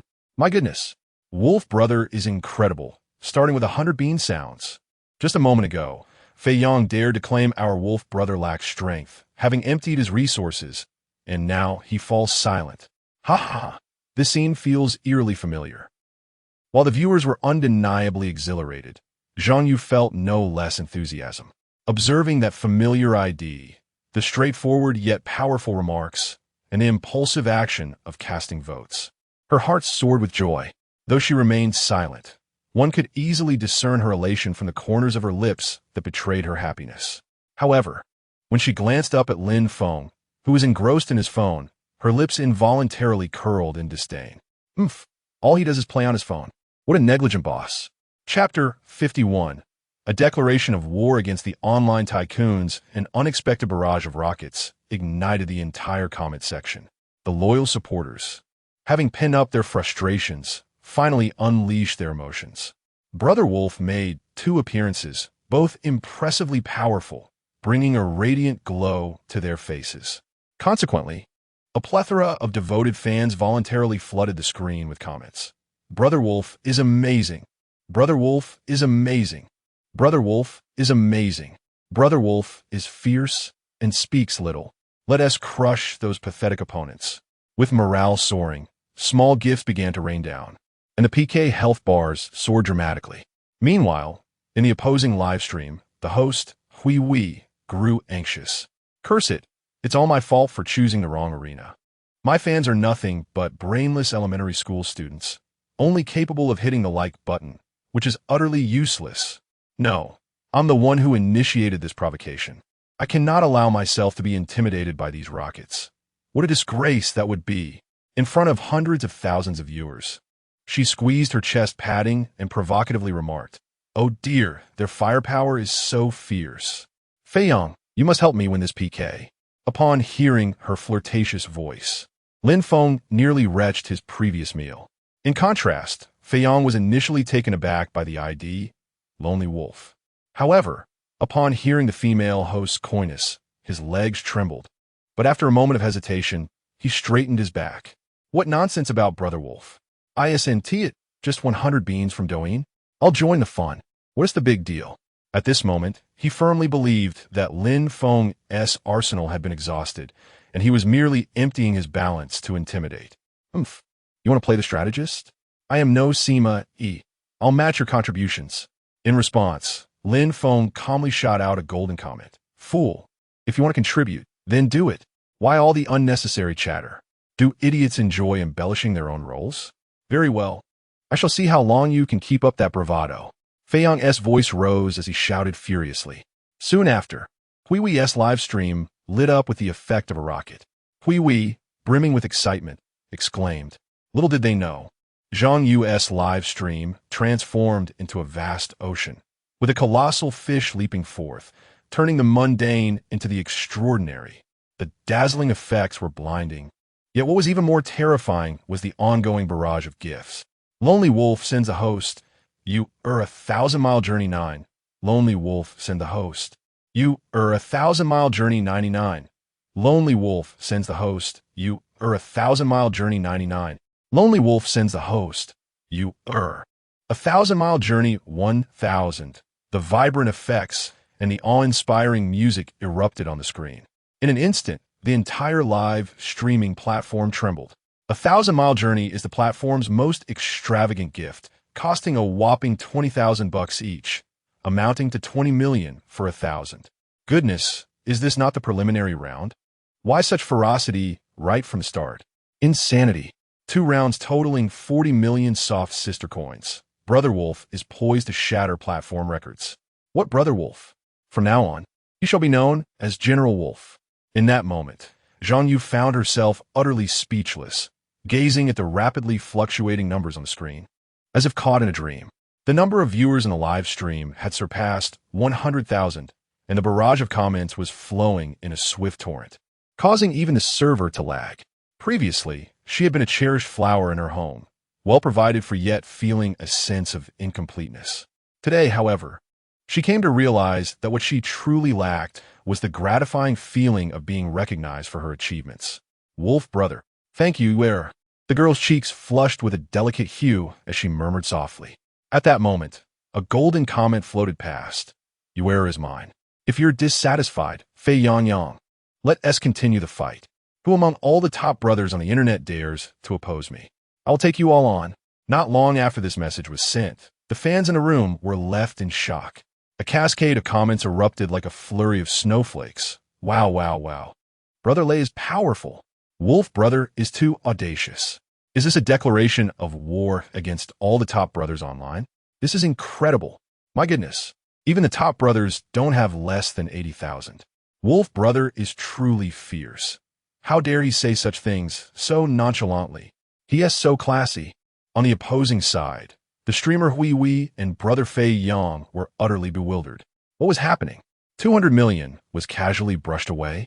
Couldn't they at least wait until we finished our scripted performance and collected the fans' money? Damn it.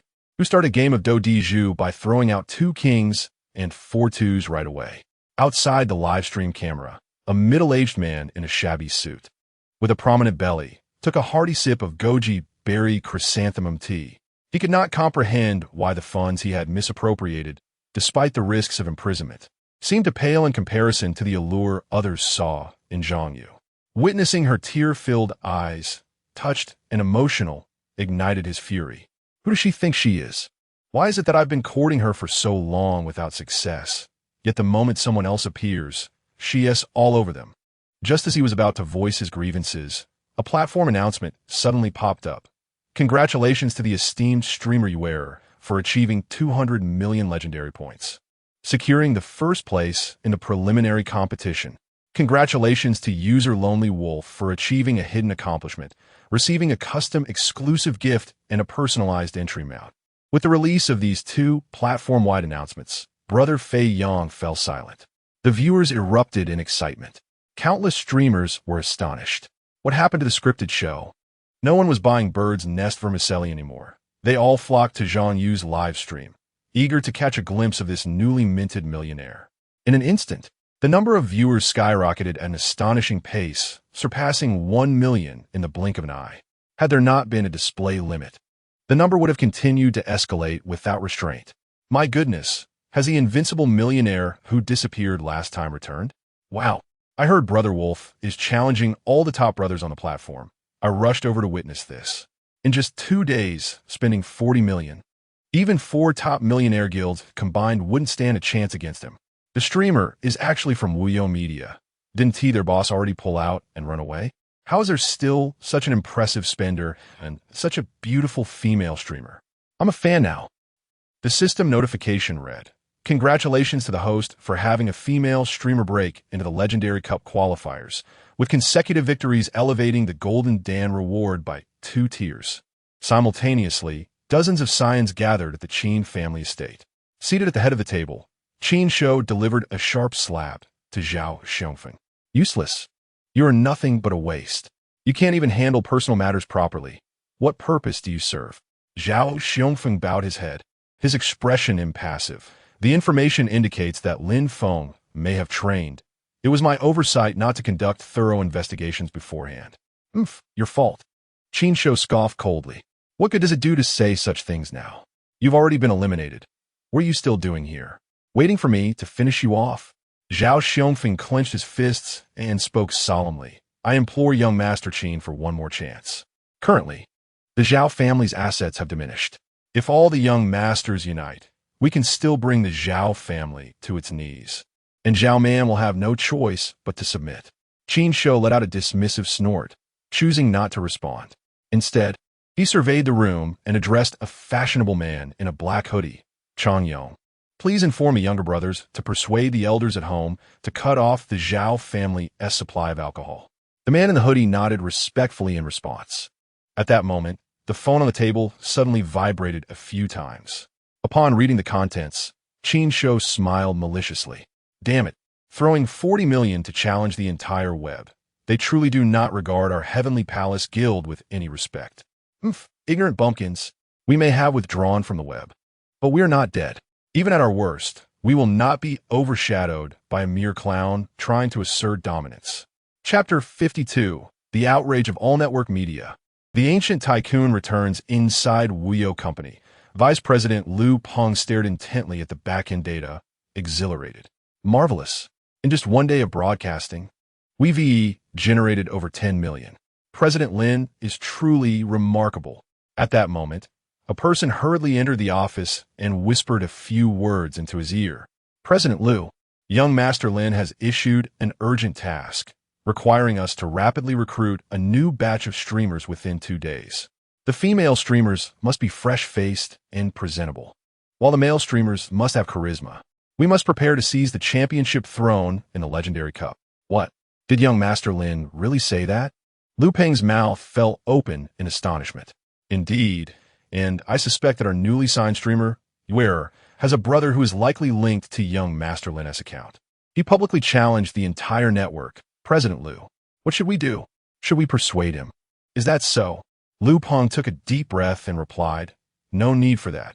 We shall proceed as young Master Lin instructed. The recruitment announcement should be audacious, clearly stating our intentions. The bold recruitment information was released and instantly soared to the trending topics, creating a storm throughout the entire network. Subsequently, countless top media companies convened emergency meetings. The leading company, Brilliant Culture, posted a response. With our brilliance, the Legendary Cup can only aspire to second place. The second-ranked, Uni Culture, retorted, what a clown. A small company far down the rankings dares to speak so arrogantly? The third-ranked, Wanzi Media, chimed in, these youngsters are too arrogant. To openly challenge the entire network is pure folly. I shall ensure they retreat from the network. The fourth, Goose Media, responded. In no time, it was not just entertainment companies that ridiculed the announcement.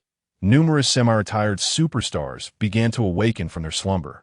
Wealthy individuals across various platforms resurrected their accounts. In the Tycoons chat group, which gathered hundreds of elite tycoons, every name mentioned was a CEO or a fierce individual who had spent millions. Among them was one who had once achieved the astonishing feat of spending 40 million in just 2.5 hours, consistently racking up numerous small fortunes each year. And it was this assembly of magnates that now discussed the emergence of a newcomer. Tiangong Dian, brothers, is anyone still alive? If you can respond. Hit 1. Shandian 000, don't call, I'm still here.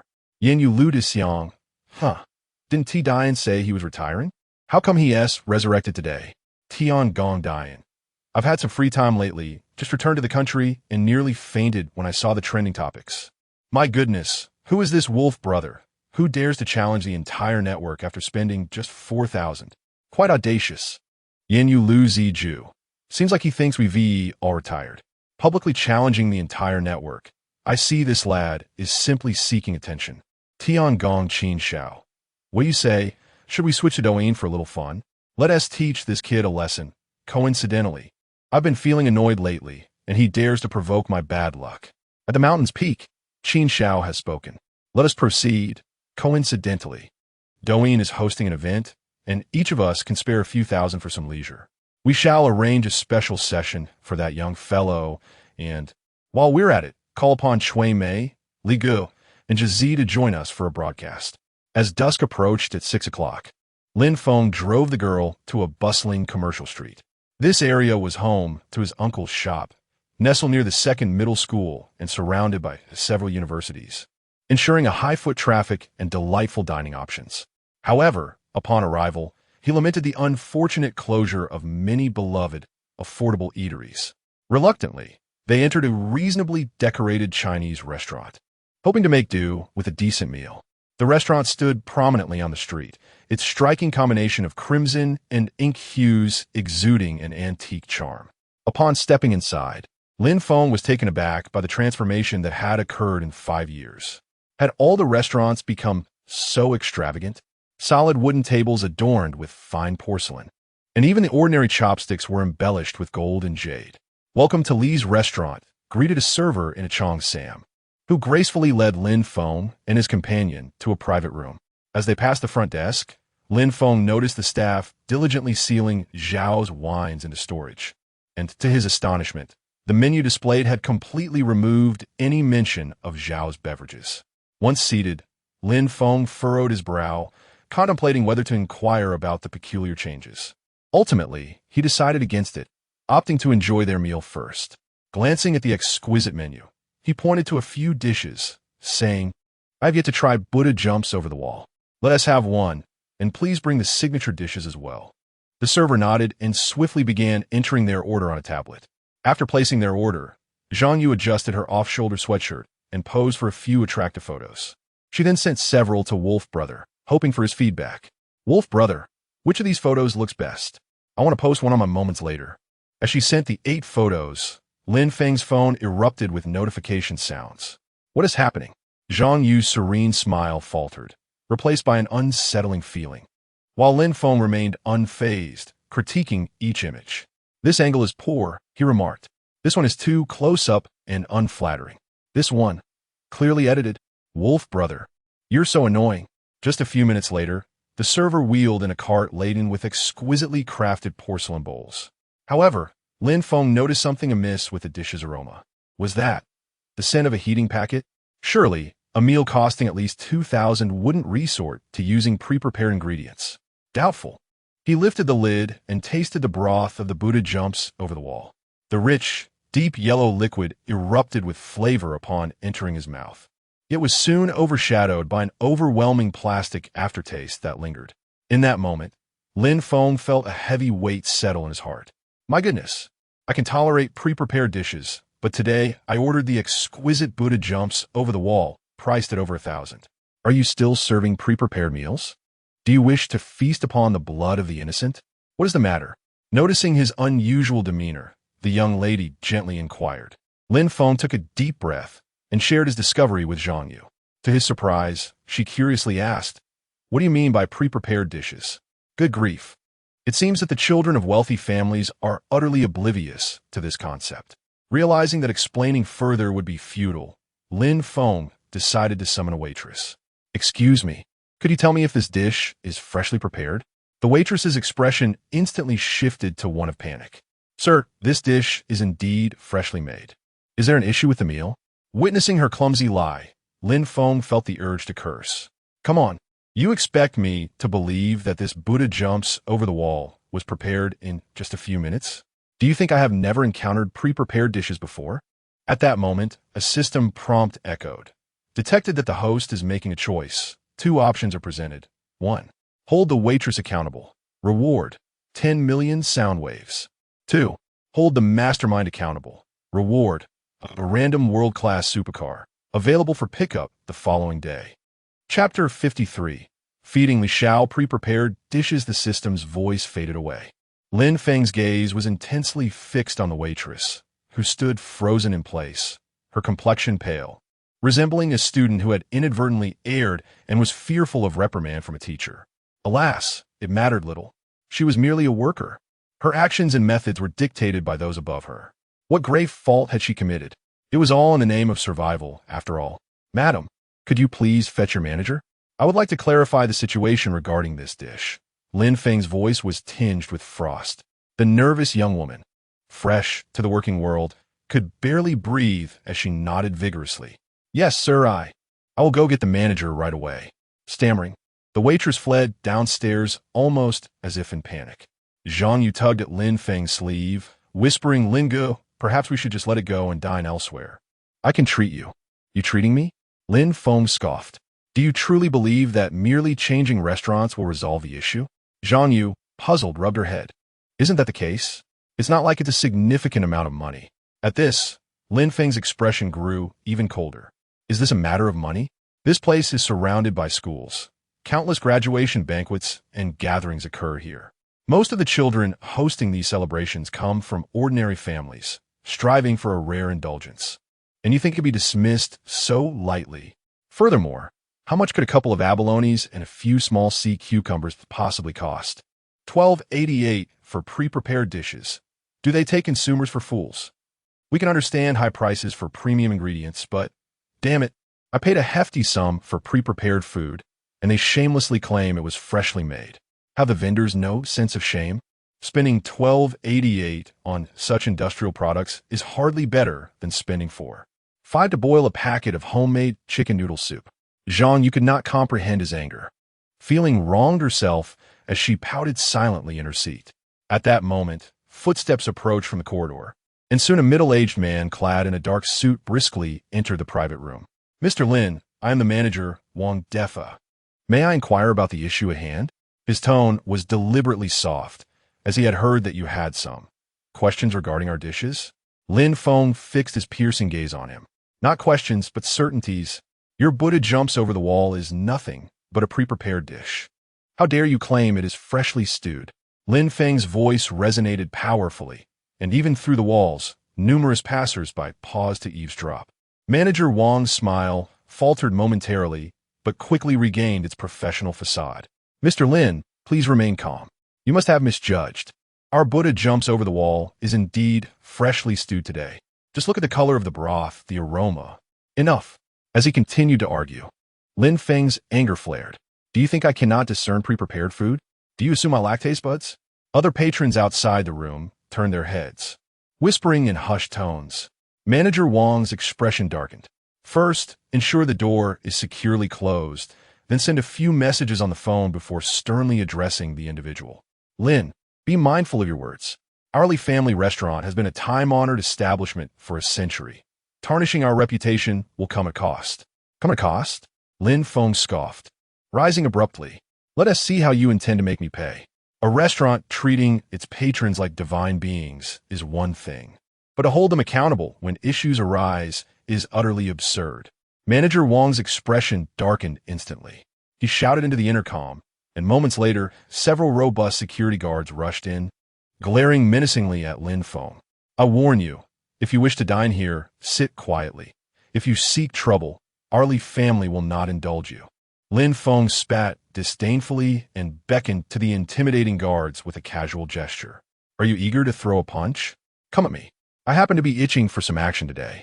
Manager Wang, with a contemptuous smirk, waved his hand, and the guards surged forward, ready to deliver a severe beating to this unruly individual.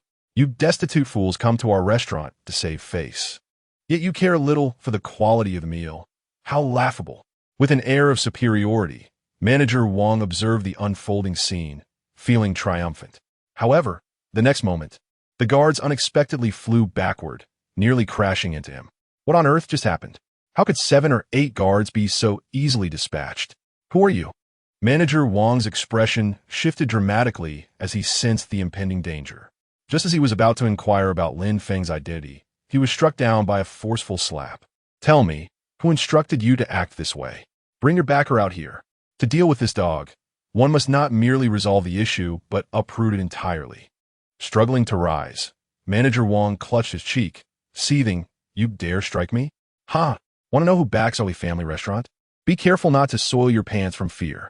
Without patience for further banter, another slap sent Manager Wang rolling on the ground several times. After a considerable pause, he gritted his teeth and swiftly dialed a number. Meanwhile, on the other end, Li Changyong, the young master of the Li family, received the news, his countenance darkening ominously. A bunch of lowly scum daring to cause a ruckus at our Li family? They must be tired of living.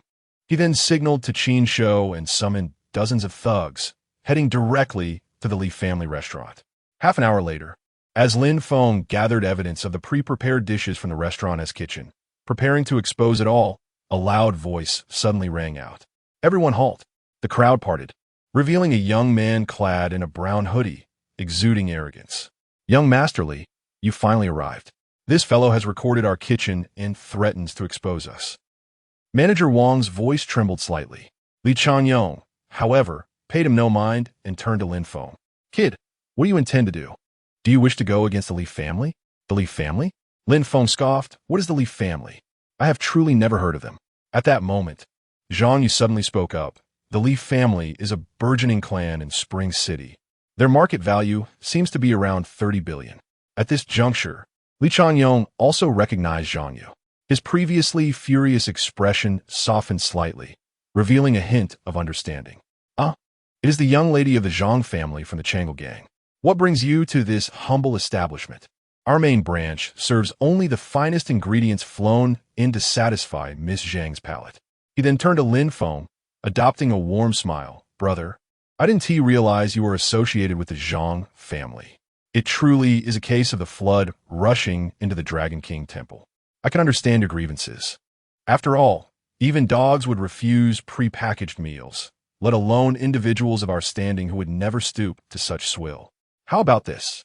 I shall arrange for our head chef to prepare an exquisite feast of authentic game to compensate for your distress. He added, and let us also delete the kitchen footage. We wouldn't want our customers to take issue. These patrons are far too aware of their rights, and public relations can be quite costly. Li Xiao was undoubtedly a remarkable talent, deftly nearly diffusing the tension with just a few words. Unfortunately, Lin Feng had no intention of acquiescing. If you wish for me to erase the video, that can be arranged. However, you shall consume every last morsel of the pre-packaged meal on this table. Upon hearing this, Li Changyong's expression shifted from relief to one of profound coldness. Brother, I have no habit of consuming pre-packaged meals. If you have any grievances with my Li family, feel free to express them directly. At this remark, Lin Feng nearly burst into laughter. You have no habit of eating pre-packaged meals? What about me? In an instant, a streak of light flashed as Lin Feng forcefully pressed Li Xiao's head onto the table, prying open his mouth to pour down a golden broth. The matter of pre-packaged meals will be exposed for certain. Moreover, whether you eat or not is no longer your decision. Chapter 54. Wiu media, pan, sicave. Without uttering a word, Lin Feng sprang into action, astonishing everyone present. All the bodyguards stood frozen, momentarily forgetting to rescue their young master. How utterly devoid of martial ethics. Just a moment ago, they were engaged in conversation.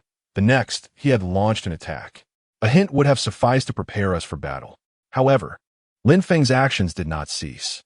Under the bewildered gaze of the bodyguards, he forcefully poured high-tech industrial materials into Li Changyong's mouth.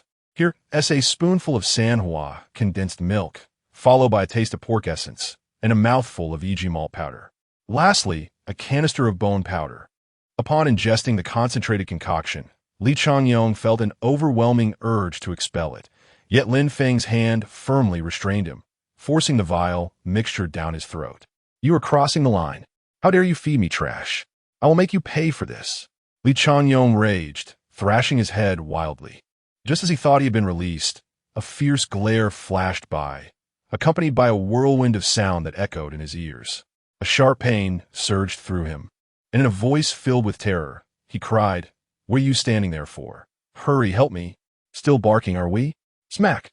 With one hand dealing with the advancing bodyguards, Lin Feng struck Li Changyong's ear with the other, his speed of attack almost conjuring a tempest, leaving him squealing like a pig and instilling fear in all who witnessed the scene. You may purchase pre-packaged meals, but to claim they are fit for pigs is utterly disrespectful. Do you take others for fools? Congratulations, host, on completing the task. Reward: the gem of the supercar world, a Bugatti Chiron. It will arrive in Modu the next day, with additional gifts to follow in Quanching 2 days later. With the system notification ringing in his ears, Lin Feng's slaps grew increasingly rapid. Smack, smack, smack, until he had dealt with over 20 professional bodyguards. Many onlookers had gathered, and only then did he gradually cease his assault. Remember, in business, one must maintain a moral baseline. Exploiting others for profit is one thing, but to consume them as well? Is the substantial customer flow not enough for your gain? Do you crave more, or are you courting death? Spitting disdainfully, he took Zhang Yu by the arm and turned to exit the restaurant. Outside the private room, a crowd of onlookers stood, their expressions a mix of astonishment. Though they had never encountered the real Li Xiao, they had heard tales of his notorious reputation. Quanching University's most infamous scion, who had leveraged his immense wealth to coerce and defile numerous campus beauties. His ruthlessness was nothing short of appalling. To cross such a capricious and vindictive individual was an unwise choice indeed. How satisfying! Li Changyong has finally been dealt with. Shoo, lower your voice. We don't want him to hear and retaliate through his connections. Come on, he is lying on the ground. What can he possibly do to us now? Do not forget that the campus belle of Quan University suffered greatly after a single disparaging remark was made about her behind her back. The very next day, she was subjected to the torment of several individuals with unstable minds, unable to seek recourse through any means, ultimately driving her to madness. Moreover, the newly appointed belle from the physical education school faced dire consequences after she declined to accompany someone. Her family's restaurant was besmirched, and had it not been for the winter break, who knows what might have happened to her. Such cruelty is unfathomable. Enough of this. I shall keep silent. May that unfortunate brother seek his own fortune. Alas, entangled with such a rogue, one's later years may be irrevocably ruined. After departing from the Lee family restaurant, the two sought a casual dining spot before returning to the Tangshan villa. Upon entering the second villa, Brother Lin, I feel you may have overstepped today. After all, the other party was quite courteous. As soon as they exited the car, Zhang Yu finally voiced her concerns. Lin Feng, irritated, scratched his head in displeasure. What? Do you think I'd drag your Zhang family into this? I was the one who dealt with him. It has nothing to do with you. The young woman, upon hearing this, stomped her foot in frustration. I never said that. I merely thought he was being polite, and a meal does not cost that much.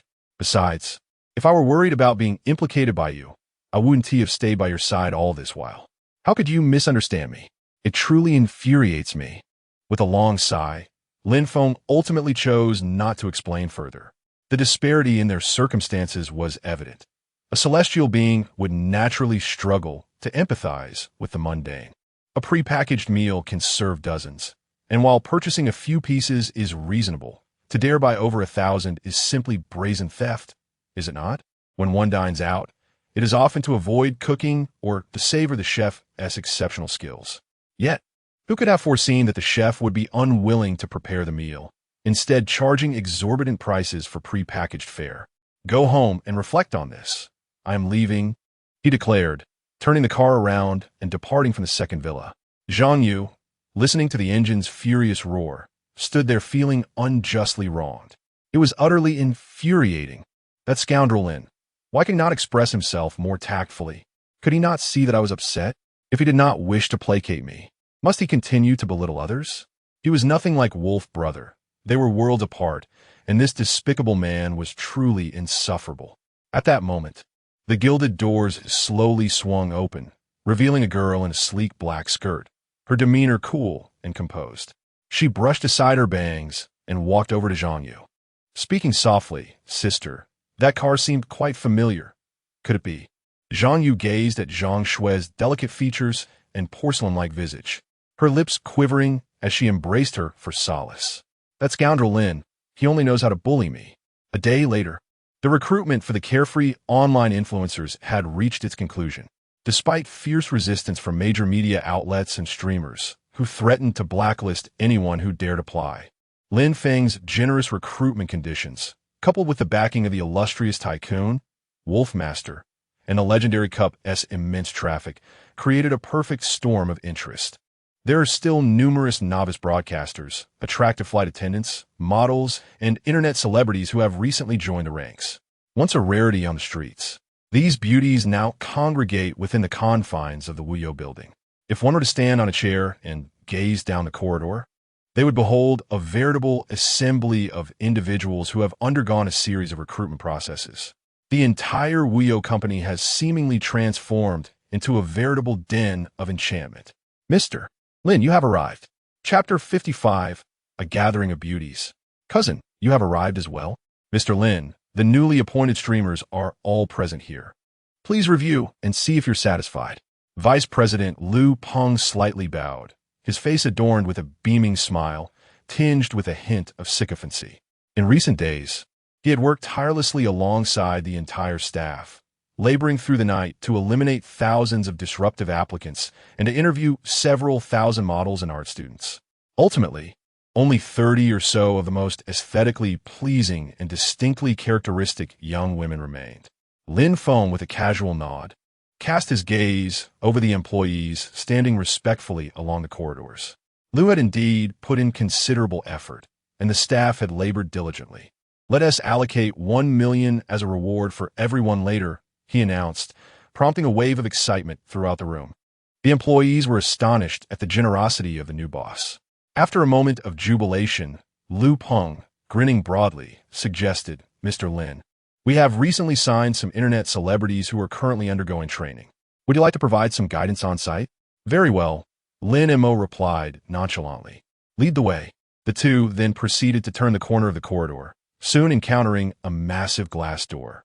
Through the transparent barrier, an expansive training hall, nearly the size of a football field, came into view. Inside, over 30 exceptional young women were receiving professional instruction from their mentors, singing, dancing, and practicing their runway walks.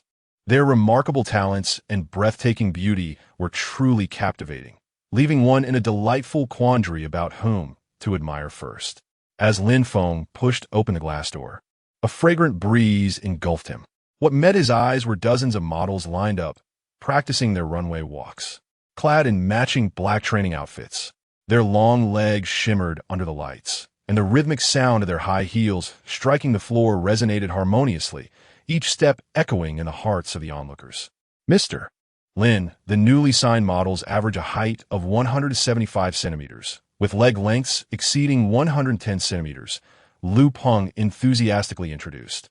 He had not anticipated that a single remark from Lin would draw such a remarkable influx of attention, allowing them to recruit so many exquisite beauties in such a short time. Lin Feng nodded slightly, his gaze sweeping across the crowd until it suddenly froze on a girl in the far corner. Unlike the other internet celebrities, she was devoid of luxurious attire. Clad in a simple sweatshirt and inexpensive shark pants, her pristine face often betraying a hint of shyness. "What's she doing here?" Lin Mo inquired, pointing toward the corner, his expression tinged with surprise. Lin Feng, following his gaze, initially thought Lin Feng was dissatisfied with her and quickly responded, "Mr. Lin, her name is Yang Vanyue, and she is still a freshman. I thought she had potential during the interview, so I chose to keep her. If you find her unsuitable." Lin Feng raised his hand to halt Lin Feng's explanation and made his way directly towards his cousin. As he stepped into the training hall, an unexpected silence enveloped the room. All the internet celebrities ceased their movements, curiously observing the sudden appearance of this man. Wuyo Media seldom recruits male hosts. His presence alongside General Liu sparked a sudden wave of speculation among the girls, their gazes transforming into alluring glances, yet all were disregarded by Lin Feng. At that moment, Yang Fanyue slightly raised her head, locking her gaze onto his profound eyes, her heart inexplicably racing. "What brings you here?" Lin Feng inquired with curiosity. Was the 50,000 from last time insufficient for tuition? Previously, he had offered his uncle $1 million, but ultimately, due to their family's stubbornness, they had only accepted 50,000. Yang Fanyue's appearance at the company genuinely surprised him. "No, I encountered some issues and didn't want to burden my godfather, so..." Her voice was soft, laced with a hint of fatigue amidst her helplessness. Lin Feng glanced at the onlookers, who were keenly observing, and chose not to probe further. Instead, he asked, "Have you thought about becoming a female host? Wouldn't it affect your studies?" "Yes, I'm certain. I wish to be self-sufficient." Detected that the host is making a choice, two options are presented below. 1. Decide to keep Yang Fanyue. Reward: Douyin 1314 Super Emperor Set. 2. Choose not to keep Yang Fanyue. Reward: 1 million transfer bonus. As the system prompt sounded, Lin Feng regarded Yang Fanyue's resolute expression and sighed. "Very well. Since this is your desire, I shall support you." He then turned to Lin Feng, saying, "Please create an exclusive account for her as our secondary host." Zhang Peng was momentarily taken aback, then hesitated. Lin Xiao has a keen eye. This girl indeed possesses vitality and uniqueness, but he leaned closer to Lin Feng, lowering his voice. "We are aiming for the Legendary Cup. Adding another host may strain our finances." "Do not worry," Lin Mo interrupted him. "Isn't the points for the Legendary Cup accumulative? A few hundred million is not a concern." As Lin Feng's words faded, the atmosphere in the training hall became palpable. The girls who had been quietly observing suddenly wore expressions of astonishment. "My goodness, a few hundred million? Who is this person? Not only is he handsome, but his words are also so charming." "Congratulations, the host has received the Douyin 1314 Super Emperor Set. You must be Lin Xiao. A sultry voice shattered the silence. A stunning model approached, clad in a form-fitting deep V training outfit that subtly revealed her curves. Her makeup was exquisite, with slightly elevated eyeliner adding a touch of flirtation. I am Song Ci, known online as Song Ke, the champion of last year's supermodel contest. She leaned in slightly, offering a seductive smile. I wonder if Lin Xiao would be interested in seeing my runway walk. Observing her captivating presence, Lin Feng nodded inwardly, appreciating her charm.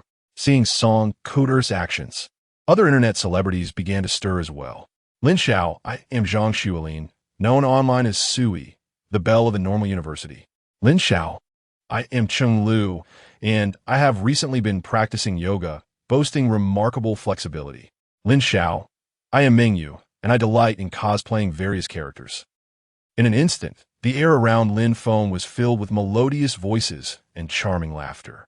The emerging internet celebrities, whether alluring or innocent, passionate or bashful, each exerted their utmost efforts to capture the attention of this young magnate. All right. Lin Feng gently pushed aside the delicate figure before him, the lingering scent of milk on his hands refusing to dissipate. Everyone, please calm down. Today marks our first day on the job. I cannot personally guide each of you. Therefore, you will initially share a single account. Those who perform well will receive their own accounts. This statement left the assembled beauties somewhat perplexed. Aren't internet celebrities supposed to cast a wide net to reel in more opportunities? Why should our 30-some beauties share one account? Yet, the subsequent words ignited a wave of excitement among the young women, leading them to shriek in delight. For this legendary cup, I will be managing 3 accounts, and the gifts received will not be returned. They will be distributed equally based on audience votes. What? No returns? The ladies erupted in cheers, exclaiming, Lin Xiao is so handsome. Lin Xiao, I want to bear your child. Lin Xiao, I seek your guidance tonight. I promise to perform well.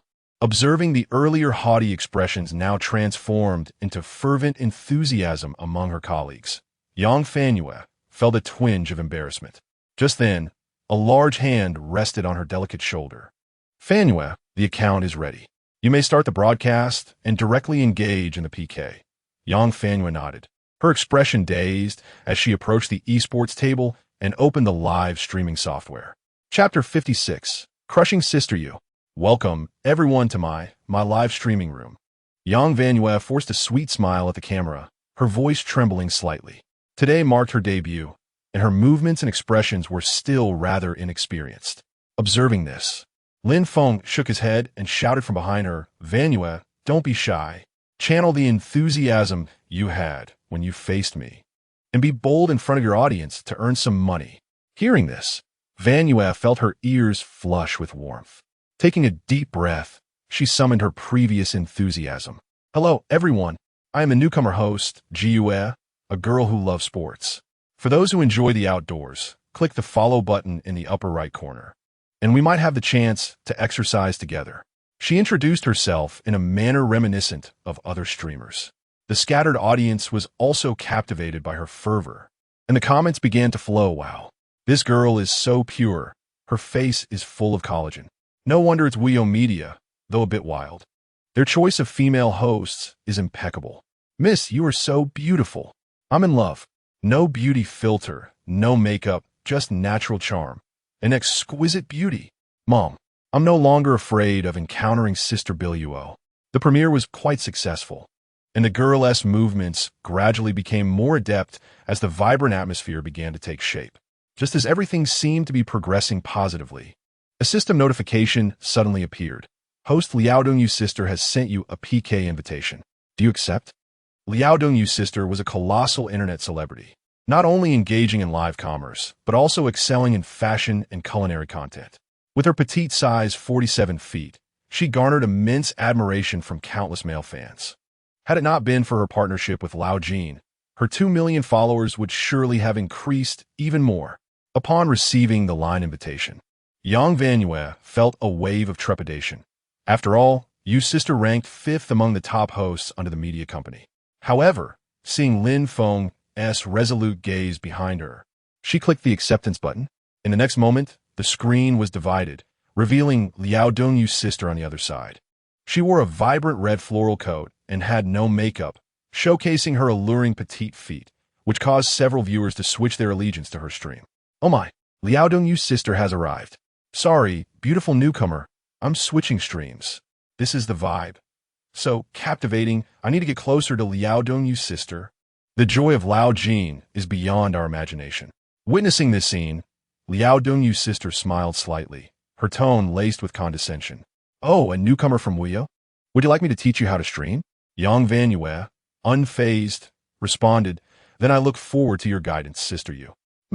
Liao Dongyu's sister scoffed, then proposed a punishment. 10 minutes. If you lose, you must leave Wuyo and come to my place to fertilize the fields. Let us begin.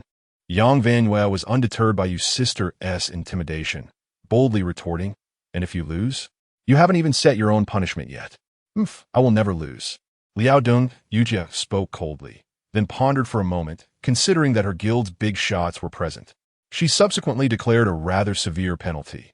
If I lose, I shall refrain from washing my feet for 30 days and give away fragrant socks for free in the live broadcast.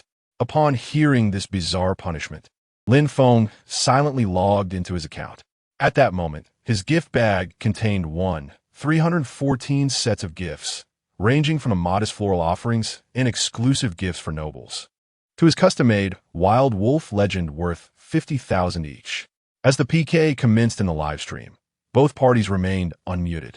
Lin Feng could even hear Liao Dongyu's charming and coy voice. Dear friends, I must secure victory over my opponent. Let's shower her with little gifts. Witnessing the host's bashful demeanor, countless fans were stirred with excitement, and soon various small gifts illuminated the screen. The PK health bar swiftly shifted to 0 versus 80, 000. Yang Fanyu, however, sat composedly, surveying the audience seats with an air of confidence. Solitary Wild Wolf sends the host a collection of monthly red flowers 314. Solitary Wild Wolf sends the host a collection of monthly big hearts 314. Solitary Wild Wolf sends the host a collection of monthly beers 314. As Lin Feng's contributions consisted of mere trinkets worth a few cents, Liang Yuji chuckled. I had thought the renowned Wolf Master was something extraordinary, yet here he is, barely managing to keep up.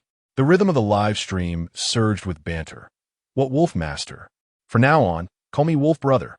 In front of our Yuji, what strength do you possess? Just a few cents, utterly pathetic. Yuji, I must confess, I prepared 1 billion to support you today, but the opponent is too weak, perhaps next time. Can you airlift me a pair of socks today, with a shipping cost on me? Not only was the opposing team relentless in their taunts, but even the newly recruited female host began to doubt whether this boss was genuinely as weak as he appeared. Song Kur, in her high heels, strained to glimpse Lin Feng's mobile screen and its balance of sound waves. Only Lu Peng gasped, finally comprehending Lin Feng's intentions. 314 sets. Could this possibly be the Super Emperor set? As the words fell, all the beauties present fixated intently on the screen. Solitary Wild Wolf sends the host a collection of monthly helicopters 314. Solitary Wild Wolf sends the host a collection of monthly private jets 314. Solitary Wild Wolf sends the host a collection of monthly Doi number 314. Solitary Wild Wolf sends the host a collection of monthly carnivals 314. The spectacular effects erupted like a grand display of fireworks, booming with intensity. The dazzling gift effects flooded the screen, and the PK bar was instantly crushed. Oh mine, Emperor set? That explains how Wolf Master could never be so feeble. Wolf Master is incredible, gifting a newcomer an Emperor set, and it's even the 314 version. How extravagant. The basic Emperor set is fully illuminated. One set costs 100,000 and 314 sets total 3 billion. This is utterly insane. Gazing at Yang Fanyu's rapidly soaring popularity, Liang Yuji was left dumbfounded, her mouth agape, utterly stupefied. The pair of size 47 feet were nervously pressed into the flesh until Lao Jin appeared before her, allowing her to regain her composure. To her surprise, the newcomer proved to be quite formidable. Sister, you conceded defeat. From this moment on. I shall cease washing my feet. In 30 days, the socks shall be drawn for free. System notification. Congratulations, the account under the host has advanced to the qualifying round, with the winning golden egg reward significantly increased once again. Platform announcement. Congratulations to Wuyo Media, which has amassed 38 billion points, claiming the top position on the leaderboard. This PK not only resulted in a flawless victory, but also propelled Yang Vanyu's ranking past Zhang Yu, successfully entering the qualifying round. The young girl was overwhelmed with excitement. Although she did not engage in live streaming and was unaware of the value of the gifts, surely, with so many presents, it must amount to a considerable sum, right? The connection was interrupted as the girl joyfully glanced at Lin Feng, but at that moment, the man wore a sullen expression. It was all over in less than 10 minutes, which felt rather abrupt. Sigh. Next time, the duration must be extended. The beautiful ladies, noticing his despondency, hurried to console him, particularly Song Ke, who, despite her high heels, walked with a grace that rivaled any ordinary pace. With her long legs exceeding a meter in length, she quickly approached Lin Feng, her face filled with concern. Brother Lin, are you all right? Would you like me to keep you company for a while? A fragrant breeze wafted by as Lin Feng slowly turned his head. At 75 meters tall, combined with her 10-centimeter stilettos, Song Ke was undeniably alluring. I'm fine. It's just a pity that the remaining gifts weren't fully utilized. Chapter 57. Can 1v8 still dominate? Your name is Song Ke, correct? Lin Feng's gaze roamed up and down a few times before he nodded in satisfaction. This young lady not only possessed an elegant stature, but also a well-proportioned physique, more voluptuous than a mere slender beauty, yet more graceful than a full-figured one. Among the array of potential internet celebrities, her appearance and form were certainly noteworthy, especially as she approached. The alluring scent of her perfume was intoxicating. Indeed, Lin Xiao. My online name is Song Ke. You have an excellent memory, she replied with a charming laugh, exuding poise. All right, you may commence your broadcast now. Make sure to perform well in your main role later, he instructed. With the prospect of consecutive victories at stake, Lin Feng was determined to secure multiple positions. Were these entertainment companies not uniting in their efforts against us? I shall claim all the top spots for myself. As several young women formed teams to begin their broadcasts, Lin Feng noticed Yang Fanyou standing alone. He beckoned her over. Come here, sister. Responding to his call, Yang Fanyou quickly approached with a smile. Lingo, I'm truly happy today. Lin Feng gestured to the chair beside him and said, looking into her bright, dark eyes, now that we're alone, tell me what troubles you encountered with your uncle. Yang Fanyou obediently took a seat. I have a pursuer whom I do not like. He retaliated maliciously against my godfather's barbecue restaurant. Hence, to avoid burdening him, I secretly came out to work. Oh, is that so? Lin Feng's expression hardened, his tone turning stern. What is the name of your pursuer? Li Changyong. I hear he is quite a prominent figure in the culinary world. Yang Fanyou replied softly, her gaze dimming. Lingo, my parents died in the line of duty, and my godfather has been implicated. Do you think I am a harbinger of misfortune? Lin Feng placed a reassuring hand on her shoulder. Do not speak like that. From now on, Lingo will protect you. Everything will improve. As they conversed, Song Ke suddenly interjected. Lin Xiao, 8 entertainment company streamers have united to challenge us to a PK. Should we accept? Lin Feng's lips curled into a smirk at her inquiry. Accept. Moments later, the screen divided into a grid of 9 segments, showcasing 8 popular streamers simultaneously. They presented a mixture of allure and flamboyance, their expressions filled with provocation and hostility. Is Wuyo actually launching a new account? Do they intend to sweep the top 3 spots? Yuzuyu Jia was the first to speak. You have over 30 beauties on one account, and the 8 of us are teaming up. Is that not a bit unfair? This statement triggered an explosion of comments on the screen. Wow, how can they so brazenly use numbers to their advantage? Yuzuyu Jia, Jiaqi, Hongli, all of them are internet celebrities with millions, even billions of followers. They're actually colluding against newcomers? This is ruthless. The other entertainment companies must be quite anxious, or they wouldn't join forces against one. Absolutely. The first 2 accounts are already a hit. If the other companies don't act fast, they miss out entirely. Lin Feng observed the flurry of comments, a faint smile gracing his lips as he nodded in agreement. It is indeed not entirely their fault that other entertainment companies lack integrity. Primarily, during this legendary cup event, they have made considerable initial investments. Even the funds they lost due to returning tickets on the platform amount to a significant sum, with over 100 million spent. Accounting for the fans' return, they are likely facing a loss of at least 20 to 30 million. This burden is considerable for them. However, when it comes to competing independently, they simply cannot match the prowess of Lin Feng's Wuyo Media, leaving them with no choice but to resort to such desperate measures. If circumstances do not improve, it is highly probable they will abandon the pursuit of a legendary cup rankings and instead seek to cultivate a favorable relationship with Wuyo, engaging in collaborations to ride the wave of popularity. This has always been the modus operandi of influencer companies. In a live broadcast room, a 1v8 PK has commenced, with 8 prominent streamers showcasing their unique talents. Sister Yu from the Yu clan presents a grand feast from Liaodong, enthusiastically promoting her offerings. Sister Jiechi fervently applies lipstick, urging her fans to work diligently. San Yang, without hesitation, sells flowy mooncakes, while Mei Kaiko Lin Ba offers benefits to her family. Hui Wei Jun continuously displays her charming poses, changing her expressions in the blink of an eye. Gifts flood the chat, creating an atmosphere of excitement. Meanwhile, Lin Feng remains composed, refraining from showering gifts and instead quietly observing Song Kure's performance. On screen, Song Kure does not falter. She rises and snaps her fingers lightly. Following her cue, over 30 young women align themselves, with models standing at least 7 meters tall, strutting their stuff from a distance before drawing closer. Those with singing talents step away from the camera to harmonize, while the charming vase-like beauties call out the IDs of generous gift givers. As for the dance performances, it seems they are waiting for the second round of displays. Lin Feng cannot help but admire. This young woman possesses remarkable talent. Effectively organizing the chaotic scene with such finesse, she is undoubtedly worth developing further. The live stream is filled with ethereal melodies that cleanse the soul, while the alluring long legs tempt the senses.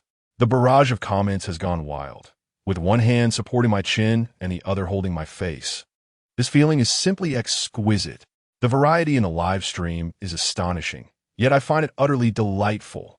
Please, sweet girl, call me again. Let the third girl with the high ponytail return for another appearance. It's almost time.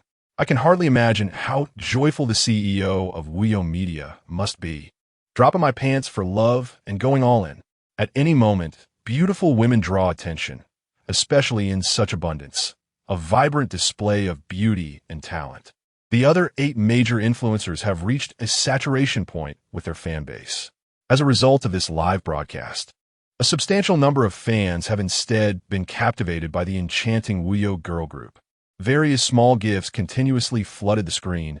Pinru sends a streamer glow sticks 100. Handsome Man sends a streamer little hearts 100. As time drew near, Lin Feng also began his endeavors. This time, he unleashed all the remaining Emperor sets. Lone Wolf sends the streamer Supreme Guardian 1314. Lone Wolf sends the streamer Enchanting Journey 1314. Lone Wolf sends a streamer Kuanping Source for Thousands of Miles 1314. Lone Wolf sends the streamer Unmatched in the World 1314. Lone Wolf sends the streamer Legend of the Warehouse Wolf 1314. As the myriad of dazzling gift effects erupted, the entire platform was once again left in shock. All onlookers, all internet celebrities, all entertainment companies, and even the official operators were rendered speechless. Insane. The Wolf Master is going berserk.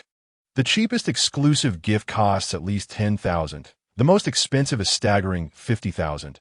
It's estimated he has spent at least 100 million. A spectacle rarely witnessed in 800 years is on full display today. Wolf Master, I heard you have no sons. I wish to provide for your retirement.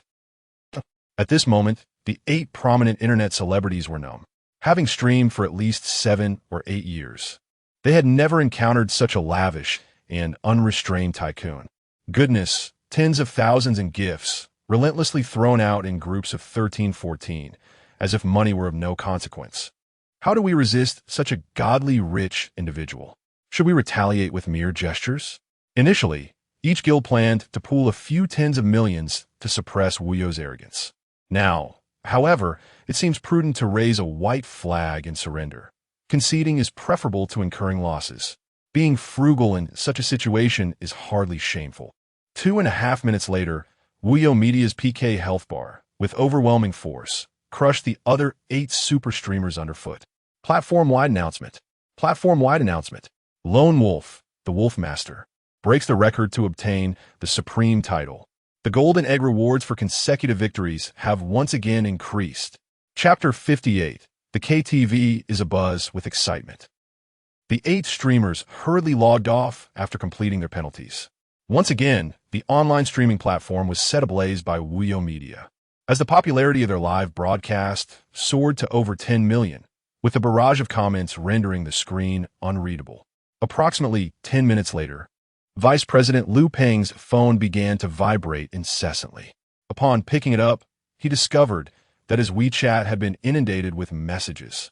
Countless friend requests flooded in, all from heads of various MCN agencies, eager to connect with the enigmatic boss behind the scenes through him. Lin Feng, sensing the urgency, promptly presented his phone to Lin Feng, who examined it intently. "Hello, President Liu. I'm the CEO of Suitsan Media, and I wish to discuss a collaboration with your esteemed company." "President Liu, I am the operations director of Yunny Live, seeking to connect with General Wolf." "I am Wanzi." Lin Feng rubbed his temples, feeling somewhat out of his depth regarding commercial collaborations, and decided to delegate this matter to Lin Feng. However, considering the varying levels of the streamer's abilities, he emphasized that while collaborations were permissible, they must ensure that only reputable streamers promote Zhao's beverages. He warned against any potential scandals, and stated firmly that any company unwilling to assist in the promotion would be disregarded. After conveying this, Lin Feng also handed over his trusted associate responsible for beverage sales at Zhao Man's company to Lin Feng, allowing them to handle their respective specialties. Having managed everything appropriately, it was already 11 at night. After treating everyone to a meal, Lin Feng reserved a large private room at the KTV to welcome them warmly. The Qiancheng Xinhui International is a highly renowned commercial KTV where performers undergo rigorous multi-layered interviews, boasting an average level of beauty that could easily outshine 80 of female internet celebrities. Were it not for Wu You Media's meticulous selection process, one could hardly believe such talent existed. "Ah, you have arrived." The reception lady gazed in awe at the stunning array of beauties before her, momentarily lost for words, before regaining composure and respectfully inquiring, "Is the private room ready?" Lin Feng nodded slightly, asking, "Is it prepared?" "Yes, the Tianzi number 8 room is ready," replied the 2 reception ladies with a nod. They then led the group to the 8th room. They ascended straight to the 5th floor, where the DCOR was even more opulent, featuring plush wool carpets and walls adorned in golden splendor, with lavish decorations that left the newcomers in awe. As the receptionist departed, a graceful beauty clad in a qipao stood at the entrance of the room, her allure surpassing that of the receptionists and rivaling several singing streamers. Yet, even this enchanting figure greeted Lin Feng and his companions with utmost respect, courteously opening the door to the private room. This scene served as a realization for the few remaining proud and somewhat aloof female streamers. In the presence of wealth, what does beauty truly signify? Upon entering the private room, the ladies settled closely together, their eyes lifting to absorb the plethora of temptations around them. In that moment, it felt as though they had stepped into paradise. "Lin Xiao, may I sit beside you?" After Lin Feng took his seat, Song Kutter approached with a smile. At that moment, she had changed into a dress that accentuated her back and curves, her graceful figure captivating. "Yes, you may come over," Lin Feng nodded in agreement, then beckoned Yang Fanyue, who had been looking at him intently, to join them as well. All eyes turned towards Yang Fanyue, who, blushing, walked over. Her movement prompted several other ladies to eagerly shift positions, vying for the opportunity to be closer to the boss, hoping for a chance at preferential treatment. "Let's introduce ourselves. Since it's our first meeting and we don't know each other's names," a rather aloof girl spoke first. "Lin Xiao, my online alias is Suni. My real name is Zhang Xueling. Not only am I Song Si's close friend, but I'm also the campus belle of Linqing Normal University." Lin Xiao, I am Meng Yu. Lin Xiao, I am Ms. Cheng. After the introductions, Lin Feng nodded and exchanged a knowing glance with Yang Fanyue. She quickly greeted everyone with enthusiasm. Hello everyone, I am Yang Fanyue, the campus belle of Shawnee. Goodness, with that, all were campus belles. Unlike the others who had meticulously dressed up, Yang Fanyue wore only a simple white sweatshirt underneath her coat, her smooth, white legs snugly wrapped in warm attire. While she may not have embodied the icy beauty trope, her simplicity rendered her a unique presence in the room. All right, since we are all acquainted now, I shall have the waiter bring the drinks and food. Please feel free to eat and drink without reservation. The future development of our company relies on each of you. With that, he lightly tapped on the tablet, and soon after, the waiter arrived with a cart filled with Zhao's brand beverages and some appetizers. Today is your welcoming feast. Although my tolerance for alcohol is lacking, I shall bravely accompany the beautiful ladies in a toast. Here's to your joyful employment. Once the drinks and snacks were served, Lin Feng raised his glass, exuding humility. His words were merely polite. However, it seems some of the ladies took them to heart. Lin Xiao, you said it yourself. You must drink if we toast you. Lin Xiao, if we get you drunk, can we take you home secretly? The alluring voices of several charming ladies were laced with overt seduction. Yet, where there are mischievous sisters, there are also good-hearted ones. Oh my, you are all too naughty. How can you bully Lin Xiao like this? Indeed, Lin Zong's bed is quite large. I am a bit frightened. Will you be able to talk to me when I return home? Upon hearing this, Song Si clenched her teeth, silently cursing, a bunch of little vixens. You are so obvious. After venting her displeasure, she turned to Lin Feng, her lips curling into a charming smile. Lin Xiao, drink a little less later. What if there are other tasks to attend to tonight? Upon hearing this, Lin Feng cast a glance at Song Si, marveling inwardly, who claimed that such tall and elegant beauties were aloof. A simple foray into the realm of commerce could spark their interest and lead to warm exchanges. What a delightful sister she is. What? Too many ulterior motives? Too contrived? No. What ill intentions could they possibly harbor? A sick mother, a gambling father, a younger brother focused on his studies, and a fractured self. Any man ought to feel an obligation to provide care, should he not? Witnessing this scene, the naive and inexperienced Yang Fanyue, merely 19, was utterly bewildered. Was it not agreed that their ages were comparable? Why did I feel like a mere toy before you, and a feeble one at that? The rhythm of this conversation was simply beyond my grasp. The gathering clinked their glasses, each downing their drinks in one go. After consuming more than 30 cups of liquor, the entire private room was suffused with the sweet aroma of malt sugar. That rich, slightly intoxicating scent was truly enchanting. At that moment, Lin Feng suddenly felt something brushing against his feet, a rustling sensation that tickled his senses. Chapter 59. A live performance. Lin Feng lifted his gaze and observed Song Si, who was earnestly sipping a small drink. With two slender fingers elegantly holding a tall glass, she swayed it gently, a faint smile dancing at the corners of her lips. Exuding an air of mystery and confidence, embodying grace and elegance, reminiscent of an online goddess. Am I overthinking this? Or is she simply an advanced player? He pondered. Although instinct urged him to withdraw his legs, he was reluctant to part with the electric tension between them. Thus, he feigned nonchalance and continued to enjoy the moment. To his surprise, Song Si's smile blossomed even brighter at his lack of rejection. With a slight bow of her head, she retrieved a black hair tie and effortlessly gathered her hair, creating a casual yet refined hairstyle. As she reclined back, the perfect curves of her silhouette gradually became more apparent. Her subtle maneuvers elicited quiet exclamations from her friends, who muttered enviously, "What a little vixen." Yang Fanyue watched with admiration. Recognizing that such a display required a deft touch, she wondered if there was a simpler approach. If not, she would simply drown her thoughts in her drink, despite her limited tolerance. All eyes were fixed on Lin Feng, anticipation palpable in the air. The onlookers eagerly awaited to see if this affluent heir would reveal a foolish demeanor under the allure. While this might seem distasteful, it would undoubtedly make him more manageable. However, Lin Feng had been tempered by the presence of Zhao Man, an exceptional mature woman. Merely swayed for a moment, he regained his composure. At the table, Everyone indulged in fruit platters and engaged in casual banter, occasionally glancing in Lin Feng's direction. They noted his calm demeanor, unperturbed by the attention, which left them feeling somewhat defeated. After all, Song Si was undeniably the most striking among them. If she couldn't captivate Lin Feng, their own chances of success seemed even more remote. Yet, this fleeting thought was swiftly replaced by a strong sense of competitiveness. Such a psychological conflict was, however, quite understandable. With goddess-like beauty combined with the relentless pursuit from admirers, they had become accustomed to a certain standard of attention.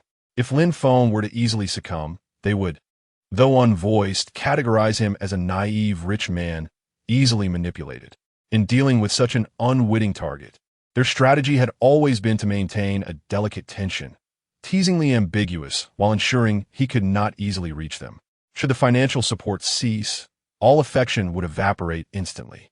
After all, in the minds of these goddesses, any form of attention from the opposite sex was perceived as a calculated effort to ingratiate oneself.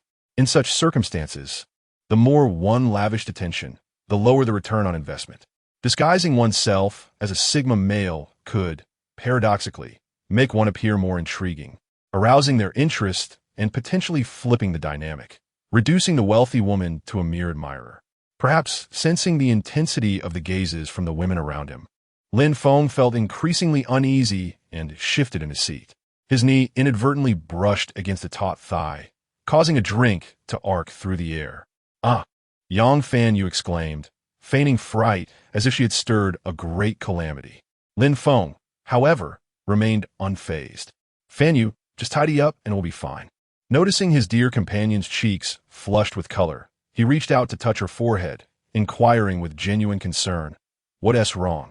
Are you feeling unwell?" Yang Fan glanced at the envious crowd with a forced smile and said, "It's nothing, my brother just drank a bit too hastily. I just need to take a moment." After consuming 3 cups of alcohol, her face had turned as red as a ripe apple, indicating that she rarely indulged in drinking. Observing this, Lin Feng, unwilling to impose, suggested, "How about I arrange for someone to take you home?" Yang Fan pondered for a moment. Although she was reluctant to leave, her body was indeed feeling unwell. Looking into Lin Feng's concerned eyes and then at the envious gazes of the other girls, the last traces of her hesitation dissipated. Almost impulsively, she said, "All right, but it's already 1 a.m. Your uncle should be resting. How about I come to your house instead? I'd love to see your grand villa." Lin Feng raised an eyebrow at her unexpected response, but didn't dwell on it. He made a call to the villa's management, arranging for someone to come and serve as a temporary driver to transport both him and the girls back to the villa. Shortly thereafter, the designated driver arrived. As they watched Yang Fan sway unsteadily away, a half-joking voice broke the air. "Lin, she can't handle her liquor. Why not take her with you?" Before anyone could react, a girl named Zhang Xiulin, known online as Suni, swiftly occupied the seat beside Lin Feng, her smug expression glancing toward the irked crowd in the booth. Lin Feng's gaze fell upon this girl, who had lustrous black hair, a classic oval face, slender legs, and bright, sparkling eyes. The only regret was that her figure was somewhat lacking, being on the thinner side. "I can take you away, but what about the other beauties?" Lin Feng replied with a calm smile. Song Si quickly interjected, "Lin, don't listen to this little vixen. The last time we went out drinking, 3 handsome guys tried to get her drunk, but she ended up putting 2 of them onto the table. Does she really get tipsy?"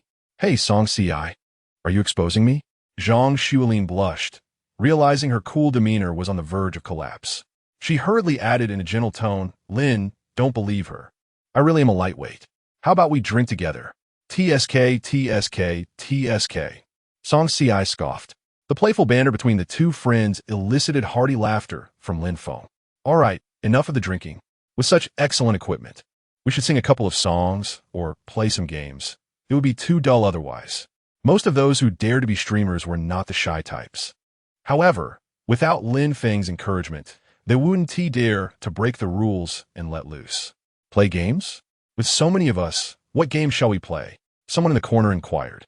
Lin Feng counted the number of attendees, totaling 33, and realized that with so many people, traditional drinking games like Bite the Paper would not be suitable, as the girls in the corner would feel excluded. How about playing a game of truth or dare? Lin, you could be the host. We draw cards. And whoever it points to must face a punishment, suggested a short-haired girl named Ms. Chong.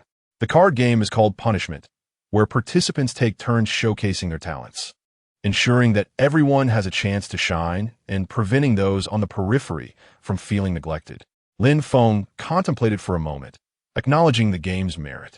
Its simplicity invites universal participation.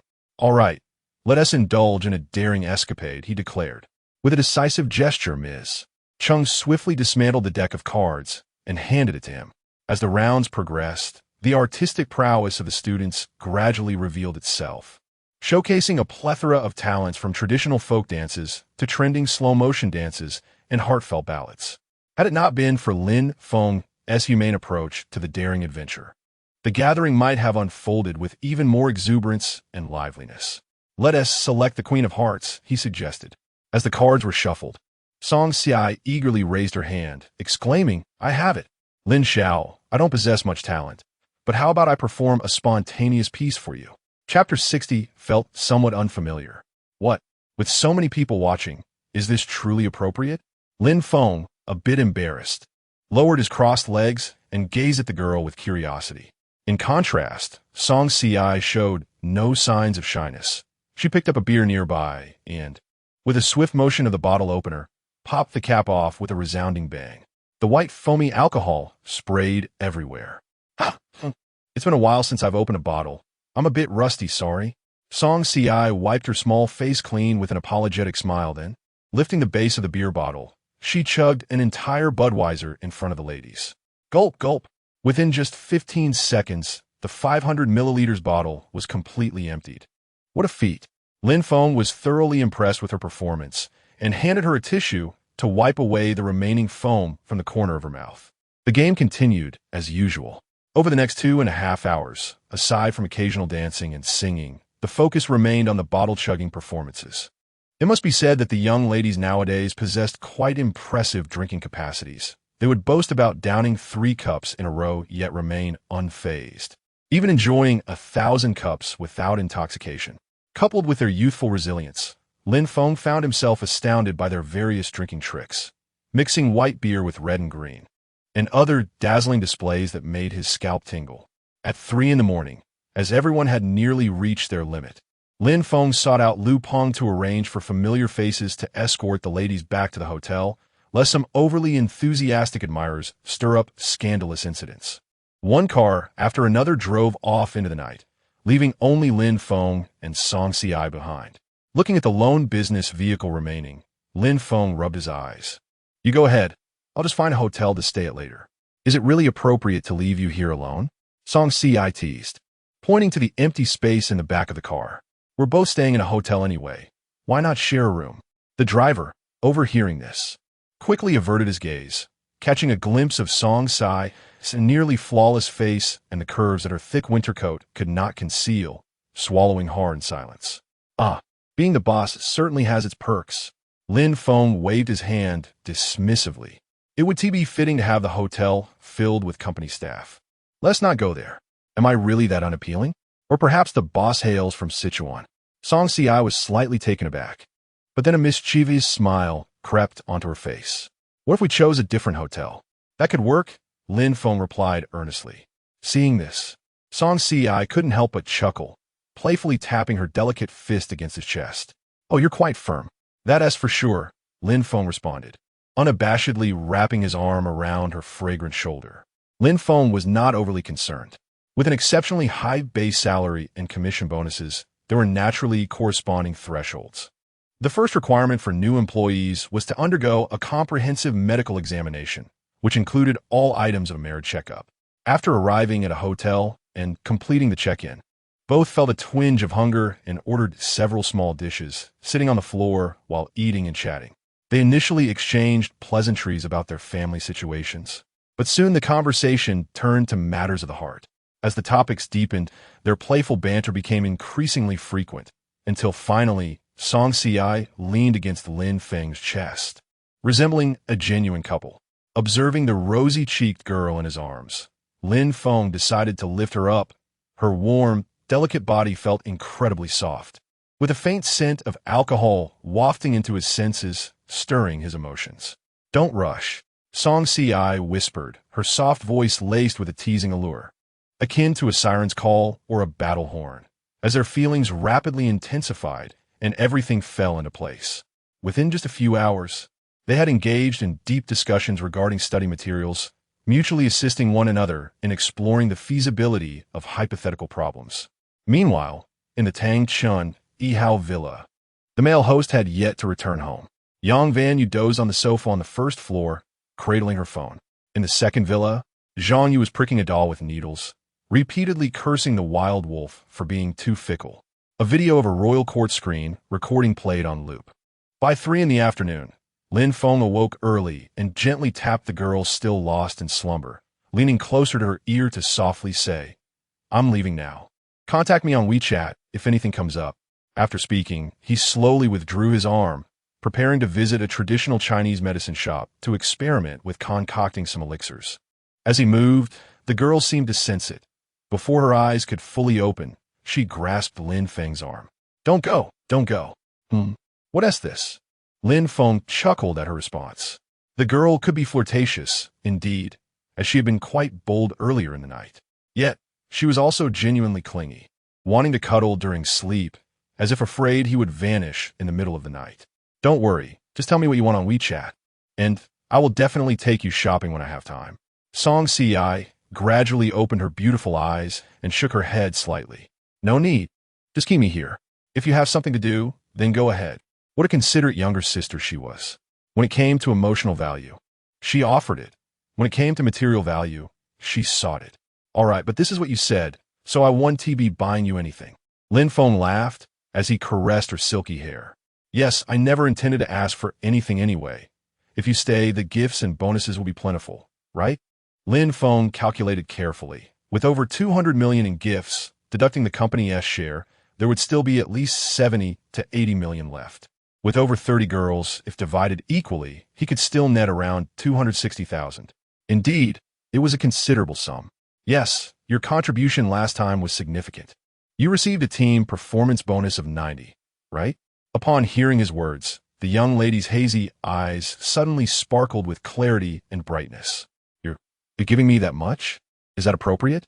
Will the other girls have any objections?" "Let them speak if they do," he replied. "Oh, you're so annoying. A wicked person bullying others." Teased by him, Song Si pouted her lips, adopting a pitiful expression. "Don't say such things. I'm not at fault. I was moved by the recognition of the top 10 outstanding youths of Dongshan, you know." "Humph." Song Si rolled her eyes playfully before suddenly asking, "Brother Lin, what is your relationship with Yang Feng?" "You could say we are half-siblings," Lin Feng replied candidly. "Is that so?" Song Si scoffed lightly. "She is merely my sister. My sister says purple is quite charming." Noting her mischievous demeanor, Lin Feng decided to impart a more severe lesson. After the lesson, Song Si, clutching her abdomen, deeply recognized her mistake and voluntarily sent Lin Feng away. Leaning against the bedside, she closed her eyes once more to replenish her energy. Lin Feng does indeed meet my criteria for a partner. Handsome, muscular, and wealthy. 3 out of 4 essential standards. Meanwhile, after settling the accommodation fees, Lin Feng wandered through the city for half a day before locating a suitable traditional Chinese medicine clinic to gather the necessary prescriptions. Upon returning to the villa, he discovered his little cousin had fallen asleep on the floor and hurried over to check on her. Chapter 61. The Kiss of Vanadium Moon. Vanadium Moon. "Wake up! Why are you sleeping on the floor?" Lin Feng gently patted young Vanadium Moon's shoulder, perplexed. "Ah, Brother Lin, you're finally back." Young Vanadium Moon rubbed her eyes, her drowsy appearance exuding an adorable charm. The gathering had concluded rather late, prompting her to stay overnight.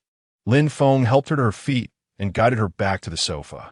"There are 7 or 8 bedrooms in the house. Why didn't you find a room to rest in?" "Because I wanted to wait for Brother Lin to come home before sleeping, but I just couldn't hold out any longer and ended up dozing off on the sofa."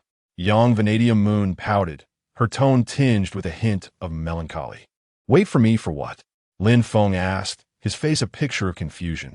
He recalled that his parents had previously expressed a dislike for living in a villa, feeling that large houses lacked warmth. He inquired thoughtfully, Vanadium Moon, are you perhaps afraid? Well, a little bit. Yang Vanadium Moon nodded, noticing him carrying traditional Chinese medicinal herbs. She stepped forward to touch Lin Feng's forehead. Brother Lin, are you unwell?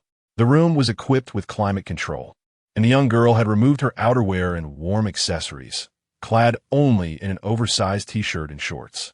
Lin Feng had encountered numerous beautiful women, yet none possessed the same vibrant energy as her. Unable to restrain himself, he took a step closer to admire her lovely features. Brother Lin, what's wrong? Why do you keep staring at me? She asked, her face, full of collagen, flushed with shyness. It's simply because you are exceptionally beautiful, and I wanted to gaze a little longer. Lin Feng candidly expressed his genuine thoughts. Really? Young women often delight in flattery, and even the most exaggerated compliments, delivered in the right tone, could enchant them. Young Vanadium Moon's dark eyes sparkled with joy as she boldly declared, Then, will you be my boyfriend? Lin Feng was momentarily taken aback, utterly bewildered. Me, your boyfriend? Vanadium Moon, are you joking? Setting aside their familial connection, they had only met twice. Lin Feng's looks were not as striking as those admired by the audience, nor did he surpass the likes of Yin Zhuo or Yi Fei.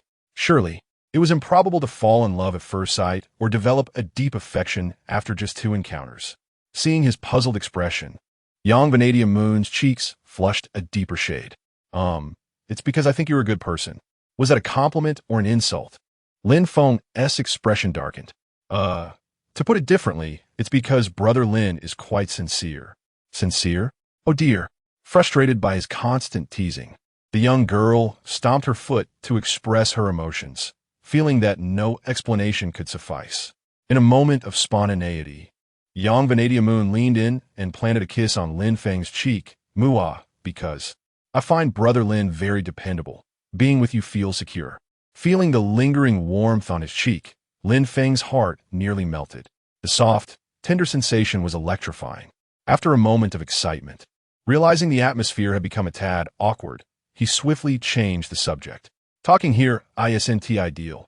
Come, let me take you upstairs to find a room to rest for a while. After ensuring the young lady was settled, he stepped into the kitchen. He retrieved a humble iron pot and endeavored to concoct the renowned restorative pill known as the 10 Complete Tonics. He sequentially cast in ingredients such as cinnamon, ginseng, ligusticum, rehmannia, poria, white atractylodes, honey-fried licorice, astragalus, angelica, and white peony. After simmering over a vigorous flame for a considerable time, the only result was a pungent herbal aroma, devoid of any signs of medicinal refinement. At that moment, Lin Feng recalled annotations at the end of the formula that mentioned several unique items. Thus, he added a piece of saltpeter, 2 pieces of charcoal, and 3 pieces of sulfur. To enhance the flavor, he cleverly added a pinch of white sugar. Suddenly, bang, the stainless steel island erupted. 10 minutes later, Lin Feng had cleared the debris and stood before a mirror. Thanks to the system's enhancements, his minor injuries would heal swiftly. But his hairstyle, well, he could only apologize to his uncle. Leaving his bedroom, Lin Feng donned a cap, pressing the brim firmly down as he prepared to venture out for a haircut. Just then, he noticed Yang Fanyue approaching with a troubled expression. What's the matter? He inquired, puzzled, having seen her smile at his hairstyle moments before. Brother Lin, Yang Fanyue said, her face downcast. Li Changyong and a group of men are blocking my godfather's house, preventing him from leaving. Can you help? Li Changyong, the young master of the Li family, renowned for his upscale restaurant selling pre-packaged meals, had previously harassed Yang Fanyue, prompting Lin Feng to promise her assistance. To his surprise, the opportunity to confront this issue had presented itself. All right, let me get my haircut first, and then we'll go. Seeing Lin Feng agree so readily, Yang Fanyue expressed her concern. Are we going just the 2 of us? My godfather mentioned they have 7 or 8 men. Don't worry, I can handle them single-handedly. After receiving a clean buzz cut, the 2 swiftly arrived at the community where her uncle lived. It was an old complex with the tallest building barely reaching 6 stories. Ascending the stairs, it wasn't too long before Lin Feng encountered a group of 7 or 8 men obstructing the staircase. Leading them was the flamboyant Li Changyong. dressed in a garishly patterned shirt, seated arrogantly on a genuine leather stool, exuding an air of entitlement. "Ah, Fanyue, you're finally back," Li Changyong exclaimed, pride radiating from him as he saw Yang Fanyue return home. He paid no heed to the man in the cap standing behind her. Yang Fanyue frowned, looking at him with disdain. "Li, you have no shortage of women. Why do you persistently cling to me?" With a lewd grin, Li Changyong replied, "Indeed, I am not lacking in women, but I do enjoy collecting portraits.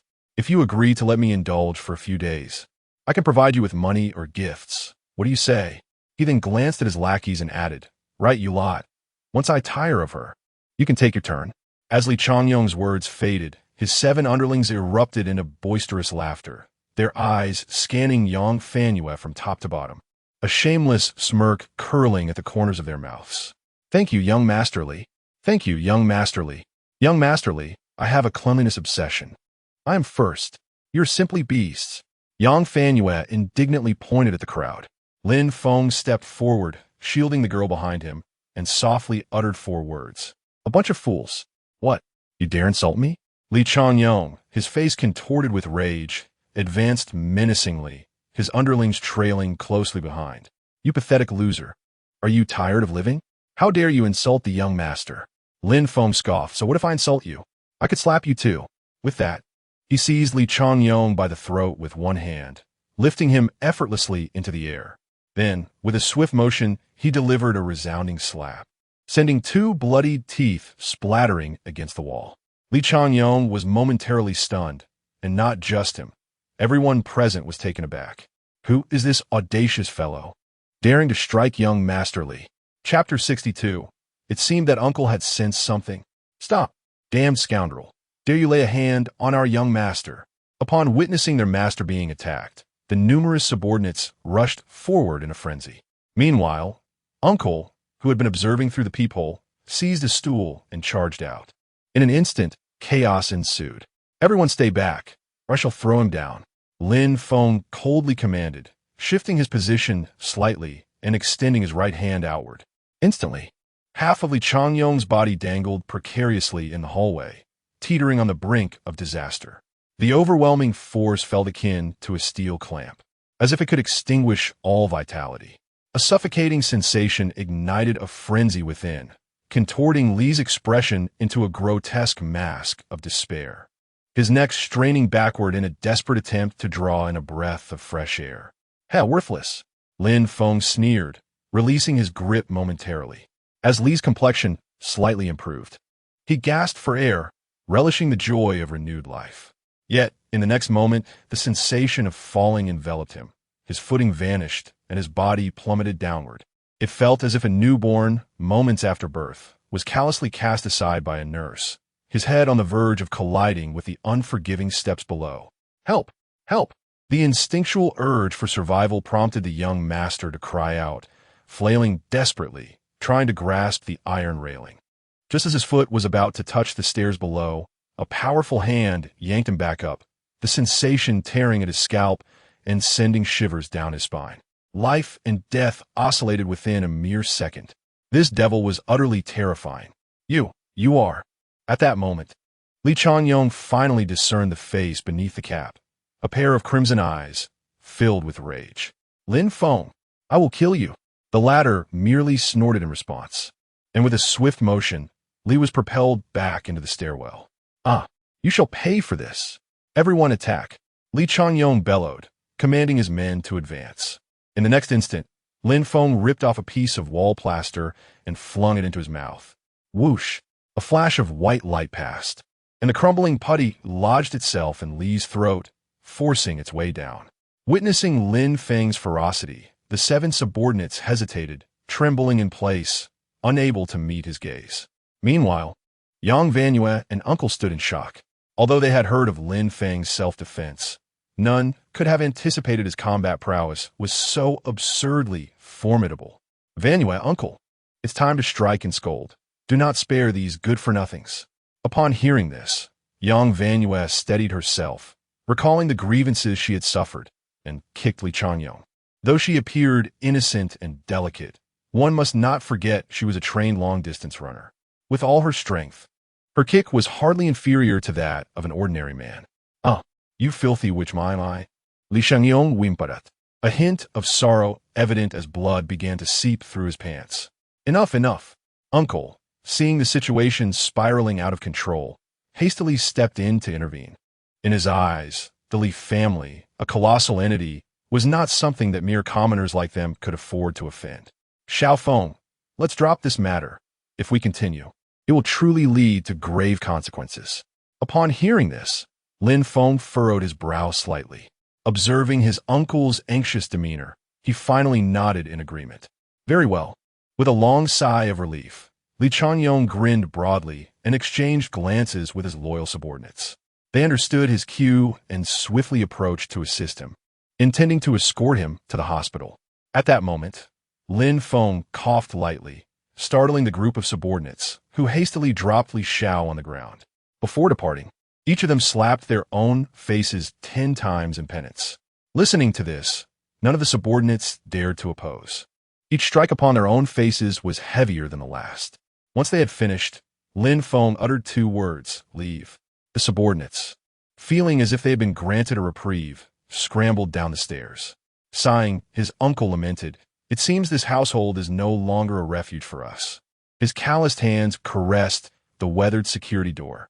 He had toiled for most of his life to achieve a modest success and escape poverty, only to face the capriciousness of fate. A tragic accident had taken his wife and child, and now even the little wealth he had accrued was on the verge of being squandered by those beasts. "Uncle, why don't you and when you move to my place for now? Later, I can bring my parents over. You all can enjoy each other's company." The villa, sprawling over 2,000 square meters, was spacious enough, with excellent sound insulation, capable of concealing several secrets without detection, let alone the 4 of them. Coincidentally, that girl Chu Yi often complained about feeling stifled at home. Having the family together would surely bring some warmth. While he contemplated this, his uncle hesitated, saying, "But my barbecue restaurant is still nearby, and I have 6 months left on the lease. It's hard to part with it." At that moment, Yang Wenyu interjected, "Uncle Ping, I've earned quite a bit at Lin Ji's company. By the end of the month, when we settle the wages, we can open a larger barbecue restaurant. We can even change the name to avoid the deliberate harassment from Li Changyong and his gang. With your exclusive secret recipe, I am confident that our barbecue business will rise anew." "You've made money at Xiao Feng's company?" His uncle looked at Yang Wanyu in surprise, noticing how she was still clutching onto his nephew's sleeve. Then, glancing at Lin Feng, who wore an indifferent expression, he seemed to grasp something inside. "All right, I want to pry further.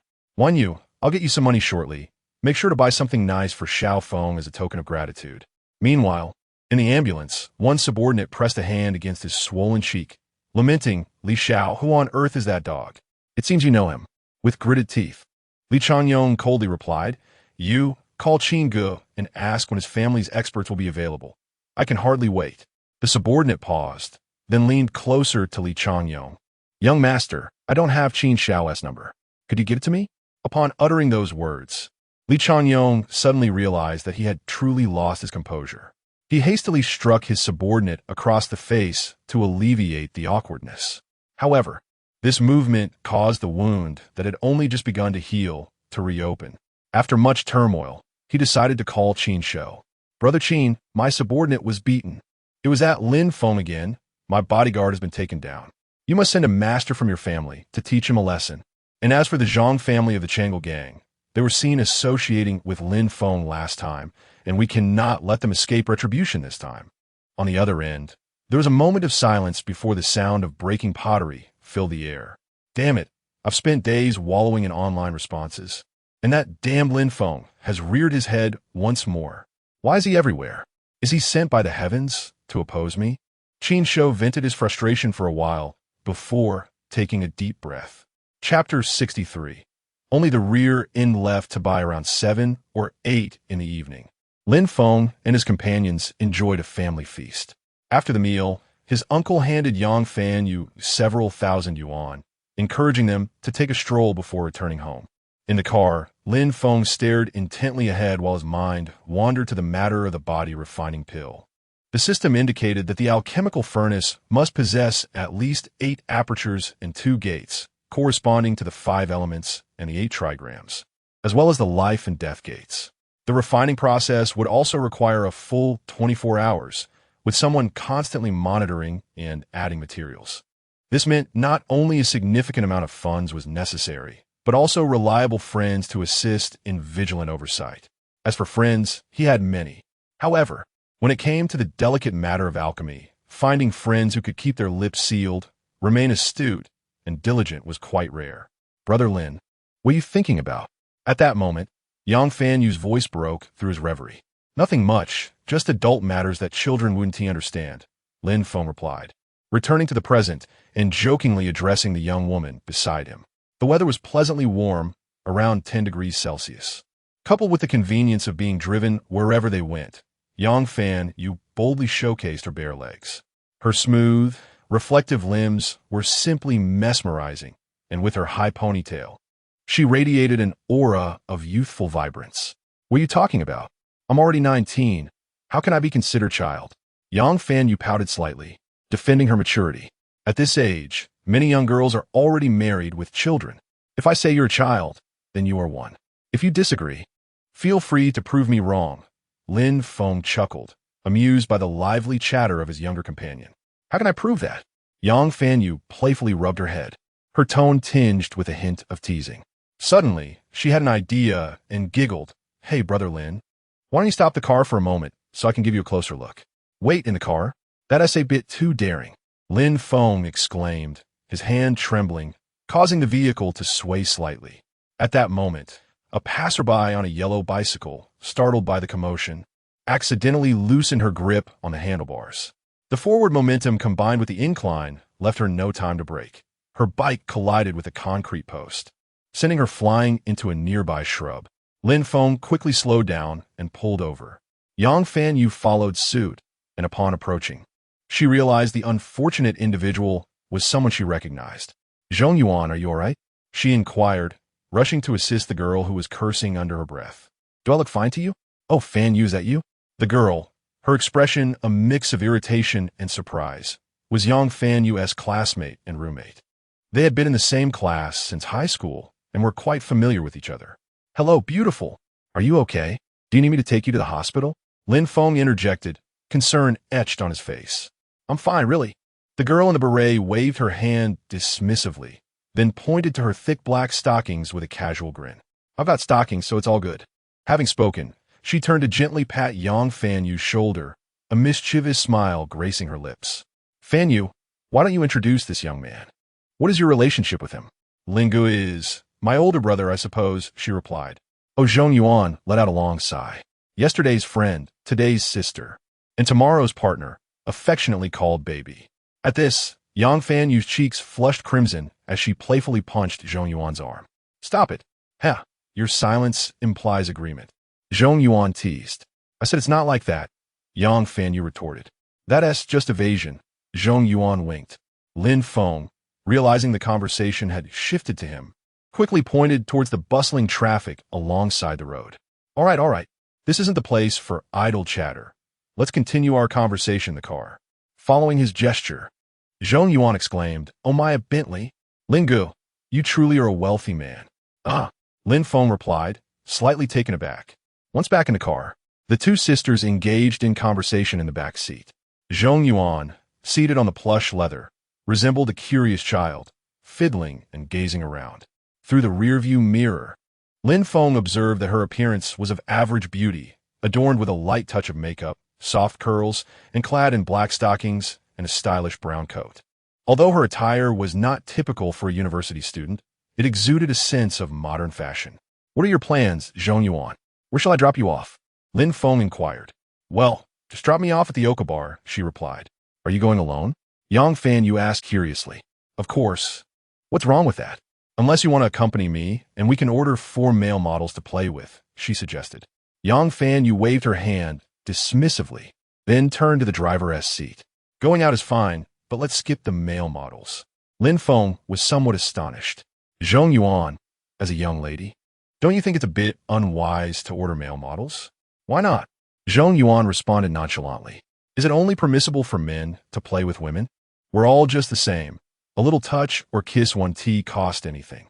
No one is losing out. All right then. Lin Feng was left speechless by her candidness. Before long, the trio entered the bar, where several salespeople recognized Lin Feng and promptly arranged a luxurious booth at a discounted rate. Seeing Lin Feng's influence, Zhong Yuan seized the opportunity and cheekily proposed, "Hey, marketing guy, why don't you bring over the remaining male models? Let me choose my favorites." Choose favorites? Such audacious words left both Lin Feng and Yang Fanyu in mild shock, while the marketing guy maintained a composed demeanor. After all, in the chaotic environment of a bar, filled with countless lonely souls, the primary objective was to seek enjoyment. Thus, regardless of gender, as long as one possessed decent external qualities, a nimble tongue, and boldness, there would be ample rewards. Some girls exhibited levels of openness that exceeded conventional thought. Not seeking wealth, but rather desiring a different kind of pleasure, they traversed half the city in the dead of night for a taste of something extraordinary. Welcome, Queen Zhong Yuan. After a brief moment, over 20 exquisitely dressed, flamboyant male models appeared before them. Zhong Yuan's eyes widened at the sight, eagerly contemplating the selection of male models before her. The short fellow departed alongside a small puppy, and, disinterested in engaging with minors, almost overlooked you. Yes, you. The chubby little black one, you may leave as well. The chubby one? Lin Feng instinctively glanced up, only to discover he recognized the individual before him. Zhu Xing? What on earth is this rascal doing here? Upon observing closer, he noted the presence of a fair-skinned, sharply dressed young man beside Zhu Xing. Is that not Feng Yuan? Both of these individuals hail from Lin Feng's hometown. Zhu Xing is the one who dealt in renting cars and selling counterfeit cigarettes and alcohol. Wait a moment, let us keep him around as well. As he spoke, the stout figure, whose dark complexion was somewhat concealed by a dusting of powder, raised his head slightly. Squinting, he exclaimed, "Ah, Brother Feng, what brings you here? Feng Yuan, let us toast to Brother Feng." The chubby one pulled Feng Yuan to Lin Feng, and the three of them, resembling a delightful cluster of joviality, formed a cheerful gathering. Zhong Yuan observed the scene with a puzzled glance at Yang Fanyu, who shrugged in response, indicating her own lack of clarity regarding the situation. Reluctantly, she dismissed the eager young men who had been gazing at her, leaving only Zhu Xing and Feng Yuan in attendance. After several rounds of drinks, Lin Feng, noticing Zhu Xing's powder-dusted visage, curiously inquired, "Chubby black, how did you venture into male modeling? Have you lost your previous job?" Zhu Xing took a couple of puffs from his cigarette and, with a wry smile, replied, "Alas, that business of distributing counterfeit alcohol got reported by some petty snitch. After paying the fines, I found myself deep in debt, so I had no choice but to team up with Feng Yuan to make ends meet." Chapter 64. Must one be acquainted to settle the bill? Get lost. What do you mean by selling yourself to me? Aren't you the one begging me to take you along? Feng Yuan scoffed, his voice resonating with a crispness that made Zhong Yuan's heart quiver. It must be said that a melodious voice is indeed quite alluring. Brother Feng, do not be deceived by Zhu Xing's unkempt appearance. Some older ladies are quite curious about him, and his business is surprisingly thriving, often receiving private requests.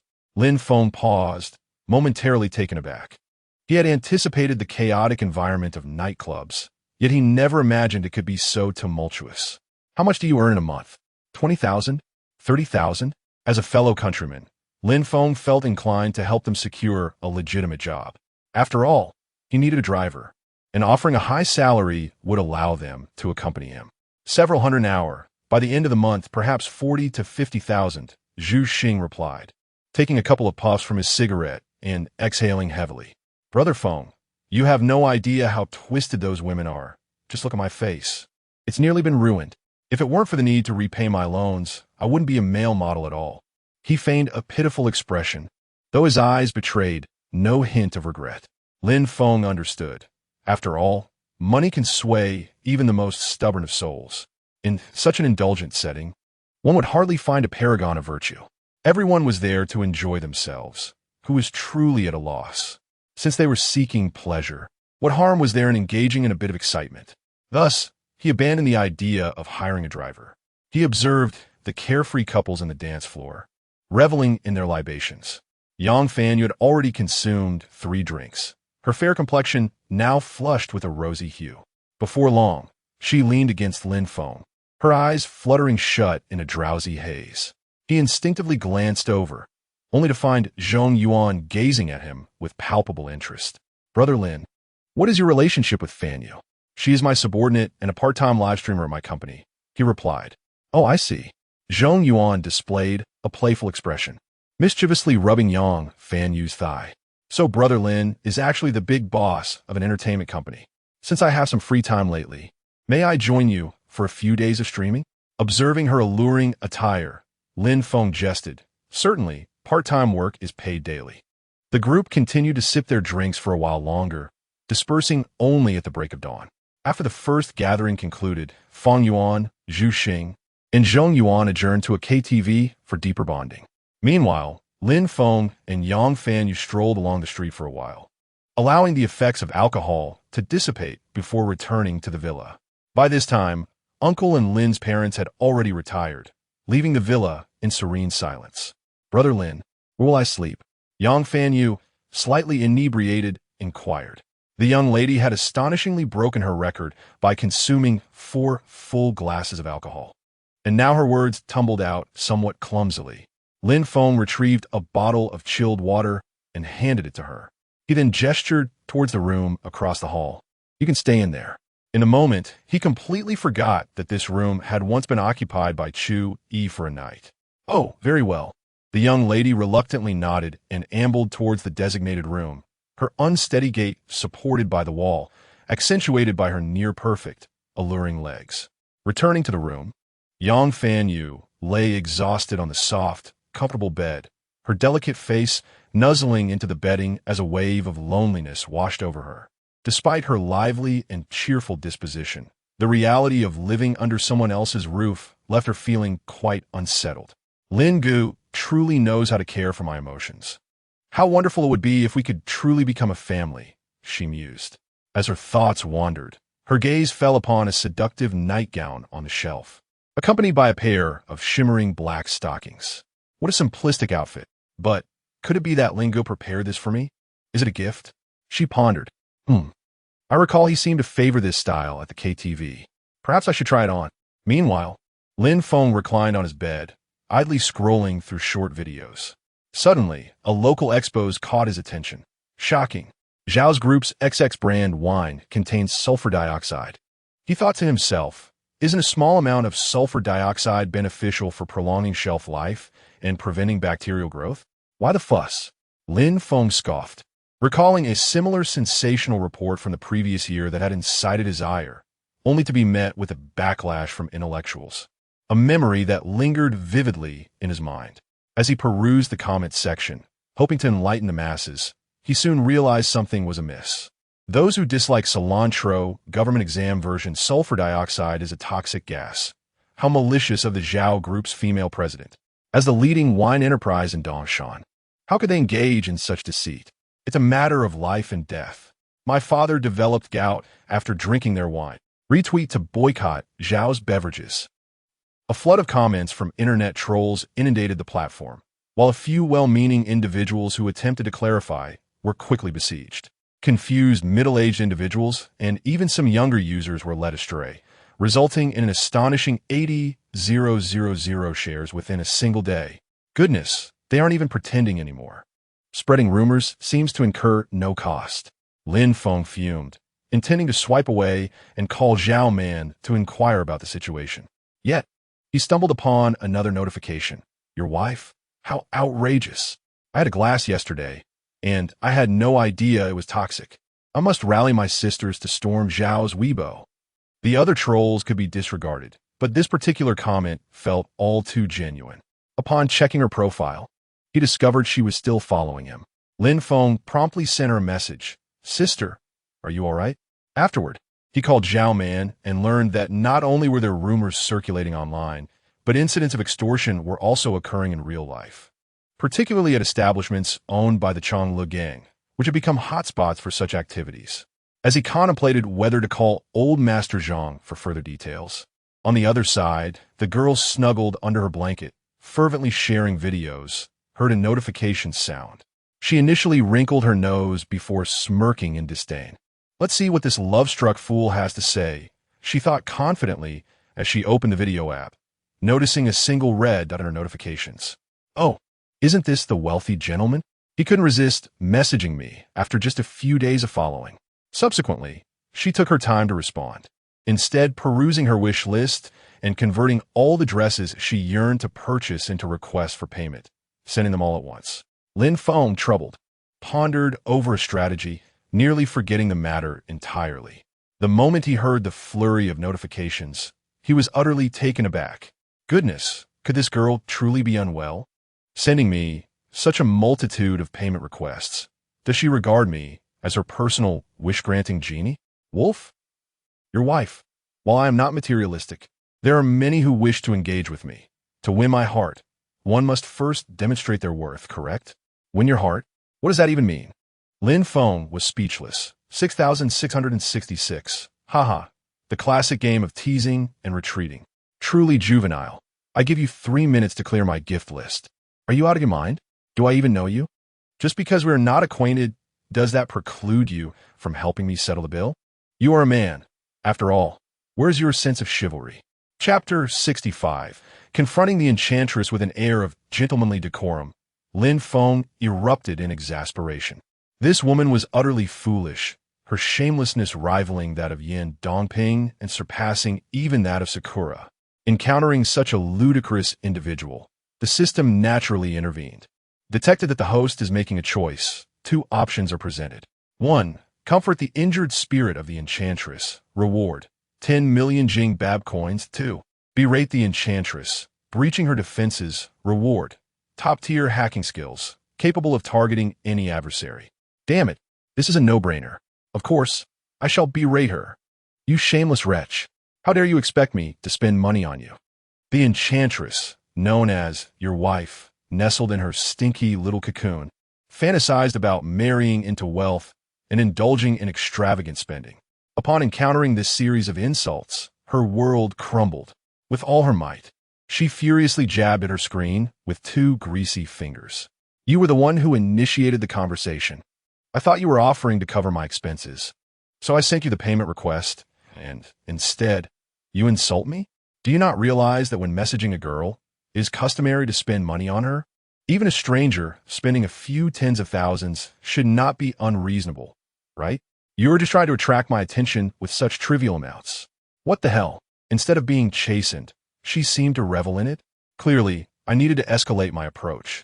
While I was pondering how to unleash a suitable barrage of insults, the enchantress unexpectedly sent several selfies. Image, image, image. Isn't it just to see what this enchantress looks like? I'll let you gaze at me, but if you don't pay the request, I shall retract these images immediately. Lin Feng quickly saved the images, and upon inspection, he was met with a disheartening reality. A contorted face, stout limbs, and an explosion of white stockings, alongside an oversized JK uniform and a pair of shoes that could glide across water. This time, Lin Feng silently deleted the saved images and cleared his gallery. Gritting his teeth, he opened the window and tossed his phone out. He retrieved his backup device and calmly typed, "Is this a special effect? Who in reality looks like this?" The enchantress, misinterpreting his words as praise, hastily replied, "Humph. The original is even better." Lin Feng felt numb. Confronting this individual filled him with a sense of despair akin to playing a card game and realizing he had no sevens. Compared to Yu Clan's Rain Sister, you appear like a child. Are you familiar with One Piece? Your appearance would classify you as a boss in that universe. Simply a pure abomination. With this triple assault, the enchantress curiously began to search each reference, gradually grasping the truth. Oh, it turned out he wasn't playing coy. He was genuinely insulting her. How dare this lowly wretch compare her to those creatures? It was utterly preposterous. How could you possibly compare me to them? It's simply incomprehensible. Lin Feng chuckled coldly. My incomprehensibility is of little consequence, but your parents must be suffering greatly. They must have committed numerous wrongdoings in their past lives to give birth to someone like you in this one.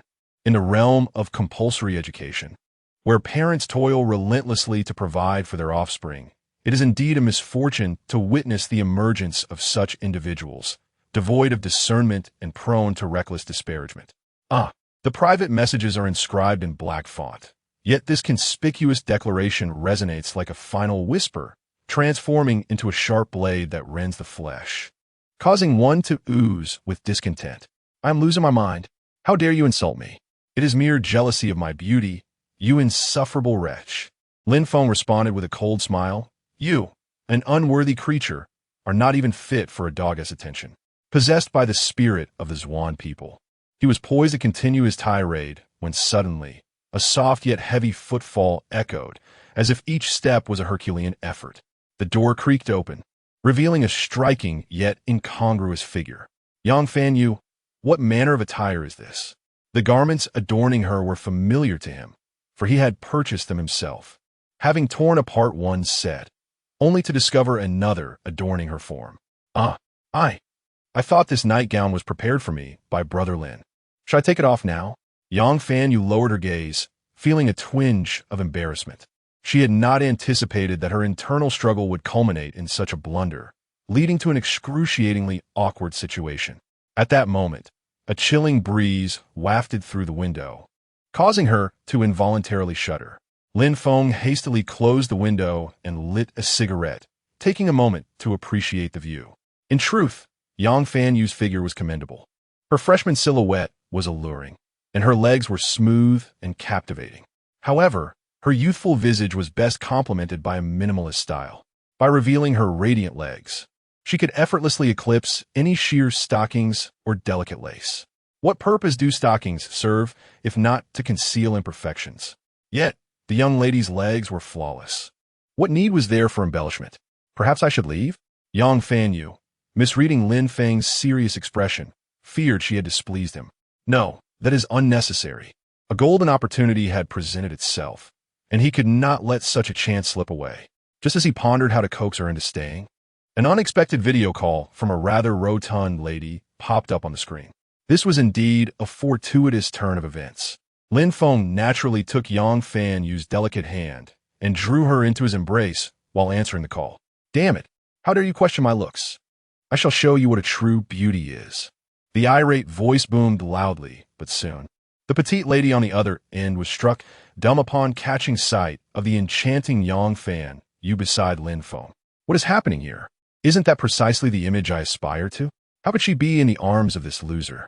She often indulged in campus romance novels, where the domineering class president falls for the protagonist, and many of the heroines bore striking resemblance to the beauty before her, existing in a realm of ethereal allure that only the most self-assured could dare to imagine.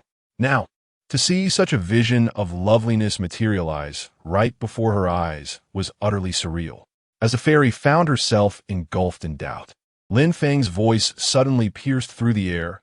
You wretched creature, do you possess a penchant for self-deprecation, chasing after insults? Is there truly no mirror at home for you to gaze into while attending to your needs? Perhaps then you might comprehend your own disheveled appearance before harassing others. Just behold the chafing upon your neck. Even your pink attire has succumbed to a hue of purple. Consider seeking a scale for weighing grains, and reflect upon why others are measured in pounds while you are weighed in kilograms. His tirade was a tempest, swift as lightning. The little fairy, incensed, stamped her feet and hurled her phone against the wall. Task completed, reward, top-tier hacking skills. As the mechanical voice faded, Lin Feng felt a warm sensation enveloping him. He glanced down at the maiden in his arms, her face flushed with a hint of shyness, her eyes shimmering with a touch of anticipation. Lin Gu, I feel a bit warm. Chapter 66. Capturing Vanadium Moon. Zhang Yu support. Young Vanadium Moon lowered her head and leaned close to Lin Feng's ear, whispering softly, Lin Gu, you're holding me too tightly. At that moment, Lin Feng noticed her unusual demeanor and quickly released his grip, apologizing. Vanadium Moon felt a bit embarrassed. I was just arguing with an old sow earlier, and in my panic, I pulled you over. Oh, I see. Upon hearing Lin Feng's explanation, her cheeks flushed even more. She had thought it was Lin Gu expressing his feelings for her. Perhaps she had been overly sentimental. With that realization, her expression grew even more despondent. In moments of nervousness and awkwardness, people often feign busyness. Lin Feng felt a tingle in his palm, about to lower his head to say something further, when unexpectedly, Yang Vanadium Moon suddenly lifted her head, and their lips met in a coincidental kiss. The sudden kiss left Yang Vanadium Moon's mind blank, but upon regaining her senses, she responded eagerly, omitting many words. After a night had passed, Lin Feng awoke early, sitting at his computer desk and typing furiously. Utilizing the elite hacking skills he had acquired the day before, he managed to gather a vast amount of private chat messages within just one morning. Extracting a series of evidence, including the identities of fake accounts, illicit transactions related to the incident, and more. He stored nearly 30 gigabytes of evidence onto a USB drive and was about to step out when a series of knocks echoed from outside the door. Knock, knock, knock. Xiaofeng, are you in your room? Did Vanadium Moon not return with you last night? His uncle's voice was not loud, but resonated with authority. Lin Feng's heart tightened, instinctively turning to glance at the bed, where little Vanadium Moon was rubbing her sleepy eyes and murmuring softly. Lingo, what time is it? I'm feeling a bit hungry. Lin Feng swallowed hard and called out towards the door. Uncle, Vanadium Moon went out with friends last night. I'll go fetch her. You and my parents can start eating without waiting for us. Upon hearing this, the voice outside paused briefly, then replied lightly, all right, I'll head downstairs first. You two should hurry. With that, footsteps receded. Just as Lin Feng breathed a sigh of relief, he felt a sharp bite on his hand.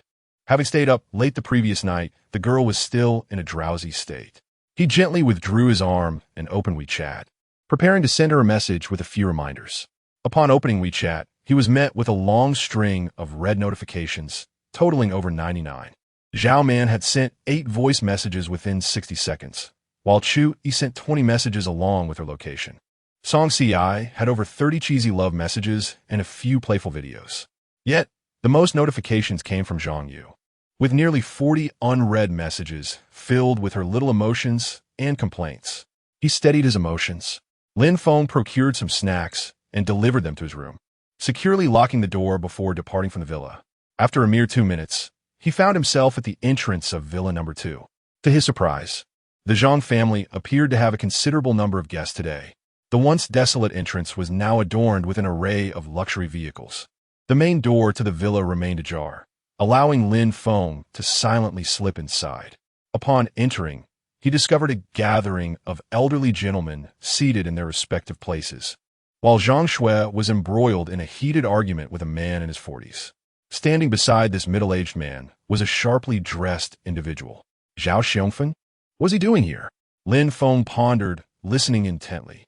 In the living room, Zhang Yu shot a pointed glare at Zhao Xiongfen and addressed her father, saying, Father, we live in a society governed by law, and the Qin family cannot act with impunity. Why should we cower and fear their threats? They are demanding we relinquish our assets, sever ties with Lin Feng, and comply with their orders to restrict Zhao family's beverages. Setting aside Lin Feng's own capabilities, the Zhao family's beverages are the most favorable in Dongshan. Changing suppliers would not only offend the Zhao family, but also escalate our operational costs. The middle-aged man, upon hearing this, appeared somewhat despondent, seemingly reluctant to relinquish a significant portion of his enterprise to the Qin family, whom he regarded as neither kin nor ally. Zhao Xiongfeng scoffed, retorting, Miss, mind your words. The decisions of our elders are not for you to question. He then turned to the elder Zhang, stating, Old Master Zhang, I understand your desire to remain neutral, fearing the potential fallout. However, you seem to have forgotten that in the current climate of Qinquan City, only by aligning with the Qin family can one hope for self-preservation. Old Master Zhang, seated at the head of the table, gazed up at the crystal chandelier, letting out a heavy sigh. As the leader of a gang, he was perceived as a formidable figure by ordinary individuals, yet in the presence of genuine, influential families, he was reduced to a mere pawn, struggling to survive amidst the complexities. Just as he grappled with his decision, he suddenly spotted Lin Feng approaching, and his expression brightened. He promptly stood, clasped his hands in greeting, and exclaimed, I did not expect to have the honor of your presence, Mr. Lin. It is indeed a failure of hospitality on my part. At this, everyone turned to look at Lin Feng, who cast a sidelong glance at Zhao Xiongfeng and coldly inquired, "Old Zhang, what is happening here? Is someone threatening us?" Lin Feng. Upon seeing him, Zhao Xiongfeng's irritation mounted, and he sprang to his feet. His demeanor stern as he admonished, "How dare you show your face after offending both the Qin and Li families?" He then addressed the members of the Chonglu gang, viciously recounting how Lin Feng had wronged the Qin family and assaulted the Li family's heir. What is Lin Feng, after all? In less than a month, he has managed to offend both the Qin and Li families. Such arrogance will surely lead to his downfall. Are you members of the Chonglu gang merely going to wait for death alongside him?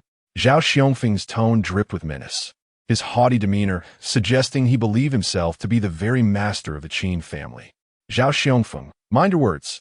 What do you mean by waiting for death? Do you think the Zhang family is so easily bullied? In response to his brash tone, only Zhang Shui and her sisters dared to step forward and counter his claims. There is no alternative. After all, in this world of intrigue, the older one becomes, the more one fears offending others. When faced with a situation, it is often a matter of balancing both sides, and one is reluctant to easily become embroiled. I cannot ascertain whether the Zhang family is easily bullied, but I can assure you that the Qin family is certainly not to be trifled with, no matter how grand your endeavors may be. In the eyes of the Qin family, you are merely a collection of ruffians, a disorganized mob, easily extinguished at our whim. As these words left my lips, an eerie silence enveloped the room. All eyes were fixed on me, icy and unyielding, yet none dared to speak further, daunted by the oppressive presence of the Qin family. Lin Feng, observing the protective stance of the Zhang sisters, felt a warmth in his heart, just as he pondered how to address the matter at hand. A system notification chimed in, detection of the host making a choice, presenting two options. 1. Demonstrate strength, decisively deal with the fallen dogs, reward, top-tier strategic skills. 2. Present USB evidence, persuade with reason, reward, 10 million in beverage vouchers. These two choices prompted Lin Feng to recall a certain video where an old master traveled the world with 3,000 warriors for support. Persuasion through reason? Only with formidable force at one's disposal could one achieve that. How dare a beaten hound bark so brazenly before me? This is truly an affront. Not putting him in his place now would only reinforce his ignorance of what it means to be on the receiving end of power. I choose the first option. Chapter 67. Slapping Zhao Xiongfeng in the face, the young woman in the corner Lin Feng strode towards the front hall, his face clouded with intensity. Each step he took echoed like a monk striking a bell, instilling a sense of awe among the onlookers. Such a profound aura, such masterly pressure. Could this truly emanate from a man in his 20s? Old Zhang, I am to blame for this, and I have implicated you all. Xiao Xue, you error. There is no need for your anger. I shall deal with this old dog, he declared. Zhang Weisheng was momentarily taken aback. Was this the young master spoken of by his father? Indeed, his presence was formidable, exuding a dignified air. Yet, judging by the way he addressed the two young women, it seemed he was quite familiar with them. Humph, the trouble you've caused is yours to resolve. Zhang Shui scoffed, her icy demeanor softening inadvertently while Zhang Yu blinked, her smile radiant and gentle. Humph, such pretentiousness. Your words are quite bold. Zhao Xiongfeng sneered derisively. A country bumpkin, emboldened by a bit of wealth, dares to be audacious, even meddling in the affairs of the Qin and Zhao families. Do you grasp the depths of the waters you tread? They could drown you. Having suffered under Qin Shou's reprimands and too cowardly to retaliate, Zhao Xiongfeng had long felt aggrieved. At the sight of the one he deemed responsible, he unleashed a torrent of curses and mockery. Enough. In the face of his inept raving, Lin Feng merely adjusted his ears, casually swatting his hand. In the next instant, a swift sound sliced through the air, and a large hand sent Zhao Xiongfeng flying several meters away, crashing into a pear-wood table before finally coming to a halt. Well done. It was high time someone put him in his place. The onlookers stared in astonishment at Lin Feng, their hearts silently cheering him on. They had long been weary of Zhao Xiongfeng's tyrannical behavior, yet their family's limited power had deterred any confrontation. With the young man stepping forward, they felt a sense of relief. knowing that should the Qin family pursue retribution, they would have an explanation. Zhang Yu clapped her small hands softly, her smile blooming like a flower. Congratulations, host, on completing the task. You have gained the knowledge of a top-tier trader. The system notification chimed. As a wealth of knowledge related to stock, trading flooded Lin Feng's memory, merging seamlessly. His long fingers sensed newfound strength, becoming even more agile and nimble. Lin Feng, I am now part of the Qin family, and you dare to strike me. Zhao Xiongfeng clutched his chest, bitterly spitting blood. His teeth gritted as he bellowed in rage. With indifference, Lin Feng turned his head. In a flash, he was before Zhao Xiongfeng, his foot pressing down on the latter's chest. If I can strike Qin Shou, what makes you think I cannot handle a dog like you? To beat a dog, one must consider its master. Apologies, such nonsense holds no weight in my presence. You are exceedingly arrogant. The power behind the Qin family is beyond your comprehension. Zhao Xiongfeng retorted, still brimming with indignation. Silence, you old fool.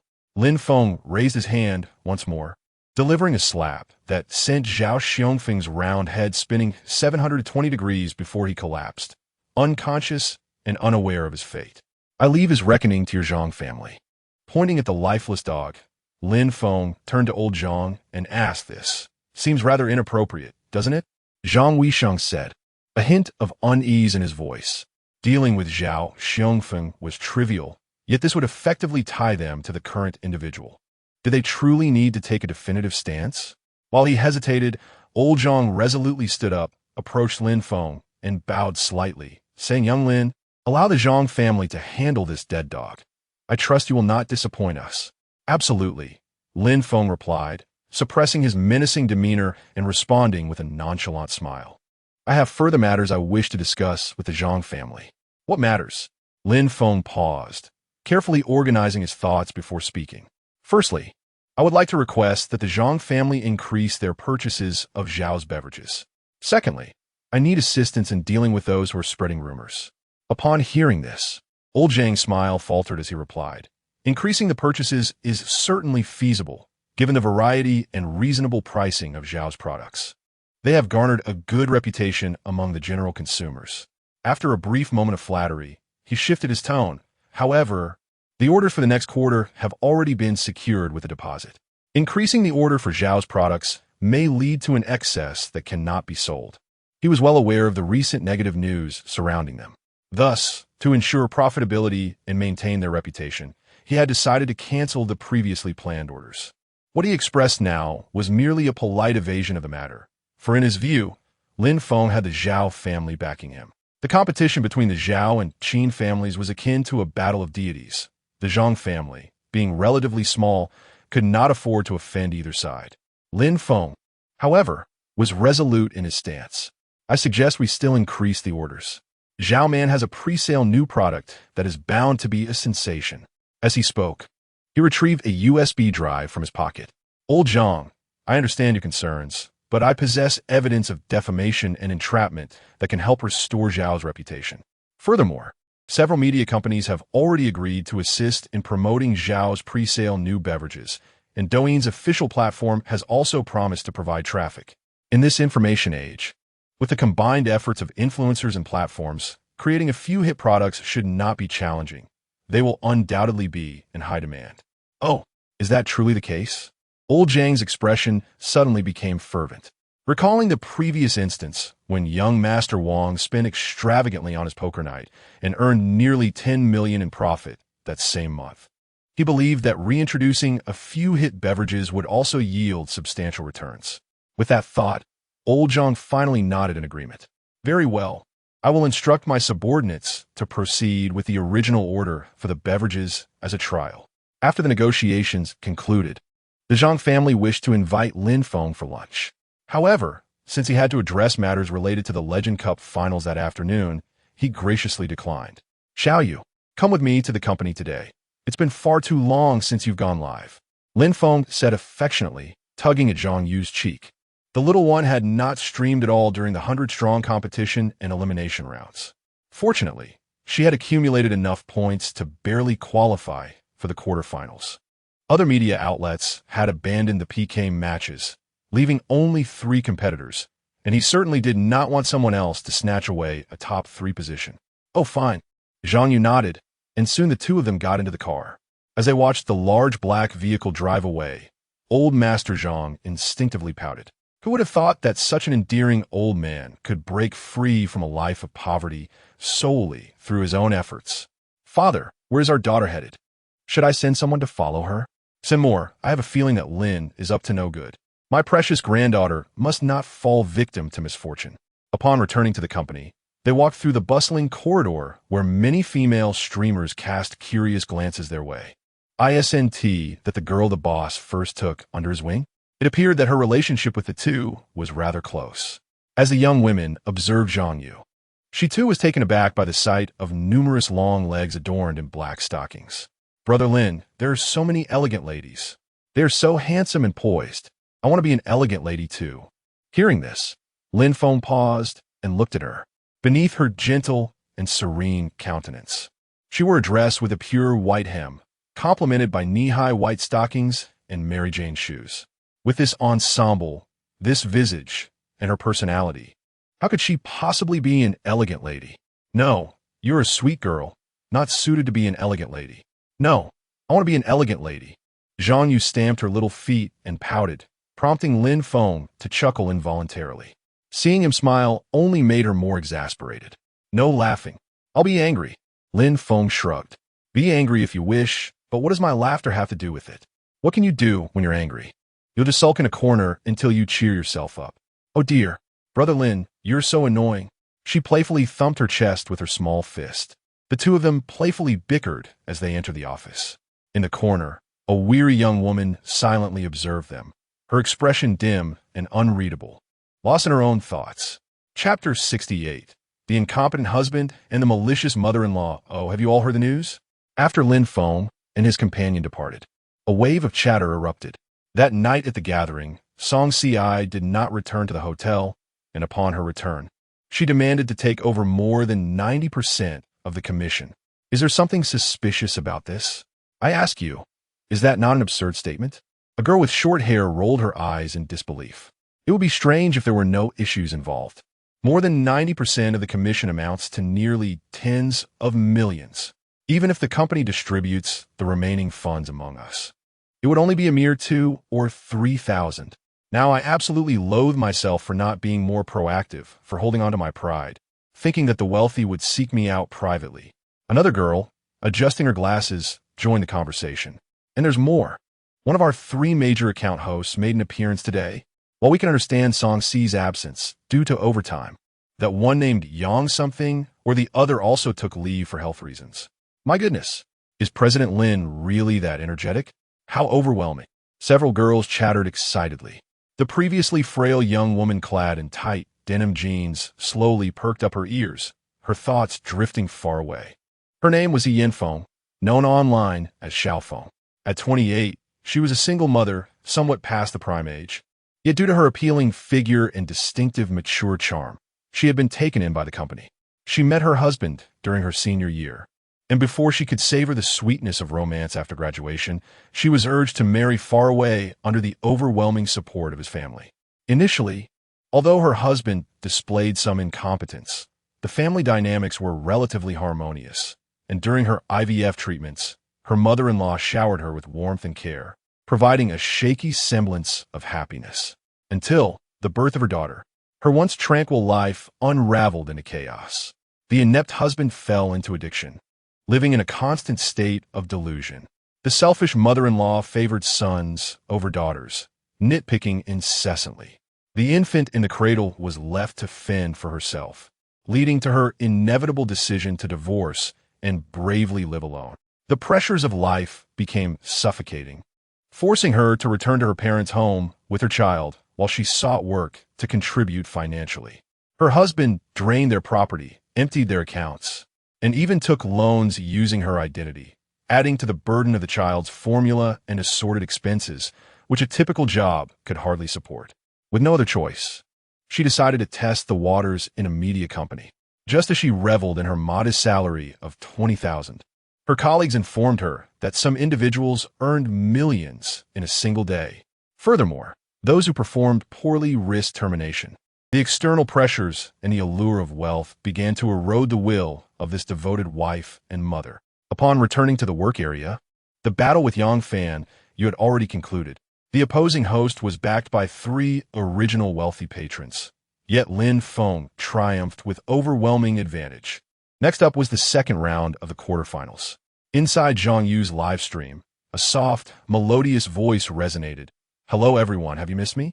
The seasoned viewers in the live stream eagerly freed a hand, flooding the screen with comments.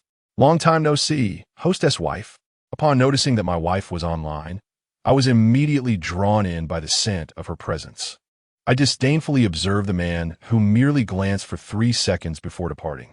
"Darling, would you sing a song? It has been far too long since I last heard your melodious voice." Today marks the quarterfinals. Does anyone know how many bullets the brothers have prepared to assist my wife in reaching the pinnacle? Please, if there are wolves around, do we truly need to intervene? If the wolves cannot succeed, what use are we? Best to mind your own affairs. Upon reading the final comment, Zhang Yu scrunched her little nose in discontent. Oof. He doesn't even respond to messages. Having just logged on, Lin Feng nearly burst into laughter upon seeing this. Goodness. It seems this little girl doesn't even recognize who he is. Truly remarkable. He swiftly initiated a video call. As the ringing tone echoed, the girl's heart raced. And she soon answered. When the camera gradually came into focus, the sweet girl squealed. "Oh my, how could it be you? Oh my." Zhang Yu promptly turned off the camera and stepped aside, her voice a mixture of astonishment and reproach. "You're quite the rascal. Why didn't you reveal you were wolf brother earlier? You've kept me in suspense for so long." Throughout this time, she had already suspected as much, given that Lin Feng's WeChat account was registered under his real name. However, as he remained silent, her shy nature prevented her from inquiring further, leaving her in a state of awkwardness. Thus, her surprise was tempered, though not entirely subdued. "Lin brother, why didn't you respond to all those messages I sent while I was at home?" Lin Feng chuckled. "I was busy flirting with my little sister and contemplating life. I simply didn't have the time to reply." Oomph. Zhang Yu turned her head in discontent, her body gently twisting, the elegant curve of her neck and her perfect profile captivating. Who devised such charm?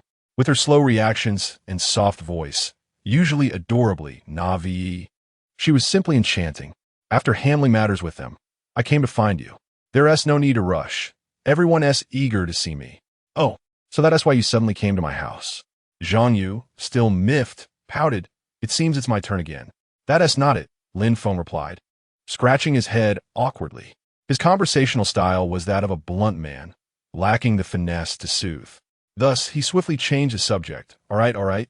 We're in the midst of a PK. Hurry back to your stream. We can chat once the Legend Cup concludes."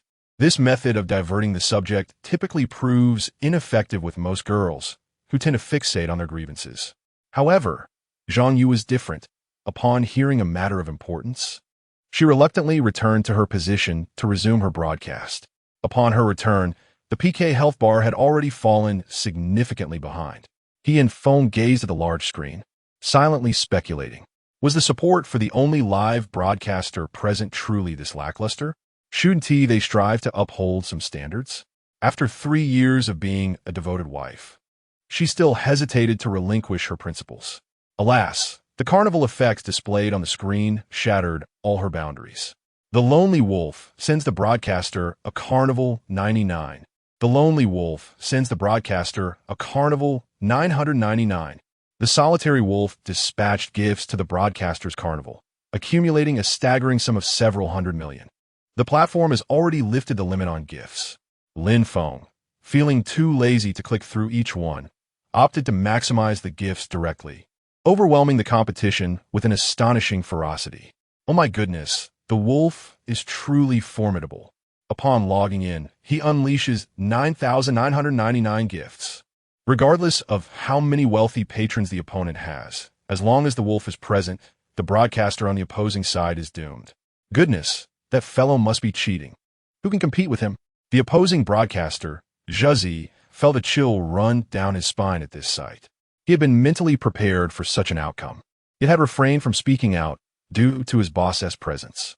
At this moment, he desperately wished to exclaim, "Damn it, I've been shouting my lungs out, and yet I can't even compete against my own boss's gifts. What a farce. These so-called wealthy patrons must be fake, simply there to humiliate us and boost their followers. The Wealthy Patrons Guild remained notably silent. With each successive display of dominance by the wolf, their motivation to contribute dwindled. Apart from Qin Shou, who wished to support a female broadcaster, the others quietly withdrew from the conversation. In the girl group's work area, a mother named Lin Feng stared, dumbfounded, at the jaw-dropping speed of the monetary contributions. She numbly calculated. One carnival costs 1,000. In the blink of an eye, 10 million has vanished. Is this truly the realm of the affluent? What should I do? Should I take the initiative to approach him? Chapter 69. The woman beneath the desk in the chairman's office as Lin Feng completed his gift selection and stretched languidly. His phone chimed with a message. Dear Mr. Lin, greetings from Huqiang Guarantee Company. The 3 vehicles you ordered, including the Bugatti Chiron, have been parked for over a day. Would like to pick them up? Below was a contact number. Upon reading this, Lin Feng suddenly recalled that his brother Tongzi had gifted him a supercar that he had yet to collect. He promptly called, requesting the delivery of the car to the company's entrance. Not long after hanging up, he was taken aback by a sudden knock on the office door. Come in, he said, resuming his seat, pondering whether the new car had arrived. However, it was too soon for that. How could it have arrived so quickly? As the door creaked open, a figure emerged. The woman wore a simple outfit, a white crop t-shirt paired with a brown jacket, and skin-tight jeans that accentuated her every curve. Her black leather heels with red soles made her every step resonate with a subtle sway of her alluring form, exuding a mature femininity. Who are you? Lin Feng inquired, slightly taken aback, as he had no distinct recollection of her. Mr. Lin, I am Lin Feng, the new female broadcaster. She introduced herself, forcing a smile as she approached the desk. The remnants of tears at the corners of her eyes suggested she had summoned great resolve for this encounter. Oh, I see, Lin Feng nodded. As he scrutinized her, Lin Feng felt her body stiffen, thinking she was akin to a commodity being appraised by a wealthy client. Soon, Lin Feng withdrew his gaze, and she exhaled a sigh of relief, only to be struck by his next remark like a bolt from the blue. The next live broadcast starts in half an hour. What brings you here instead of preparing for that? Huh? Staring into Lin Feng's puzzled eyes, Lin Feng felt her mind go blank. What did he mean? Here she was, a beautiful and charming woman presenting herself, and he was questioning her purpose. She hesitated to articulate her thoughts, standing awkwardly before him, observing her demeanor. Lin Feng quickly grasped her intentions and bluntly asked, You've come here for something, haven't you? At his words, Lin Feng nodded slowly, a blush blooming on her otherwise radiant face. Seeing this, Lin Feng beckoned her with a gesture. Her mind raced, but her feet obediently carried her around the desk to stand before his chair. Crossing her legs, Lin Feng once again scrutinized her. The fitted jeans and white t-shirt. A simple ensemble, yet it radiated an exquisite allure. Come, give me a spin, he instructed. Lin Feng paused, momentarily puzzled. Spin, how? Certainly. I mean a simple turn in place. What else would I mean? Lin Feng's eyebrows lifted, his tone tinged with impatience. All right. Okay, she acquiesced. The young woman adjusted her breathing and gracefully turned around. Her nature was inherently warm and open. However, after enduring the inadequacies of her husband, it was only natural for anyone to feel less cheerful. Given the events of today, any woman would likely feel a sense of shame. Indeed, her figure was commendable. Lin Feng expressed his admiration before pressing on. Speak. What do you desire? Could it be that success has come so swiftly? The woman felt a surge of excitement, her well-defined calves trembling slightly, momentarily forgetting her earlier conflicted modesty and resentment. I desire the same treatment as the other 3 hosts. After a moment of joy, she finally articulated her innermost thoughts. In Lin Feng's eyes, as long as she was willing to humble herself, Lin would likely grant her equivalent treatment. A single transaction could yield tens of millions, making any potential humiliation worthwhile. Unfortunately, she had underestimated the situation. Lin Feng was wealthy, but he was not foolish. How absurd to demand tens of millions without offering any emotional value. He retorted, You should leave. This place is too small to accommodate someone of your stature. After completing the first 2 broadcasts, there remain over 4 billion in audio waves. Wouldn't it be more enticing to invest in 100 new hosts? Mr. Lin, what do you mean by that? Lin Feng felt a jolt of fear, her slender high heels wobbling as she nearly stumbled. Is my request too demanding? She pondered as their eyes met, her thoughts shifting to self-reflection. With her looks and figure, even as a divorced woman, countless lonely men sought her affections, pursuing her relentlessly despite numerous rejections. Thus, while she would not voice it, she instinctively categorized Lin Feng among them. Yet, was this truly the case? Compared to those who could offer nothing but empty flirtation, the man before her was the CEO, capable of spending millions to support a woman, without generating some emotional value. How could one expect to gain something for nothing? Mr. Lin, I realize I may have been too forward, Lin Feng admitted, bowing her head in apology and quickly performing a deep bow. Please, do not dismiss me from my position. I have a daughter to support. If you grant me another chance, I will perform admirably. All I ask is to remain with the company. Is that acceptable? Her reaction was understandable. A single broadcast could yield at least 30,000 yuan. With the month-end approaching, losing the company's assistance for accommodation would leave her without shelter, especially with her 2.5-year-old child needing milk formula. If she offended him, she could be cast out without a place to lament her misfortune. Wait, you mentioned you have a daughter to care for? Lin Feng, initially disinterested in Lin Feng, found her situation compelling. After all, it is everyone's responsibility to engage in acts of kindness. Indeed, she is not yet 3 years old and still dependent on formula. I find myself lacking in ability. I implore you, Mr. Lin. The moment children are mentioned, Lin Feng's sobs grow louder, pouring out her grievances like beans spilling from a bamboo tube. Her inept husband, the cruel mother-in-law, the infant in need, and her own shattered self, all evoking profound sympathy. All right, enough of the weeping and wailing. If outsiders see this, they'll think I am mistreating my employees, Lin Feng remarked, licking his lips as Wei Feng's lineage began to awaken. He rose again, feigning interest in the scenery outside, and after a moment of contemplation, he finally spoke with an air of authority. How about this? When you go live later, perform well, and I will reconsider your position. Hey, what is the matter with you? Lin Feng had intended to suggest she stay a few more days for evaluation, but to his surprise, this woman, possessing a strong spirit, boldly stepped closer, directly pledging her loyalty to him. Just as the two were on the verge of mutual affection, a sudden knock echoed through the door.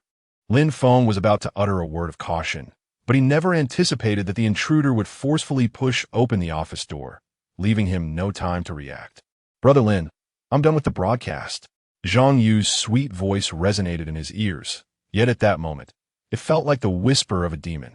Ah, Lin Feng responded softly, then discreetly signaled to the beautiful woman, who promptly shifted her position, hiding beneath the desk, too fearful to make a sound. Chapter 70. Why is your face so red? Lingu, why is your face so red?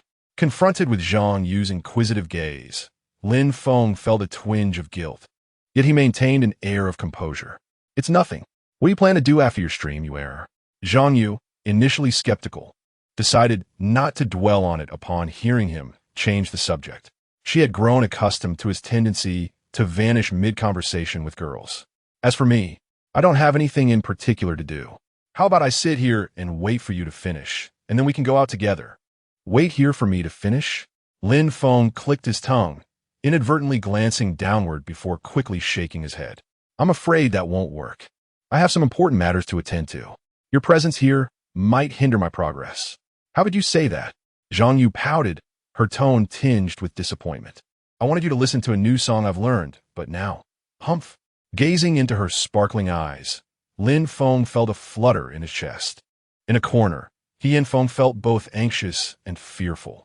Although the two were innocent, the mere fact of a solitary male and female in a room often sparked unfounded speculation, especially considering his divorce status, which could tarnish both their reputations if word got out.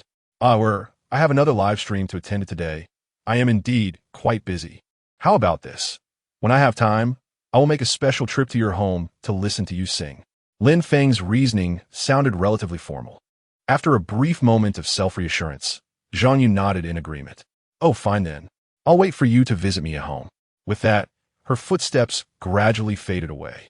At that moment, Lin Feng, who had been preparing to stand up upon hearing the commotion, froze as Zhang Yu suddenly turned around, causing her to kneel back down in fright. Lin Feng wiped the sweat from his brow, realizing why a sudden comeback could be so lethal. Most people would struggle to handle such surprises. Is there anything else? He asked, his tone somewhat brusque. Zhang Yu felt a twinge of grievance. Lingo, you're not even going to say goodbye as I leave? Suddenly enlightened, Lin Feng quickly replied, Ah, goodbye. Oomph, what a dismissive person. After this brief episode, over 20 minutes had passed. Although reluctant to part ways, Lin Feng urged the considerate woman to return as the next PK was nearing.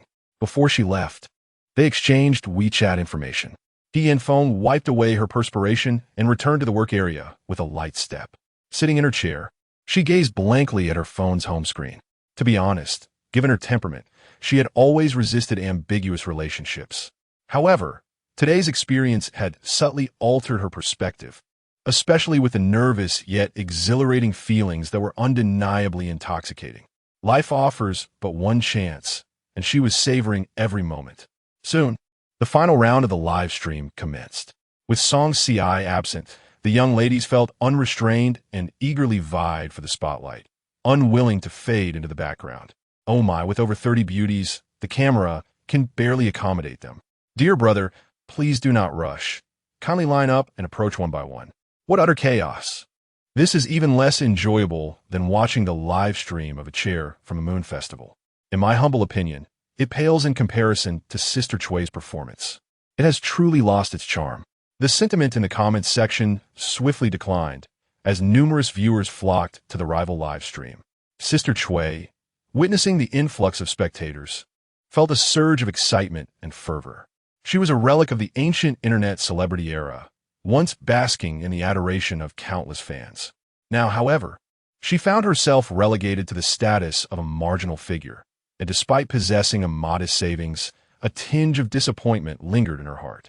To all the new friends joining us, allow me to share a little talent with you. How I long to embrace you in a mundane life is dedicated to everyone. In a bid to reclaim her former glory, Sister Chui poured all her energy into showcasing her skills. Momentarily, her carefree account seemed to have become a source of amusement. Come on, let's hear another song. A love ballad concluded, swiftly followed by a lively chant, igniting the passion within the live stream. The atmosphere was warm and inviting, with tickets soaring in abundance. Observing the stark contrast between the two live streams, Lin Feng felt a pang of frustration.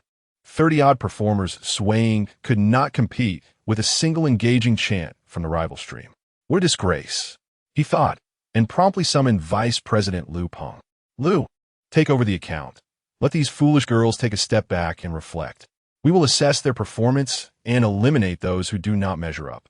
Lin Feng nodded in agreement, acknowledging that the performance of the ladies had indeed been subpar. Even if Lin Feng remained silent, he felt compelled to address it.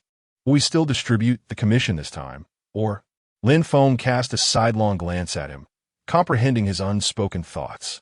Their performance had been inadequate, and this time, the funds would be retained for company operations. As soon as the words left his lips, Lin Feng nodded eagerly. Understood. I will make the necessary arrangements. Watching Lin Feng rush away, Lin Feng stroked his chin and called out, Lu, wait a moment. There's a female broadcaster named Lin Feng. Please have her send the account over. Lu Peng's face broke into a subtle smile, secretly thinking, it's only been a few days, and the boss's energy is remarkable. Despite his inner musings, he maintained an air of utmost respect, replying, of course, boss. I will take care of it right away. Once the office door closed, Lin Feng rubbed his temples and glanced at the opposing live stream. At that moment, Sister Chui's popularity was on the rise, nearing the million mark. Among the viewers was a fellow named Tian Gongqin Xiao, who was the most enthusiastic contributor. Under his influence, countless ancient fans and casual viewers continued to cast their votes. Conversely, despite having sufficient sound waves in his account, the lack of passionate contributions rendered it rather dull. Sister Chui, I heard you just acquired a new Ferrari. Will you show it to us? Even if you have a new car, you didn't hold a reveal event. Do you consider us outsiders? Brothers, shouldn't we all contribute something for the new car?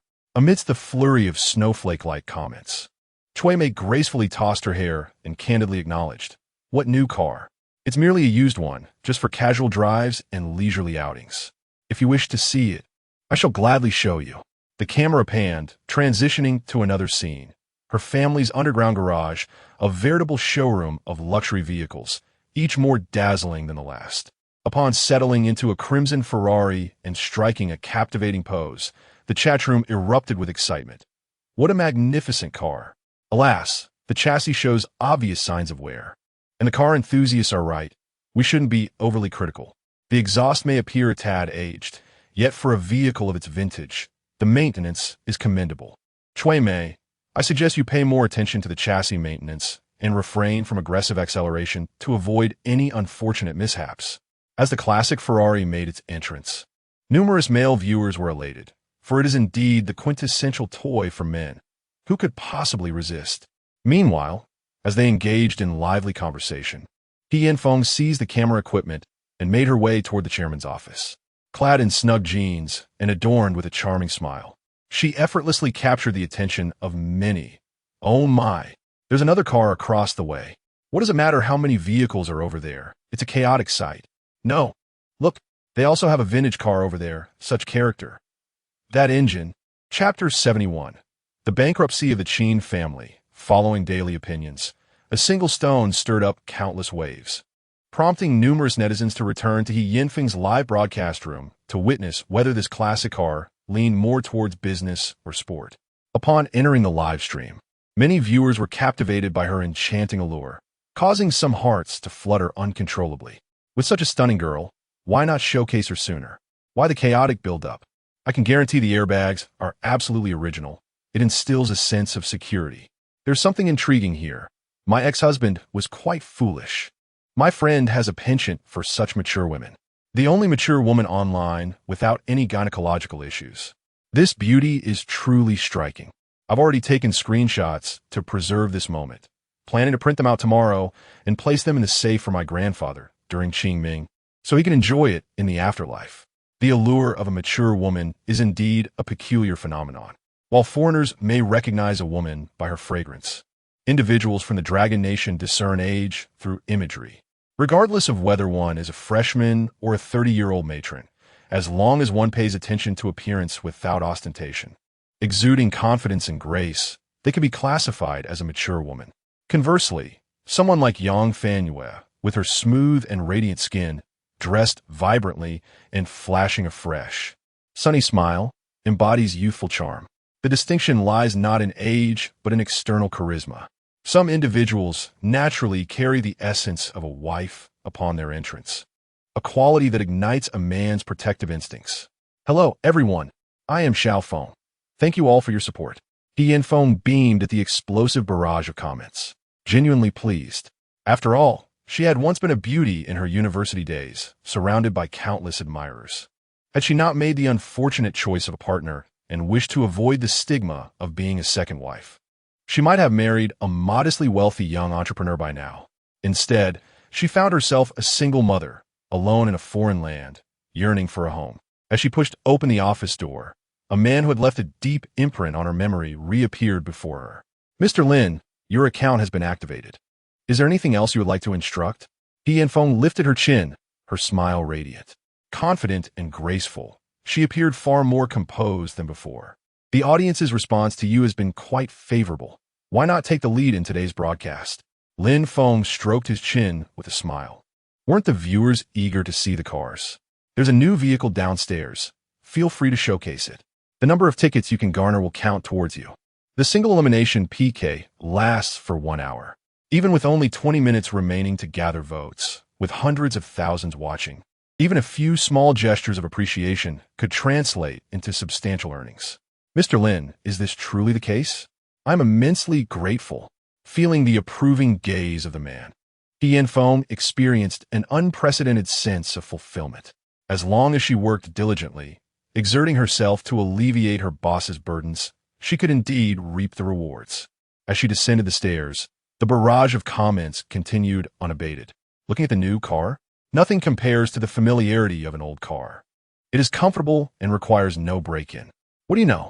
Generally, only ordinary individuals hesitate to drive a new car, while the affluent boldly accelerate, often pushing their vehicles to the limit, with others readily delivering goods to their doorstep. Alas, the voice of the carefree boss sounds quite youthful. He is likely to opt for a supercar like a Ferrari. The ubiquitous presence of flashy internet celebrity vehicles has become rather tiresome. At this moment, the audience's attention remains fixated on the streamer. After all, within the entire live stream, there is neither entertainment nor talent on display. At most, there's a semblance of beauty that offers no genuine insight. 2 minutes later, Lin Feng finally arrived at the parking lot, where she encountered the sole global limited edition Bugatti Chiron Noir. This is the most expensive supercar in the world, valued at an astounding $130 million, an unparalleled addition to the luxury collectible series. While there are countless replicas on Douyin, they do nothing to diminish the inherent artistic value of the original. Despite the streamer's lack of automotive knowledge, encountering this magnificent black beast for the first time left her utterly mesmerized, her mouth agape in astonishment, as if words were lodged in her throat, preventing her from speaking. As the camera panned, the initially indifferent netizens were rendered speechless upon witnessing the pinnacle of supercars. Hundreds of thousands instinctively wiped their fingers clean, desperately rubbed their eyes, and leaned closer to the screen to scrutinize every detail. The entire live stream fell into an eerie silence. Meanwhile, the viewer count in the upper right corner surged rapidly. 300,000, 400,000, 500,000. In a matter of moments, the already popular live stream exploded with traffic, reaching the top of the national charts at a rate of 10,000 new viewers per second. A century-old supercar, a masterpiece, a real-life racing marvel, boasting unparalleled horsepower. Countless virtues and fantasies converge within the Bugatti Chiron Noir, creating an unmatched allure. I thought the carefree boss would merely showcase a Lamborghini, Ferrari, or Aston Martin, common luxury cars to impress the crowd, but he went all out with a Bugatti. Absolutely mind-blowing. Although it's an older model from 7 or 8 years ago, this car is like fine wine. The older it gets, the more exquisite and flavorful it becomes. Standing before it, the streamer pales in comparison. It's hard to fathom the joy in the life of the owner. Driving this car down the street, all the girls will be mine. Such a narrow perspective. Anyone who dares to approach me shall be dismissed. What audacity to think they can ride in a Bugatti. The comments exploded, rendering any introduction by the streamer unnecessary as gifts began to flood the live stream spontaneously. Observing the spectacle, Lin Feng's heart raced with excitement, her slender yet taut t-shirt rising and falling, the fragrance she exhaled betraying her exhilaration. Thank you to He Hung for the carnival. What a generous boss. Thank you to Ling Wei for the carnival. What a generous boss. Thank you to Han Yun Fan for the carnival. What a generous boss. A chorus of cheers and shouts ignited the audience's fervor. Elegant cars and beautiful women took the stage, and the exhilarating battle horn had undoubtedly sounded. Within the confines of his office, Lin Feng launched his final counterattack. The explosive fireworks effects reverberated across 3,000 miles, sending waves of thrill through countless hearts of wayward young women. The staggering rate of 990,000 per second in monetary contributions was overwhelmingly fierce, shattering the dreams of the opposing broadcaster, who clung to a glimmer of hope. This pace of financial support was akin to a devilish onslaught, utterly impossible to withstand. Meanwhile, Qin Shou, who had quietly supported her from the shadows, found himself numbed by the unfolding chaos. Having prepared a staggering 1 billion, he intended to negotiate with the female broadcaster for a complete return should they win. However, as the opposing side relentlessly pressed forward, he realized he might need to mobilize additional funds. He dialed his family's steward. "Hello, steward, please transfer another 2 billion to my private account. I need to engage in a PK." After a prolonged silence, the steward delivered a devastating blow. "Young master, an influx of 1 trillion in unidentified foreign funds is aggressively targeting our assets, and our stocks have plummeted. the Qin family is bankrupt. Simultaneously, a plethora of evidence regarding tax evasion and fraud was unveiled, with various forces conspiring to capitalize on the Qin family's downfall. The orchestrator of this calamity was none other than Lin Feng. With the stock market funds yielding astronomical returns, any casual investment promised equivalent or surplus rewards. Yet, beyond the wealth, Lin Feng yearned to eradicate the societal blight represented by the Qin family. Having completed his tasks, Lin Feng shook his fingers. Although his dexterity had improved, the constant tapping against the cold screen left him with a slight ache. At that moment, a new message arrived via WeChat. Mr. Lin, I am immensely grateful for the opportunity you have provided. May I inquire if you are available for dinner this evening? I would like to treat you. Chapter 72. The pitiful young mother and the hungry child. Upon receiving this message, Lin Feng couldn't help but smile. This woman proved to be quite intriguing. She initially made bold demands, but swiftly adjusted her attitude upon rejection. There is something worth exploring here. Perhaps a deeper connection could be forged. After succinctly replying to her message, Lin Feng entrusted the promotional efforts for Zhao's beverages to Lu Peng, while he took a moment to rest, recuperating his energy in anticipation of the grand dinner that awaited him that evening. Meanwhile, Lin Feng, after sending a message, concealed herself in a corner of the company, evading the prying eyes of her colleagues. She quietly awaited a response. Ding dong! A crisp notification sound resonated, causing her heart to leap. Carefully, she tapped the screen, revealing Lin Feng's reply. Such a simple word ignited her excitement further. She hurried back to her hotel, meticulously washed and groomed herself. After applying her makeup and scrutinizing her reflection in the hotel mirror, she felt her outfit lacked allure and opted for a tighter pair of jeans that accentuated her figure, setting out in search of a suitable venue for their dinner. As she strolled along Furong Road in the old town, Lin Feng's perfect curves drew numerous glances. Every few minutes, someone approached her, requesting her WeChat details. However, she regretfully declined the advances of both vibrant young men and accomplished professionals alike. With her hands clasped tightly, she surveyed the surrounding establishments while scrolling through her phone, seeking a location that would afford her dignity without straining her finances. Before her arrival in Wuyou, she had fantasized about sustaining a family solely through her beauty. However, in a world inundated with makeup and filters, even an attractive face without the backing of a guild or the support of influential patrons could only secure a modest existence. Once proud and unwilling to yield, she had learned humility through society's harsh lessons, understanding the value of a benefactor after enduring hardships. She vowed this time to seize the opportunity and perform exceptionally well. After searching for over half an hour, she finally paused in front of a reasonably well-decorated seafood restaurant named Ivory Seafood. The establishment exuded a cherry blossom-inspired minimalist aesthetic, offering a serene and elegant ambience, though the prices were steep, with a set meal surpassing 1,200 yuan. For her, a budding streamer yet to receive her paycheck, this was quite a financial strain. Well, this would have to do. Calculating her expenses for the remaining days, Lin Feng opened Douyin's Rest Assured spending feature, scanned the payment code, and entered the private dining room, sending Lin Feng her location. Phew! Tonight, she would treat Mr. Lin to a lavish seafood feast, a gesture of gratitude for his generosity. Arriving in 10 minutes, upon receiving this message, the young mother's breaths became increasingly labored. Although she was already divorced, the thought of her ex-husband still evoked a sense of guilt.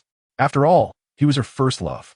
If only she were truly heartless, perhaps she would not bear such psychological burdens. Truly, oh truly, I do not blame you for your lack of ability, nor can I overlook your physical flaws. But why did you succumb to gambling? Domestic violence has befallen me. Although Fei Fei is conceived through in vitro fertilization, she remains your chosen child. You assert that without a blood relationship, you will not provide any financial support. What am I to do? Left as a single mother. After the tumult of emotions subsides, I return to a state of tranquility. A woman's thoughts often grow increasingly chaotic. At this juncture, a video call arrives, accompanied by a somber melody that pulls this young woman from her memories back to the grim reality of life. Mom, a tender, indistinct voice of a child emerges from the screen, revealing a porcelain doll-like little girl. Her cherubic face, still round with baby fat, beams with a smile reminiscent of blooming peach blossoms in spring, melting the heart of anyone who gazes upon her.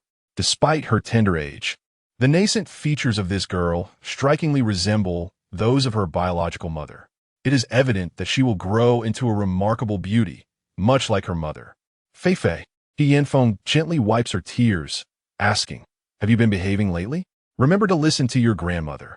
The little girl replies in her sweet, childish voice.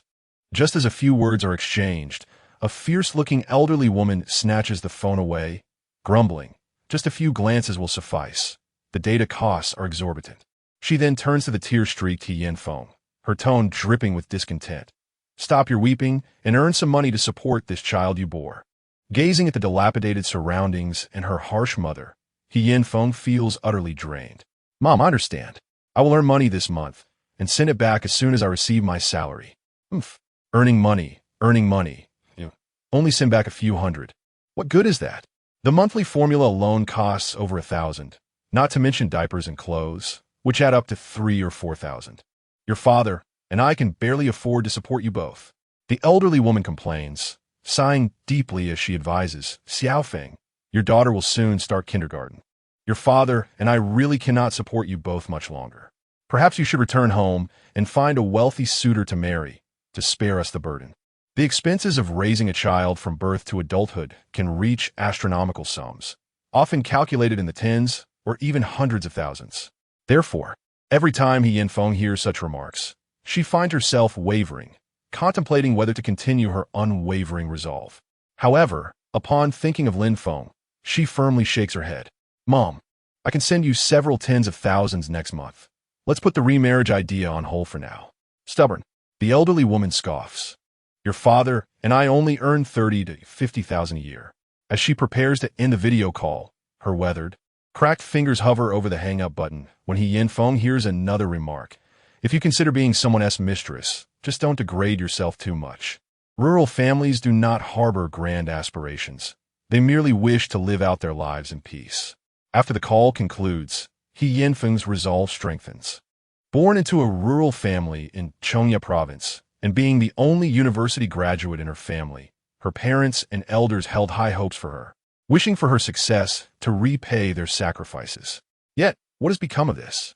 A moment of folly led her to marry into a big city, becoming a housewife for several years, and leaving her elders' expectations unfulfilled. Heaven bestowed upon her the extraordinary opportunity to alter her fate. Yet should she falter and let it slip away, her life would descend into an abyss of unending darkness. 10 minutes passed swiftly, and in the blink of an eye, a Bentley came to a halt at the bustling Huayan Road. As for the absence of a Bugatti, it was merely due to Lin Feng's lack of driving prowess, as he possessed only a C2 license. However, this was not the crux of the matter. The appearance of the limited edition Bentley still stirred quite a commotion, prompting numerous young women and restaurant staff to gaze upward, envisioning a dashing prince emerging from the luxury vehicle. Alas, Lin Feng's looks were rather unremarkable, leaving many disappointed. "Oh, if only he were handsome. Perhaps I would have approached him for his WeChat," one lamented. "At 180 centimeters tall, it's a pity he lacks style. A trendy haircut might have improved his appeal. Look, he seems to be walking towards our shop. Could he possibly have noticed me?" Several part-time staff members engaged in idle chatter at the front desk, their eyes fixed on him as he entered the room, a blend of calmness and a hint of anticipation in their expressions. Yet, a sultry voice shattered all their fanciful dreams. Chapter 73. Let us head to the hotel. "Mr. Lin, you've arrived." Lin Feng approached briskly to greet him. I hope I didn't keep you waiting too long," Lin Feng replied with a slight nod, taking a moment to scrutinize her appearance.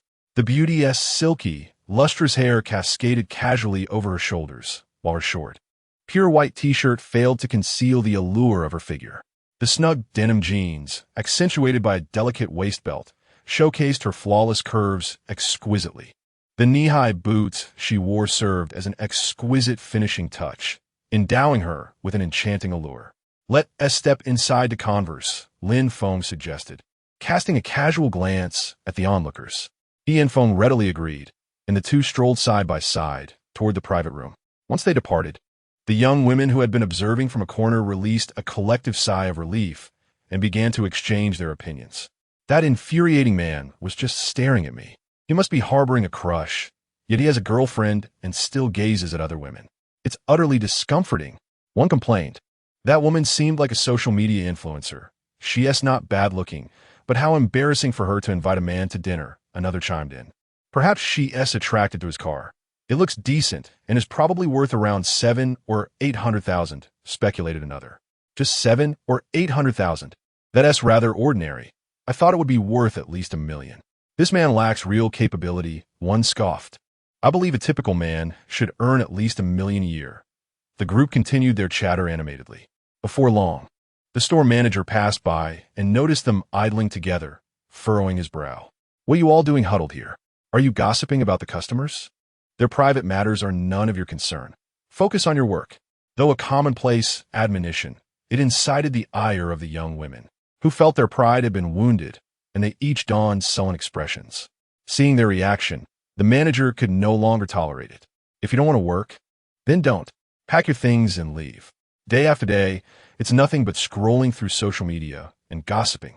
Outside, the atmosphere was buzzing with excitement, while the two inside the private room remained blissfully unaware. Before the full meal was served, Lin Feng proactively ordered 2 bottles of white wine. After respectfully pouring a glass for Lin Feng, she filled her own and downed it in one go. Lin Feng nodded in acknowledgement, taking a delicate sip before setting his glass down. Sister you've worked hard today. Inviting me to dinner alone. One to your child's father think too much of it? If you have a family, you should prioritize that. During their time at the office, she had mentioned having a daughter. Lin Feng, not lacking in beautiful women in his life, saw no reason to disrupt someone else's family to satisfy his own desires, especially given his own experience with a failed marriage. Thus, he resolved to clarify her family situation and genuine intentions before deciding on future steps. Upon hearing Lin Feng mention her ex-husband, Lin Feng's radiant smile dimmed suddenly. Pouring herself another glass, she downed it and sighed. He had his flaws, aside from drinking. He would hit me and ultimately developed a gambling addiction. We've been sleeping in separate beds for quite some time, and it's been over a year since our divorce. The inebriated husband, the inept husband, the abusive husband, these burdens weighed heavily upon her. Observing the quiet yet shattered demeanor of the woman, Lin Feng, moved by the scene, consoled her, saying, "It is all right. In life, one inevitably encounters a few scoundrels. Simply cast them aside." He extracted a tissue and discreetly wiped away her tears, mustering a faint smile. "Mr. Lin, what about you? A prosperous individual like yourself must have a rather smooth romantic journey," she inquired. Lin Feng lit a cigarette, inhaling deeply as the azure smoke spiraled upwards, gradually dissipating in the warm, gentle light. "My ex-wife was introduced by a matchmaker. She left me in my impoverished youth, devoid of affection." A prolonged silence ensued. Gazing at this man who also bore the scars of romantic misfortune, Lin Feng felt a surge of empathy. Pouring herself a glass of wine, she leaned across the table, softly reassuring him. Every man encounters a period of decline. Thankfully, Mr. Lin has persevered. Lin Feng raised his glass for a light clink, and this time, he drank it all in one go. Most men in reality experience a trough in their lives, during which their careers falter, finances dwindle, and trivial matters abound. External pressures can be exhausting, and familial discord may lead to mental collapse. Were there but one mature woman to quietly support them from behind, offering encouragement in times of fatigue and a sense of spiritual resonance in hardship, there would be boundless possibilities to clear the clouds and reveal the blue sky. Alas, such women are scarce. Recognizing that the woman before him also bore her share of burdens, Lin Feng's perspective gradually shifted. He no longer viewed her through a lens of prejudice. Just then, the door to the room swung open, and the remaining seafood was brought to the table. The 1,000 yuan set meal, while not excessively lavish, featured a commendable variety of seafood. Sea cucumbers, oysters, and geoducks, common delicacies, were gradually placed before them. With all the dishes served, Lin Feng rose from her seat and thoughtfully helped him don white gloves. Lin Feng picked up a piece of black gold abalone, savoring its tender juiciness and exquisite delight. Don't just watch me. You should indulge while it's still warm, he urged. Lin Feng, compelled by his words, cautiously selected a snail to relish. How does the flavor compare at this establishment? Lin Feng's smile softened, his voice laced with gentle affection as he inquired. It's quite palatable, very flavorful, she replied, tucking a strand of hair behind her ear, her smile intoxicating like fine wine. Though she had previously been accustomed to only humble snails, she never felt it was lacking. After all, it was merely a dish. Yet, dining out for the first time and encountering such sizable shellfish made her acutely aware of her former husband's inadequacies. Why, she pondered, is the disparity between people so vast? As the wine flowed and the dishes cycled through, a subtle flush crept onto the woman's cheeks, while Lin Feng occasionally exhaled the scent of alcohol. With their dialogue deepening, their rapport grew closer. They transitioned from sitting in opposition to aligning side by side, even leaning in towards one another. Under the influence of alcohol, their connection steadily intensified.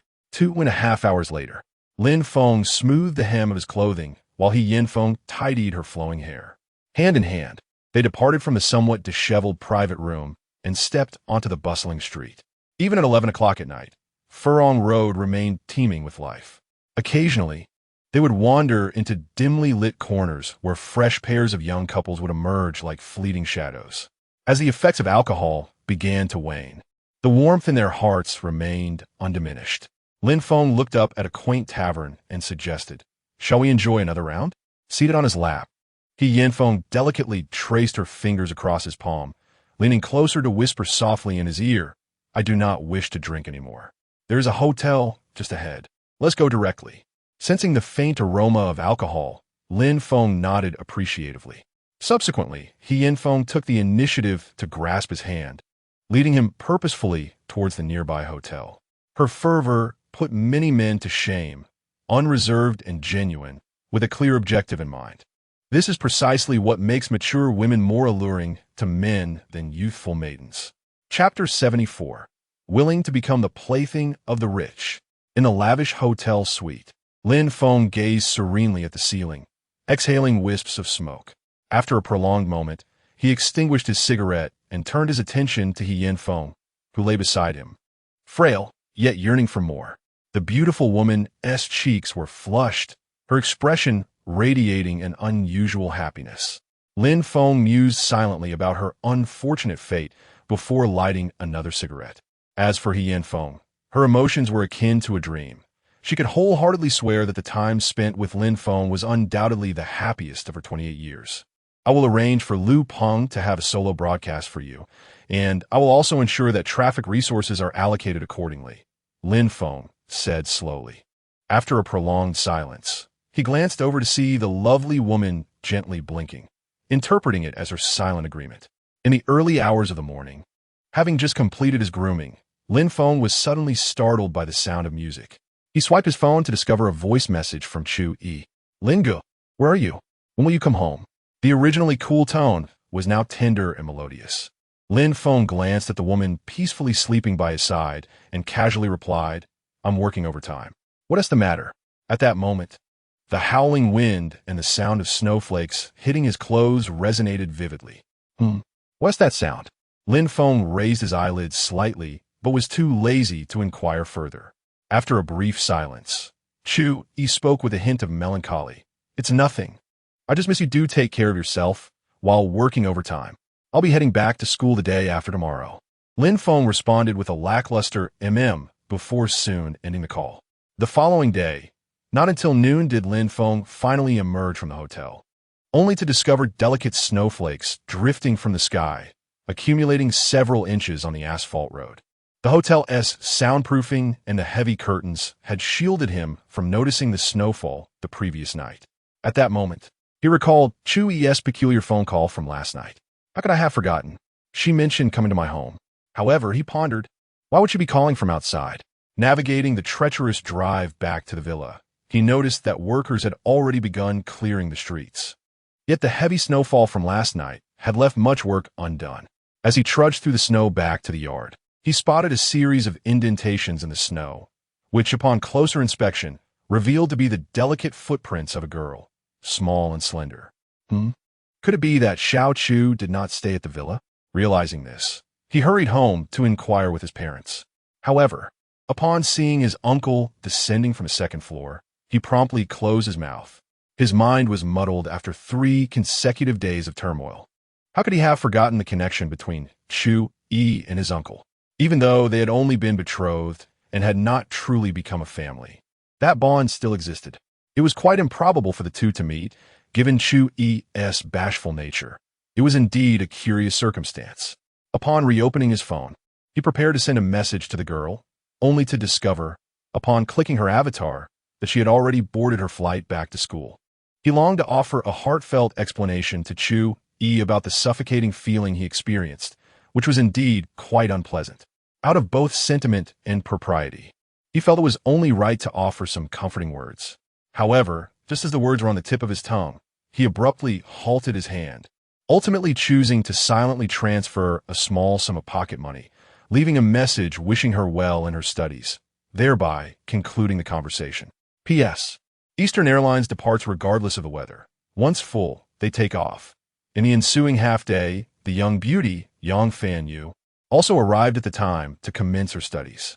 However, this young lady seemed rather disinclined to return to school, preferring to remain at home and, in moments of boredom, engage in live streaming. After much persuasion, Lin Feng eventually managed to coax her back to the university. What?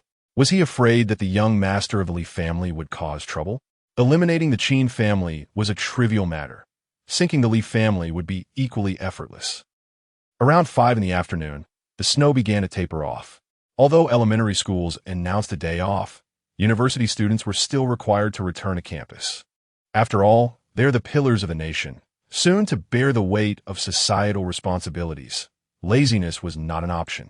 The vehicle drove into Doni University, heading straight for the girls' dormitory, building number 9. The luxurious car drew the attention of numerous students who gathered around, buzzing with speculation about the identity of its occupant. My goodness, an elongated Bentley. Which big shot is this? They murmured, captivated by the absolute opulence, a classic that never goes out of style, exuding an aura that seemed to ascend to the heavens.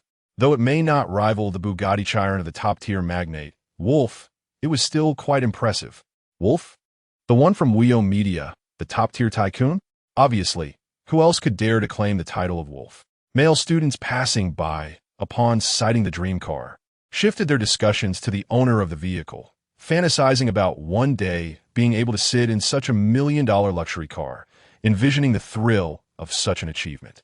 Meanwhile, the majority of female students were more interested in gossip, speculating on how that alluring woman managed to attract the car owner. A few self-assured beauties from the adjacent dance department took a couple of steps forward as the car came to a halt, eagerly anticipating a thrilling encounter. At that moment, Zhong Yuan happened to return from the cafeteria. Upon seeing the familiar Bentley, she quickened her pace to distance herself from the following crowd. Lingo, Fanyu, you finally made it. I was nearly dying of boredom in the dormitory. Hurry down, let's go out for drinks tonight. Just as the car came to a stop, Lin Feng heard the sound of the young lady's voice. He exited the vehicle first and, in a gentlemanly manner, opened the passenger door for Yang Fanyu. Together, they stepped into the gaze of the onlookers. Upon seeing Yang Fanyu, the other girls instinctively took a few steps back, avoiding any potential embarrassment. The widely acknowledged campus belle, the one claimed by the family's young master, who could possibly rival her? Zhong Yuan, why did you arrive so early? Yang Fanyu asked, holding Lin Feng's hand tightly while greeting her dear friend with her other hand. As Zhong Yuan observed this scene, her already radiant smile became even more unabashed. What's the matter? You arrived early for no reason, she remarked playfully. With a mischievous glint in her eye, she cast a knowing glance at Lin Feng and, in a voice audible only to the three of them, added, hee, what's with this brother-sister nonsense? In the end, aren't you both destined to call each other darling? Come on, tell us how many times you two indulged last time. Yang Fanyu, upon hearing this, felt her cheeks flush crimson and instinctively lifted her leg to kick her. Lin Feng, however, merely smiled faintly, exuding confidence as he recounted. I can't remember the exact details, but it was probably around 3 or 4 hours. Oh, don't let his seemingly slender frame fool you. Lin Ge is quite vigorous in practice. ISNT, truly a rare find. Zhong Yuan teased, her voice low yet unrestrained, her provocative expression igniting excitement among the onlookers, who paused to indulge in the spectacle. In this era of heightened freedom in romantic pursuits, as long as the activities are not particularly depraved, most individuals harbor little malice. Moreover, given Lin Feng's relatively youthful age, merely a graduate student, it was understandable that some boys felt disheartened by the idea of their goddess being pursued. Yet they could only silently comprehend the situation, as financial constraints were indeed a harsh reality.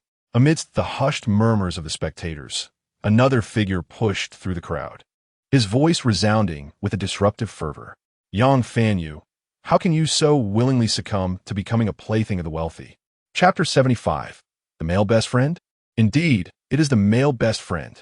Everyone turned their gaze backward to see a male college student clad in overalls, clutching a basketball, striding toward them with a face full of fury. Lilei, what is he doing here? Yang Fanyu furrowed her brow, murmuring with evident displeasure. Noticing her reaction, Lin Feng cast a curious glance at the nearby Zhong Yuan, who understood at once and began to explain. This fellow named Lilei is the captain of our school's basketball team. He once pursued Yang Fanyu, but was rebuffed countless times, yet remains undeterred. Relying on his family's modest wealth and fairly decent looks, he behaves like a lecherous boor, incessantly flirting with attractive girls. What's worse, he often engages in flirtatious banter with girls who are already in relationships, only to feign a male best friend demeanor when their actual boyfriends confront him, shamelessly urging them to be magnanimous. Truly despicable. Upon hearing this, Lin Feng nodded in acknowledgement and turned to scrutinize Lilei, expecting him to erupt in furious indignation. However, to his surprise, rather than displaying any semblance of shame upon being exposed, Lilei wore a self-satisfied expression. This contemptible demeanor not only irked Lin Feng, but also drew the ire of several male onlookers. Such a level of shamelessness is indeed remarkable. Meanwhile, as Lin Feng assessed Lilei, the basketball captain was also sizing him up, standing at a mere 1.8 meters, devoid of even a hint of bicep. He resembled nothing more than a scrawny mutt. Upon closer inspection of Lin Feng's hands, which bore distinct scars and thin calluses, it was evident he was accustomed to hard labor. Such a person could at best be a driver, certainly not a Bentley owner.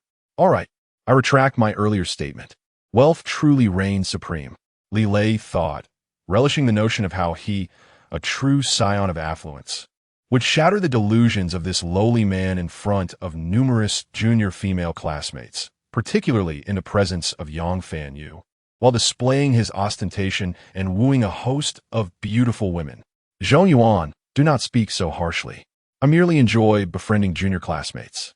If they regard me as a male best friend, is it a fault of mine? Besides, look at the fellow beside you. What makes you think he is any better? Just observe his hands, riddled with cracks and scars. What kind of wealthy individual is he? Lin Feng chuckled at this. Hold on. Let's not even discuss whether I have wealth. Let's ponder the essence of a male best friend. Does a guy in a relationship require your unsolicited concern? Huh. You openly acknowledge being a male best friend. You truly are a little scoundrel. At his words, Lilei's haughty expression faltered momentarily, seemingly taken aback by this audacious loser daring to openly insult him. How brazen. What is wrong with being a male best friend? Is there any fault in caring for girls? Who do you think you are to speak so presumptuously? As he spoke, the surrounding male classmates could no longer contain their indignation. What nonsense! You consider yourself a male best friend, yet cannot bear to hear the truth. Exactly. This fool flaunts his status as a sports student, tarnishing the reputation of all athletes. In contrast to the rationality of the boys, some infatuated girls supportingly chimed in, what's wrong with being a male best friend? The boyfriend's lack of care prompts us girls to seek solace in male friends, and yet this is subject to ridicule. You men profess love, yet crumble at the slightest hint of my displeasure. My male friend not only offers emotional support, but also shares common interests. My sister is right. Just look at his lack of class. Does he resemble a wealthy individual? I was nearly deceived, ignoring the mindless comments of certain individuals. Lin Feng strode forward with an impassive expression, glaring at the captain of the school team. You're Li Lei, right? Li Lei, undeterred, puffed out his chest and replied, Indeed, that is I. What do you intend to do? Seeing this fool admitted, Lin Feng almost burst into laughter. Foolish dog. A fly does not alight on an unbroken egg. Discussing other women is trivial. I have no objection to your male friends, nor am I interested in meddling. However, what did you mean when you insulted my friend Vanyu? If you do not provide a reasonable explanation today, I will have you carried out. Upon hearing this, Li Lei scoffed, Little dog, from where do you derive the confidence to speak so boldly before the school team? Do not claim I am bullying you. Give me 10 minutes to gather people, and let us settle this. The residents near the inner sea, accustomed to heavy salt and soy sauce, tend to be more robust than those from other regions. As the captain of the provincial sports school's basketball team, Li Lei stood tall at 195 centimeters, as sturdy as an ox, and was not intimidated by confrontation. Not only did he look down upon Lin Feng, but the surrounding admirers also continued to jeer. This little dog dares to challenge our school idol. It is simply laughable. Once our idol summons the team, this loser will be finished. They're all towering men, averaging 190 centimeters. Dealing with such a weakling is a mere trifle. Does he truly need assistance? With his spindly limbs, our idol could send him flying for miles. As for Zhong Yuan, she had yet to witness Lin Feng's prowess and feared for her own. She discreetly tugged at Yang Vanyu's hand, hoping to intervene. However, instead of feeling anxious, Yang Vanyu firmly grasped Lin Feng's hand, resolutely standing in support. Li Lei, you believe yourself to be quite the fighter, do you not? And a gentleman towards women, perhaps? Then tell me, were you when Li Changyong brazenly threatened me as a suitor? What nonsense about being a warm-hearted man, caring for women. It is merely a desire for intimacy without responsibility. You dare to compare yourself to my Lingo? You are not worthy to carry his shoes. Her defense of Lin Feng was deeply appreciated.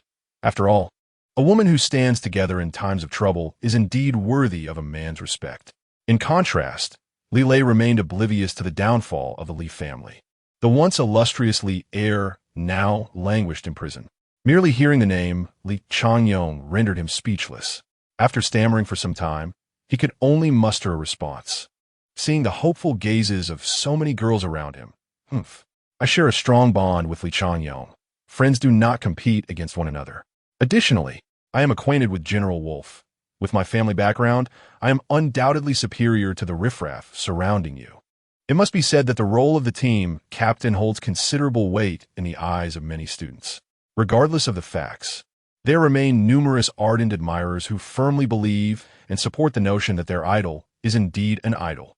Not only is he a close companion of the wealthy scion of the Li family, but he is also acquainted with the affluent Mr. Wolf. Mr. Wolf is notorious for extravagantly spending billions overnight. My idol is truly remarkable.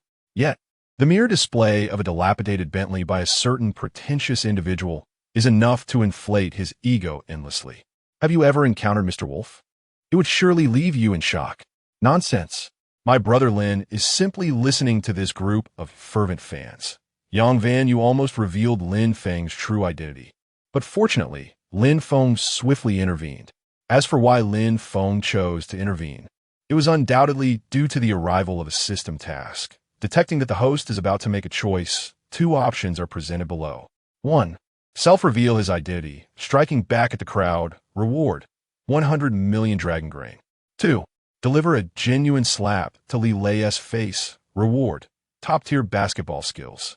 The distinction between these two options is significant. After all, isn't it far more satisfying to slap someone than to rely on one's identity for dominance? Moreover, having already taken on the role of a close confidant, what use is there in discussing identity or reasoning? After opting for the second choice, Lin Feng swiftly dashed towards Li Lei, delivering a resounding slap. The sound echoed throughout the venue, leaving everyone in stunned silence.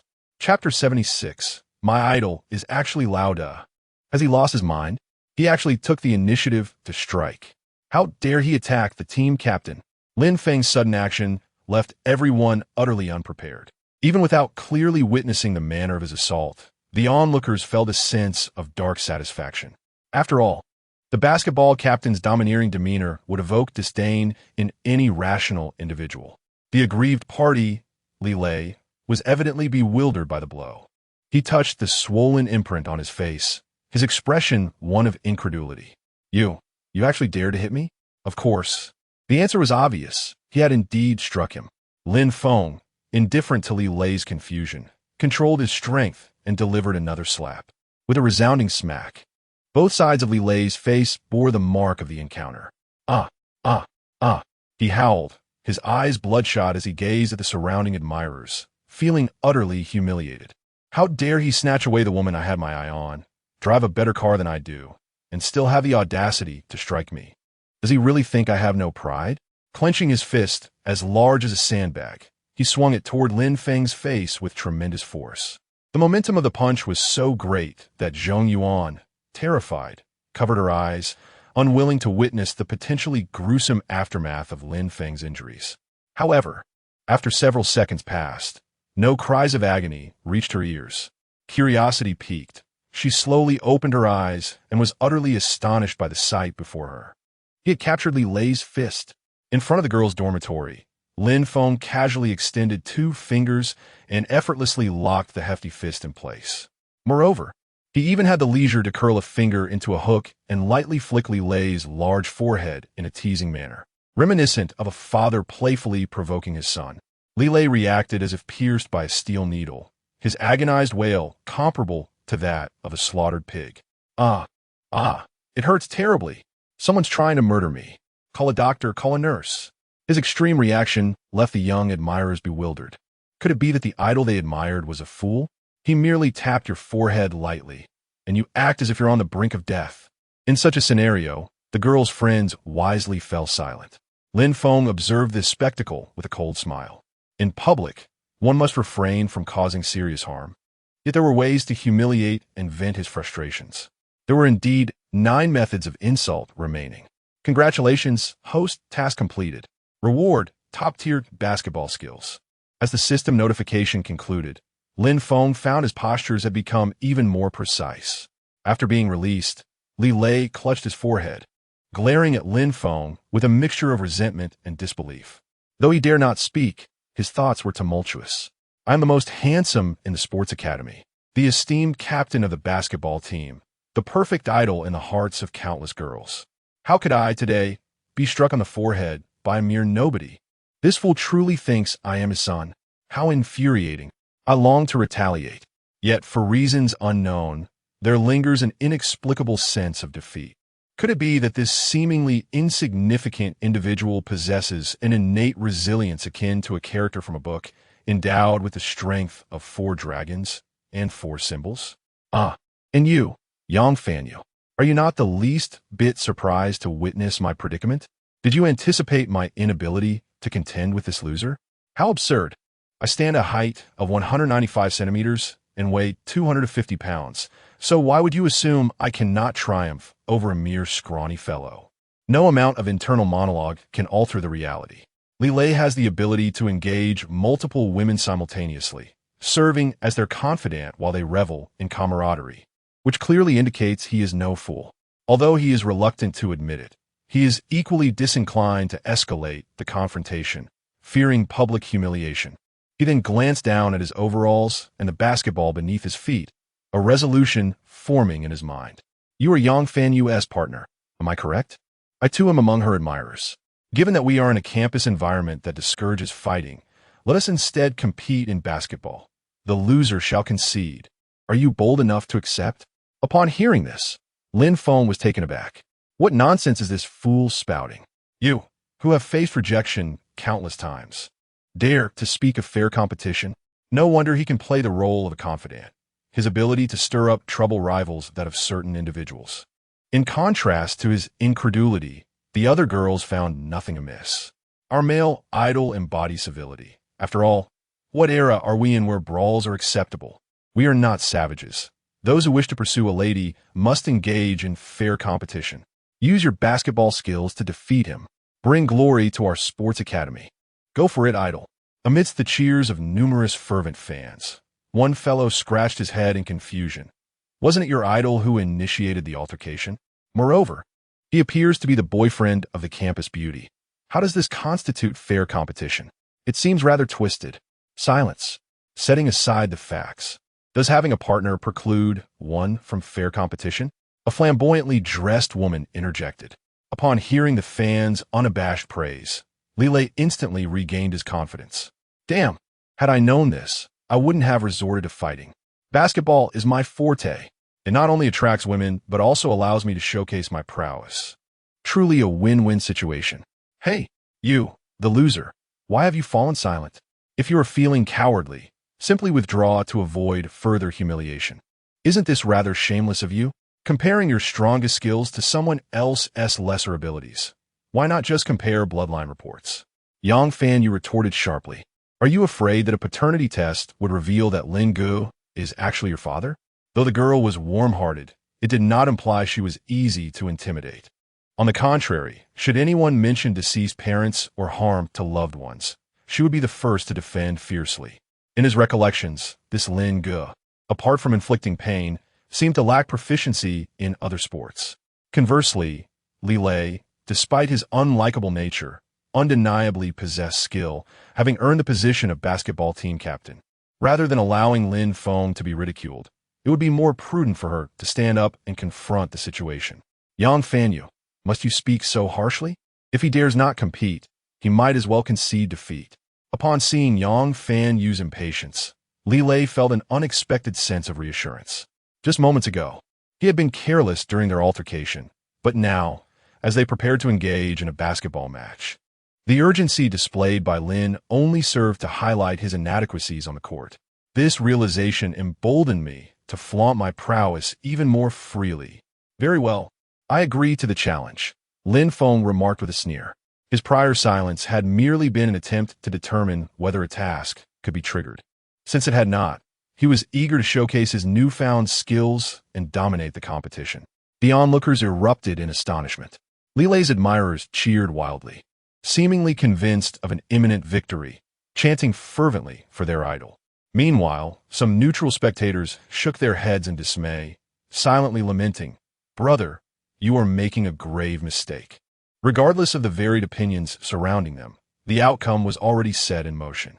On the court, Li Lei returned to his dormitory with an air of flamboyance, changing into a summer basketball uniform and donning his professional sneakers. Glancing at Lin Feng, who remained clad in casual attire, he disdainfully scoffed. "Do you even know who my idol is? It's none other than the legendary Lauda. To dare challenge me in basketball is to invite calamity." Chapter 77. The basketball court was teeming with onlookers. In the center of the crowd stood Li Lei, donned in a signature jersey from Lauda, his feet clad in the latest collaboration sneakers by Jean Mu, and a glimmering silver necklace adorning his neck. He was undoubtedly well equipped for the occasion. In stark contrast, Lin Feng remained in his casual attire and ordinary sneakers, casually standing there, giving no impression of someone capable of playing basketball. The first play was initiated by Li Lei, the captain of the school team. Instead of rushing into the offense, he stood still, skillfully dribbling the ball between his legs, showcasing his exceptional skills. A confident smile occasionally gracing his lips. This charming demeanor elicited cheers from the surrounding girls. "Today, Lin, let us engage in a 10-round unrestricted match. If you can score even once against me, I'll concede defeat. Surely, that's not unfair, right?" He taunted, casually conversing while dribbling.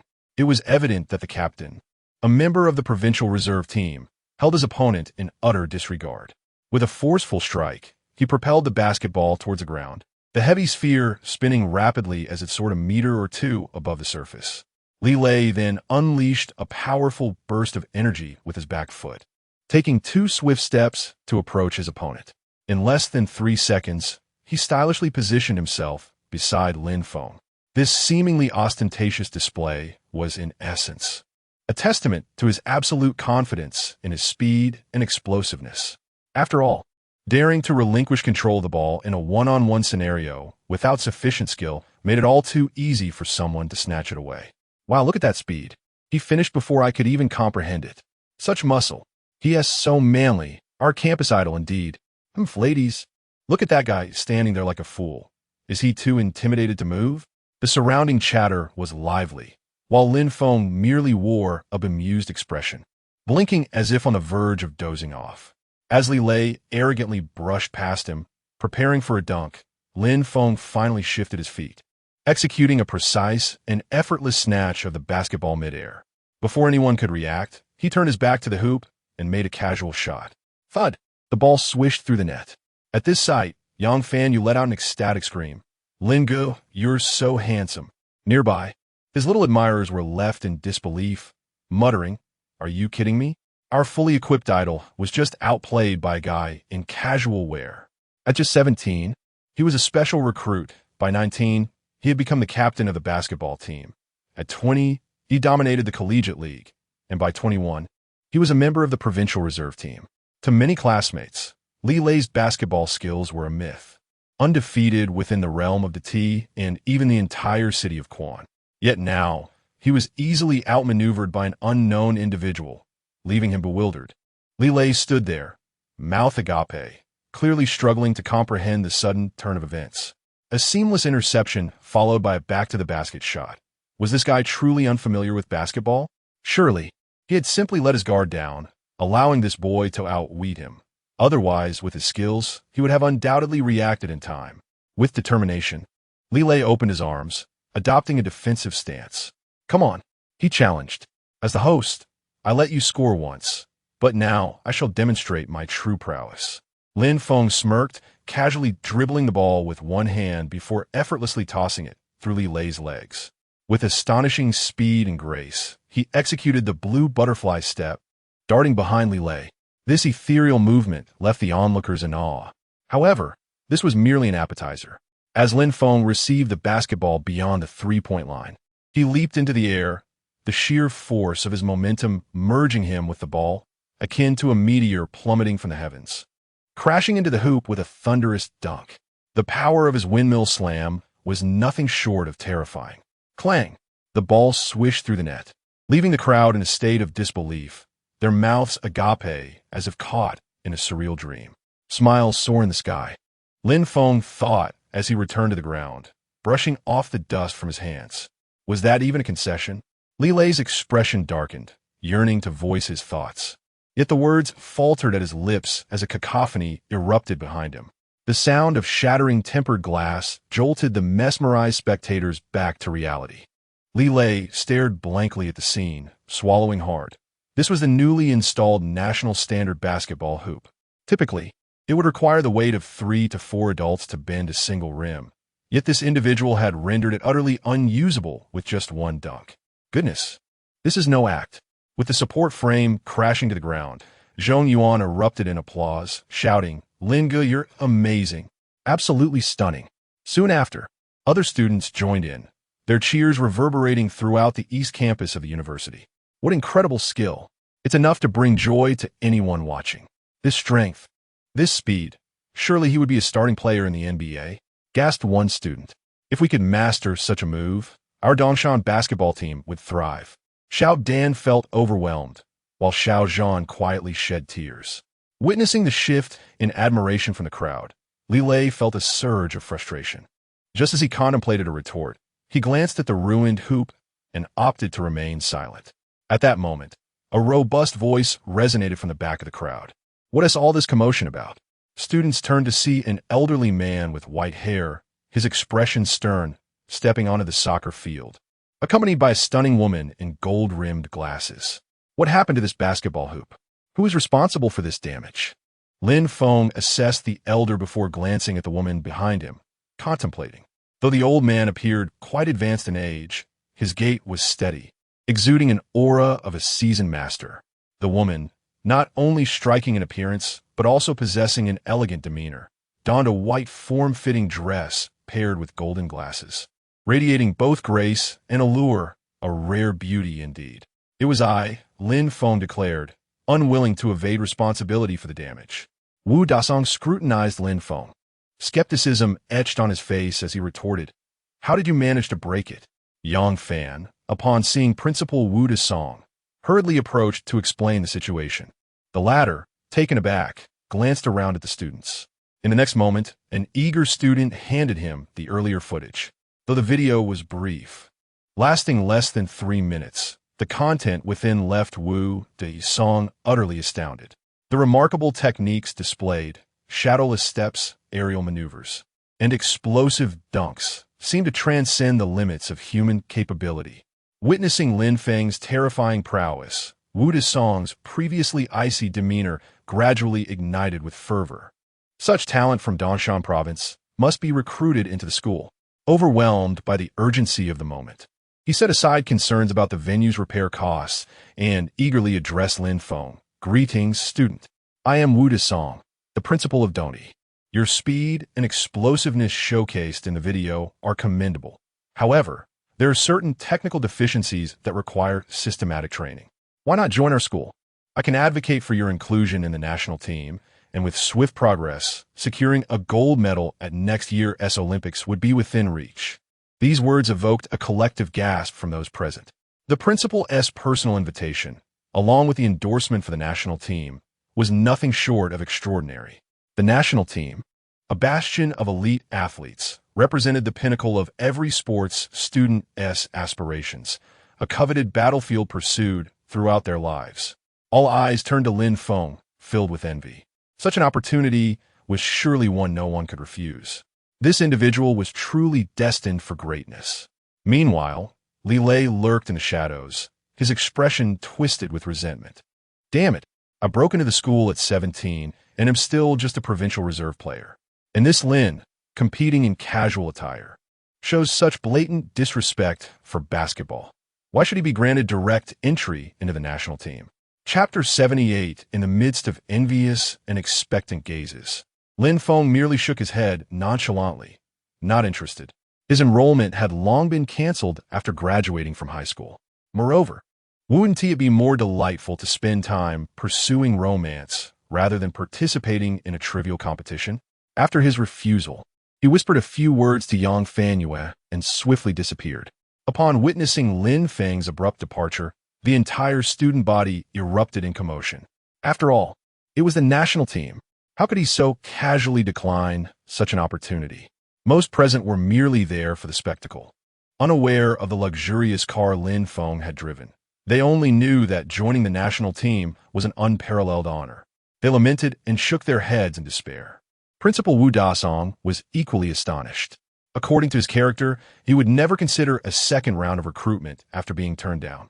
After all, Dongshan was a province known for its tall athletes and fierce competition. Missing out on one genius would mean another would inevitably emerge. But Lin Feng was different. He was a force to be reckoned with. Hence, after much hesitation, the principal begrudgingly approached Yang Fanyue to inquire about Lin Feng's whereabouts. Unfortunately, Yang Fanyue was tight-lipped. No matter how persistently Principal Wu pressed, she remained resolute in her silence. With no other options, the eager principal turned to the newly hired English teacher, Lulu, and casually remarked, "Kitty, I have a task for you. Find a way to recruit that young man into our school."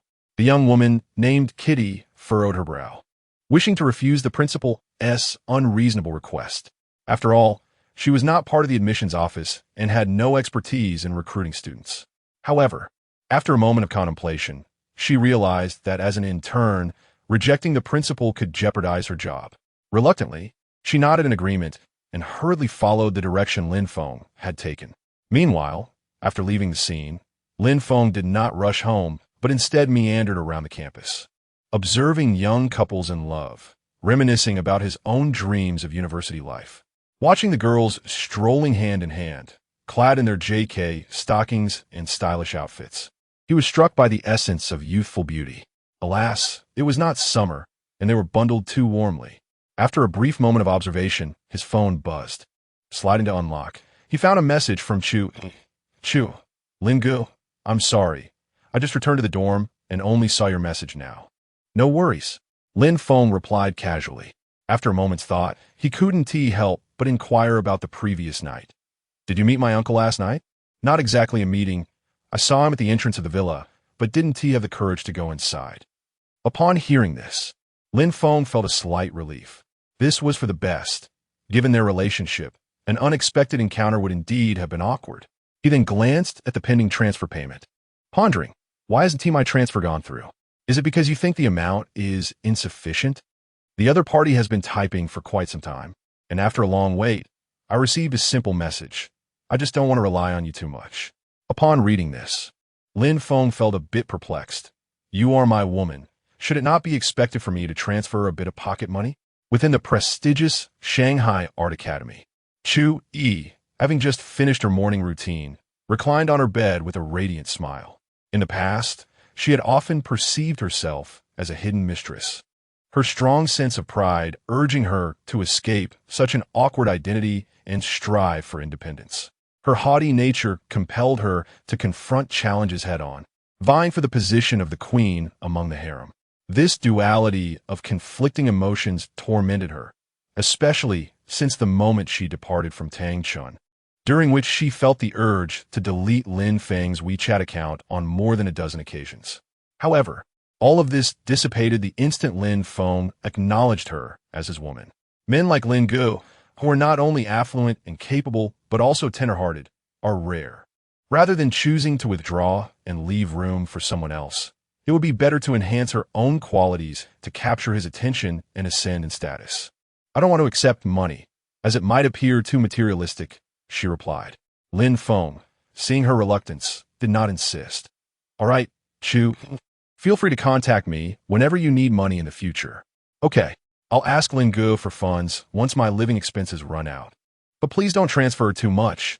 I don't want to turn you into a gold-devouring beast, she teased. A gold-devouring beast? What is wrong with that? Lin Feng responded with a cheeky emoji. Ugh, how annoying. Chu Yi laughed, unfazed by his playful pun. While being a gold devourer is fine, I don't wish to become a beast. Very well, your awareness is commendable. I must reward you in person in a few days. Great. When is Lin Gu planning to come over? The gold-devouring beast is always on standby, ready to consume wealth. Soon, I'll visit Shanghai after I finish my current engagements. The two continued their light-hearted banter for a while in the dormitory, Wang Chunshun had already sensed something amiss. She gazed at her aloof friend with an amused smile, exclaiming, some people claim they don't want love, yet they seem to have the most romantic thoughts. Chu Yi covered her ears, pretending not to hear. At that moment, Chun Yin exited the bathroom, laughing. Are you two discussing the illustrious Lin Xiao again? I thought you were going to break up with him after you expressed how fickle he is and how exhausting it is to be with him. Now, how'd you change your mind so quickly? Chu Yi raised an eyebrow at this. Mind your own business, you little vixen. Wang Chunshun sipped her milk tea and chuckled. Of course she will. Don't worry about her. If you and Lin Xiao ever part ways, we would immediately pursue him ourselves. After all, while there may be many wealthy individuals, none possess his level of charm. Last time at his villa by the pool, we were utterly mesmerized. Two charming ladies, though quite open in front of Lin Feng, still maintained their aloof goddess demeanor in everyday life.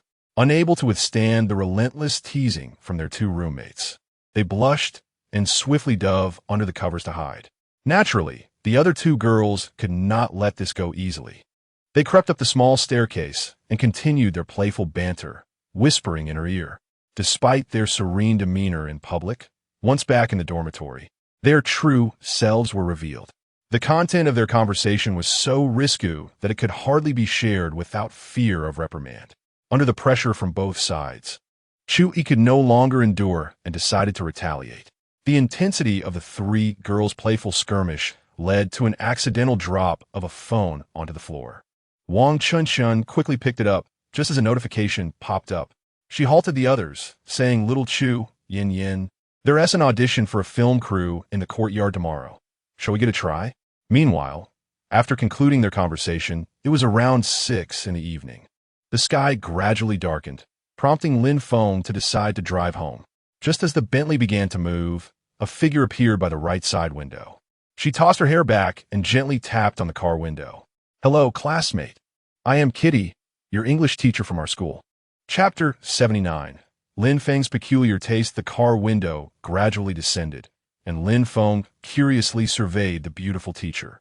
She wore a light camel-colored fitted wool coat that fluttered gently in the breeze, paired with a pristine white bodycon skirt that hugged her waist and hips, exquisitely accentuating her soft curves. Almost translucent nude stockings enveloped her legs, and at her feet were delicate cream-colored high heels, where intellect and elegance coexisted harmoniously with sensual allure. "May I assist you with something?" Kitty adjusted her gold-rimmed glasses, her tone somewhat hesitant. "This student, Principal Wu, has invited you to enroll. Perhaps you might reconsider." Upon catching sight of the luxurious Bentley from a distance, Kitty understood that Lin Feng would likely decline the offer. Nevertheless, the principal's seemingly careless remark weighed heavily upon her, compelling her to awkwardly proceed with the conversation. As she silently hoped for Lin Feng to refuse promptly so she could return and report back, a notification from the system chimed in. Detection of host making a choice. Here are two options. 1. Directly decline the teacher's request. Reward: a barbecue restaurant at a scenic spot. 2. Hire Kitty as a private tutor for language studies. Reward: proficiency in English. A barbecue restaurant at a scenic spot could yield a net profit of over $1 million each year, which was quite impressive. However, one must not be overly materialistic. After all, money spent without the presence of the individual is a form of spiritual loss. Rather than fixating solely on monetary gain, it would be more enriching to take the time to master a foreign language and cultivate one's sensibilities. Having made his decision, Lin Feng unconsciously glanced at Kitty's chest, casually retrieving a bottle of ice water from the car's mini fridge and offering it to her. "You're Kitty, the English teacher, correct? Let us set aside the enrollment matter for now. As mealtime approaches, why not join me for a meal? We can discuss things in a more private setting afterward." Kitty instinctively bent to accept the chilled water bottle, its crystalline surface glistening as the refreshing mineral water flowed gently within. Taking a sip felt as though it could wash away all preceding fatigue. "Accompany you for a meal? That might be inappropriate," she protested. "What could possibly be inappropriate? Just hop in a car," he urged, pressing the button to unlock the doors. The luxurious leather seats beckoned Kitty to take a seat. Really, there's no need. We can discuss matters right here," she insisted, her hesitation evident. A subtle smile graced Lin Feng's lips. This English teacher was not as conservative as he had imagined. "If you are unwilling, I shall not press you. However, you surely wouldn't want to miss out on a promising athlete over trivial matters, would you?" The word struck a familiar chord, instantly triggering memories of certain iconic movie scenes in Kitty's mind. Casting a glance at the opulent interior of the Bentley and ensuring no one was watching, she hesitantly climbed into the car. As the sun dipped below the horizon, the Bentley glided into the flow of traffic like an elegant gentleman, silent yet refined. Kitty nervously stole glances at the profile of the young man beside her. Ordinary yet self-assured, he exuded an air of maturity that was strangely captivating. "How peculiar," she mused. As someone who was heavily influenced by appearances, she found herself confused by her own decision to board the vehicle, and at this moment, she felt no inclination to regret it. Could it be that the individual in the driver's seat is under some sort of enchantment? Unable to comprehend her own peculiar behavior, she turned her gaze towards the window. The vehicle glided into a narrow alleyway, where passers-by paused, their heads involuntarily swaying with the movement of the car, their eyes brimming with envy and longing. Upon parking, the two alighted from the vehicle and strolled leisurely to a hot pot restaurant.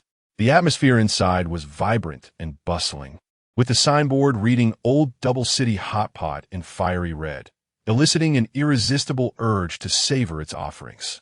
The private dining rooms were fully occupied, and guided by a server, they settled into a table near the entrance of the main hall.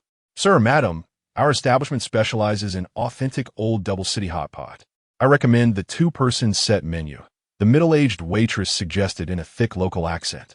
"For the broth, if your friend cannot handle spice, I suggest a mild flavor. However, one could also venture into medium spice, while the extra spicy and hellishly hot options are reserved for the brave-hearted, and are generally not recommended." As Lin Feng's finger traced the vibrant choices for the broth, a mischievous thought crossed his mind. "Can you handle spicy food, Miss Kitty?"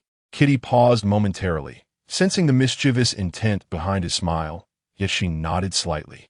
I can manage a little, just medium spice. Anything too fiery. Hearing her response, Lin Feng's playful nature surged forth, and he interjected, perfect. Let us go with the extra spicy for this table. Two-person set. The waitress, taken aback, and after a moment of contemplation, retorted with mild discontent, young man, please refrain from causing trouble in front of your girlfriend. The extra spicy is intensely fiery, laden with chili and peppercorns. If one is not accustomed to spice, they may lose all sensation. Surely it cannot be that harsh, Lin Feng replied, attempting to mask his embarrassment as he observed the stern-faced waitress. As for Kitty, she paid little heed to the waitress's concern, though she still felt a hint of reluctance at being referred to as his girlfriend. Auntie, I'm not his girlfriend. After saying this, she turned to Lin Feng, who appeared unfazed, causing her to exhale with relief before continuing. Auntie, I would like to try the extra spicy as well. I'm quite curious about the flavor of Double City's spicy offering. Seeing that the girl had no objections, the enthusiastic waitress could only nod in resignation. Soon after, she returned with a pot brimming with fiery peppers and peppercorns, the pungent aroma wafting through the air, enticing the locals, many of whom were drooling in anticipation. Particularly, the male patrons, upon witnessing Lin Feng's cheeky grin, could hardly contain their irritation. This guy really knows no bounds. He has such a beautiful companion, yet chooses to stir up trouble. Truly ungrateful. If my girlfriend were that stunning, I would cherish her above all else. I bet they will break up shortly. I've done the same with my girlfriend before, and she turned on me instantly, requiring a lengthy apology to reconcile. Upon overhearing the spectators' comments, Lin Feng felt a twinge of embarrassment. He turned back to the counter and ordered a few bottles of milk before returning to the table. The steaming crimson broth bubbled enticingly as he pushed the milk towards Kitty, before deftly picking up a slice of tripe to dip. Teacher Kitty, to be honest, I have little interest in basketball, he remarked, all the while counting down the seconds. As the timer ticked down to 15, he finally placed a morsel into his mouth, mumbling, compared to basketball, I am far more intrigued by foreign languages. How about I hire you as a private tutor? Would you be willing to come over and guide me for a few days? After finishing the spicy morsel, Lin Feng swallowed the tripe coated in fiery oil with a few crunches. As the unique flavors of the local spicy delicacy coursed down his throat, beads of sweat sprang forth on his forehead, and his neck flushed crimson with bulging veins. The sensation was simply exhilarating. I'm a university professor. How could I possibly serve as a private tutor? Kitty gently shook her head, her figure revealed in its entirety as she removed her wool coat, a clear indication of her being an admirable instructor. Mr. Lin, let us discuss your admission. The conditions provided by our principal are already quite favorable. Lin Feng, preoccupied with alleviating the spice from his mouth, paid no heed to her persuasive words, his thoughts entirely consumed by the fiery broth. Noticing that the woman had yet to touch her chopsticks, he eagerly assisted by preparing a portion of spicy beef.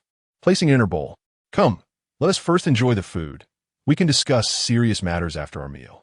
Kitty furrowed her brow at the pungent aroma of the spicy beef, hesitating momentarily before reluctantly taking a bite and chewing slowly.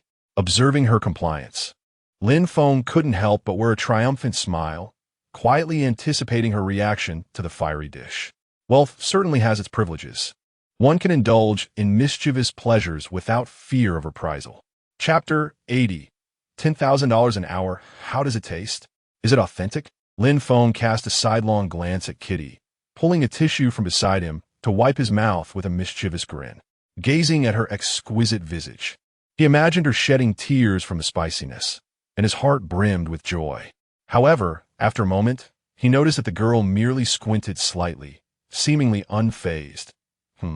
It's quite good, indeed very authentic. Hiss. Observing her calm demeanor, Lin Feng felt a twinge of disbelief and offered her a piece of spicy duck blood.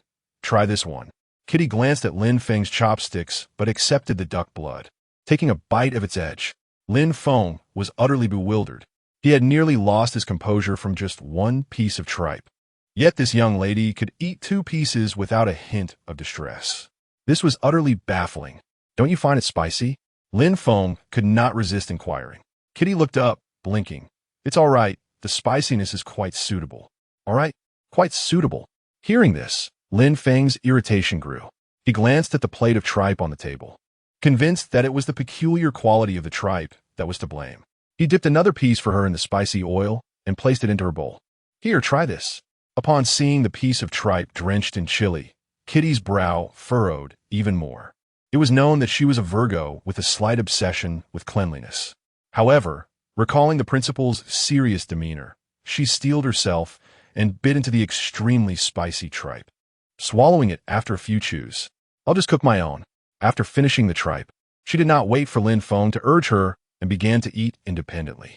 In a moment of playful retaliation against Lin Feng's subtle schemes, she even used the communal chopsticks to serve him. You should eat more. All right. Half an hour later, Lin Feng could no longer contain himself. He reached for the milk he had previously offered and began to gulp it down vigorously. After finishing a bottle, he incredulously exclaimed, "You don't feel any spiciness at all?" Upon hearing this, Kitty's heart swelled with satisfaction. After all, I am from Beihu. Why should I fear your little tricks? She then placed her chopsticks down, regarding him with a serene expression. The spiciness is just average, Mr. Lin. Are you perhaps allergic to chili? Otherwise, why is your mouth nearly swollen? Should I take you to the hospital for a checkup? It wouldn't be good if you fell ill. Lin Feng ground his teeth in frustration. This little lady was clearly teasing him. Tonight, you shall undoubtedly succumb to my charm. He gritted his teeth and declared, I'm just a bit overheated lately. Oh, is that so? Kitty replied with earnestness. If you're overheated, you should consume more spicy food to counteract it. Shall we ask Annie to add more chili? Lin Feng's eyes turned red with indignation, wanting to curse, but the girl had already provoked him. How could he admit defeat? What harm could come from adding spice? At worst, he would have to visit the proctologist. Add more spice. It must be done. Summoning the ant. The spiciness escalated to a hellish level. Kitty gazed at the man across from her, her smile deepening with intrigue. This man possessed a certain charm, though slightly mischievous.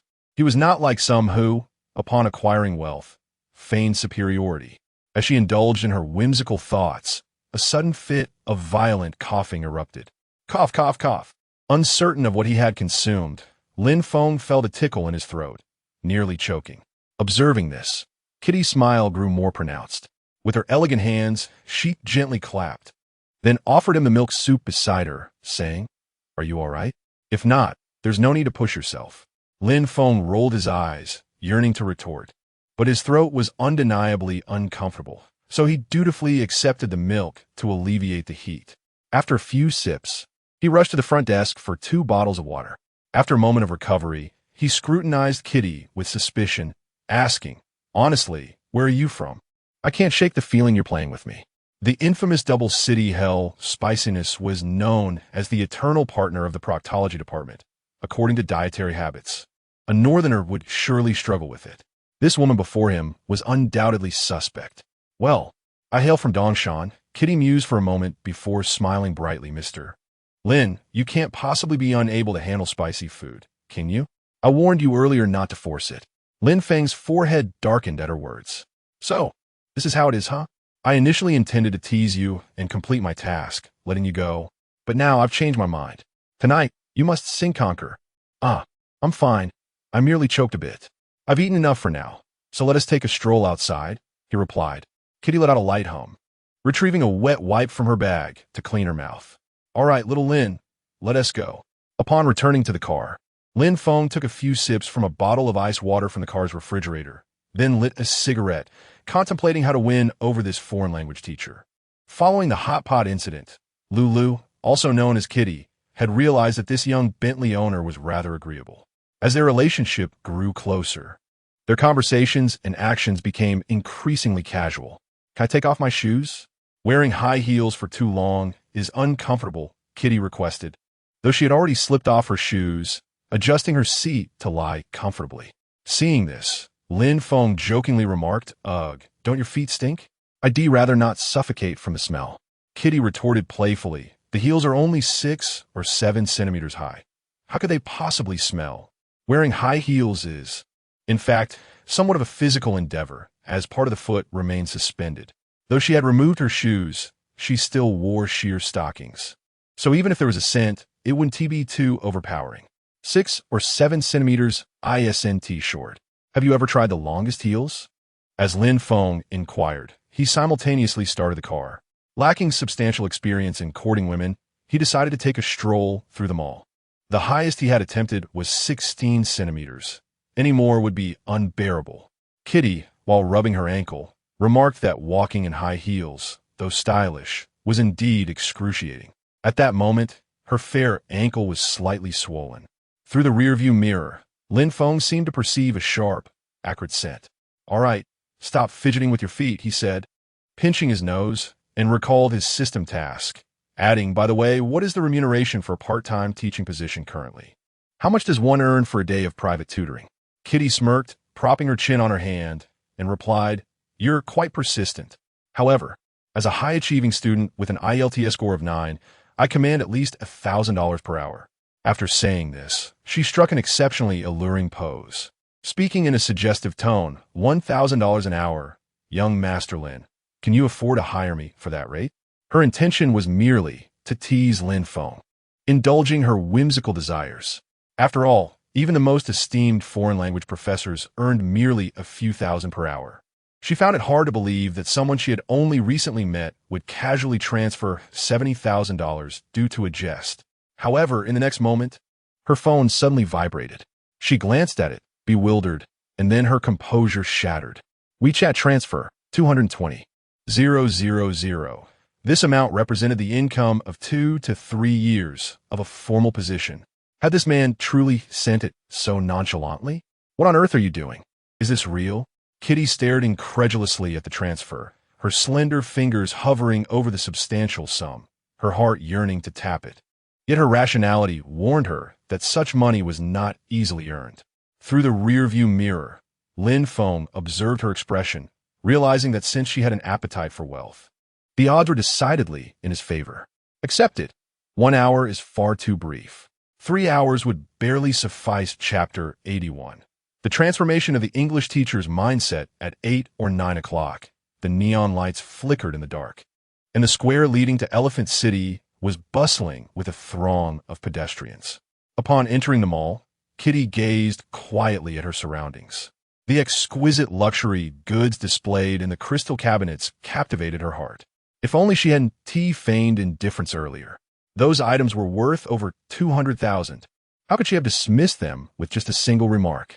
Reflecting on the car ride, she recalled her proud demeanor, resolutely defending the dignity of the educated elite, and realized that she had indeed been somewhat out of touch with reality. Turning her head discreetly, she caught a glimpse of Lin Feng, whose calm demeanor ignited a wave of inexplicable anger within her. It felt as though her own wealth had slipped away due to someone else's blunder. How frustrating! If she had merely exchanged a few polite words in the car, he wouldn't have been so stubborn. "Hey, did you bring me here to buy something?" Upon hearing this, Lin Feng was taken aback. Earlier, her tone had been unyielding, as though she would never bow for mere monetary gain. Yet now, she was actively seeking a gift. How typical! What a fickle nature women possess. He had no intention of indulging this notion. Although she had made her request known, he did not wish to appear as a sycophant chasing after her whims. Cheap affection was not to be entertained. Your tutoring fee is 72,000 for an hour. Are you really hesitant to purchase a few luxury items worth thousands? Kitty longed to retort, but suddenly refrained. In this world, who could beg for food while standing upright? She was an educated individual, and such behavior was beneath her. Wandering aimlessly for several minutes, they traversed from the first floor everyday goods to the second floor affordable luxuries, then to the third floor regular luxuries, and finally paused on the fifth floor, the realm of top-tier luxury. As they ascended, it felt as if Kitty had risen from the mundane world to the celestial realm. The items on the first and second floors were within reach for an ordinary person, yet from the third floor onward, the prices soared exponentially, from Louis Vuitton to Dior, from Bulgari to Van Cleef Arpels. Her gaze fixed upon the sparkling Patek Philippe crystal cabinet, with a dazzling 7,118 Celestial Star Lady's watch caught her eye. Kitty was utterly entranced. Countless diamonds twinkled like stars in the night sky, exuding boundless luxury and elegance. What a beautiful watch, she murmured, instinctively touching her slender wrist. The 1,000 yuan watch she had saved for now seemed so mundane and lackluster in comparison. Truly, what harm is there in comparison? What are you hesitating for? If you like it, just buy it, Lin Feng remarked, observing her expression. Kitty was momentarily taken aback, hurriedly retracting her gaze. Oh, it's nothing, just looking around, she replied, yet she couldn't help but steal another glance at the cabinet. The unique allure of the celestial star was simply irresistible. Just looking around? Lin Feng chuckled softly, then took her delicate arm and strode forward. If you like it, just purchase it. It's merely a watch, not worth much at all. Moreover, given your part-time salary is quite substantial, even the most extravagant items could be easily compensated for after a few nights of overtime. Kitty, however, was averse to intimate contact. Yet, when her gaze fell upon that exquisite watch, her body instinctively responded to its allure. Unable to afford it, she thought, perhaps trying it on wouldn't be too much to ask. With this notion in mind, the two swiftly approached the counter. A saleswoman, impeccably made up and possessing striking looks, nodded slightly and welcomed them to Patek Philippe, inquiring how she might assist them. As the saleswoman welcomed them, her slightly intoxicated, alluring eyes discreetly swept over the pair, quickly assessing their financial standing. The lady was adorned in understated luxury, her attire reflecting a keen sense of style, suggesting a life of comfortable mediocrity yet a desire for more. In contrast, the gentleman appeared rather casual, clad in authentic high-end fashion, albeit somewhat worn. His purchasing power was difficult to gauge, leaving the saleswoman uncertain of Lin Feng's economic status. After a brief hesitation, she enthusiastically introduced a few slightly more affordable timepieces. Sir, this entry-level model, the 56J, is priced at merely 370,000. How much? Lin Feng interjected, nearly stunned by the price of a so-called entry-level watch. 370,000. For that amount of money, one could purchase a lovely apartment back home and enjoy a life of leisure. Please, continue with your presentation, Lin Feng replied nonchalantly. Having previously acquired necklaces worth billions, a watch costing hundreds of thousands hardly fazed him. The saleswoman contemplated for a moment, preparing to continue her introduction when suddenly, a sharp voice shattered the tranquil atmosphere. Oh, isn't that Lula? It's been ages since graduation. Why are you still lingering in Dongshan? The voice was both ostentatious and arrogant. Lin Feng and Kitty instinctively turned to see a striking woman, accompanied by a portly man, sauntering toward them. The woman donned a vivid red bodycon dress, paired with standard black stockings and heels, her makeup thickly applied from head to toe. Despite the frigid post-snow temperatures, she wore only a fur coat of uncertain material, her flamboyant demeanor unmistakable. Do you know her? Lin Feng inquired, puzzled, glancing at Kitty. Her beautiful eyes flickered as she slowly divulged details about the striking woman. Her name was Zhang Na, a former college roommate of Kitty's. Over the years, they had often compared themselves, and while one succeeded in postgraduate studies, the other fell short and entered the workforce, leading to their eventual estrangement. That wretched Zhang Na, she thought, observing the two whispering together, feeling a surge of irritation. Her gaze swept over them once more, and upon noticing Kitty still wearing the same 1,000 yuan watch from their school days, a smirk of derision crept onto her lips. TSK, the most beautiful teacher from Building 303, is evidently not doing too well. After all her studies, she can't even afford a decent watch, and it seems the only boyfriends she can attract are impoverished losers. Though she graduated from a teacher-esque college, Zhang Na was fiercely ambitious. After her failure in postgraduate exams, she quickly redirected her efforts and eventually secured a position among the affluent. As her words faded, the middle-aged man, portly in stature, mockingly retorted, My dear, one speaks the truth. What use is education in this day and age, if one is ill-fated at birth? No amount of effort will change one's destiny.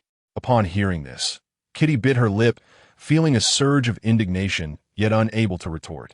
At that moment, the taciturn Lin Feng suddenly emitted a derisive snicker, uttering the words wild boar night. His voice was soft yet piercing, and those mere 4 syllables struck at the fragile nerves of the two. Zhang Na's complexion turned ashen as she shrieked in outrage. Who are you referring to? Say that again, if you dare. As an unestablished mistress, her instinct was to defend her benefactor, who at that moment, with his beer belly protruding, wore a fierce expression. Fists clenched tightly as he glared at Lin Feng. Ever since the demolition compensation had been dispersed, few had dared to speak to him in such a manner. You wretched loser, you have already sealed your fate. Chapter 82. Overtime tutoring is also acceptable. What are you staring at? Do you want to see a pig charge at me? Lin Feng disregarded the anger of the two and said with a playful grin, just because you have a little money from your relocation compensation, you think you're a big shot? I want to indulge you. The commotion attracted quite a bit of attention, with onlookers whispering among themselves. Oh, isn't that the relocation guy?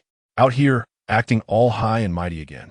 Haha, usually just a spectator, yet somehow manages to hold on to millions from his compensation. The guy arguing with him is wearing genuine Dior. This relocation fellow has surely run into a true second-generation rich. Not necessarily. His clothes are somewhat wrinkled. They might be second-hand. Although the relocation guy is a bit stingy, he does have millions in cash, so the young man can't quite measure up to him. The crowd buzzed with various opinions, most believing Lin Feng was in for a rough time. Meanwhile, the atmosphere was charged with tension. Zhang Na's face contorted with rage as she pointed at Lin Feng, unleashing a torrent of insults. You loser! How can you wear such wrinkled clothes? Can't you afford new ones? Lin Feng maintained his nonchalant demeanor, his slightly shifting eyes revealing a hint of disdain. Ugly fool, are you experiencing menopause? And you, pig brother, be careful not to catch a gynecological disease. The expression on the relocation guy's face grew increasingly frosty as he tugged at his gold necklace, declaring loudly, this $9.99 pure gold necklace. Can you afford it, you loser? Your pockets are cleaner than your face, and you dare to stroll around Patek Philippe. Let me be frank with you. I have one relocation property alone and millions in cash. Even your boss would treat me with respect if he saw me. If you bow down, I might just give you a few thousand to spend. Lin Feng scoffed lightly, just about to retort when the system notification chimed in. Detected that the host is making a choice. 2 options are presented. 1. Retort fiercely at the relocation guy. Reward, 10 million Patek Philippe credit. 2. Refrain from arguing. Reward, civilized person medal. Setting aside the unfinished task from Teacher Kitty. What on earth is this civilized person medal? A synonym for a nice guy? I decisively choose the first option. Is a relocation resident really that impressive? Upon accepting the task, Lin Feng unleashed a barrage of words. Did you earn even a cent of that millions in cash? You, a lazy pig, dared to flaunt it shamelessly. He berated him for a solid 7 to 8 minutes before the system notification finally chimed again. Congratulations, host, for completing the task. 10 million Patek Philippe credit has been credited. As the mobile banking alert confirmed the transaction, Lin Feng instinctively glanced back at the display case, meeting Kitty S' sparkling eyes. Despite her outward silence, this little lady was internally ecstatic. As a teacher, she had to maintain her composure, but as a regular woman, she would not tolerate humiliation. Lin Feng inadvertently became her voice, striking a chord deep within her. This man isn't so bad after all. Not only is he affluent, but he also possesses a good temperament, excels at basketball, and demonstrates a commendable ability to care for women. Thus, aside from a few unacceptable quirks, he seems to be quite a decent choice for a partner. Meanwhile, the demolition worker, repeatedly referred to as a fat pig, was thoroughly incensed. He contemplated retorting, but realized that Lin Feng was as tough as they come. A few insults would hardly make an impact. He then shifted his attention to the exquisite timepiece at the counter. Pathetic loser, all you can do is bark. If you have the means, let's compare wealth right here in the mall. With that, he embraced Zhang Na and approached the counter, slamming his hand on the table. This watch is priced at 370,000, correct? The demolition worker's voice boomed, particularly enunciating the price with clarity. The figure of 370,000 echoed throughout the entire 5th floor hall, as he proclaimed the entry-level watch with the air of a grand luxury timepiece. Indeed, sir. If you wish to proceed with the purchase, please swipe your card here. The Patek Philippe sales associate, initially enjoying the spectacle, quickly offered her card reader upon seeing a potential sale. The demolition worker hesitated, rummaging through his pockets for a moment before finally swiping his card. Beep. Transaction successful. As he gazed at the dwindling balance, a flicker of regret crossed his plump face. After all, without a job, every penny from his demolition compensation counted. If it weren't for the desire to firmly suppress Lin Feng and alleviate his frustration, he would have been reluctant to make such a purchase. Oomph. Pathetic loser. Remember this. No matter how my money came to be, it is still greater than yours. Zhang Na chimed in. Lula, did you see that? My husband can casually buy luxury items worth over 300,000, while your boyfriend would likely never splurge on even a single item in his lifetime. This is the stark difference between people. You too. Kitty pointed at them, her anger intensifying. At that moment, Lin Feng remained unfazed, raising an eyebrow as he regarded the pair, as if they were fools, and mockingly said, "So, you believe yourselves to be quite formidable?" As he spoke, he took Kitty's hand and stepped forward, casually producing a card and stating, "A starry sky for this lady." The sales associate was taken aback, momentarily at a loss for words. "Sir, are you saying you intend to purchase a starry sky watch for this lady?" It was no wonder she was so stunned. The Patek Philippe 7118 is renowned as the pinnacle of women's watches, and the Starry Sky 7118 is even more exalted, with a staggering price tag of $4.25 million. To buy it solely as a gift? It was almost unbelievable. It's just a watch. There's no need for such astonishment. Lin Feng replied nonchalantly, his tone as casual as if he were purchasing a scallion at market. Upon hearing this, the atmosphere fell into a hushed silence. The demolition worker sneered derisively, his face a mask of mockery. Kitty, equally astonished, anxiously whispered, "Mr. Lin, I cannot accept such an extravagant gift." Although she was aware of Lin Feng's financial capabilities, the lengthy price tag left her feeling overwhelmed. If he truly gifted her the watch, how much time would she need to repay such a kindness? No matter, it's just a small sum. Hurry up and swipe the card. Lin Feng shrugged and urged the cashier to proceed. Without hesitation, the cashier began to operate the POS machine. The demolition brother cast a scornful glance at the machine, as if he had already foreseen the insufficient balance notification. Alas, in the next moment, 4.25 million transactions successful. As the receipt was successfully dispensed, everyone gasped in astonishment. Prior to this, no one except Kitty believed that Lin Feng could indeed afford a Patek Philippe. The cashier excitedly invited Lin Feng to the VIP lounge for a moment of respite. The demolition brother and Zhang Na, however, felt their expressions darken instantly at the moment the receipt was printed, as if they had swallowed a mouthful of 300 pounds of fly droppings.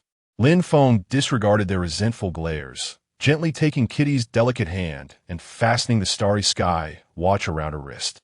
"Teacher Kitty, upon receiving this watch, you shall become my private tutor." Kitty gazed up at his profile, feeling no trace of anger in response to such a provocative remark. Especially during the card swiping, this beauty truly comprehended one essential truth. Handsomeness is a form of charisma compared to the starry sky on her wrist. After hours, tutoring seemed rather trivial. Shouldn't it be so? P.S. Onward to the next chapter.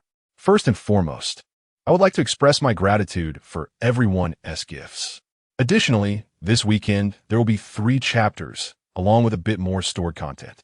Previous chapters contain several issues regarding cultivation, which will be gradually rectified and removed, while the overall plot will remain unchanged. Chapter 83. A discerning woman's choices after a successful transaction. Lin Feng departed from Elephant City with Kitty. On their journey home, this serene and elegant English teacher gazed thoughtfully at the dashboard adorned with a starry motif, her palm resting upon it in silent contemplation. Women are inherently complex beings, and previously, amidst the opulence of Patek Philippe, she had lost her sense of direction in a life steeped in extravagance. Upon returning to reality, she found herself reflecting deeply on whether to accept the million-dollar watch. This dilemma transcended mere profession. They were adults, and everyone understood the ultimate intention behind a man's gift to a woman. Although Kitty did not harbor aversion towards matters of romance, Her initial aspiration to become a teacher was rooted in the noble pursuit of education. To casually engage in intimacy with a man she had known for less than 6 hours, merely due to a gift, felt incongruous to her principles. Caught in this conflict, Kitty thought of her close friend in early childhood education, seeking a rationale to convince herself. "Sharon, are you there? I need to consult you about something." The message was dispatched, and a swift response followed. You, what's the matter? Future esteemed educator. Kitty, no jokes, please. Let's discuss something serious. I have a friend who encountered a wealthy heir who gifted her a few million in presents. Should she express some gratitude? Kitty's words were circumspect, yet her confidant, understanding the gravity of the situation, quickly grasped the essence. Of course, a few $100 might be trivial, but how could one simply walk away from a multi-million-dollar gift without reciprocation? The rich heir is not an innocent soul, merely a charming flatterer. Seize the opportunity while it lasts. Once his interest wanes, there will be no chance for redemption. But Kitty had made her decision. She merely hesitated to voice it. Yet her friend was unyielding. "Lulu, if you truly are unwilling to bear the consequences, send me the location, and I shall represent you. After all, one should not let good fortune slip to outsiders. It's not me. It's about a friend." After a moment of silence, Kitty exhaled softly. Ultimately, it was merely about fostering deeper connections, nurturing relationships, and perpetuating one's lineage. She resolved to shed her final reservations and embrace the tangible benefits that awaited her, feeling no reason to decline. Once she relaxed her mind, she opened an app to order a few garments she had long desired to try on but had hesitated to purchase. With her decision to approach the situation with honesty, she was determined to prepare adequately to ensure his satisfaction. After completing her tasks, she glanced at the familiar streets and addressed Lin Feng. "Mr. Lin, I reside in the nearby town apartment. Shall we ascend for a brief moment before departing? There is parking available downstairs." "Oh," Lin Feng responded with mild surprise. Wasn't it customary for women to be more reserved, requiring several dinners and movie outings before any intimacy could be broached? Yet, the captivating women he encountered seemed remarkably understanding. "Ah, how delightful. I too am parched. Let me quench my thirst." With a silent journey, they smoothly entered the town apartment. Lin Feng glanced around and remarked with a smile, "Teacher Kitty, your home is quite exquisitely decorated." The room was not modest in size, approximately 30 square meters, complete with essential amenities such as a balcony, kitchen, bathroom, and sofa, adequately catering to most daily needs. Among the features that captivated him most was the double rattan hanging chair situated at a distance by the bedside. Its soft base promised a comfortable experience for leisure. However, he pondered its weight capacity, resolving to personally test it shortly. Fortunately, with subsidies, he had secured a decent room. Most furnishings were pre-existing, while some were later additions. As Kitty spoke, she retrieved a few bottles of chilled fruit wine from the small refrigerator, placing them on the table, her fair complexion adorned with a subtle blush, reminiscent of an unripe apple gradually approaching maturity. "Oh," Lin Feng exclaimed, picking up a bottle of wine, using his teeth to pop the cap before carelessly discarding it. He then reclined on the tatami mat, casually crossing his legs, and said with a grin, "It's still early. How about you give me a language refresher later?" "Ah." Kitty wrinkled her nose, suspecting it was another of his whims, but nodded in agreement. "All right, I will prepare the lesson plan. You must pay close attention." Lin Feng let out a light hum of acknowledgement. At this moment, the system notification had yet to sound, indicating that they still needed to progress through a learning process. In that case, let us commence the lesson. Though still an intern and not yet formally teaching, Kitty exhibited a high level of professionalism. Upon learning that Lin Feng's English scores often hovered in the single digits, she promptly retrieved a vocabulary book, commencing instruction with the simplest words and phrases. The first phrase was "oh yeah," commonly used to express excitement or agreement, translatable as "oh, yes," or "oh, splendid." Lin Feng, who had never been particularly interested in foreign languages, often found himself lost during lessons. However, for reasons unknown, he felt no drowsiness today while Kitty elucidated the words. After hearing her repeat the phrase several times, he found it surprisingly easy to remember. The next word, strong, signifying robustly or fiercely, could be used in sentences. Noticing Lin Feng's attentive demeanor, Kitty gradually settled into a rhythm, deriving a small sense of accomplishment from each word taught. Congratulations, host. Task completed. Reward. Proficiency in English. Following the system notification, a plethora of words flooded Lin Feng's mind, significantly broadening his knowledge base. Ding dong. The doorbell chimed. Kitty set down her book, puzzled, and opened the door to find a young man in a yellow robe carrying a bag of modest clothing, grinning as he said, "Your delivery has arrived. Beautiful. Please leave a 5-star review." After speaking, he intentionally peered into the room, and, upon spotting Lin Feng, a hint of envy flickered across his face. Surely, that Bentley parked downstairs belonged to him? The affluent truly enjoy the finest things in life. Silently closing the door, teacher Kitty, whose complexion had just returned to normal, felt a wave of shame wash over her. Curse those unscrupulous merchants. They had promised discreet delivery, yet what could a flimsy plastic bag possibly conceal? At that moment, Lin Feng also noticed her reaction. Approaching her, he couldn't help but smile broadly as he feigned ignorance. Ahem. What have you purchased? Just some clothes? She replied. Oh, is that so? New clothes are wonderful. Why not try them on? Kitty's cheeks flushed a vibrant hue. Nevertheless, she hesitated not, drawing the curtains tightly and testing the new attire by the bedside. One must admit that the quality of disposable garments leaves much to be desired. Their sole advantage lies in their breathability. Once dressed, she approached the bedside table, gracefully crouching down to remove her golden-rimmed glasses, replacing them with a pair of thick black frames that not only complemented her outfit, but also ensured a more secure fit. Witnessing this scene, Lin Feng felt a surge of excitement. He quietly crept up behind her, wrapping his arms around her slender waist, and softly whispered in her ear, "Teacher Kitty, you truly are thoughtful." Chapter 84. The intrigues of the harem in the stillness of the night. Lin Feng leaned against the bedside, quietly engrossed in his mobile device. At that moment, the glass door of the bathroom slowly opened from the inside, revealing Kitty, who had donned a silk nightgown. Supporting herself against the wall, she gracefully stepped out, picked up a hairdryer, and bent over the mirror to dry her hair, droplets cascading onto the floor. Stealing glances, she lamented that she hadn't had her fill of the view. Upon witnessing Kitty's endearing demeanor, Lin Feng's smile broadened, and with a playful gesture, he beckoned her closer, saying, "Indeed, I haven't had enough. Come, let me gaze upon you a while longer." With a playful pout, she replied, "If you haven't seen enough, then look as much as you wish. No one is stopping you." It was no wonder the principal sought to recruit him into the academy. Contemplating this, she sent a message to Principal Wu, updating him on the situation. "Principal, I apologize. Mr. Lin has no intentions of enrolling, and I have failed to accomplish my task." Shortly after, a response arrived. "Virtue encompasses all. Miss Xiao Lu, what do you mean by that? What task have I assigned to you?" Kitty, taken aback by the reply, quickly responded, "It's about recruiting Mr. Lin into the academy and getting him onto the national team."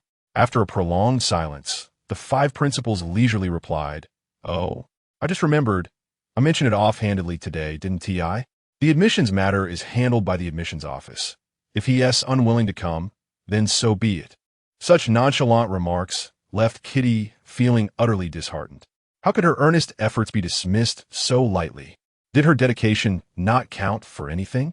Unbeknownst to her, Principal Wu had gathered some information about Lin Feng through Yang Gongwei, a young and accomplished man with luxurious mansions and exquisite cars, wielding vast sums of wealth and influence at his fingertips.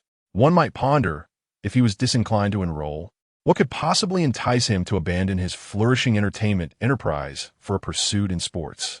Days later, in front of the Wuyo Media Building, a temporary security guard was directing guests as they arrived, occasionally glancing at a black luxury vehicle parked in a corner. Even though it was a company celebration, with numerous collaborators arriving in their own million-dollar cars, the most captivating sight remained the Bugatti Chiron, a veritable dream for any automobile enthusiast. "Oh my heavens! Is this truly the vehicle of President Lang?" exclaimed a female broadcaster, her voice filled with awe. Ignoring the crowd as protests, she dashed towards the stunning supercar, Her name was Nie Xiao Xiao, a talent from her media company who had risen to fame through her striking looks. Initially gaining popularity in fashion, she transitioned to luxury car experiences and celebrity interactions, now boasting millions of followers. Wow, is this the only one of its kind in the world? I simply must take a seat inside. As she posed for pictures in front of the car, the female broadcasters from Wuyo Media displayed evident displeasure. What show off? We haven't even had a chance to sit in it ourselves, and she, an outsider, is already fantasizing about it. Indeed, her ostentatious behavior is quite unbecoming. Returning to the topic, Sister Song, have you ever sat in the passenger seat of this car? Ms. Chung tilted her head and inquired of Song Si. Upon hearing this, many young ladies turned their attention to Song Si, who was chatting with her close friend nearby. Within Wuyo Media, her relationship with the chairman had almost become an open secret. Others had no chance of competition and could only temporarily follow her lead to maintain the company's status. Upon hearing the question, Song Si hesitated momentarily and told a small lie. She had only sat in the car twice. Due to her driving license issues, this vehicle had been parked here gathering dust since it was delivered. Moreover, she hadn't seen Lin Feng for quite some time, so naturally, there was no opportunity to occupy the passenger seat of the Bugatti. However, with so many sisters focused on her words, if she were to say she had never sat in it, they would have reason to doubt the intimacy of her relationship with Lin Feng. To prevent the emergence of potential competitors, Song Si decided to continue her pretense. Once in the dead of night, I went out for a midnight snack with General Lin, and he drove this very car. Oh, is that so? Ms. Ching nodded thoughtfully. No wonder General Lin has been absent from the company. It turns out he is active only at night.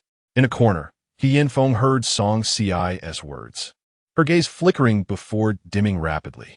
No wonder the messages she had sent went unanswered. It seemed her previous efforts had only yielded limited results. A tinge of unwillingness welled up within her. That Song Si, will General Lin come today? Summoning her courage, the young mother finally asked. Well, Song Si turned to look at Yin Feng. As a fellow female broadcaster who had received considerable support from Lin Feng, she was acutely aware of the underlying dynamics. So, she thought she was the only one feeling neglected lately. It appeared that Yin Feng was in a similar predicament. With a sly smile, Song Si adopted a posture of authority, asserting that matters concerning General Lin were entirely up to him. He could come and go as he pleased. So why concern oneself with it? She spoke with a measured tone, allowing others to believe that the two frequently exchanged messages, thus elevating her own status, while not making her statements too definitive. Whether Lin Feng attended this meeting or not would not raise any suspicions. Brother Lin is already on his way. Zhang Yu walked in from the hall and casually revealed the truth upon noticing the discussion surrounding Lin Feng. Indeed, Lin Feng was currently en route. The message had just been sent to Zhang Yu. Today was not merely a signing event with the partners. It was also a promotional planning session for Zhao's beverages. He would undoubtedly be present. Sister Yu, are you certain? Ms. Chung glanced at Song Si and then exclaimed with delight. Others quickly gathered around Zhang Yu, eager to inquire about Lin Feng. A group of sycophants, such superficial girls, Song Si muttered in discontent. Yet, in the face of this casually dressed and enigmatic girl, she instinctively felt apprehensive. The source of her unease lay in her uncertainty regarding her standing in Lin Feng as heart. A group of women gathered together, each engaging in subtle intrigues. Soon, the center of their discussions made his entrance. What are you all doing here? Lin Feng asked with a smile as he stepped out from the crowd. The moment he appeared, numerous female streamers flocked to him, reminiscent of a male star being greeted by fervent fans at the airport.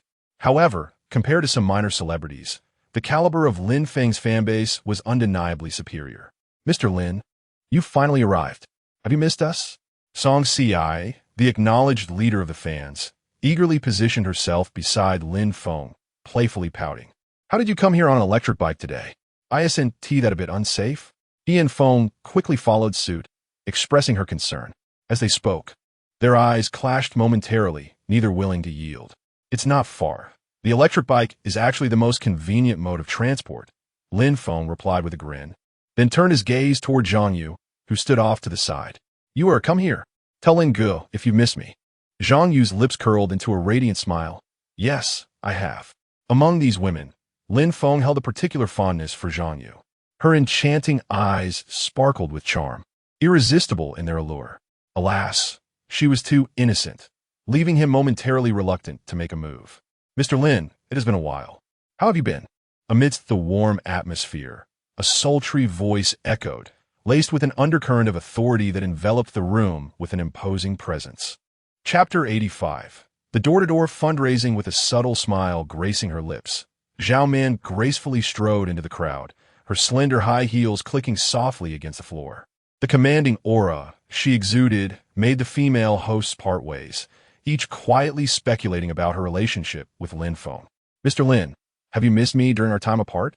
Zhao Man naturally looped her arm through Lin Feng's, her every smile and frown enchanting those around her.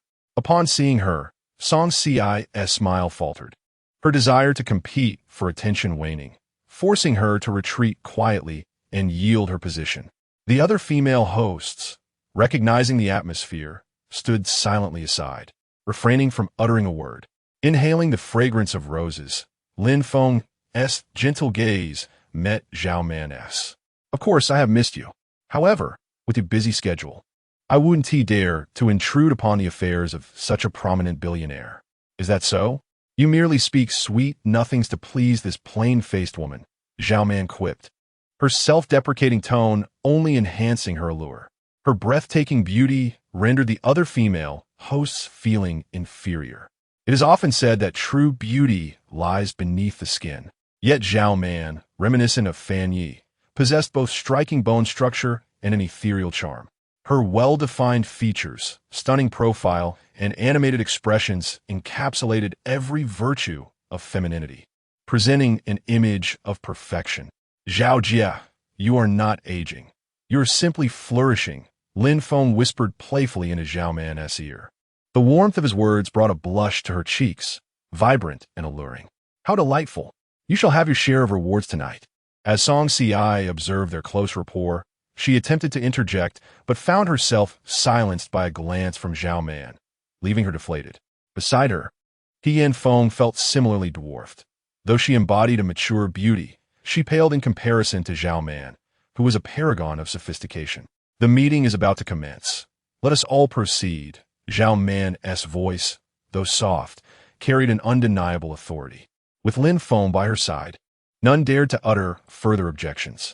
Inside the company conference room, representatives from numerous media outlets were engaged in discussions regarding promotional collaborations. Given Lin Feng's straightforward requirements and the direct supply from a trillion-dollar enterprise, the cooperation was mutually beneficial. Within merely an hour of discourse, a concrete collaboration plan was established. Following the customary signing of contracts, speeches, and exchanges of compliments, the time had swiftly slipped past 4 in the afternoon.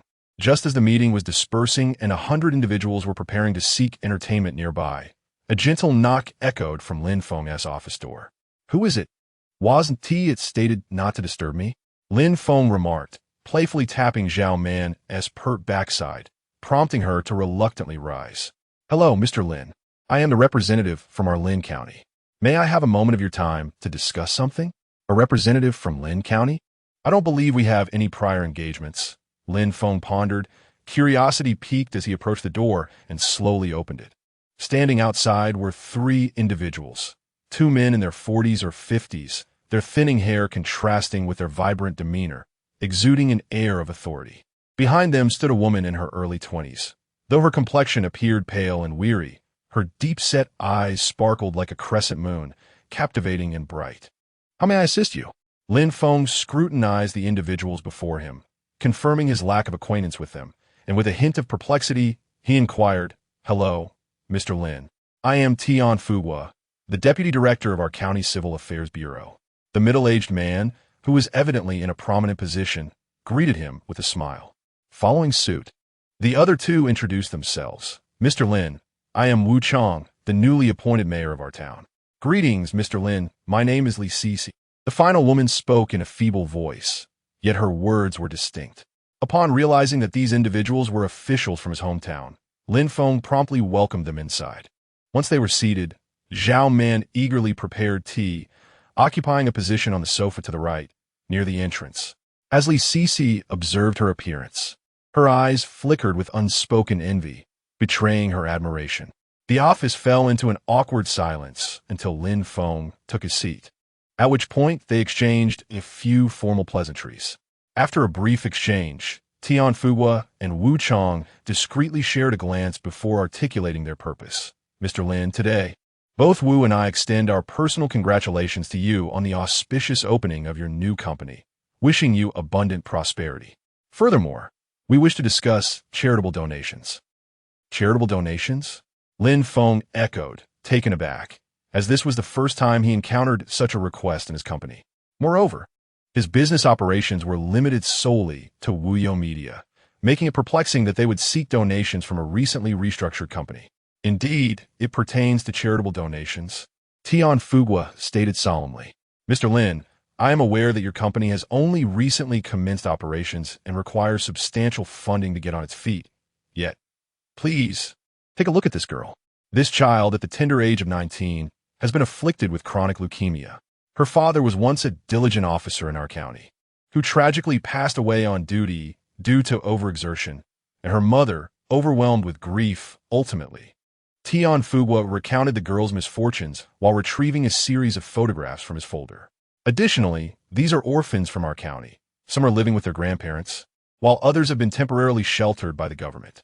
Their living conditions are dire, and our mission is to gather donations to slightly improve their circumstances. As the deputy director spoke, his voice gradually diminished, and his once piercing gaze shifted to one of caution. Li Sisi's father shared a close relationship with him, and this endeavor to solicit donations was entirely a personal initiative, with the inclusion of the town leaders merely a means to garner support. The aim was to assist a friend's daughter while simultaneously enhancing the lives of the underprivileged orphans. As for the question of online fundraising, he had indeed tried that route, but regrettably, the company kept delaying, and the child's chronic condition would inevitably progress to a critical stage. Thus, he found himself in the position of having to humbly seek assistance from enterprises, hoping that those who were more fortunate would extend their hands to help. Zhao Man discerned the underlying sentiment and, while replenishing the water, cast a subtle glance towards Lin Feng, implying that this matter was merely a personal choice. Whether to donate or not should be entirely at his discretion. The girl, however, exhibited no response, her head bowed as she became immersed in her own tragic memories. Tian Fuwa and Wu Chong exchanged awkward smiles, fully aware of Zhao Man's intention, yet reluctant to pursue the conversation further. The attention of the group converged upon Lin Feng, enveloping the atmosphere in a blend of silence and tension. Yet, Lin Feng remained oblivious to this delicate shift. His focus was entirely consumed by the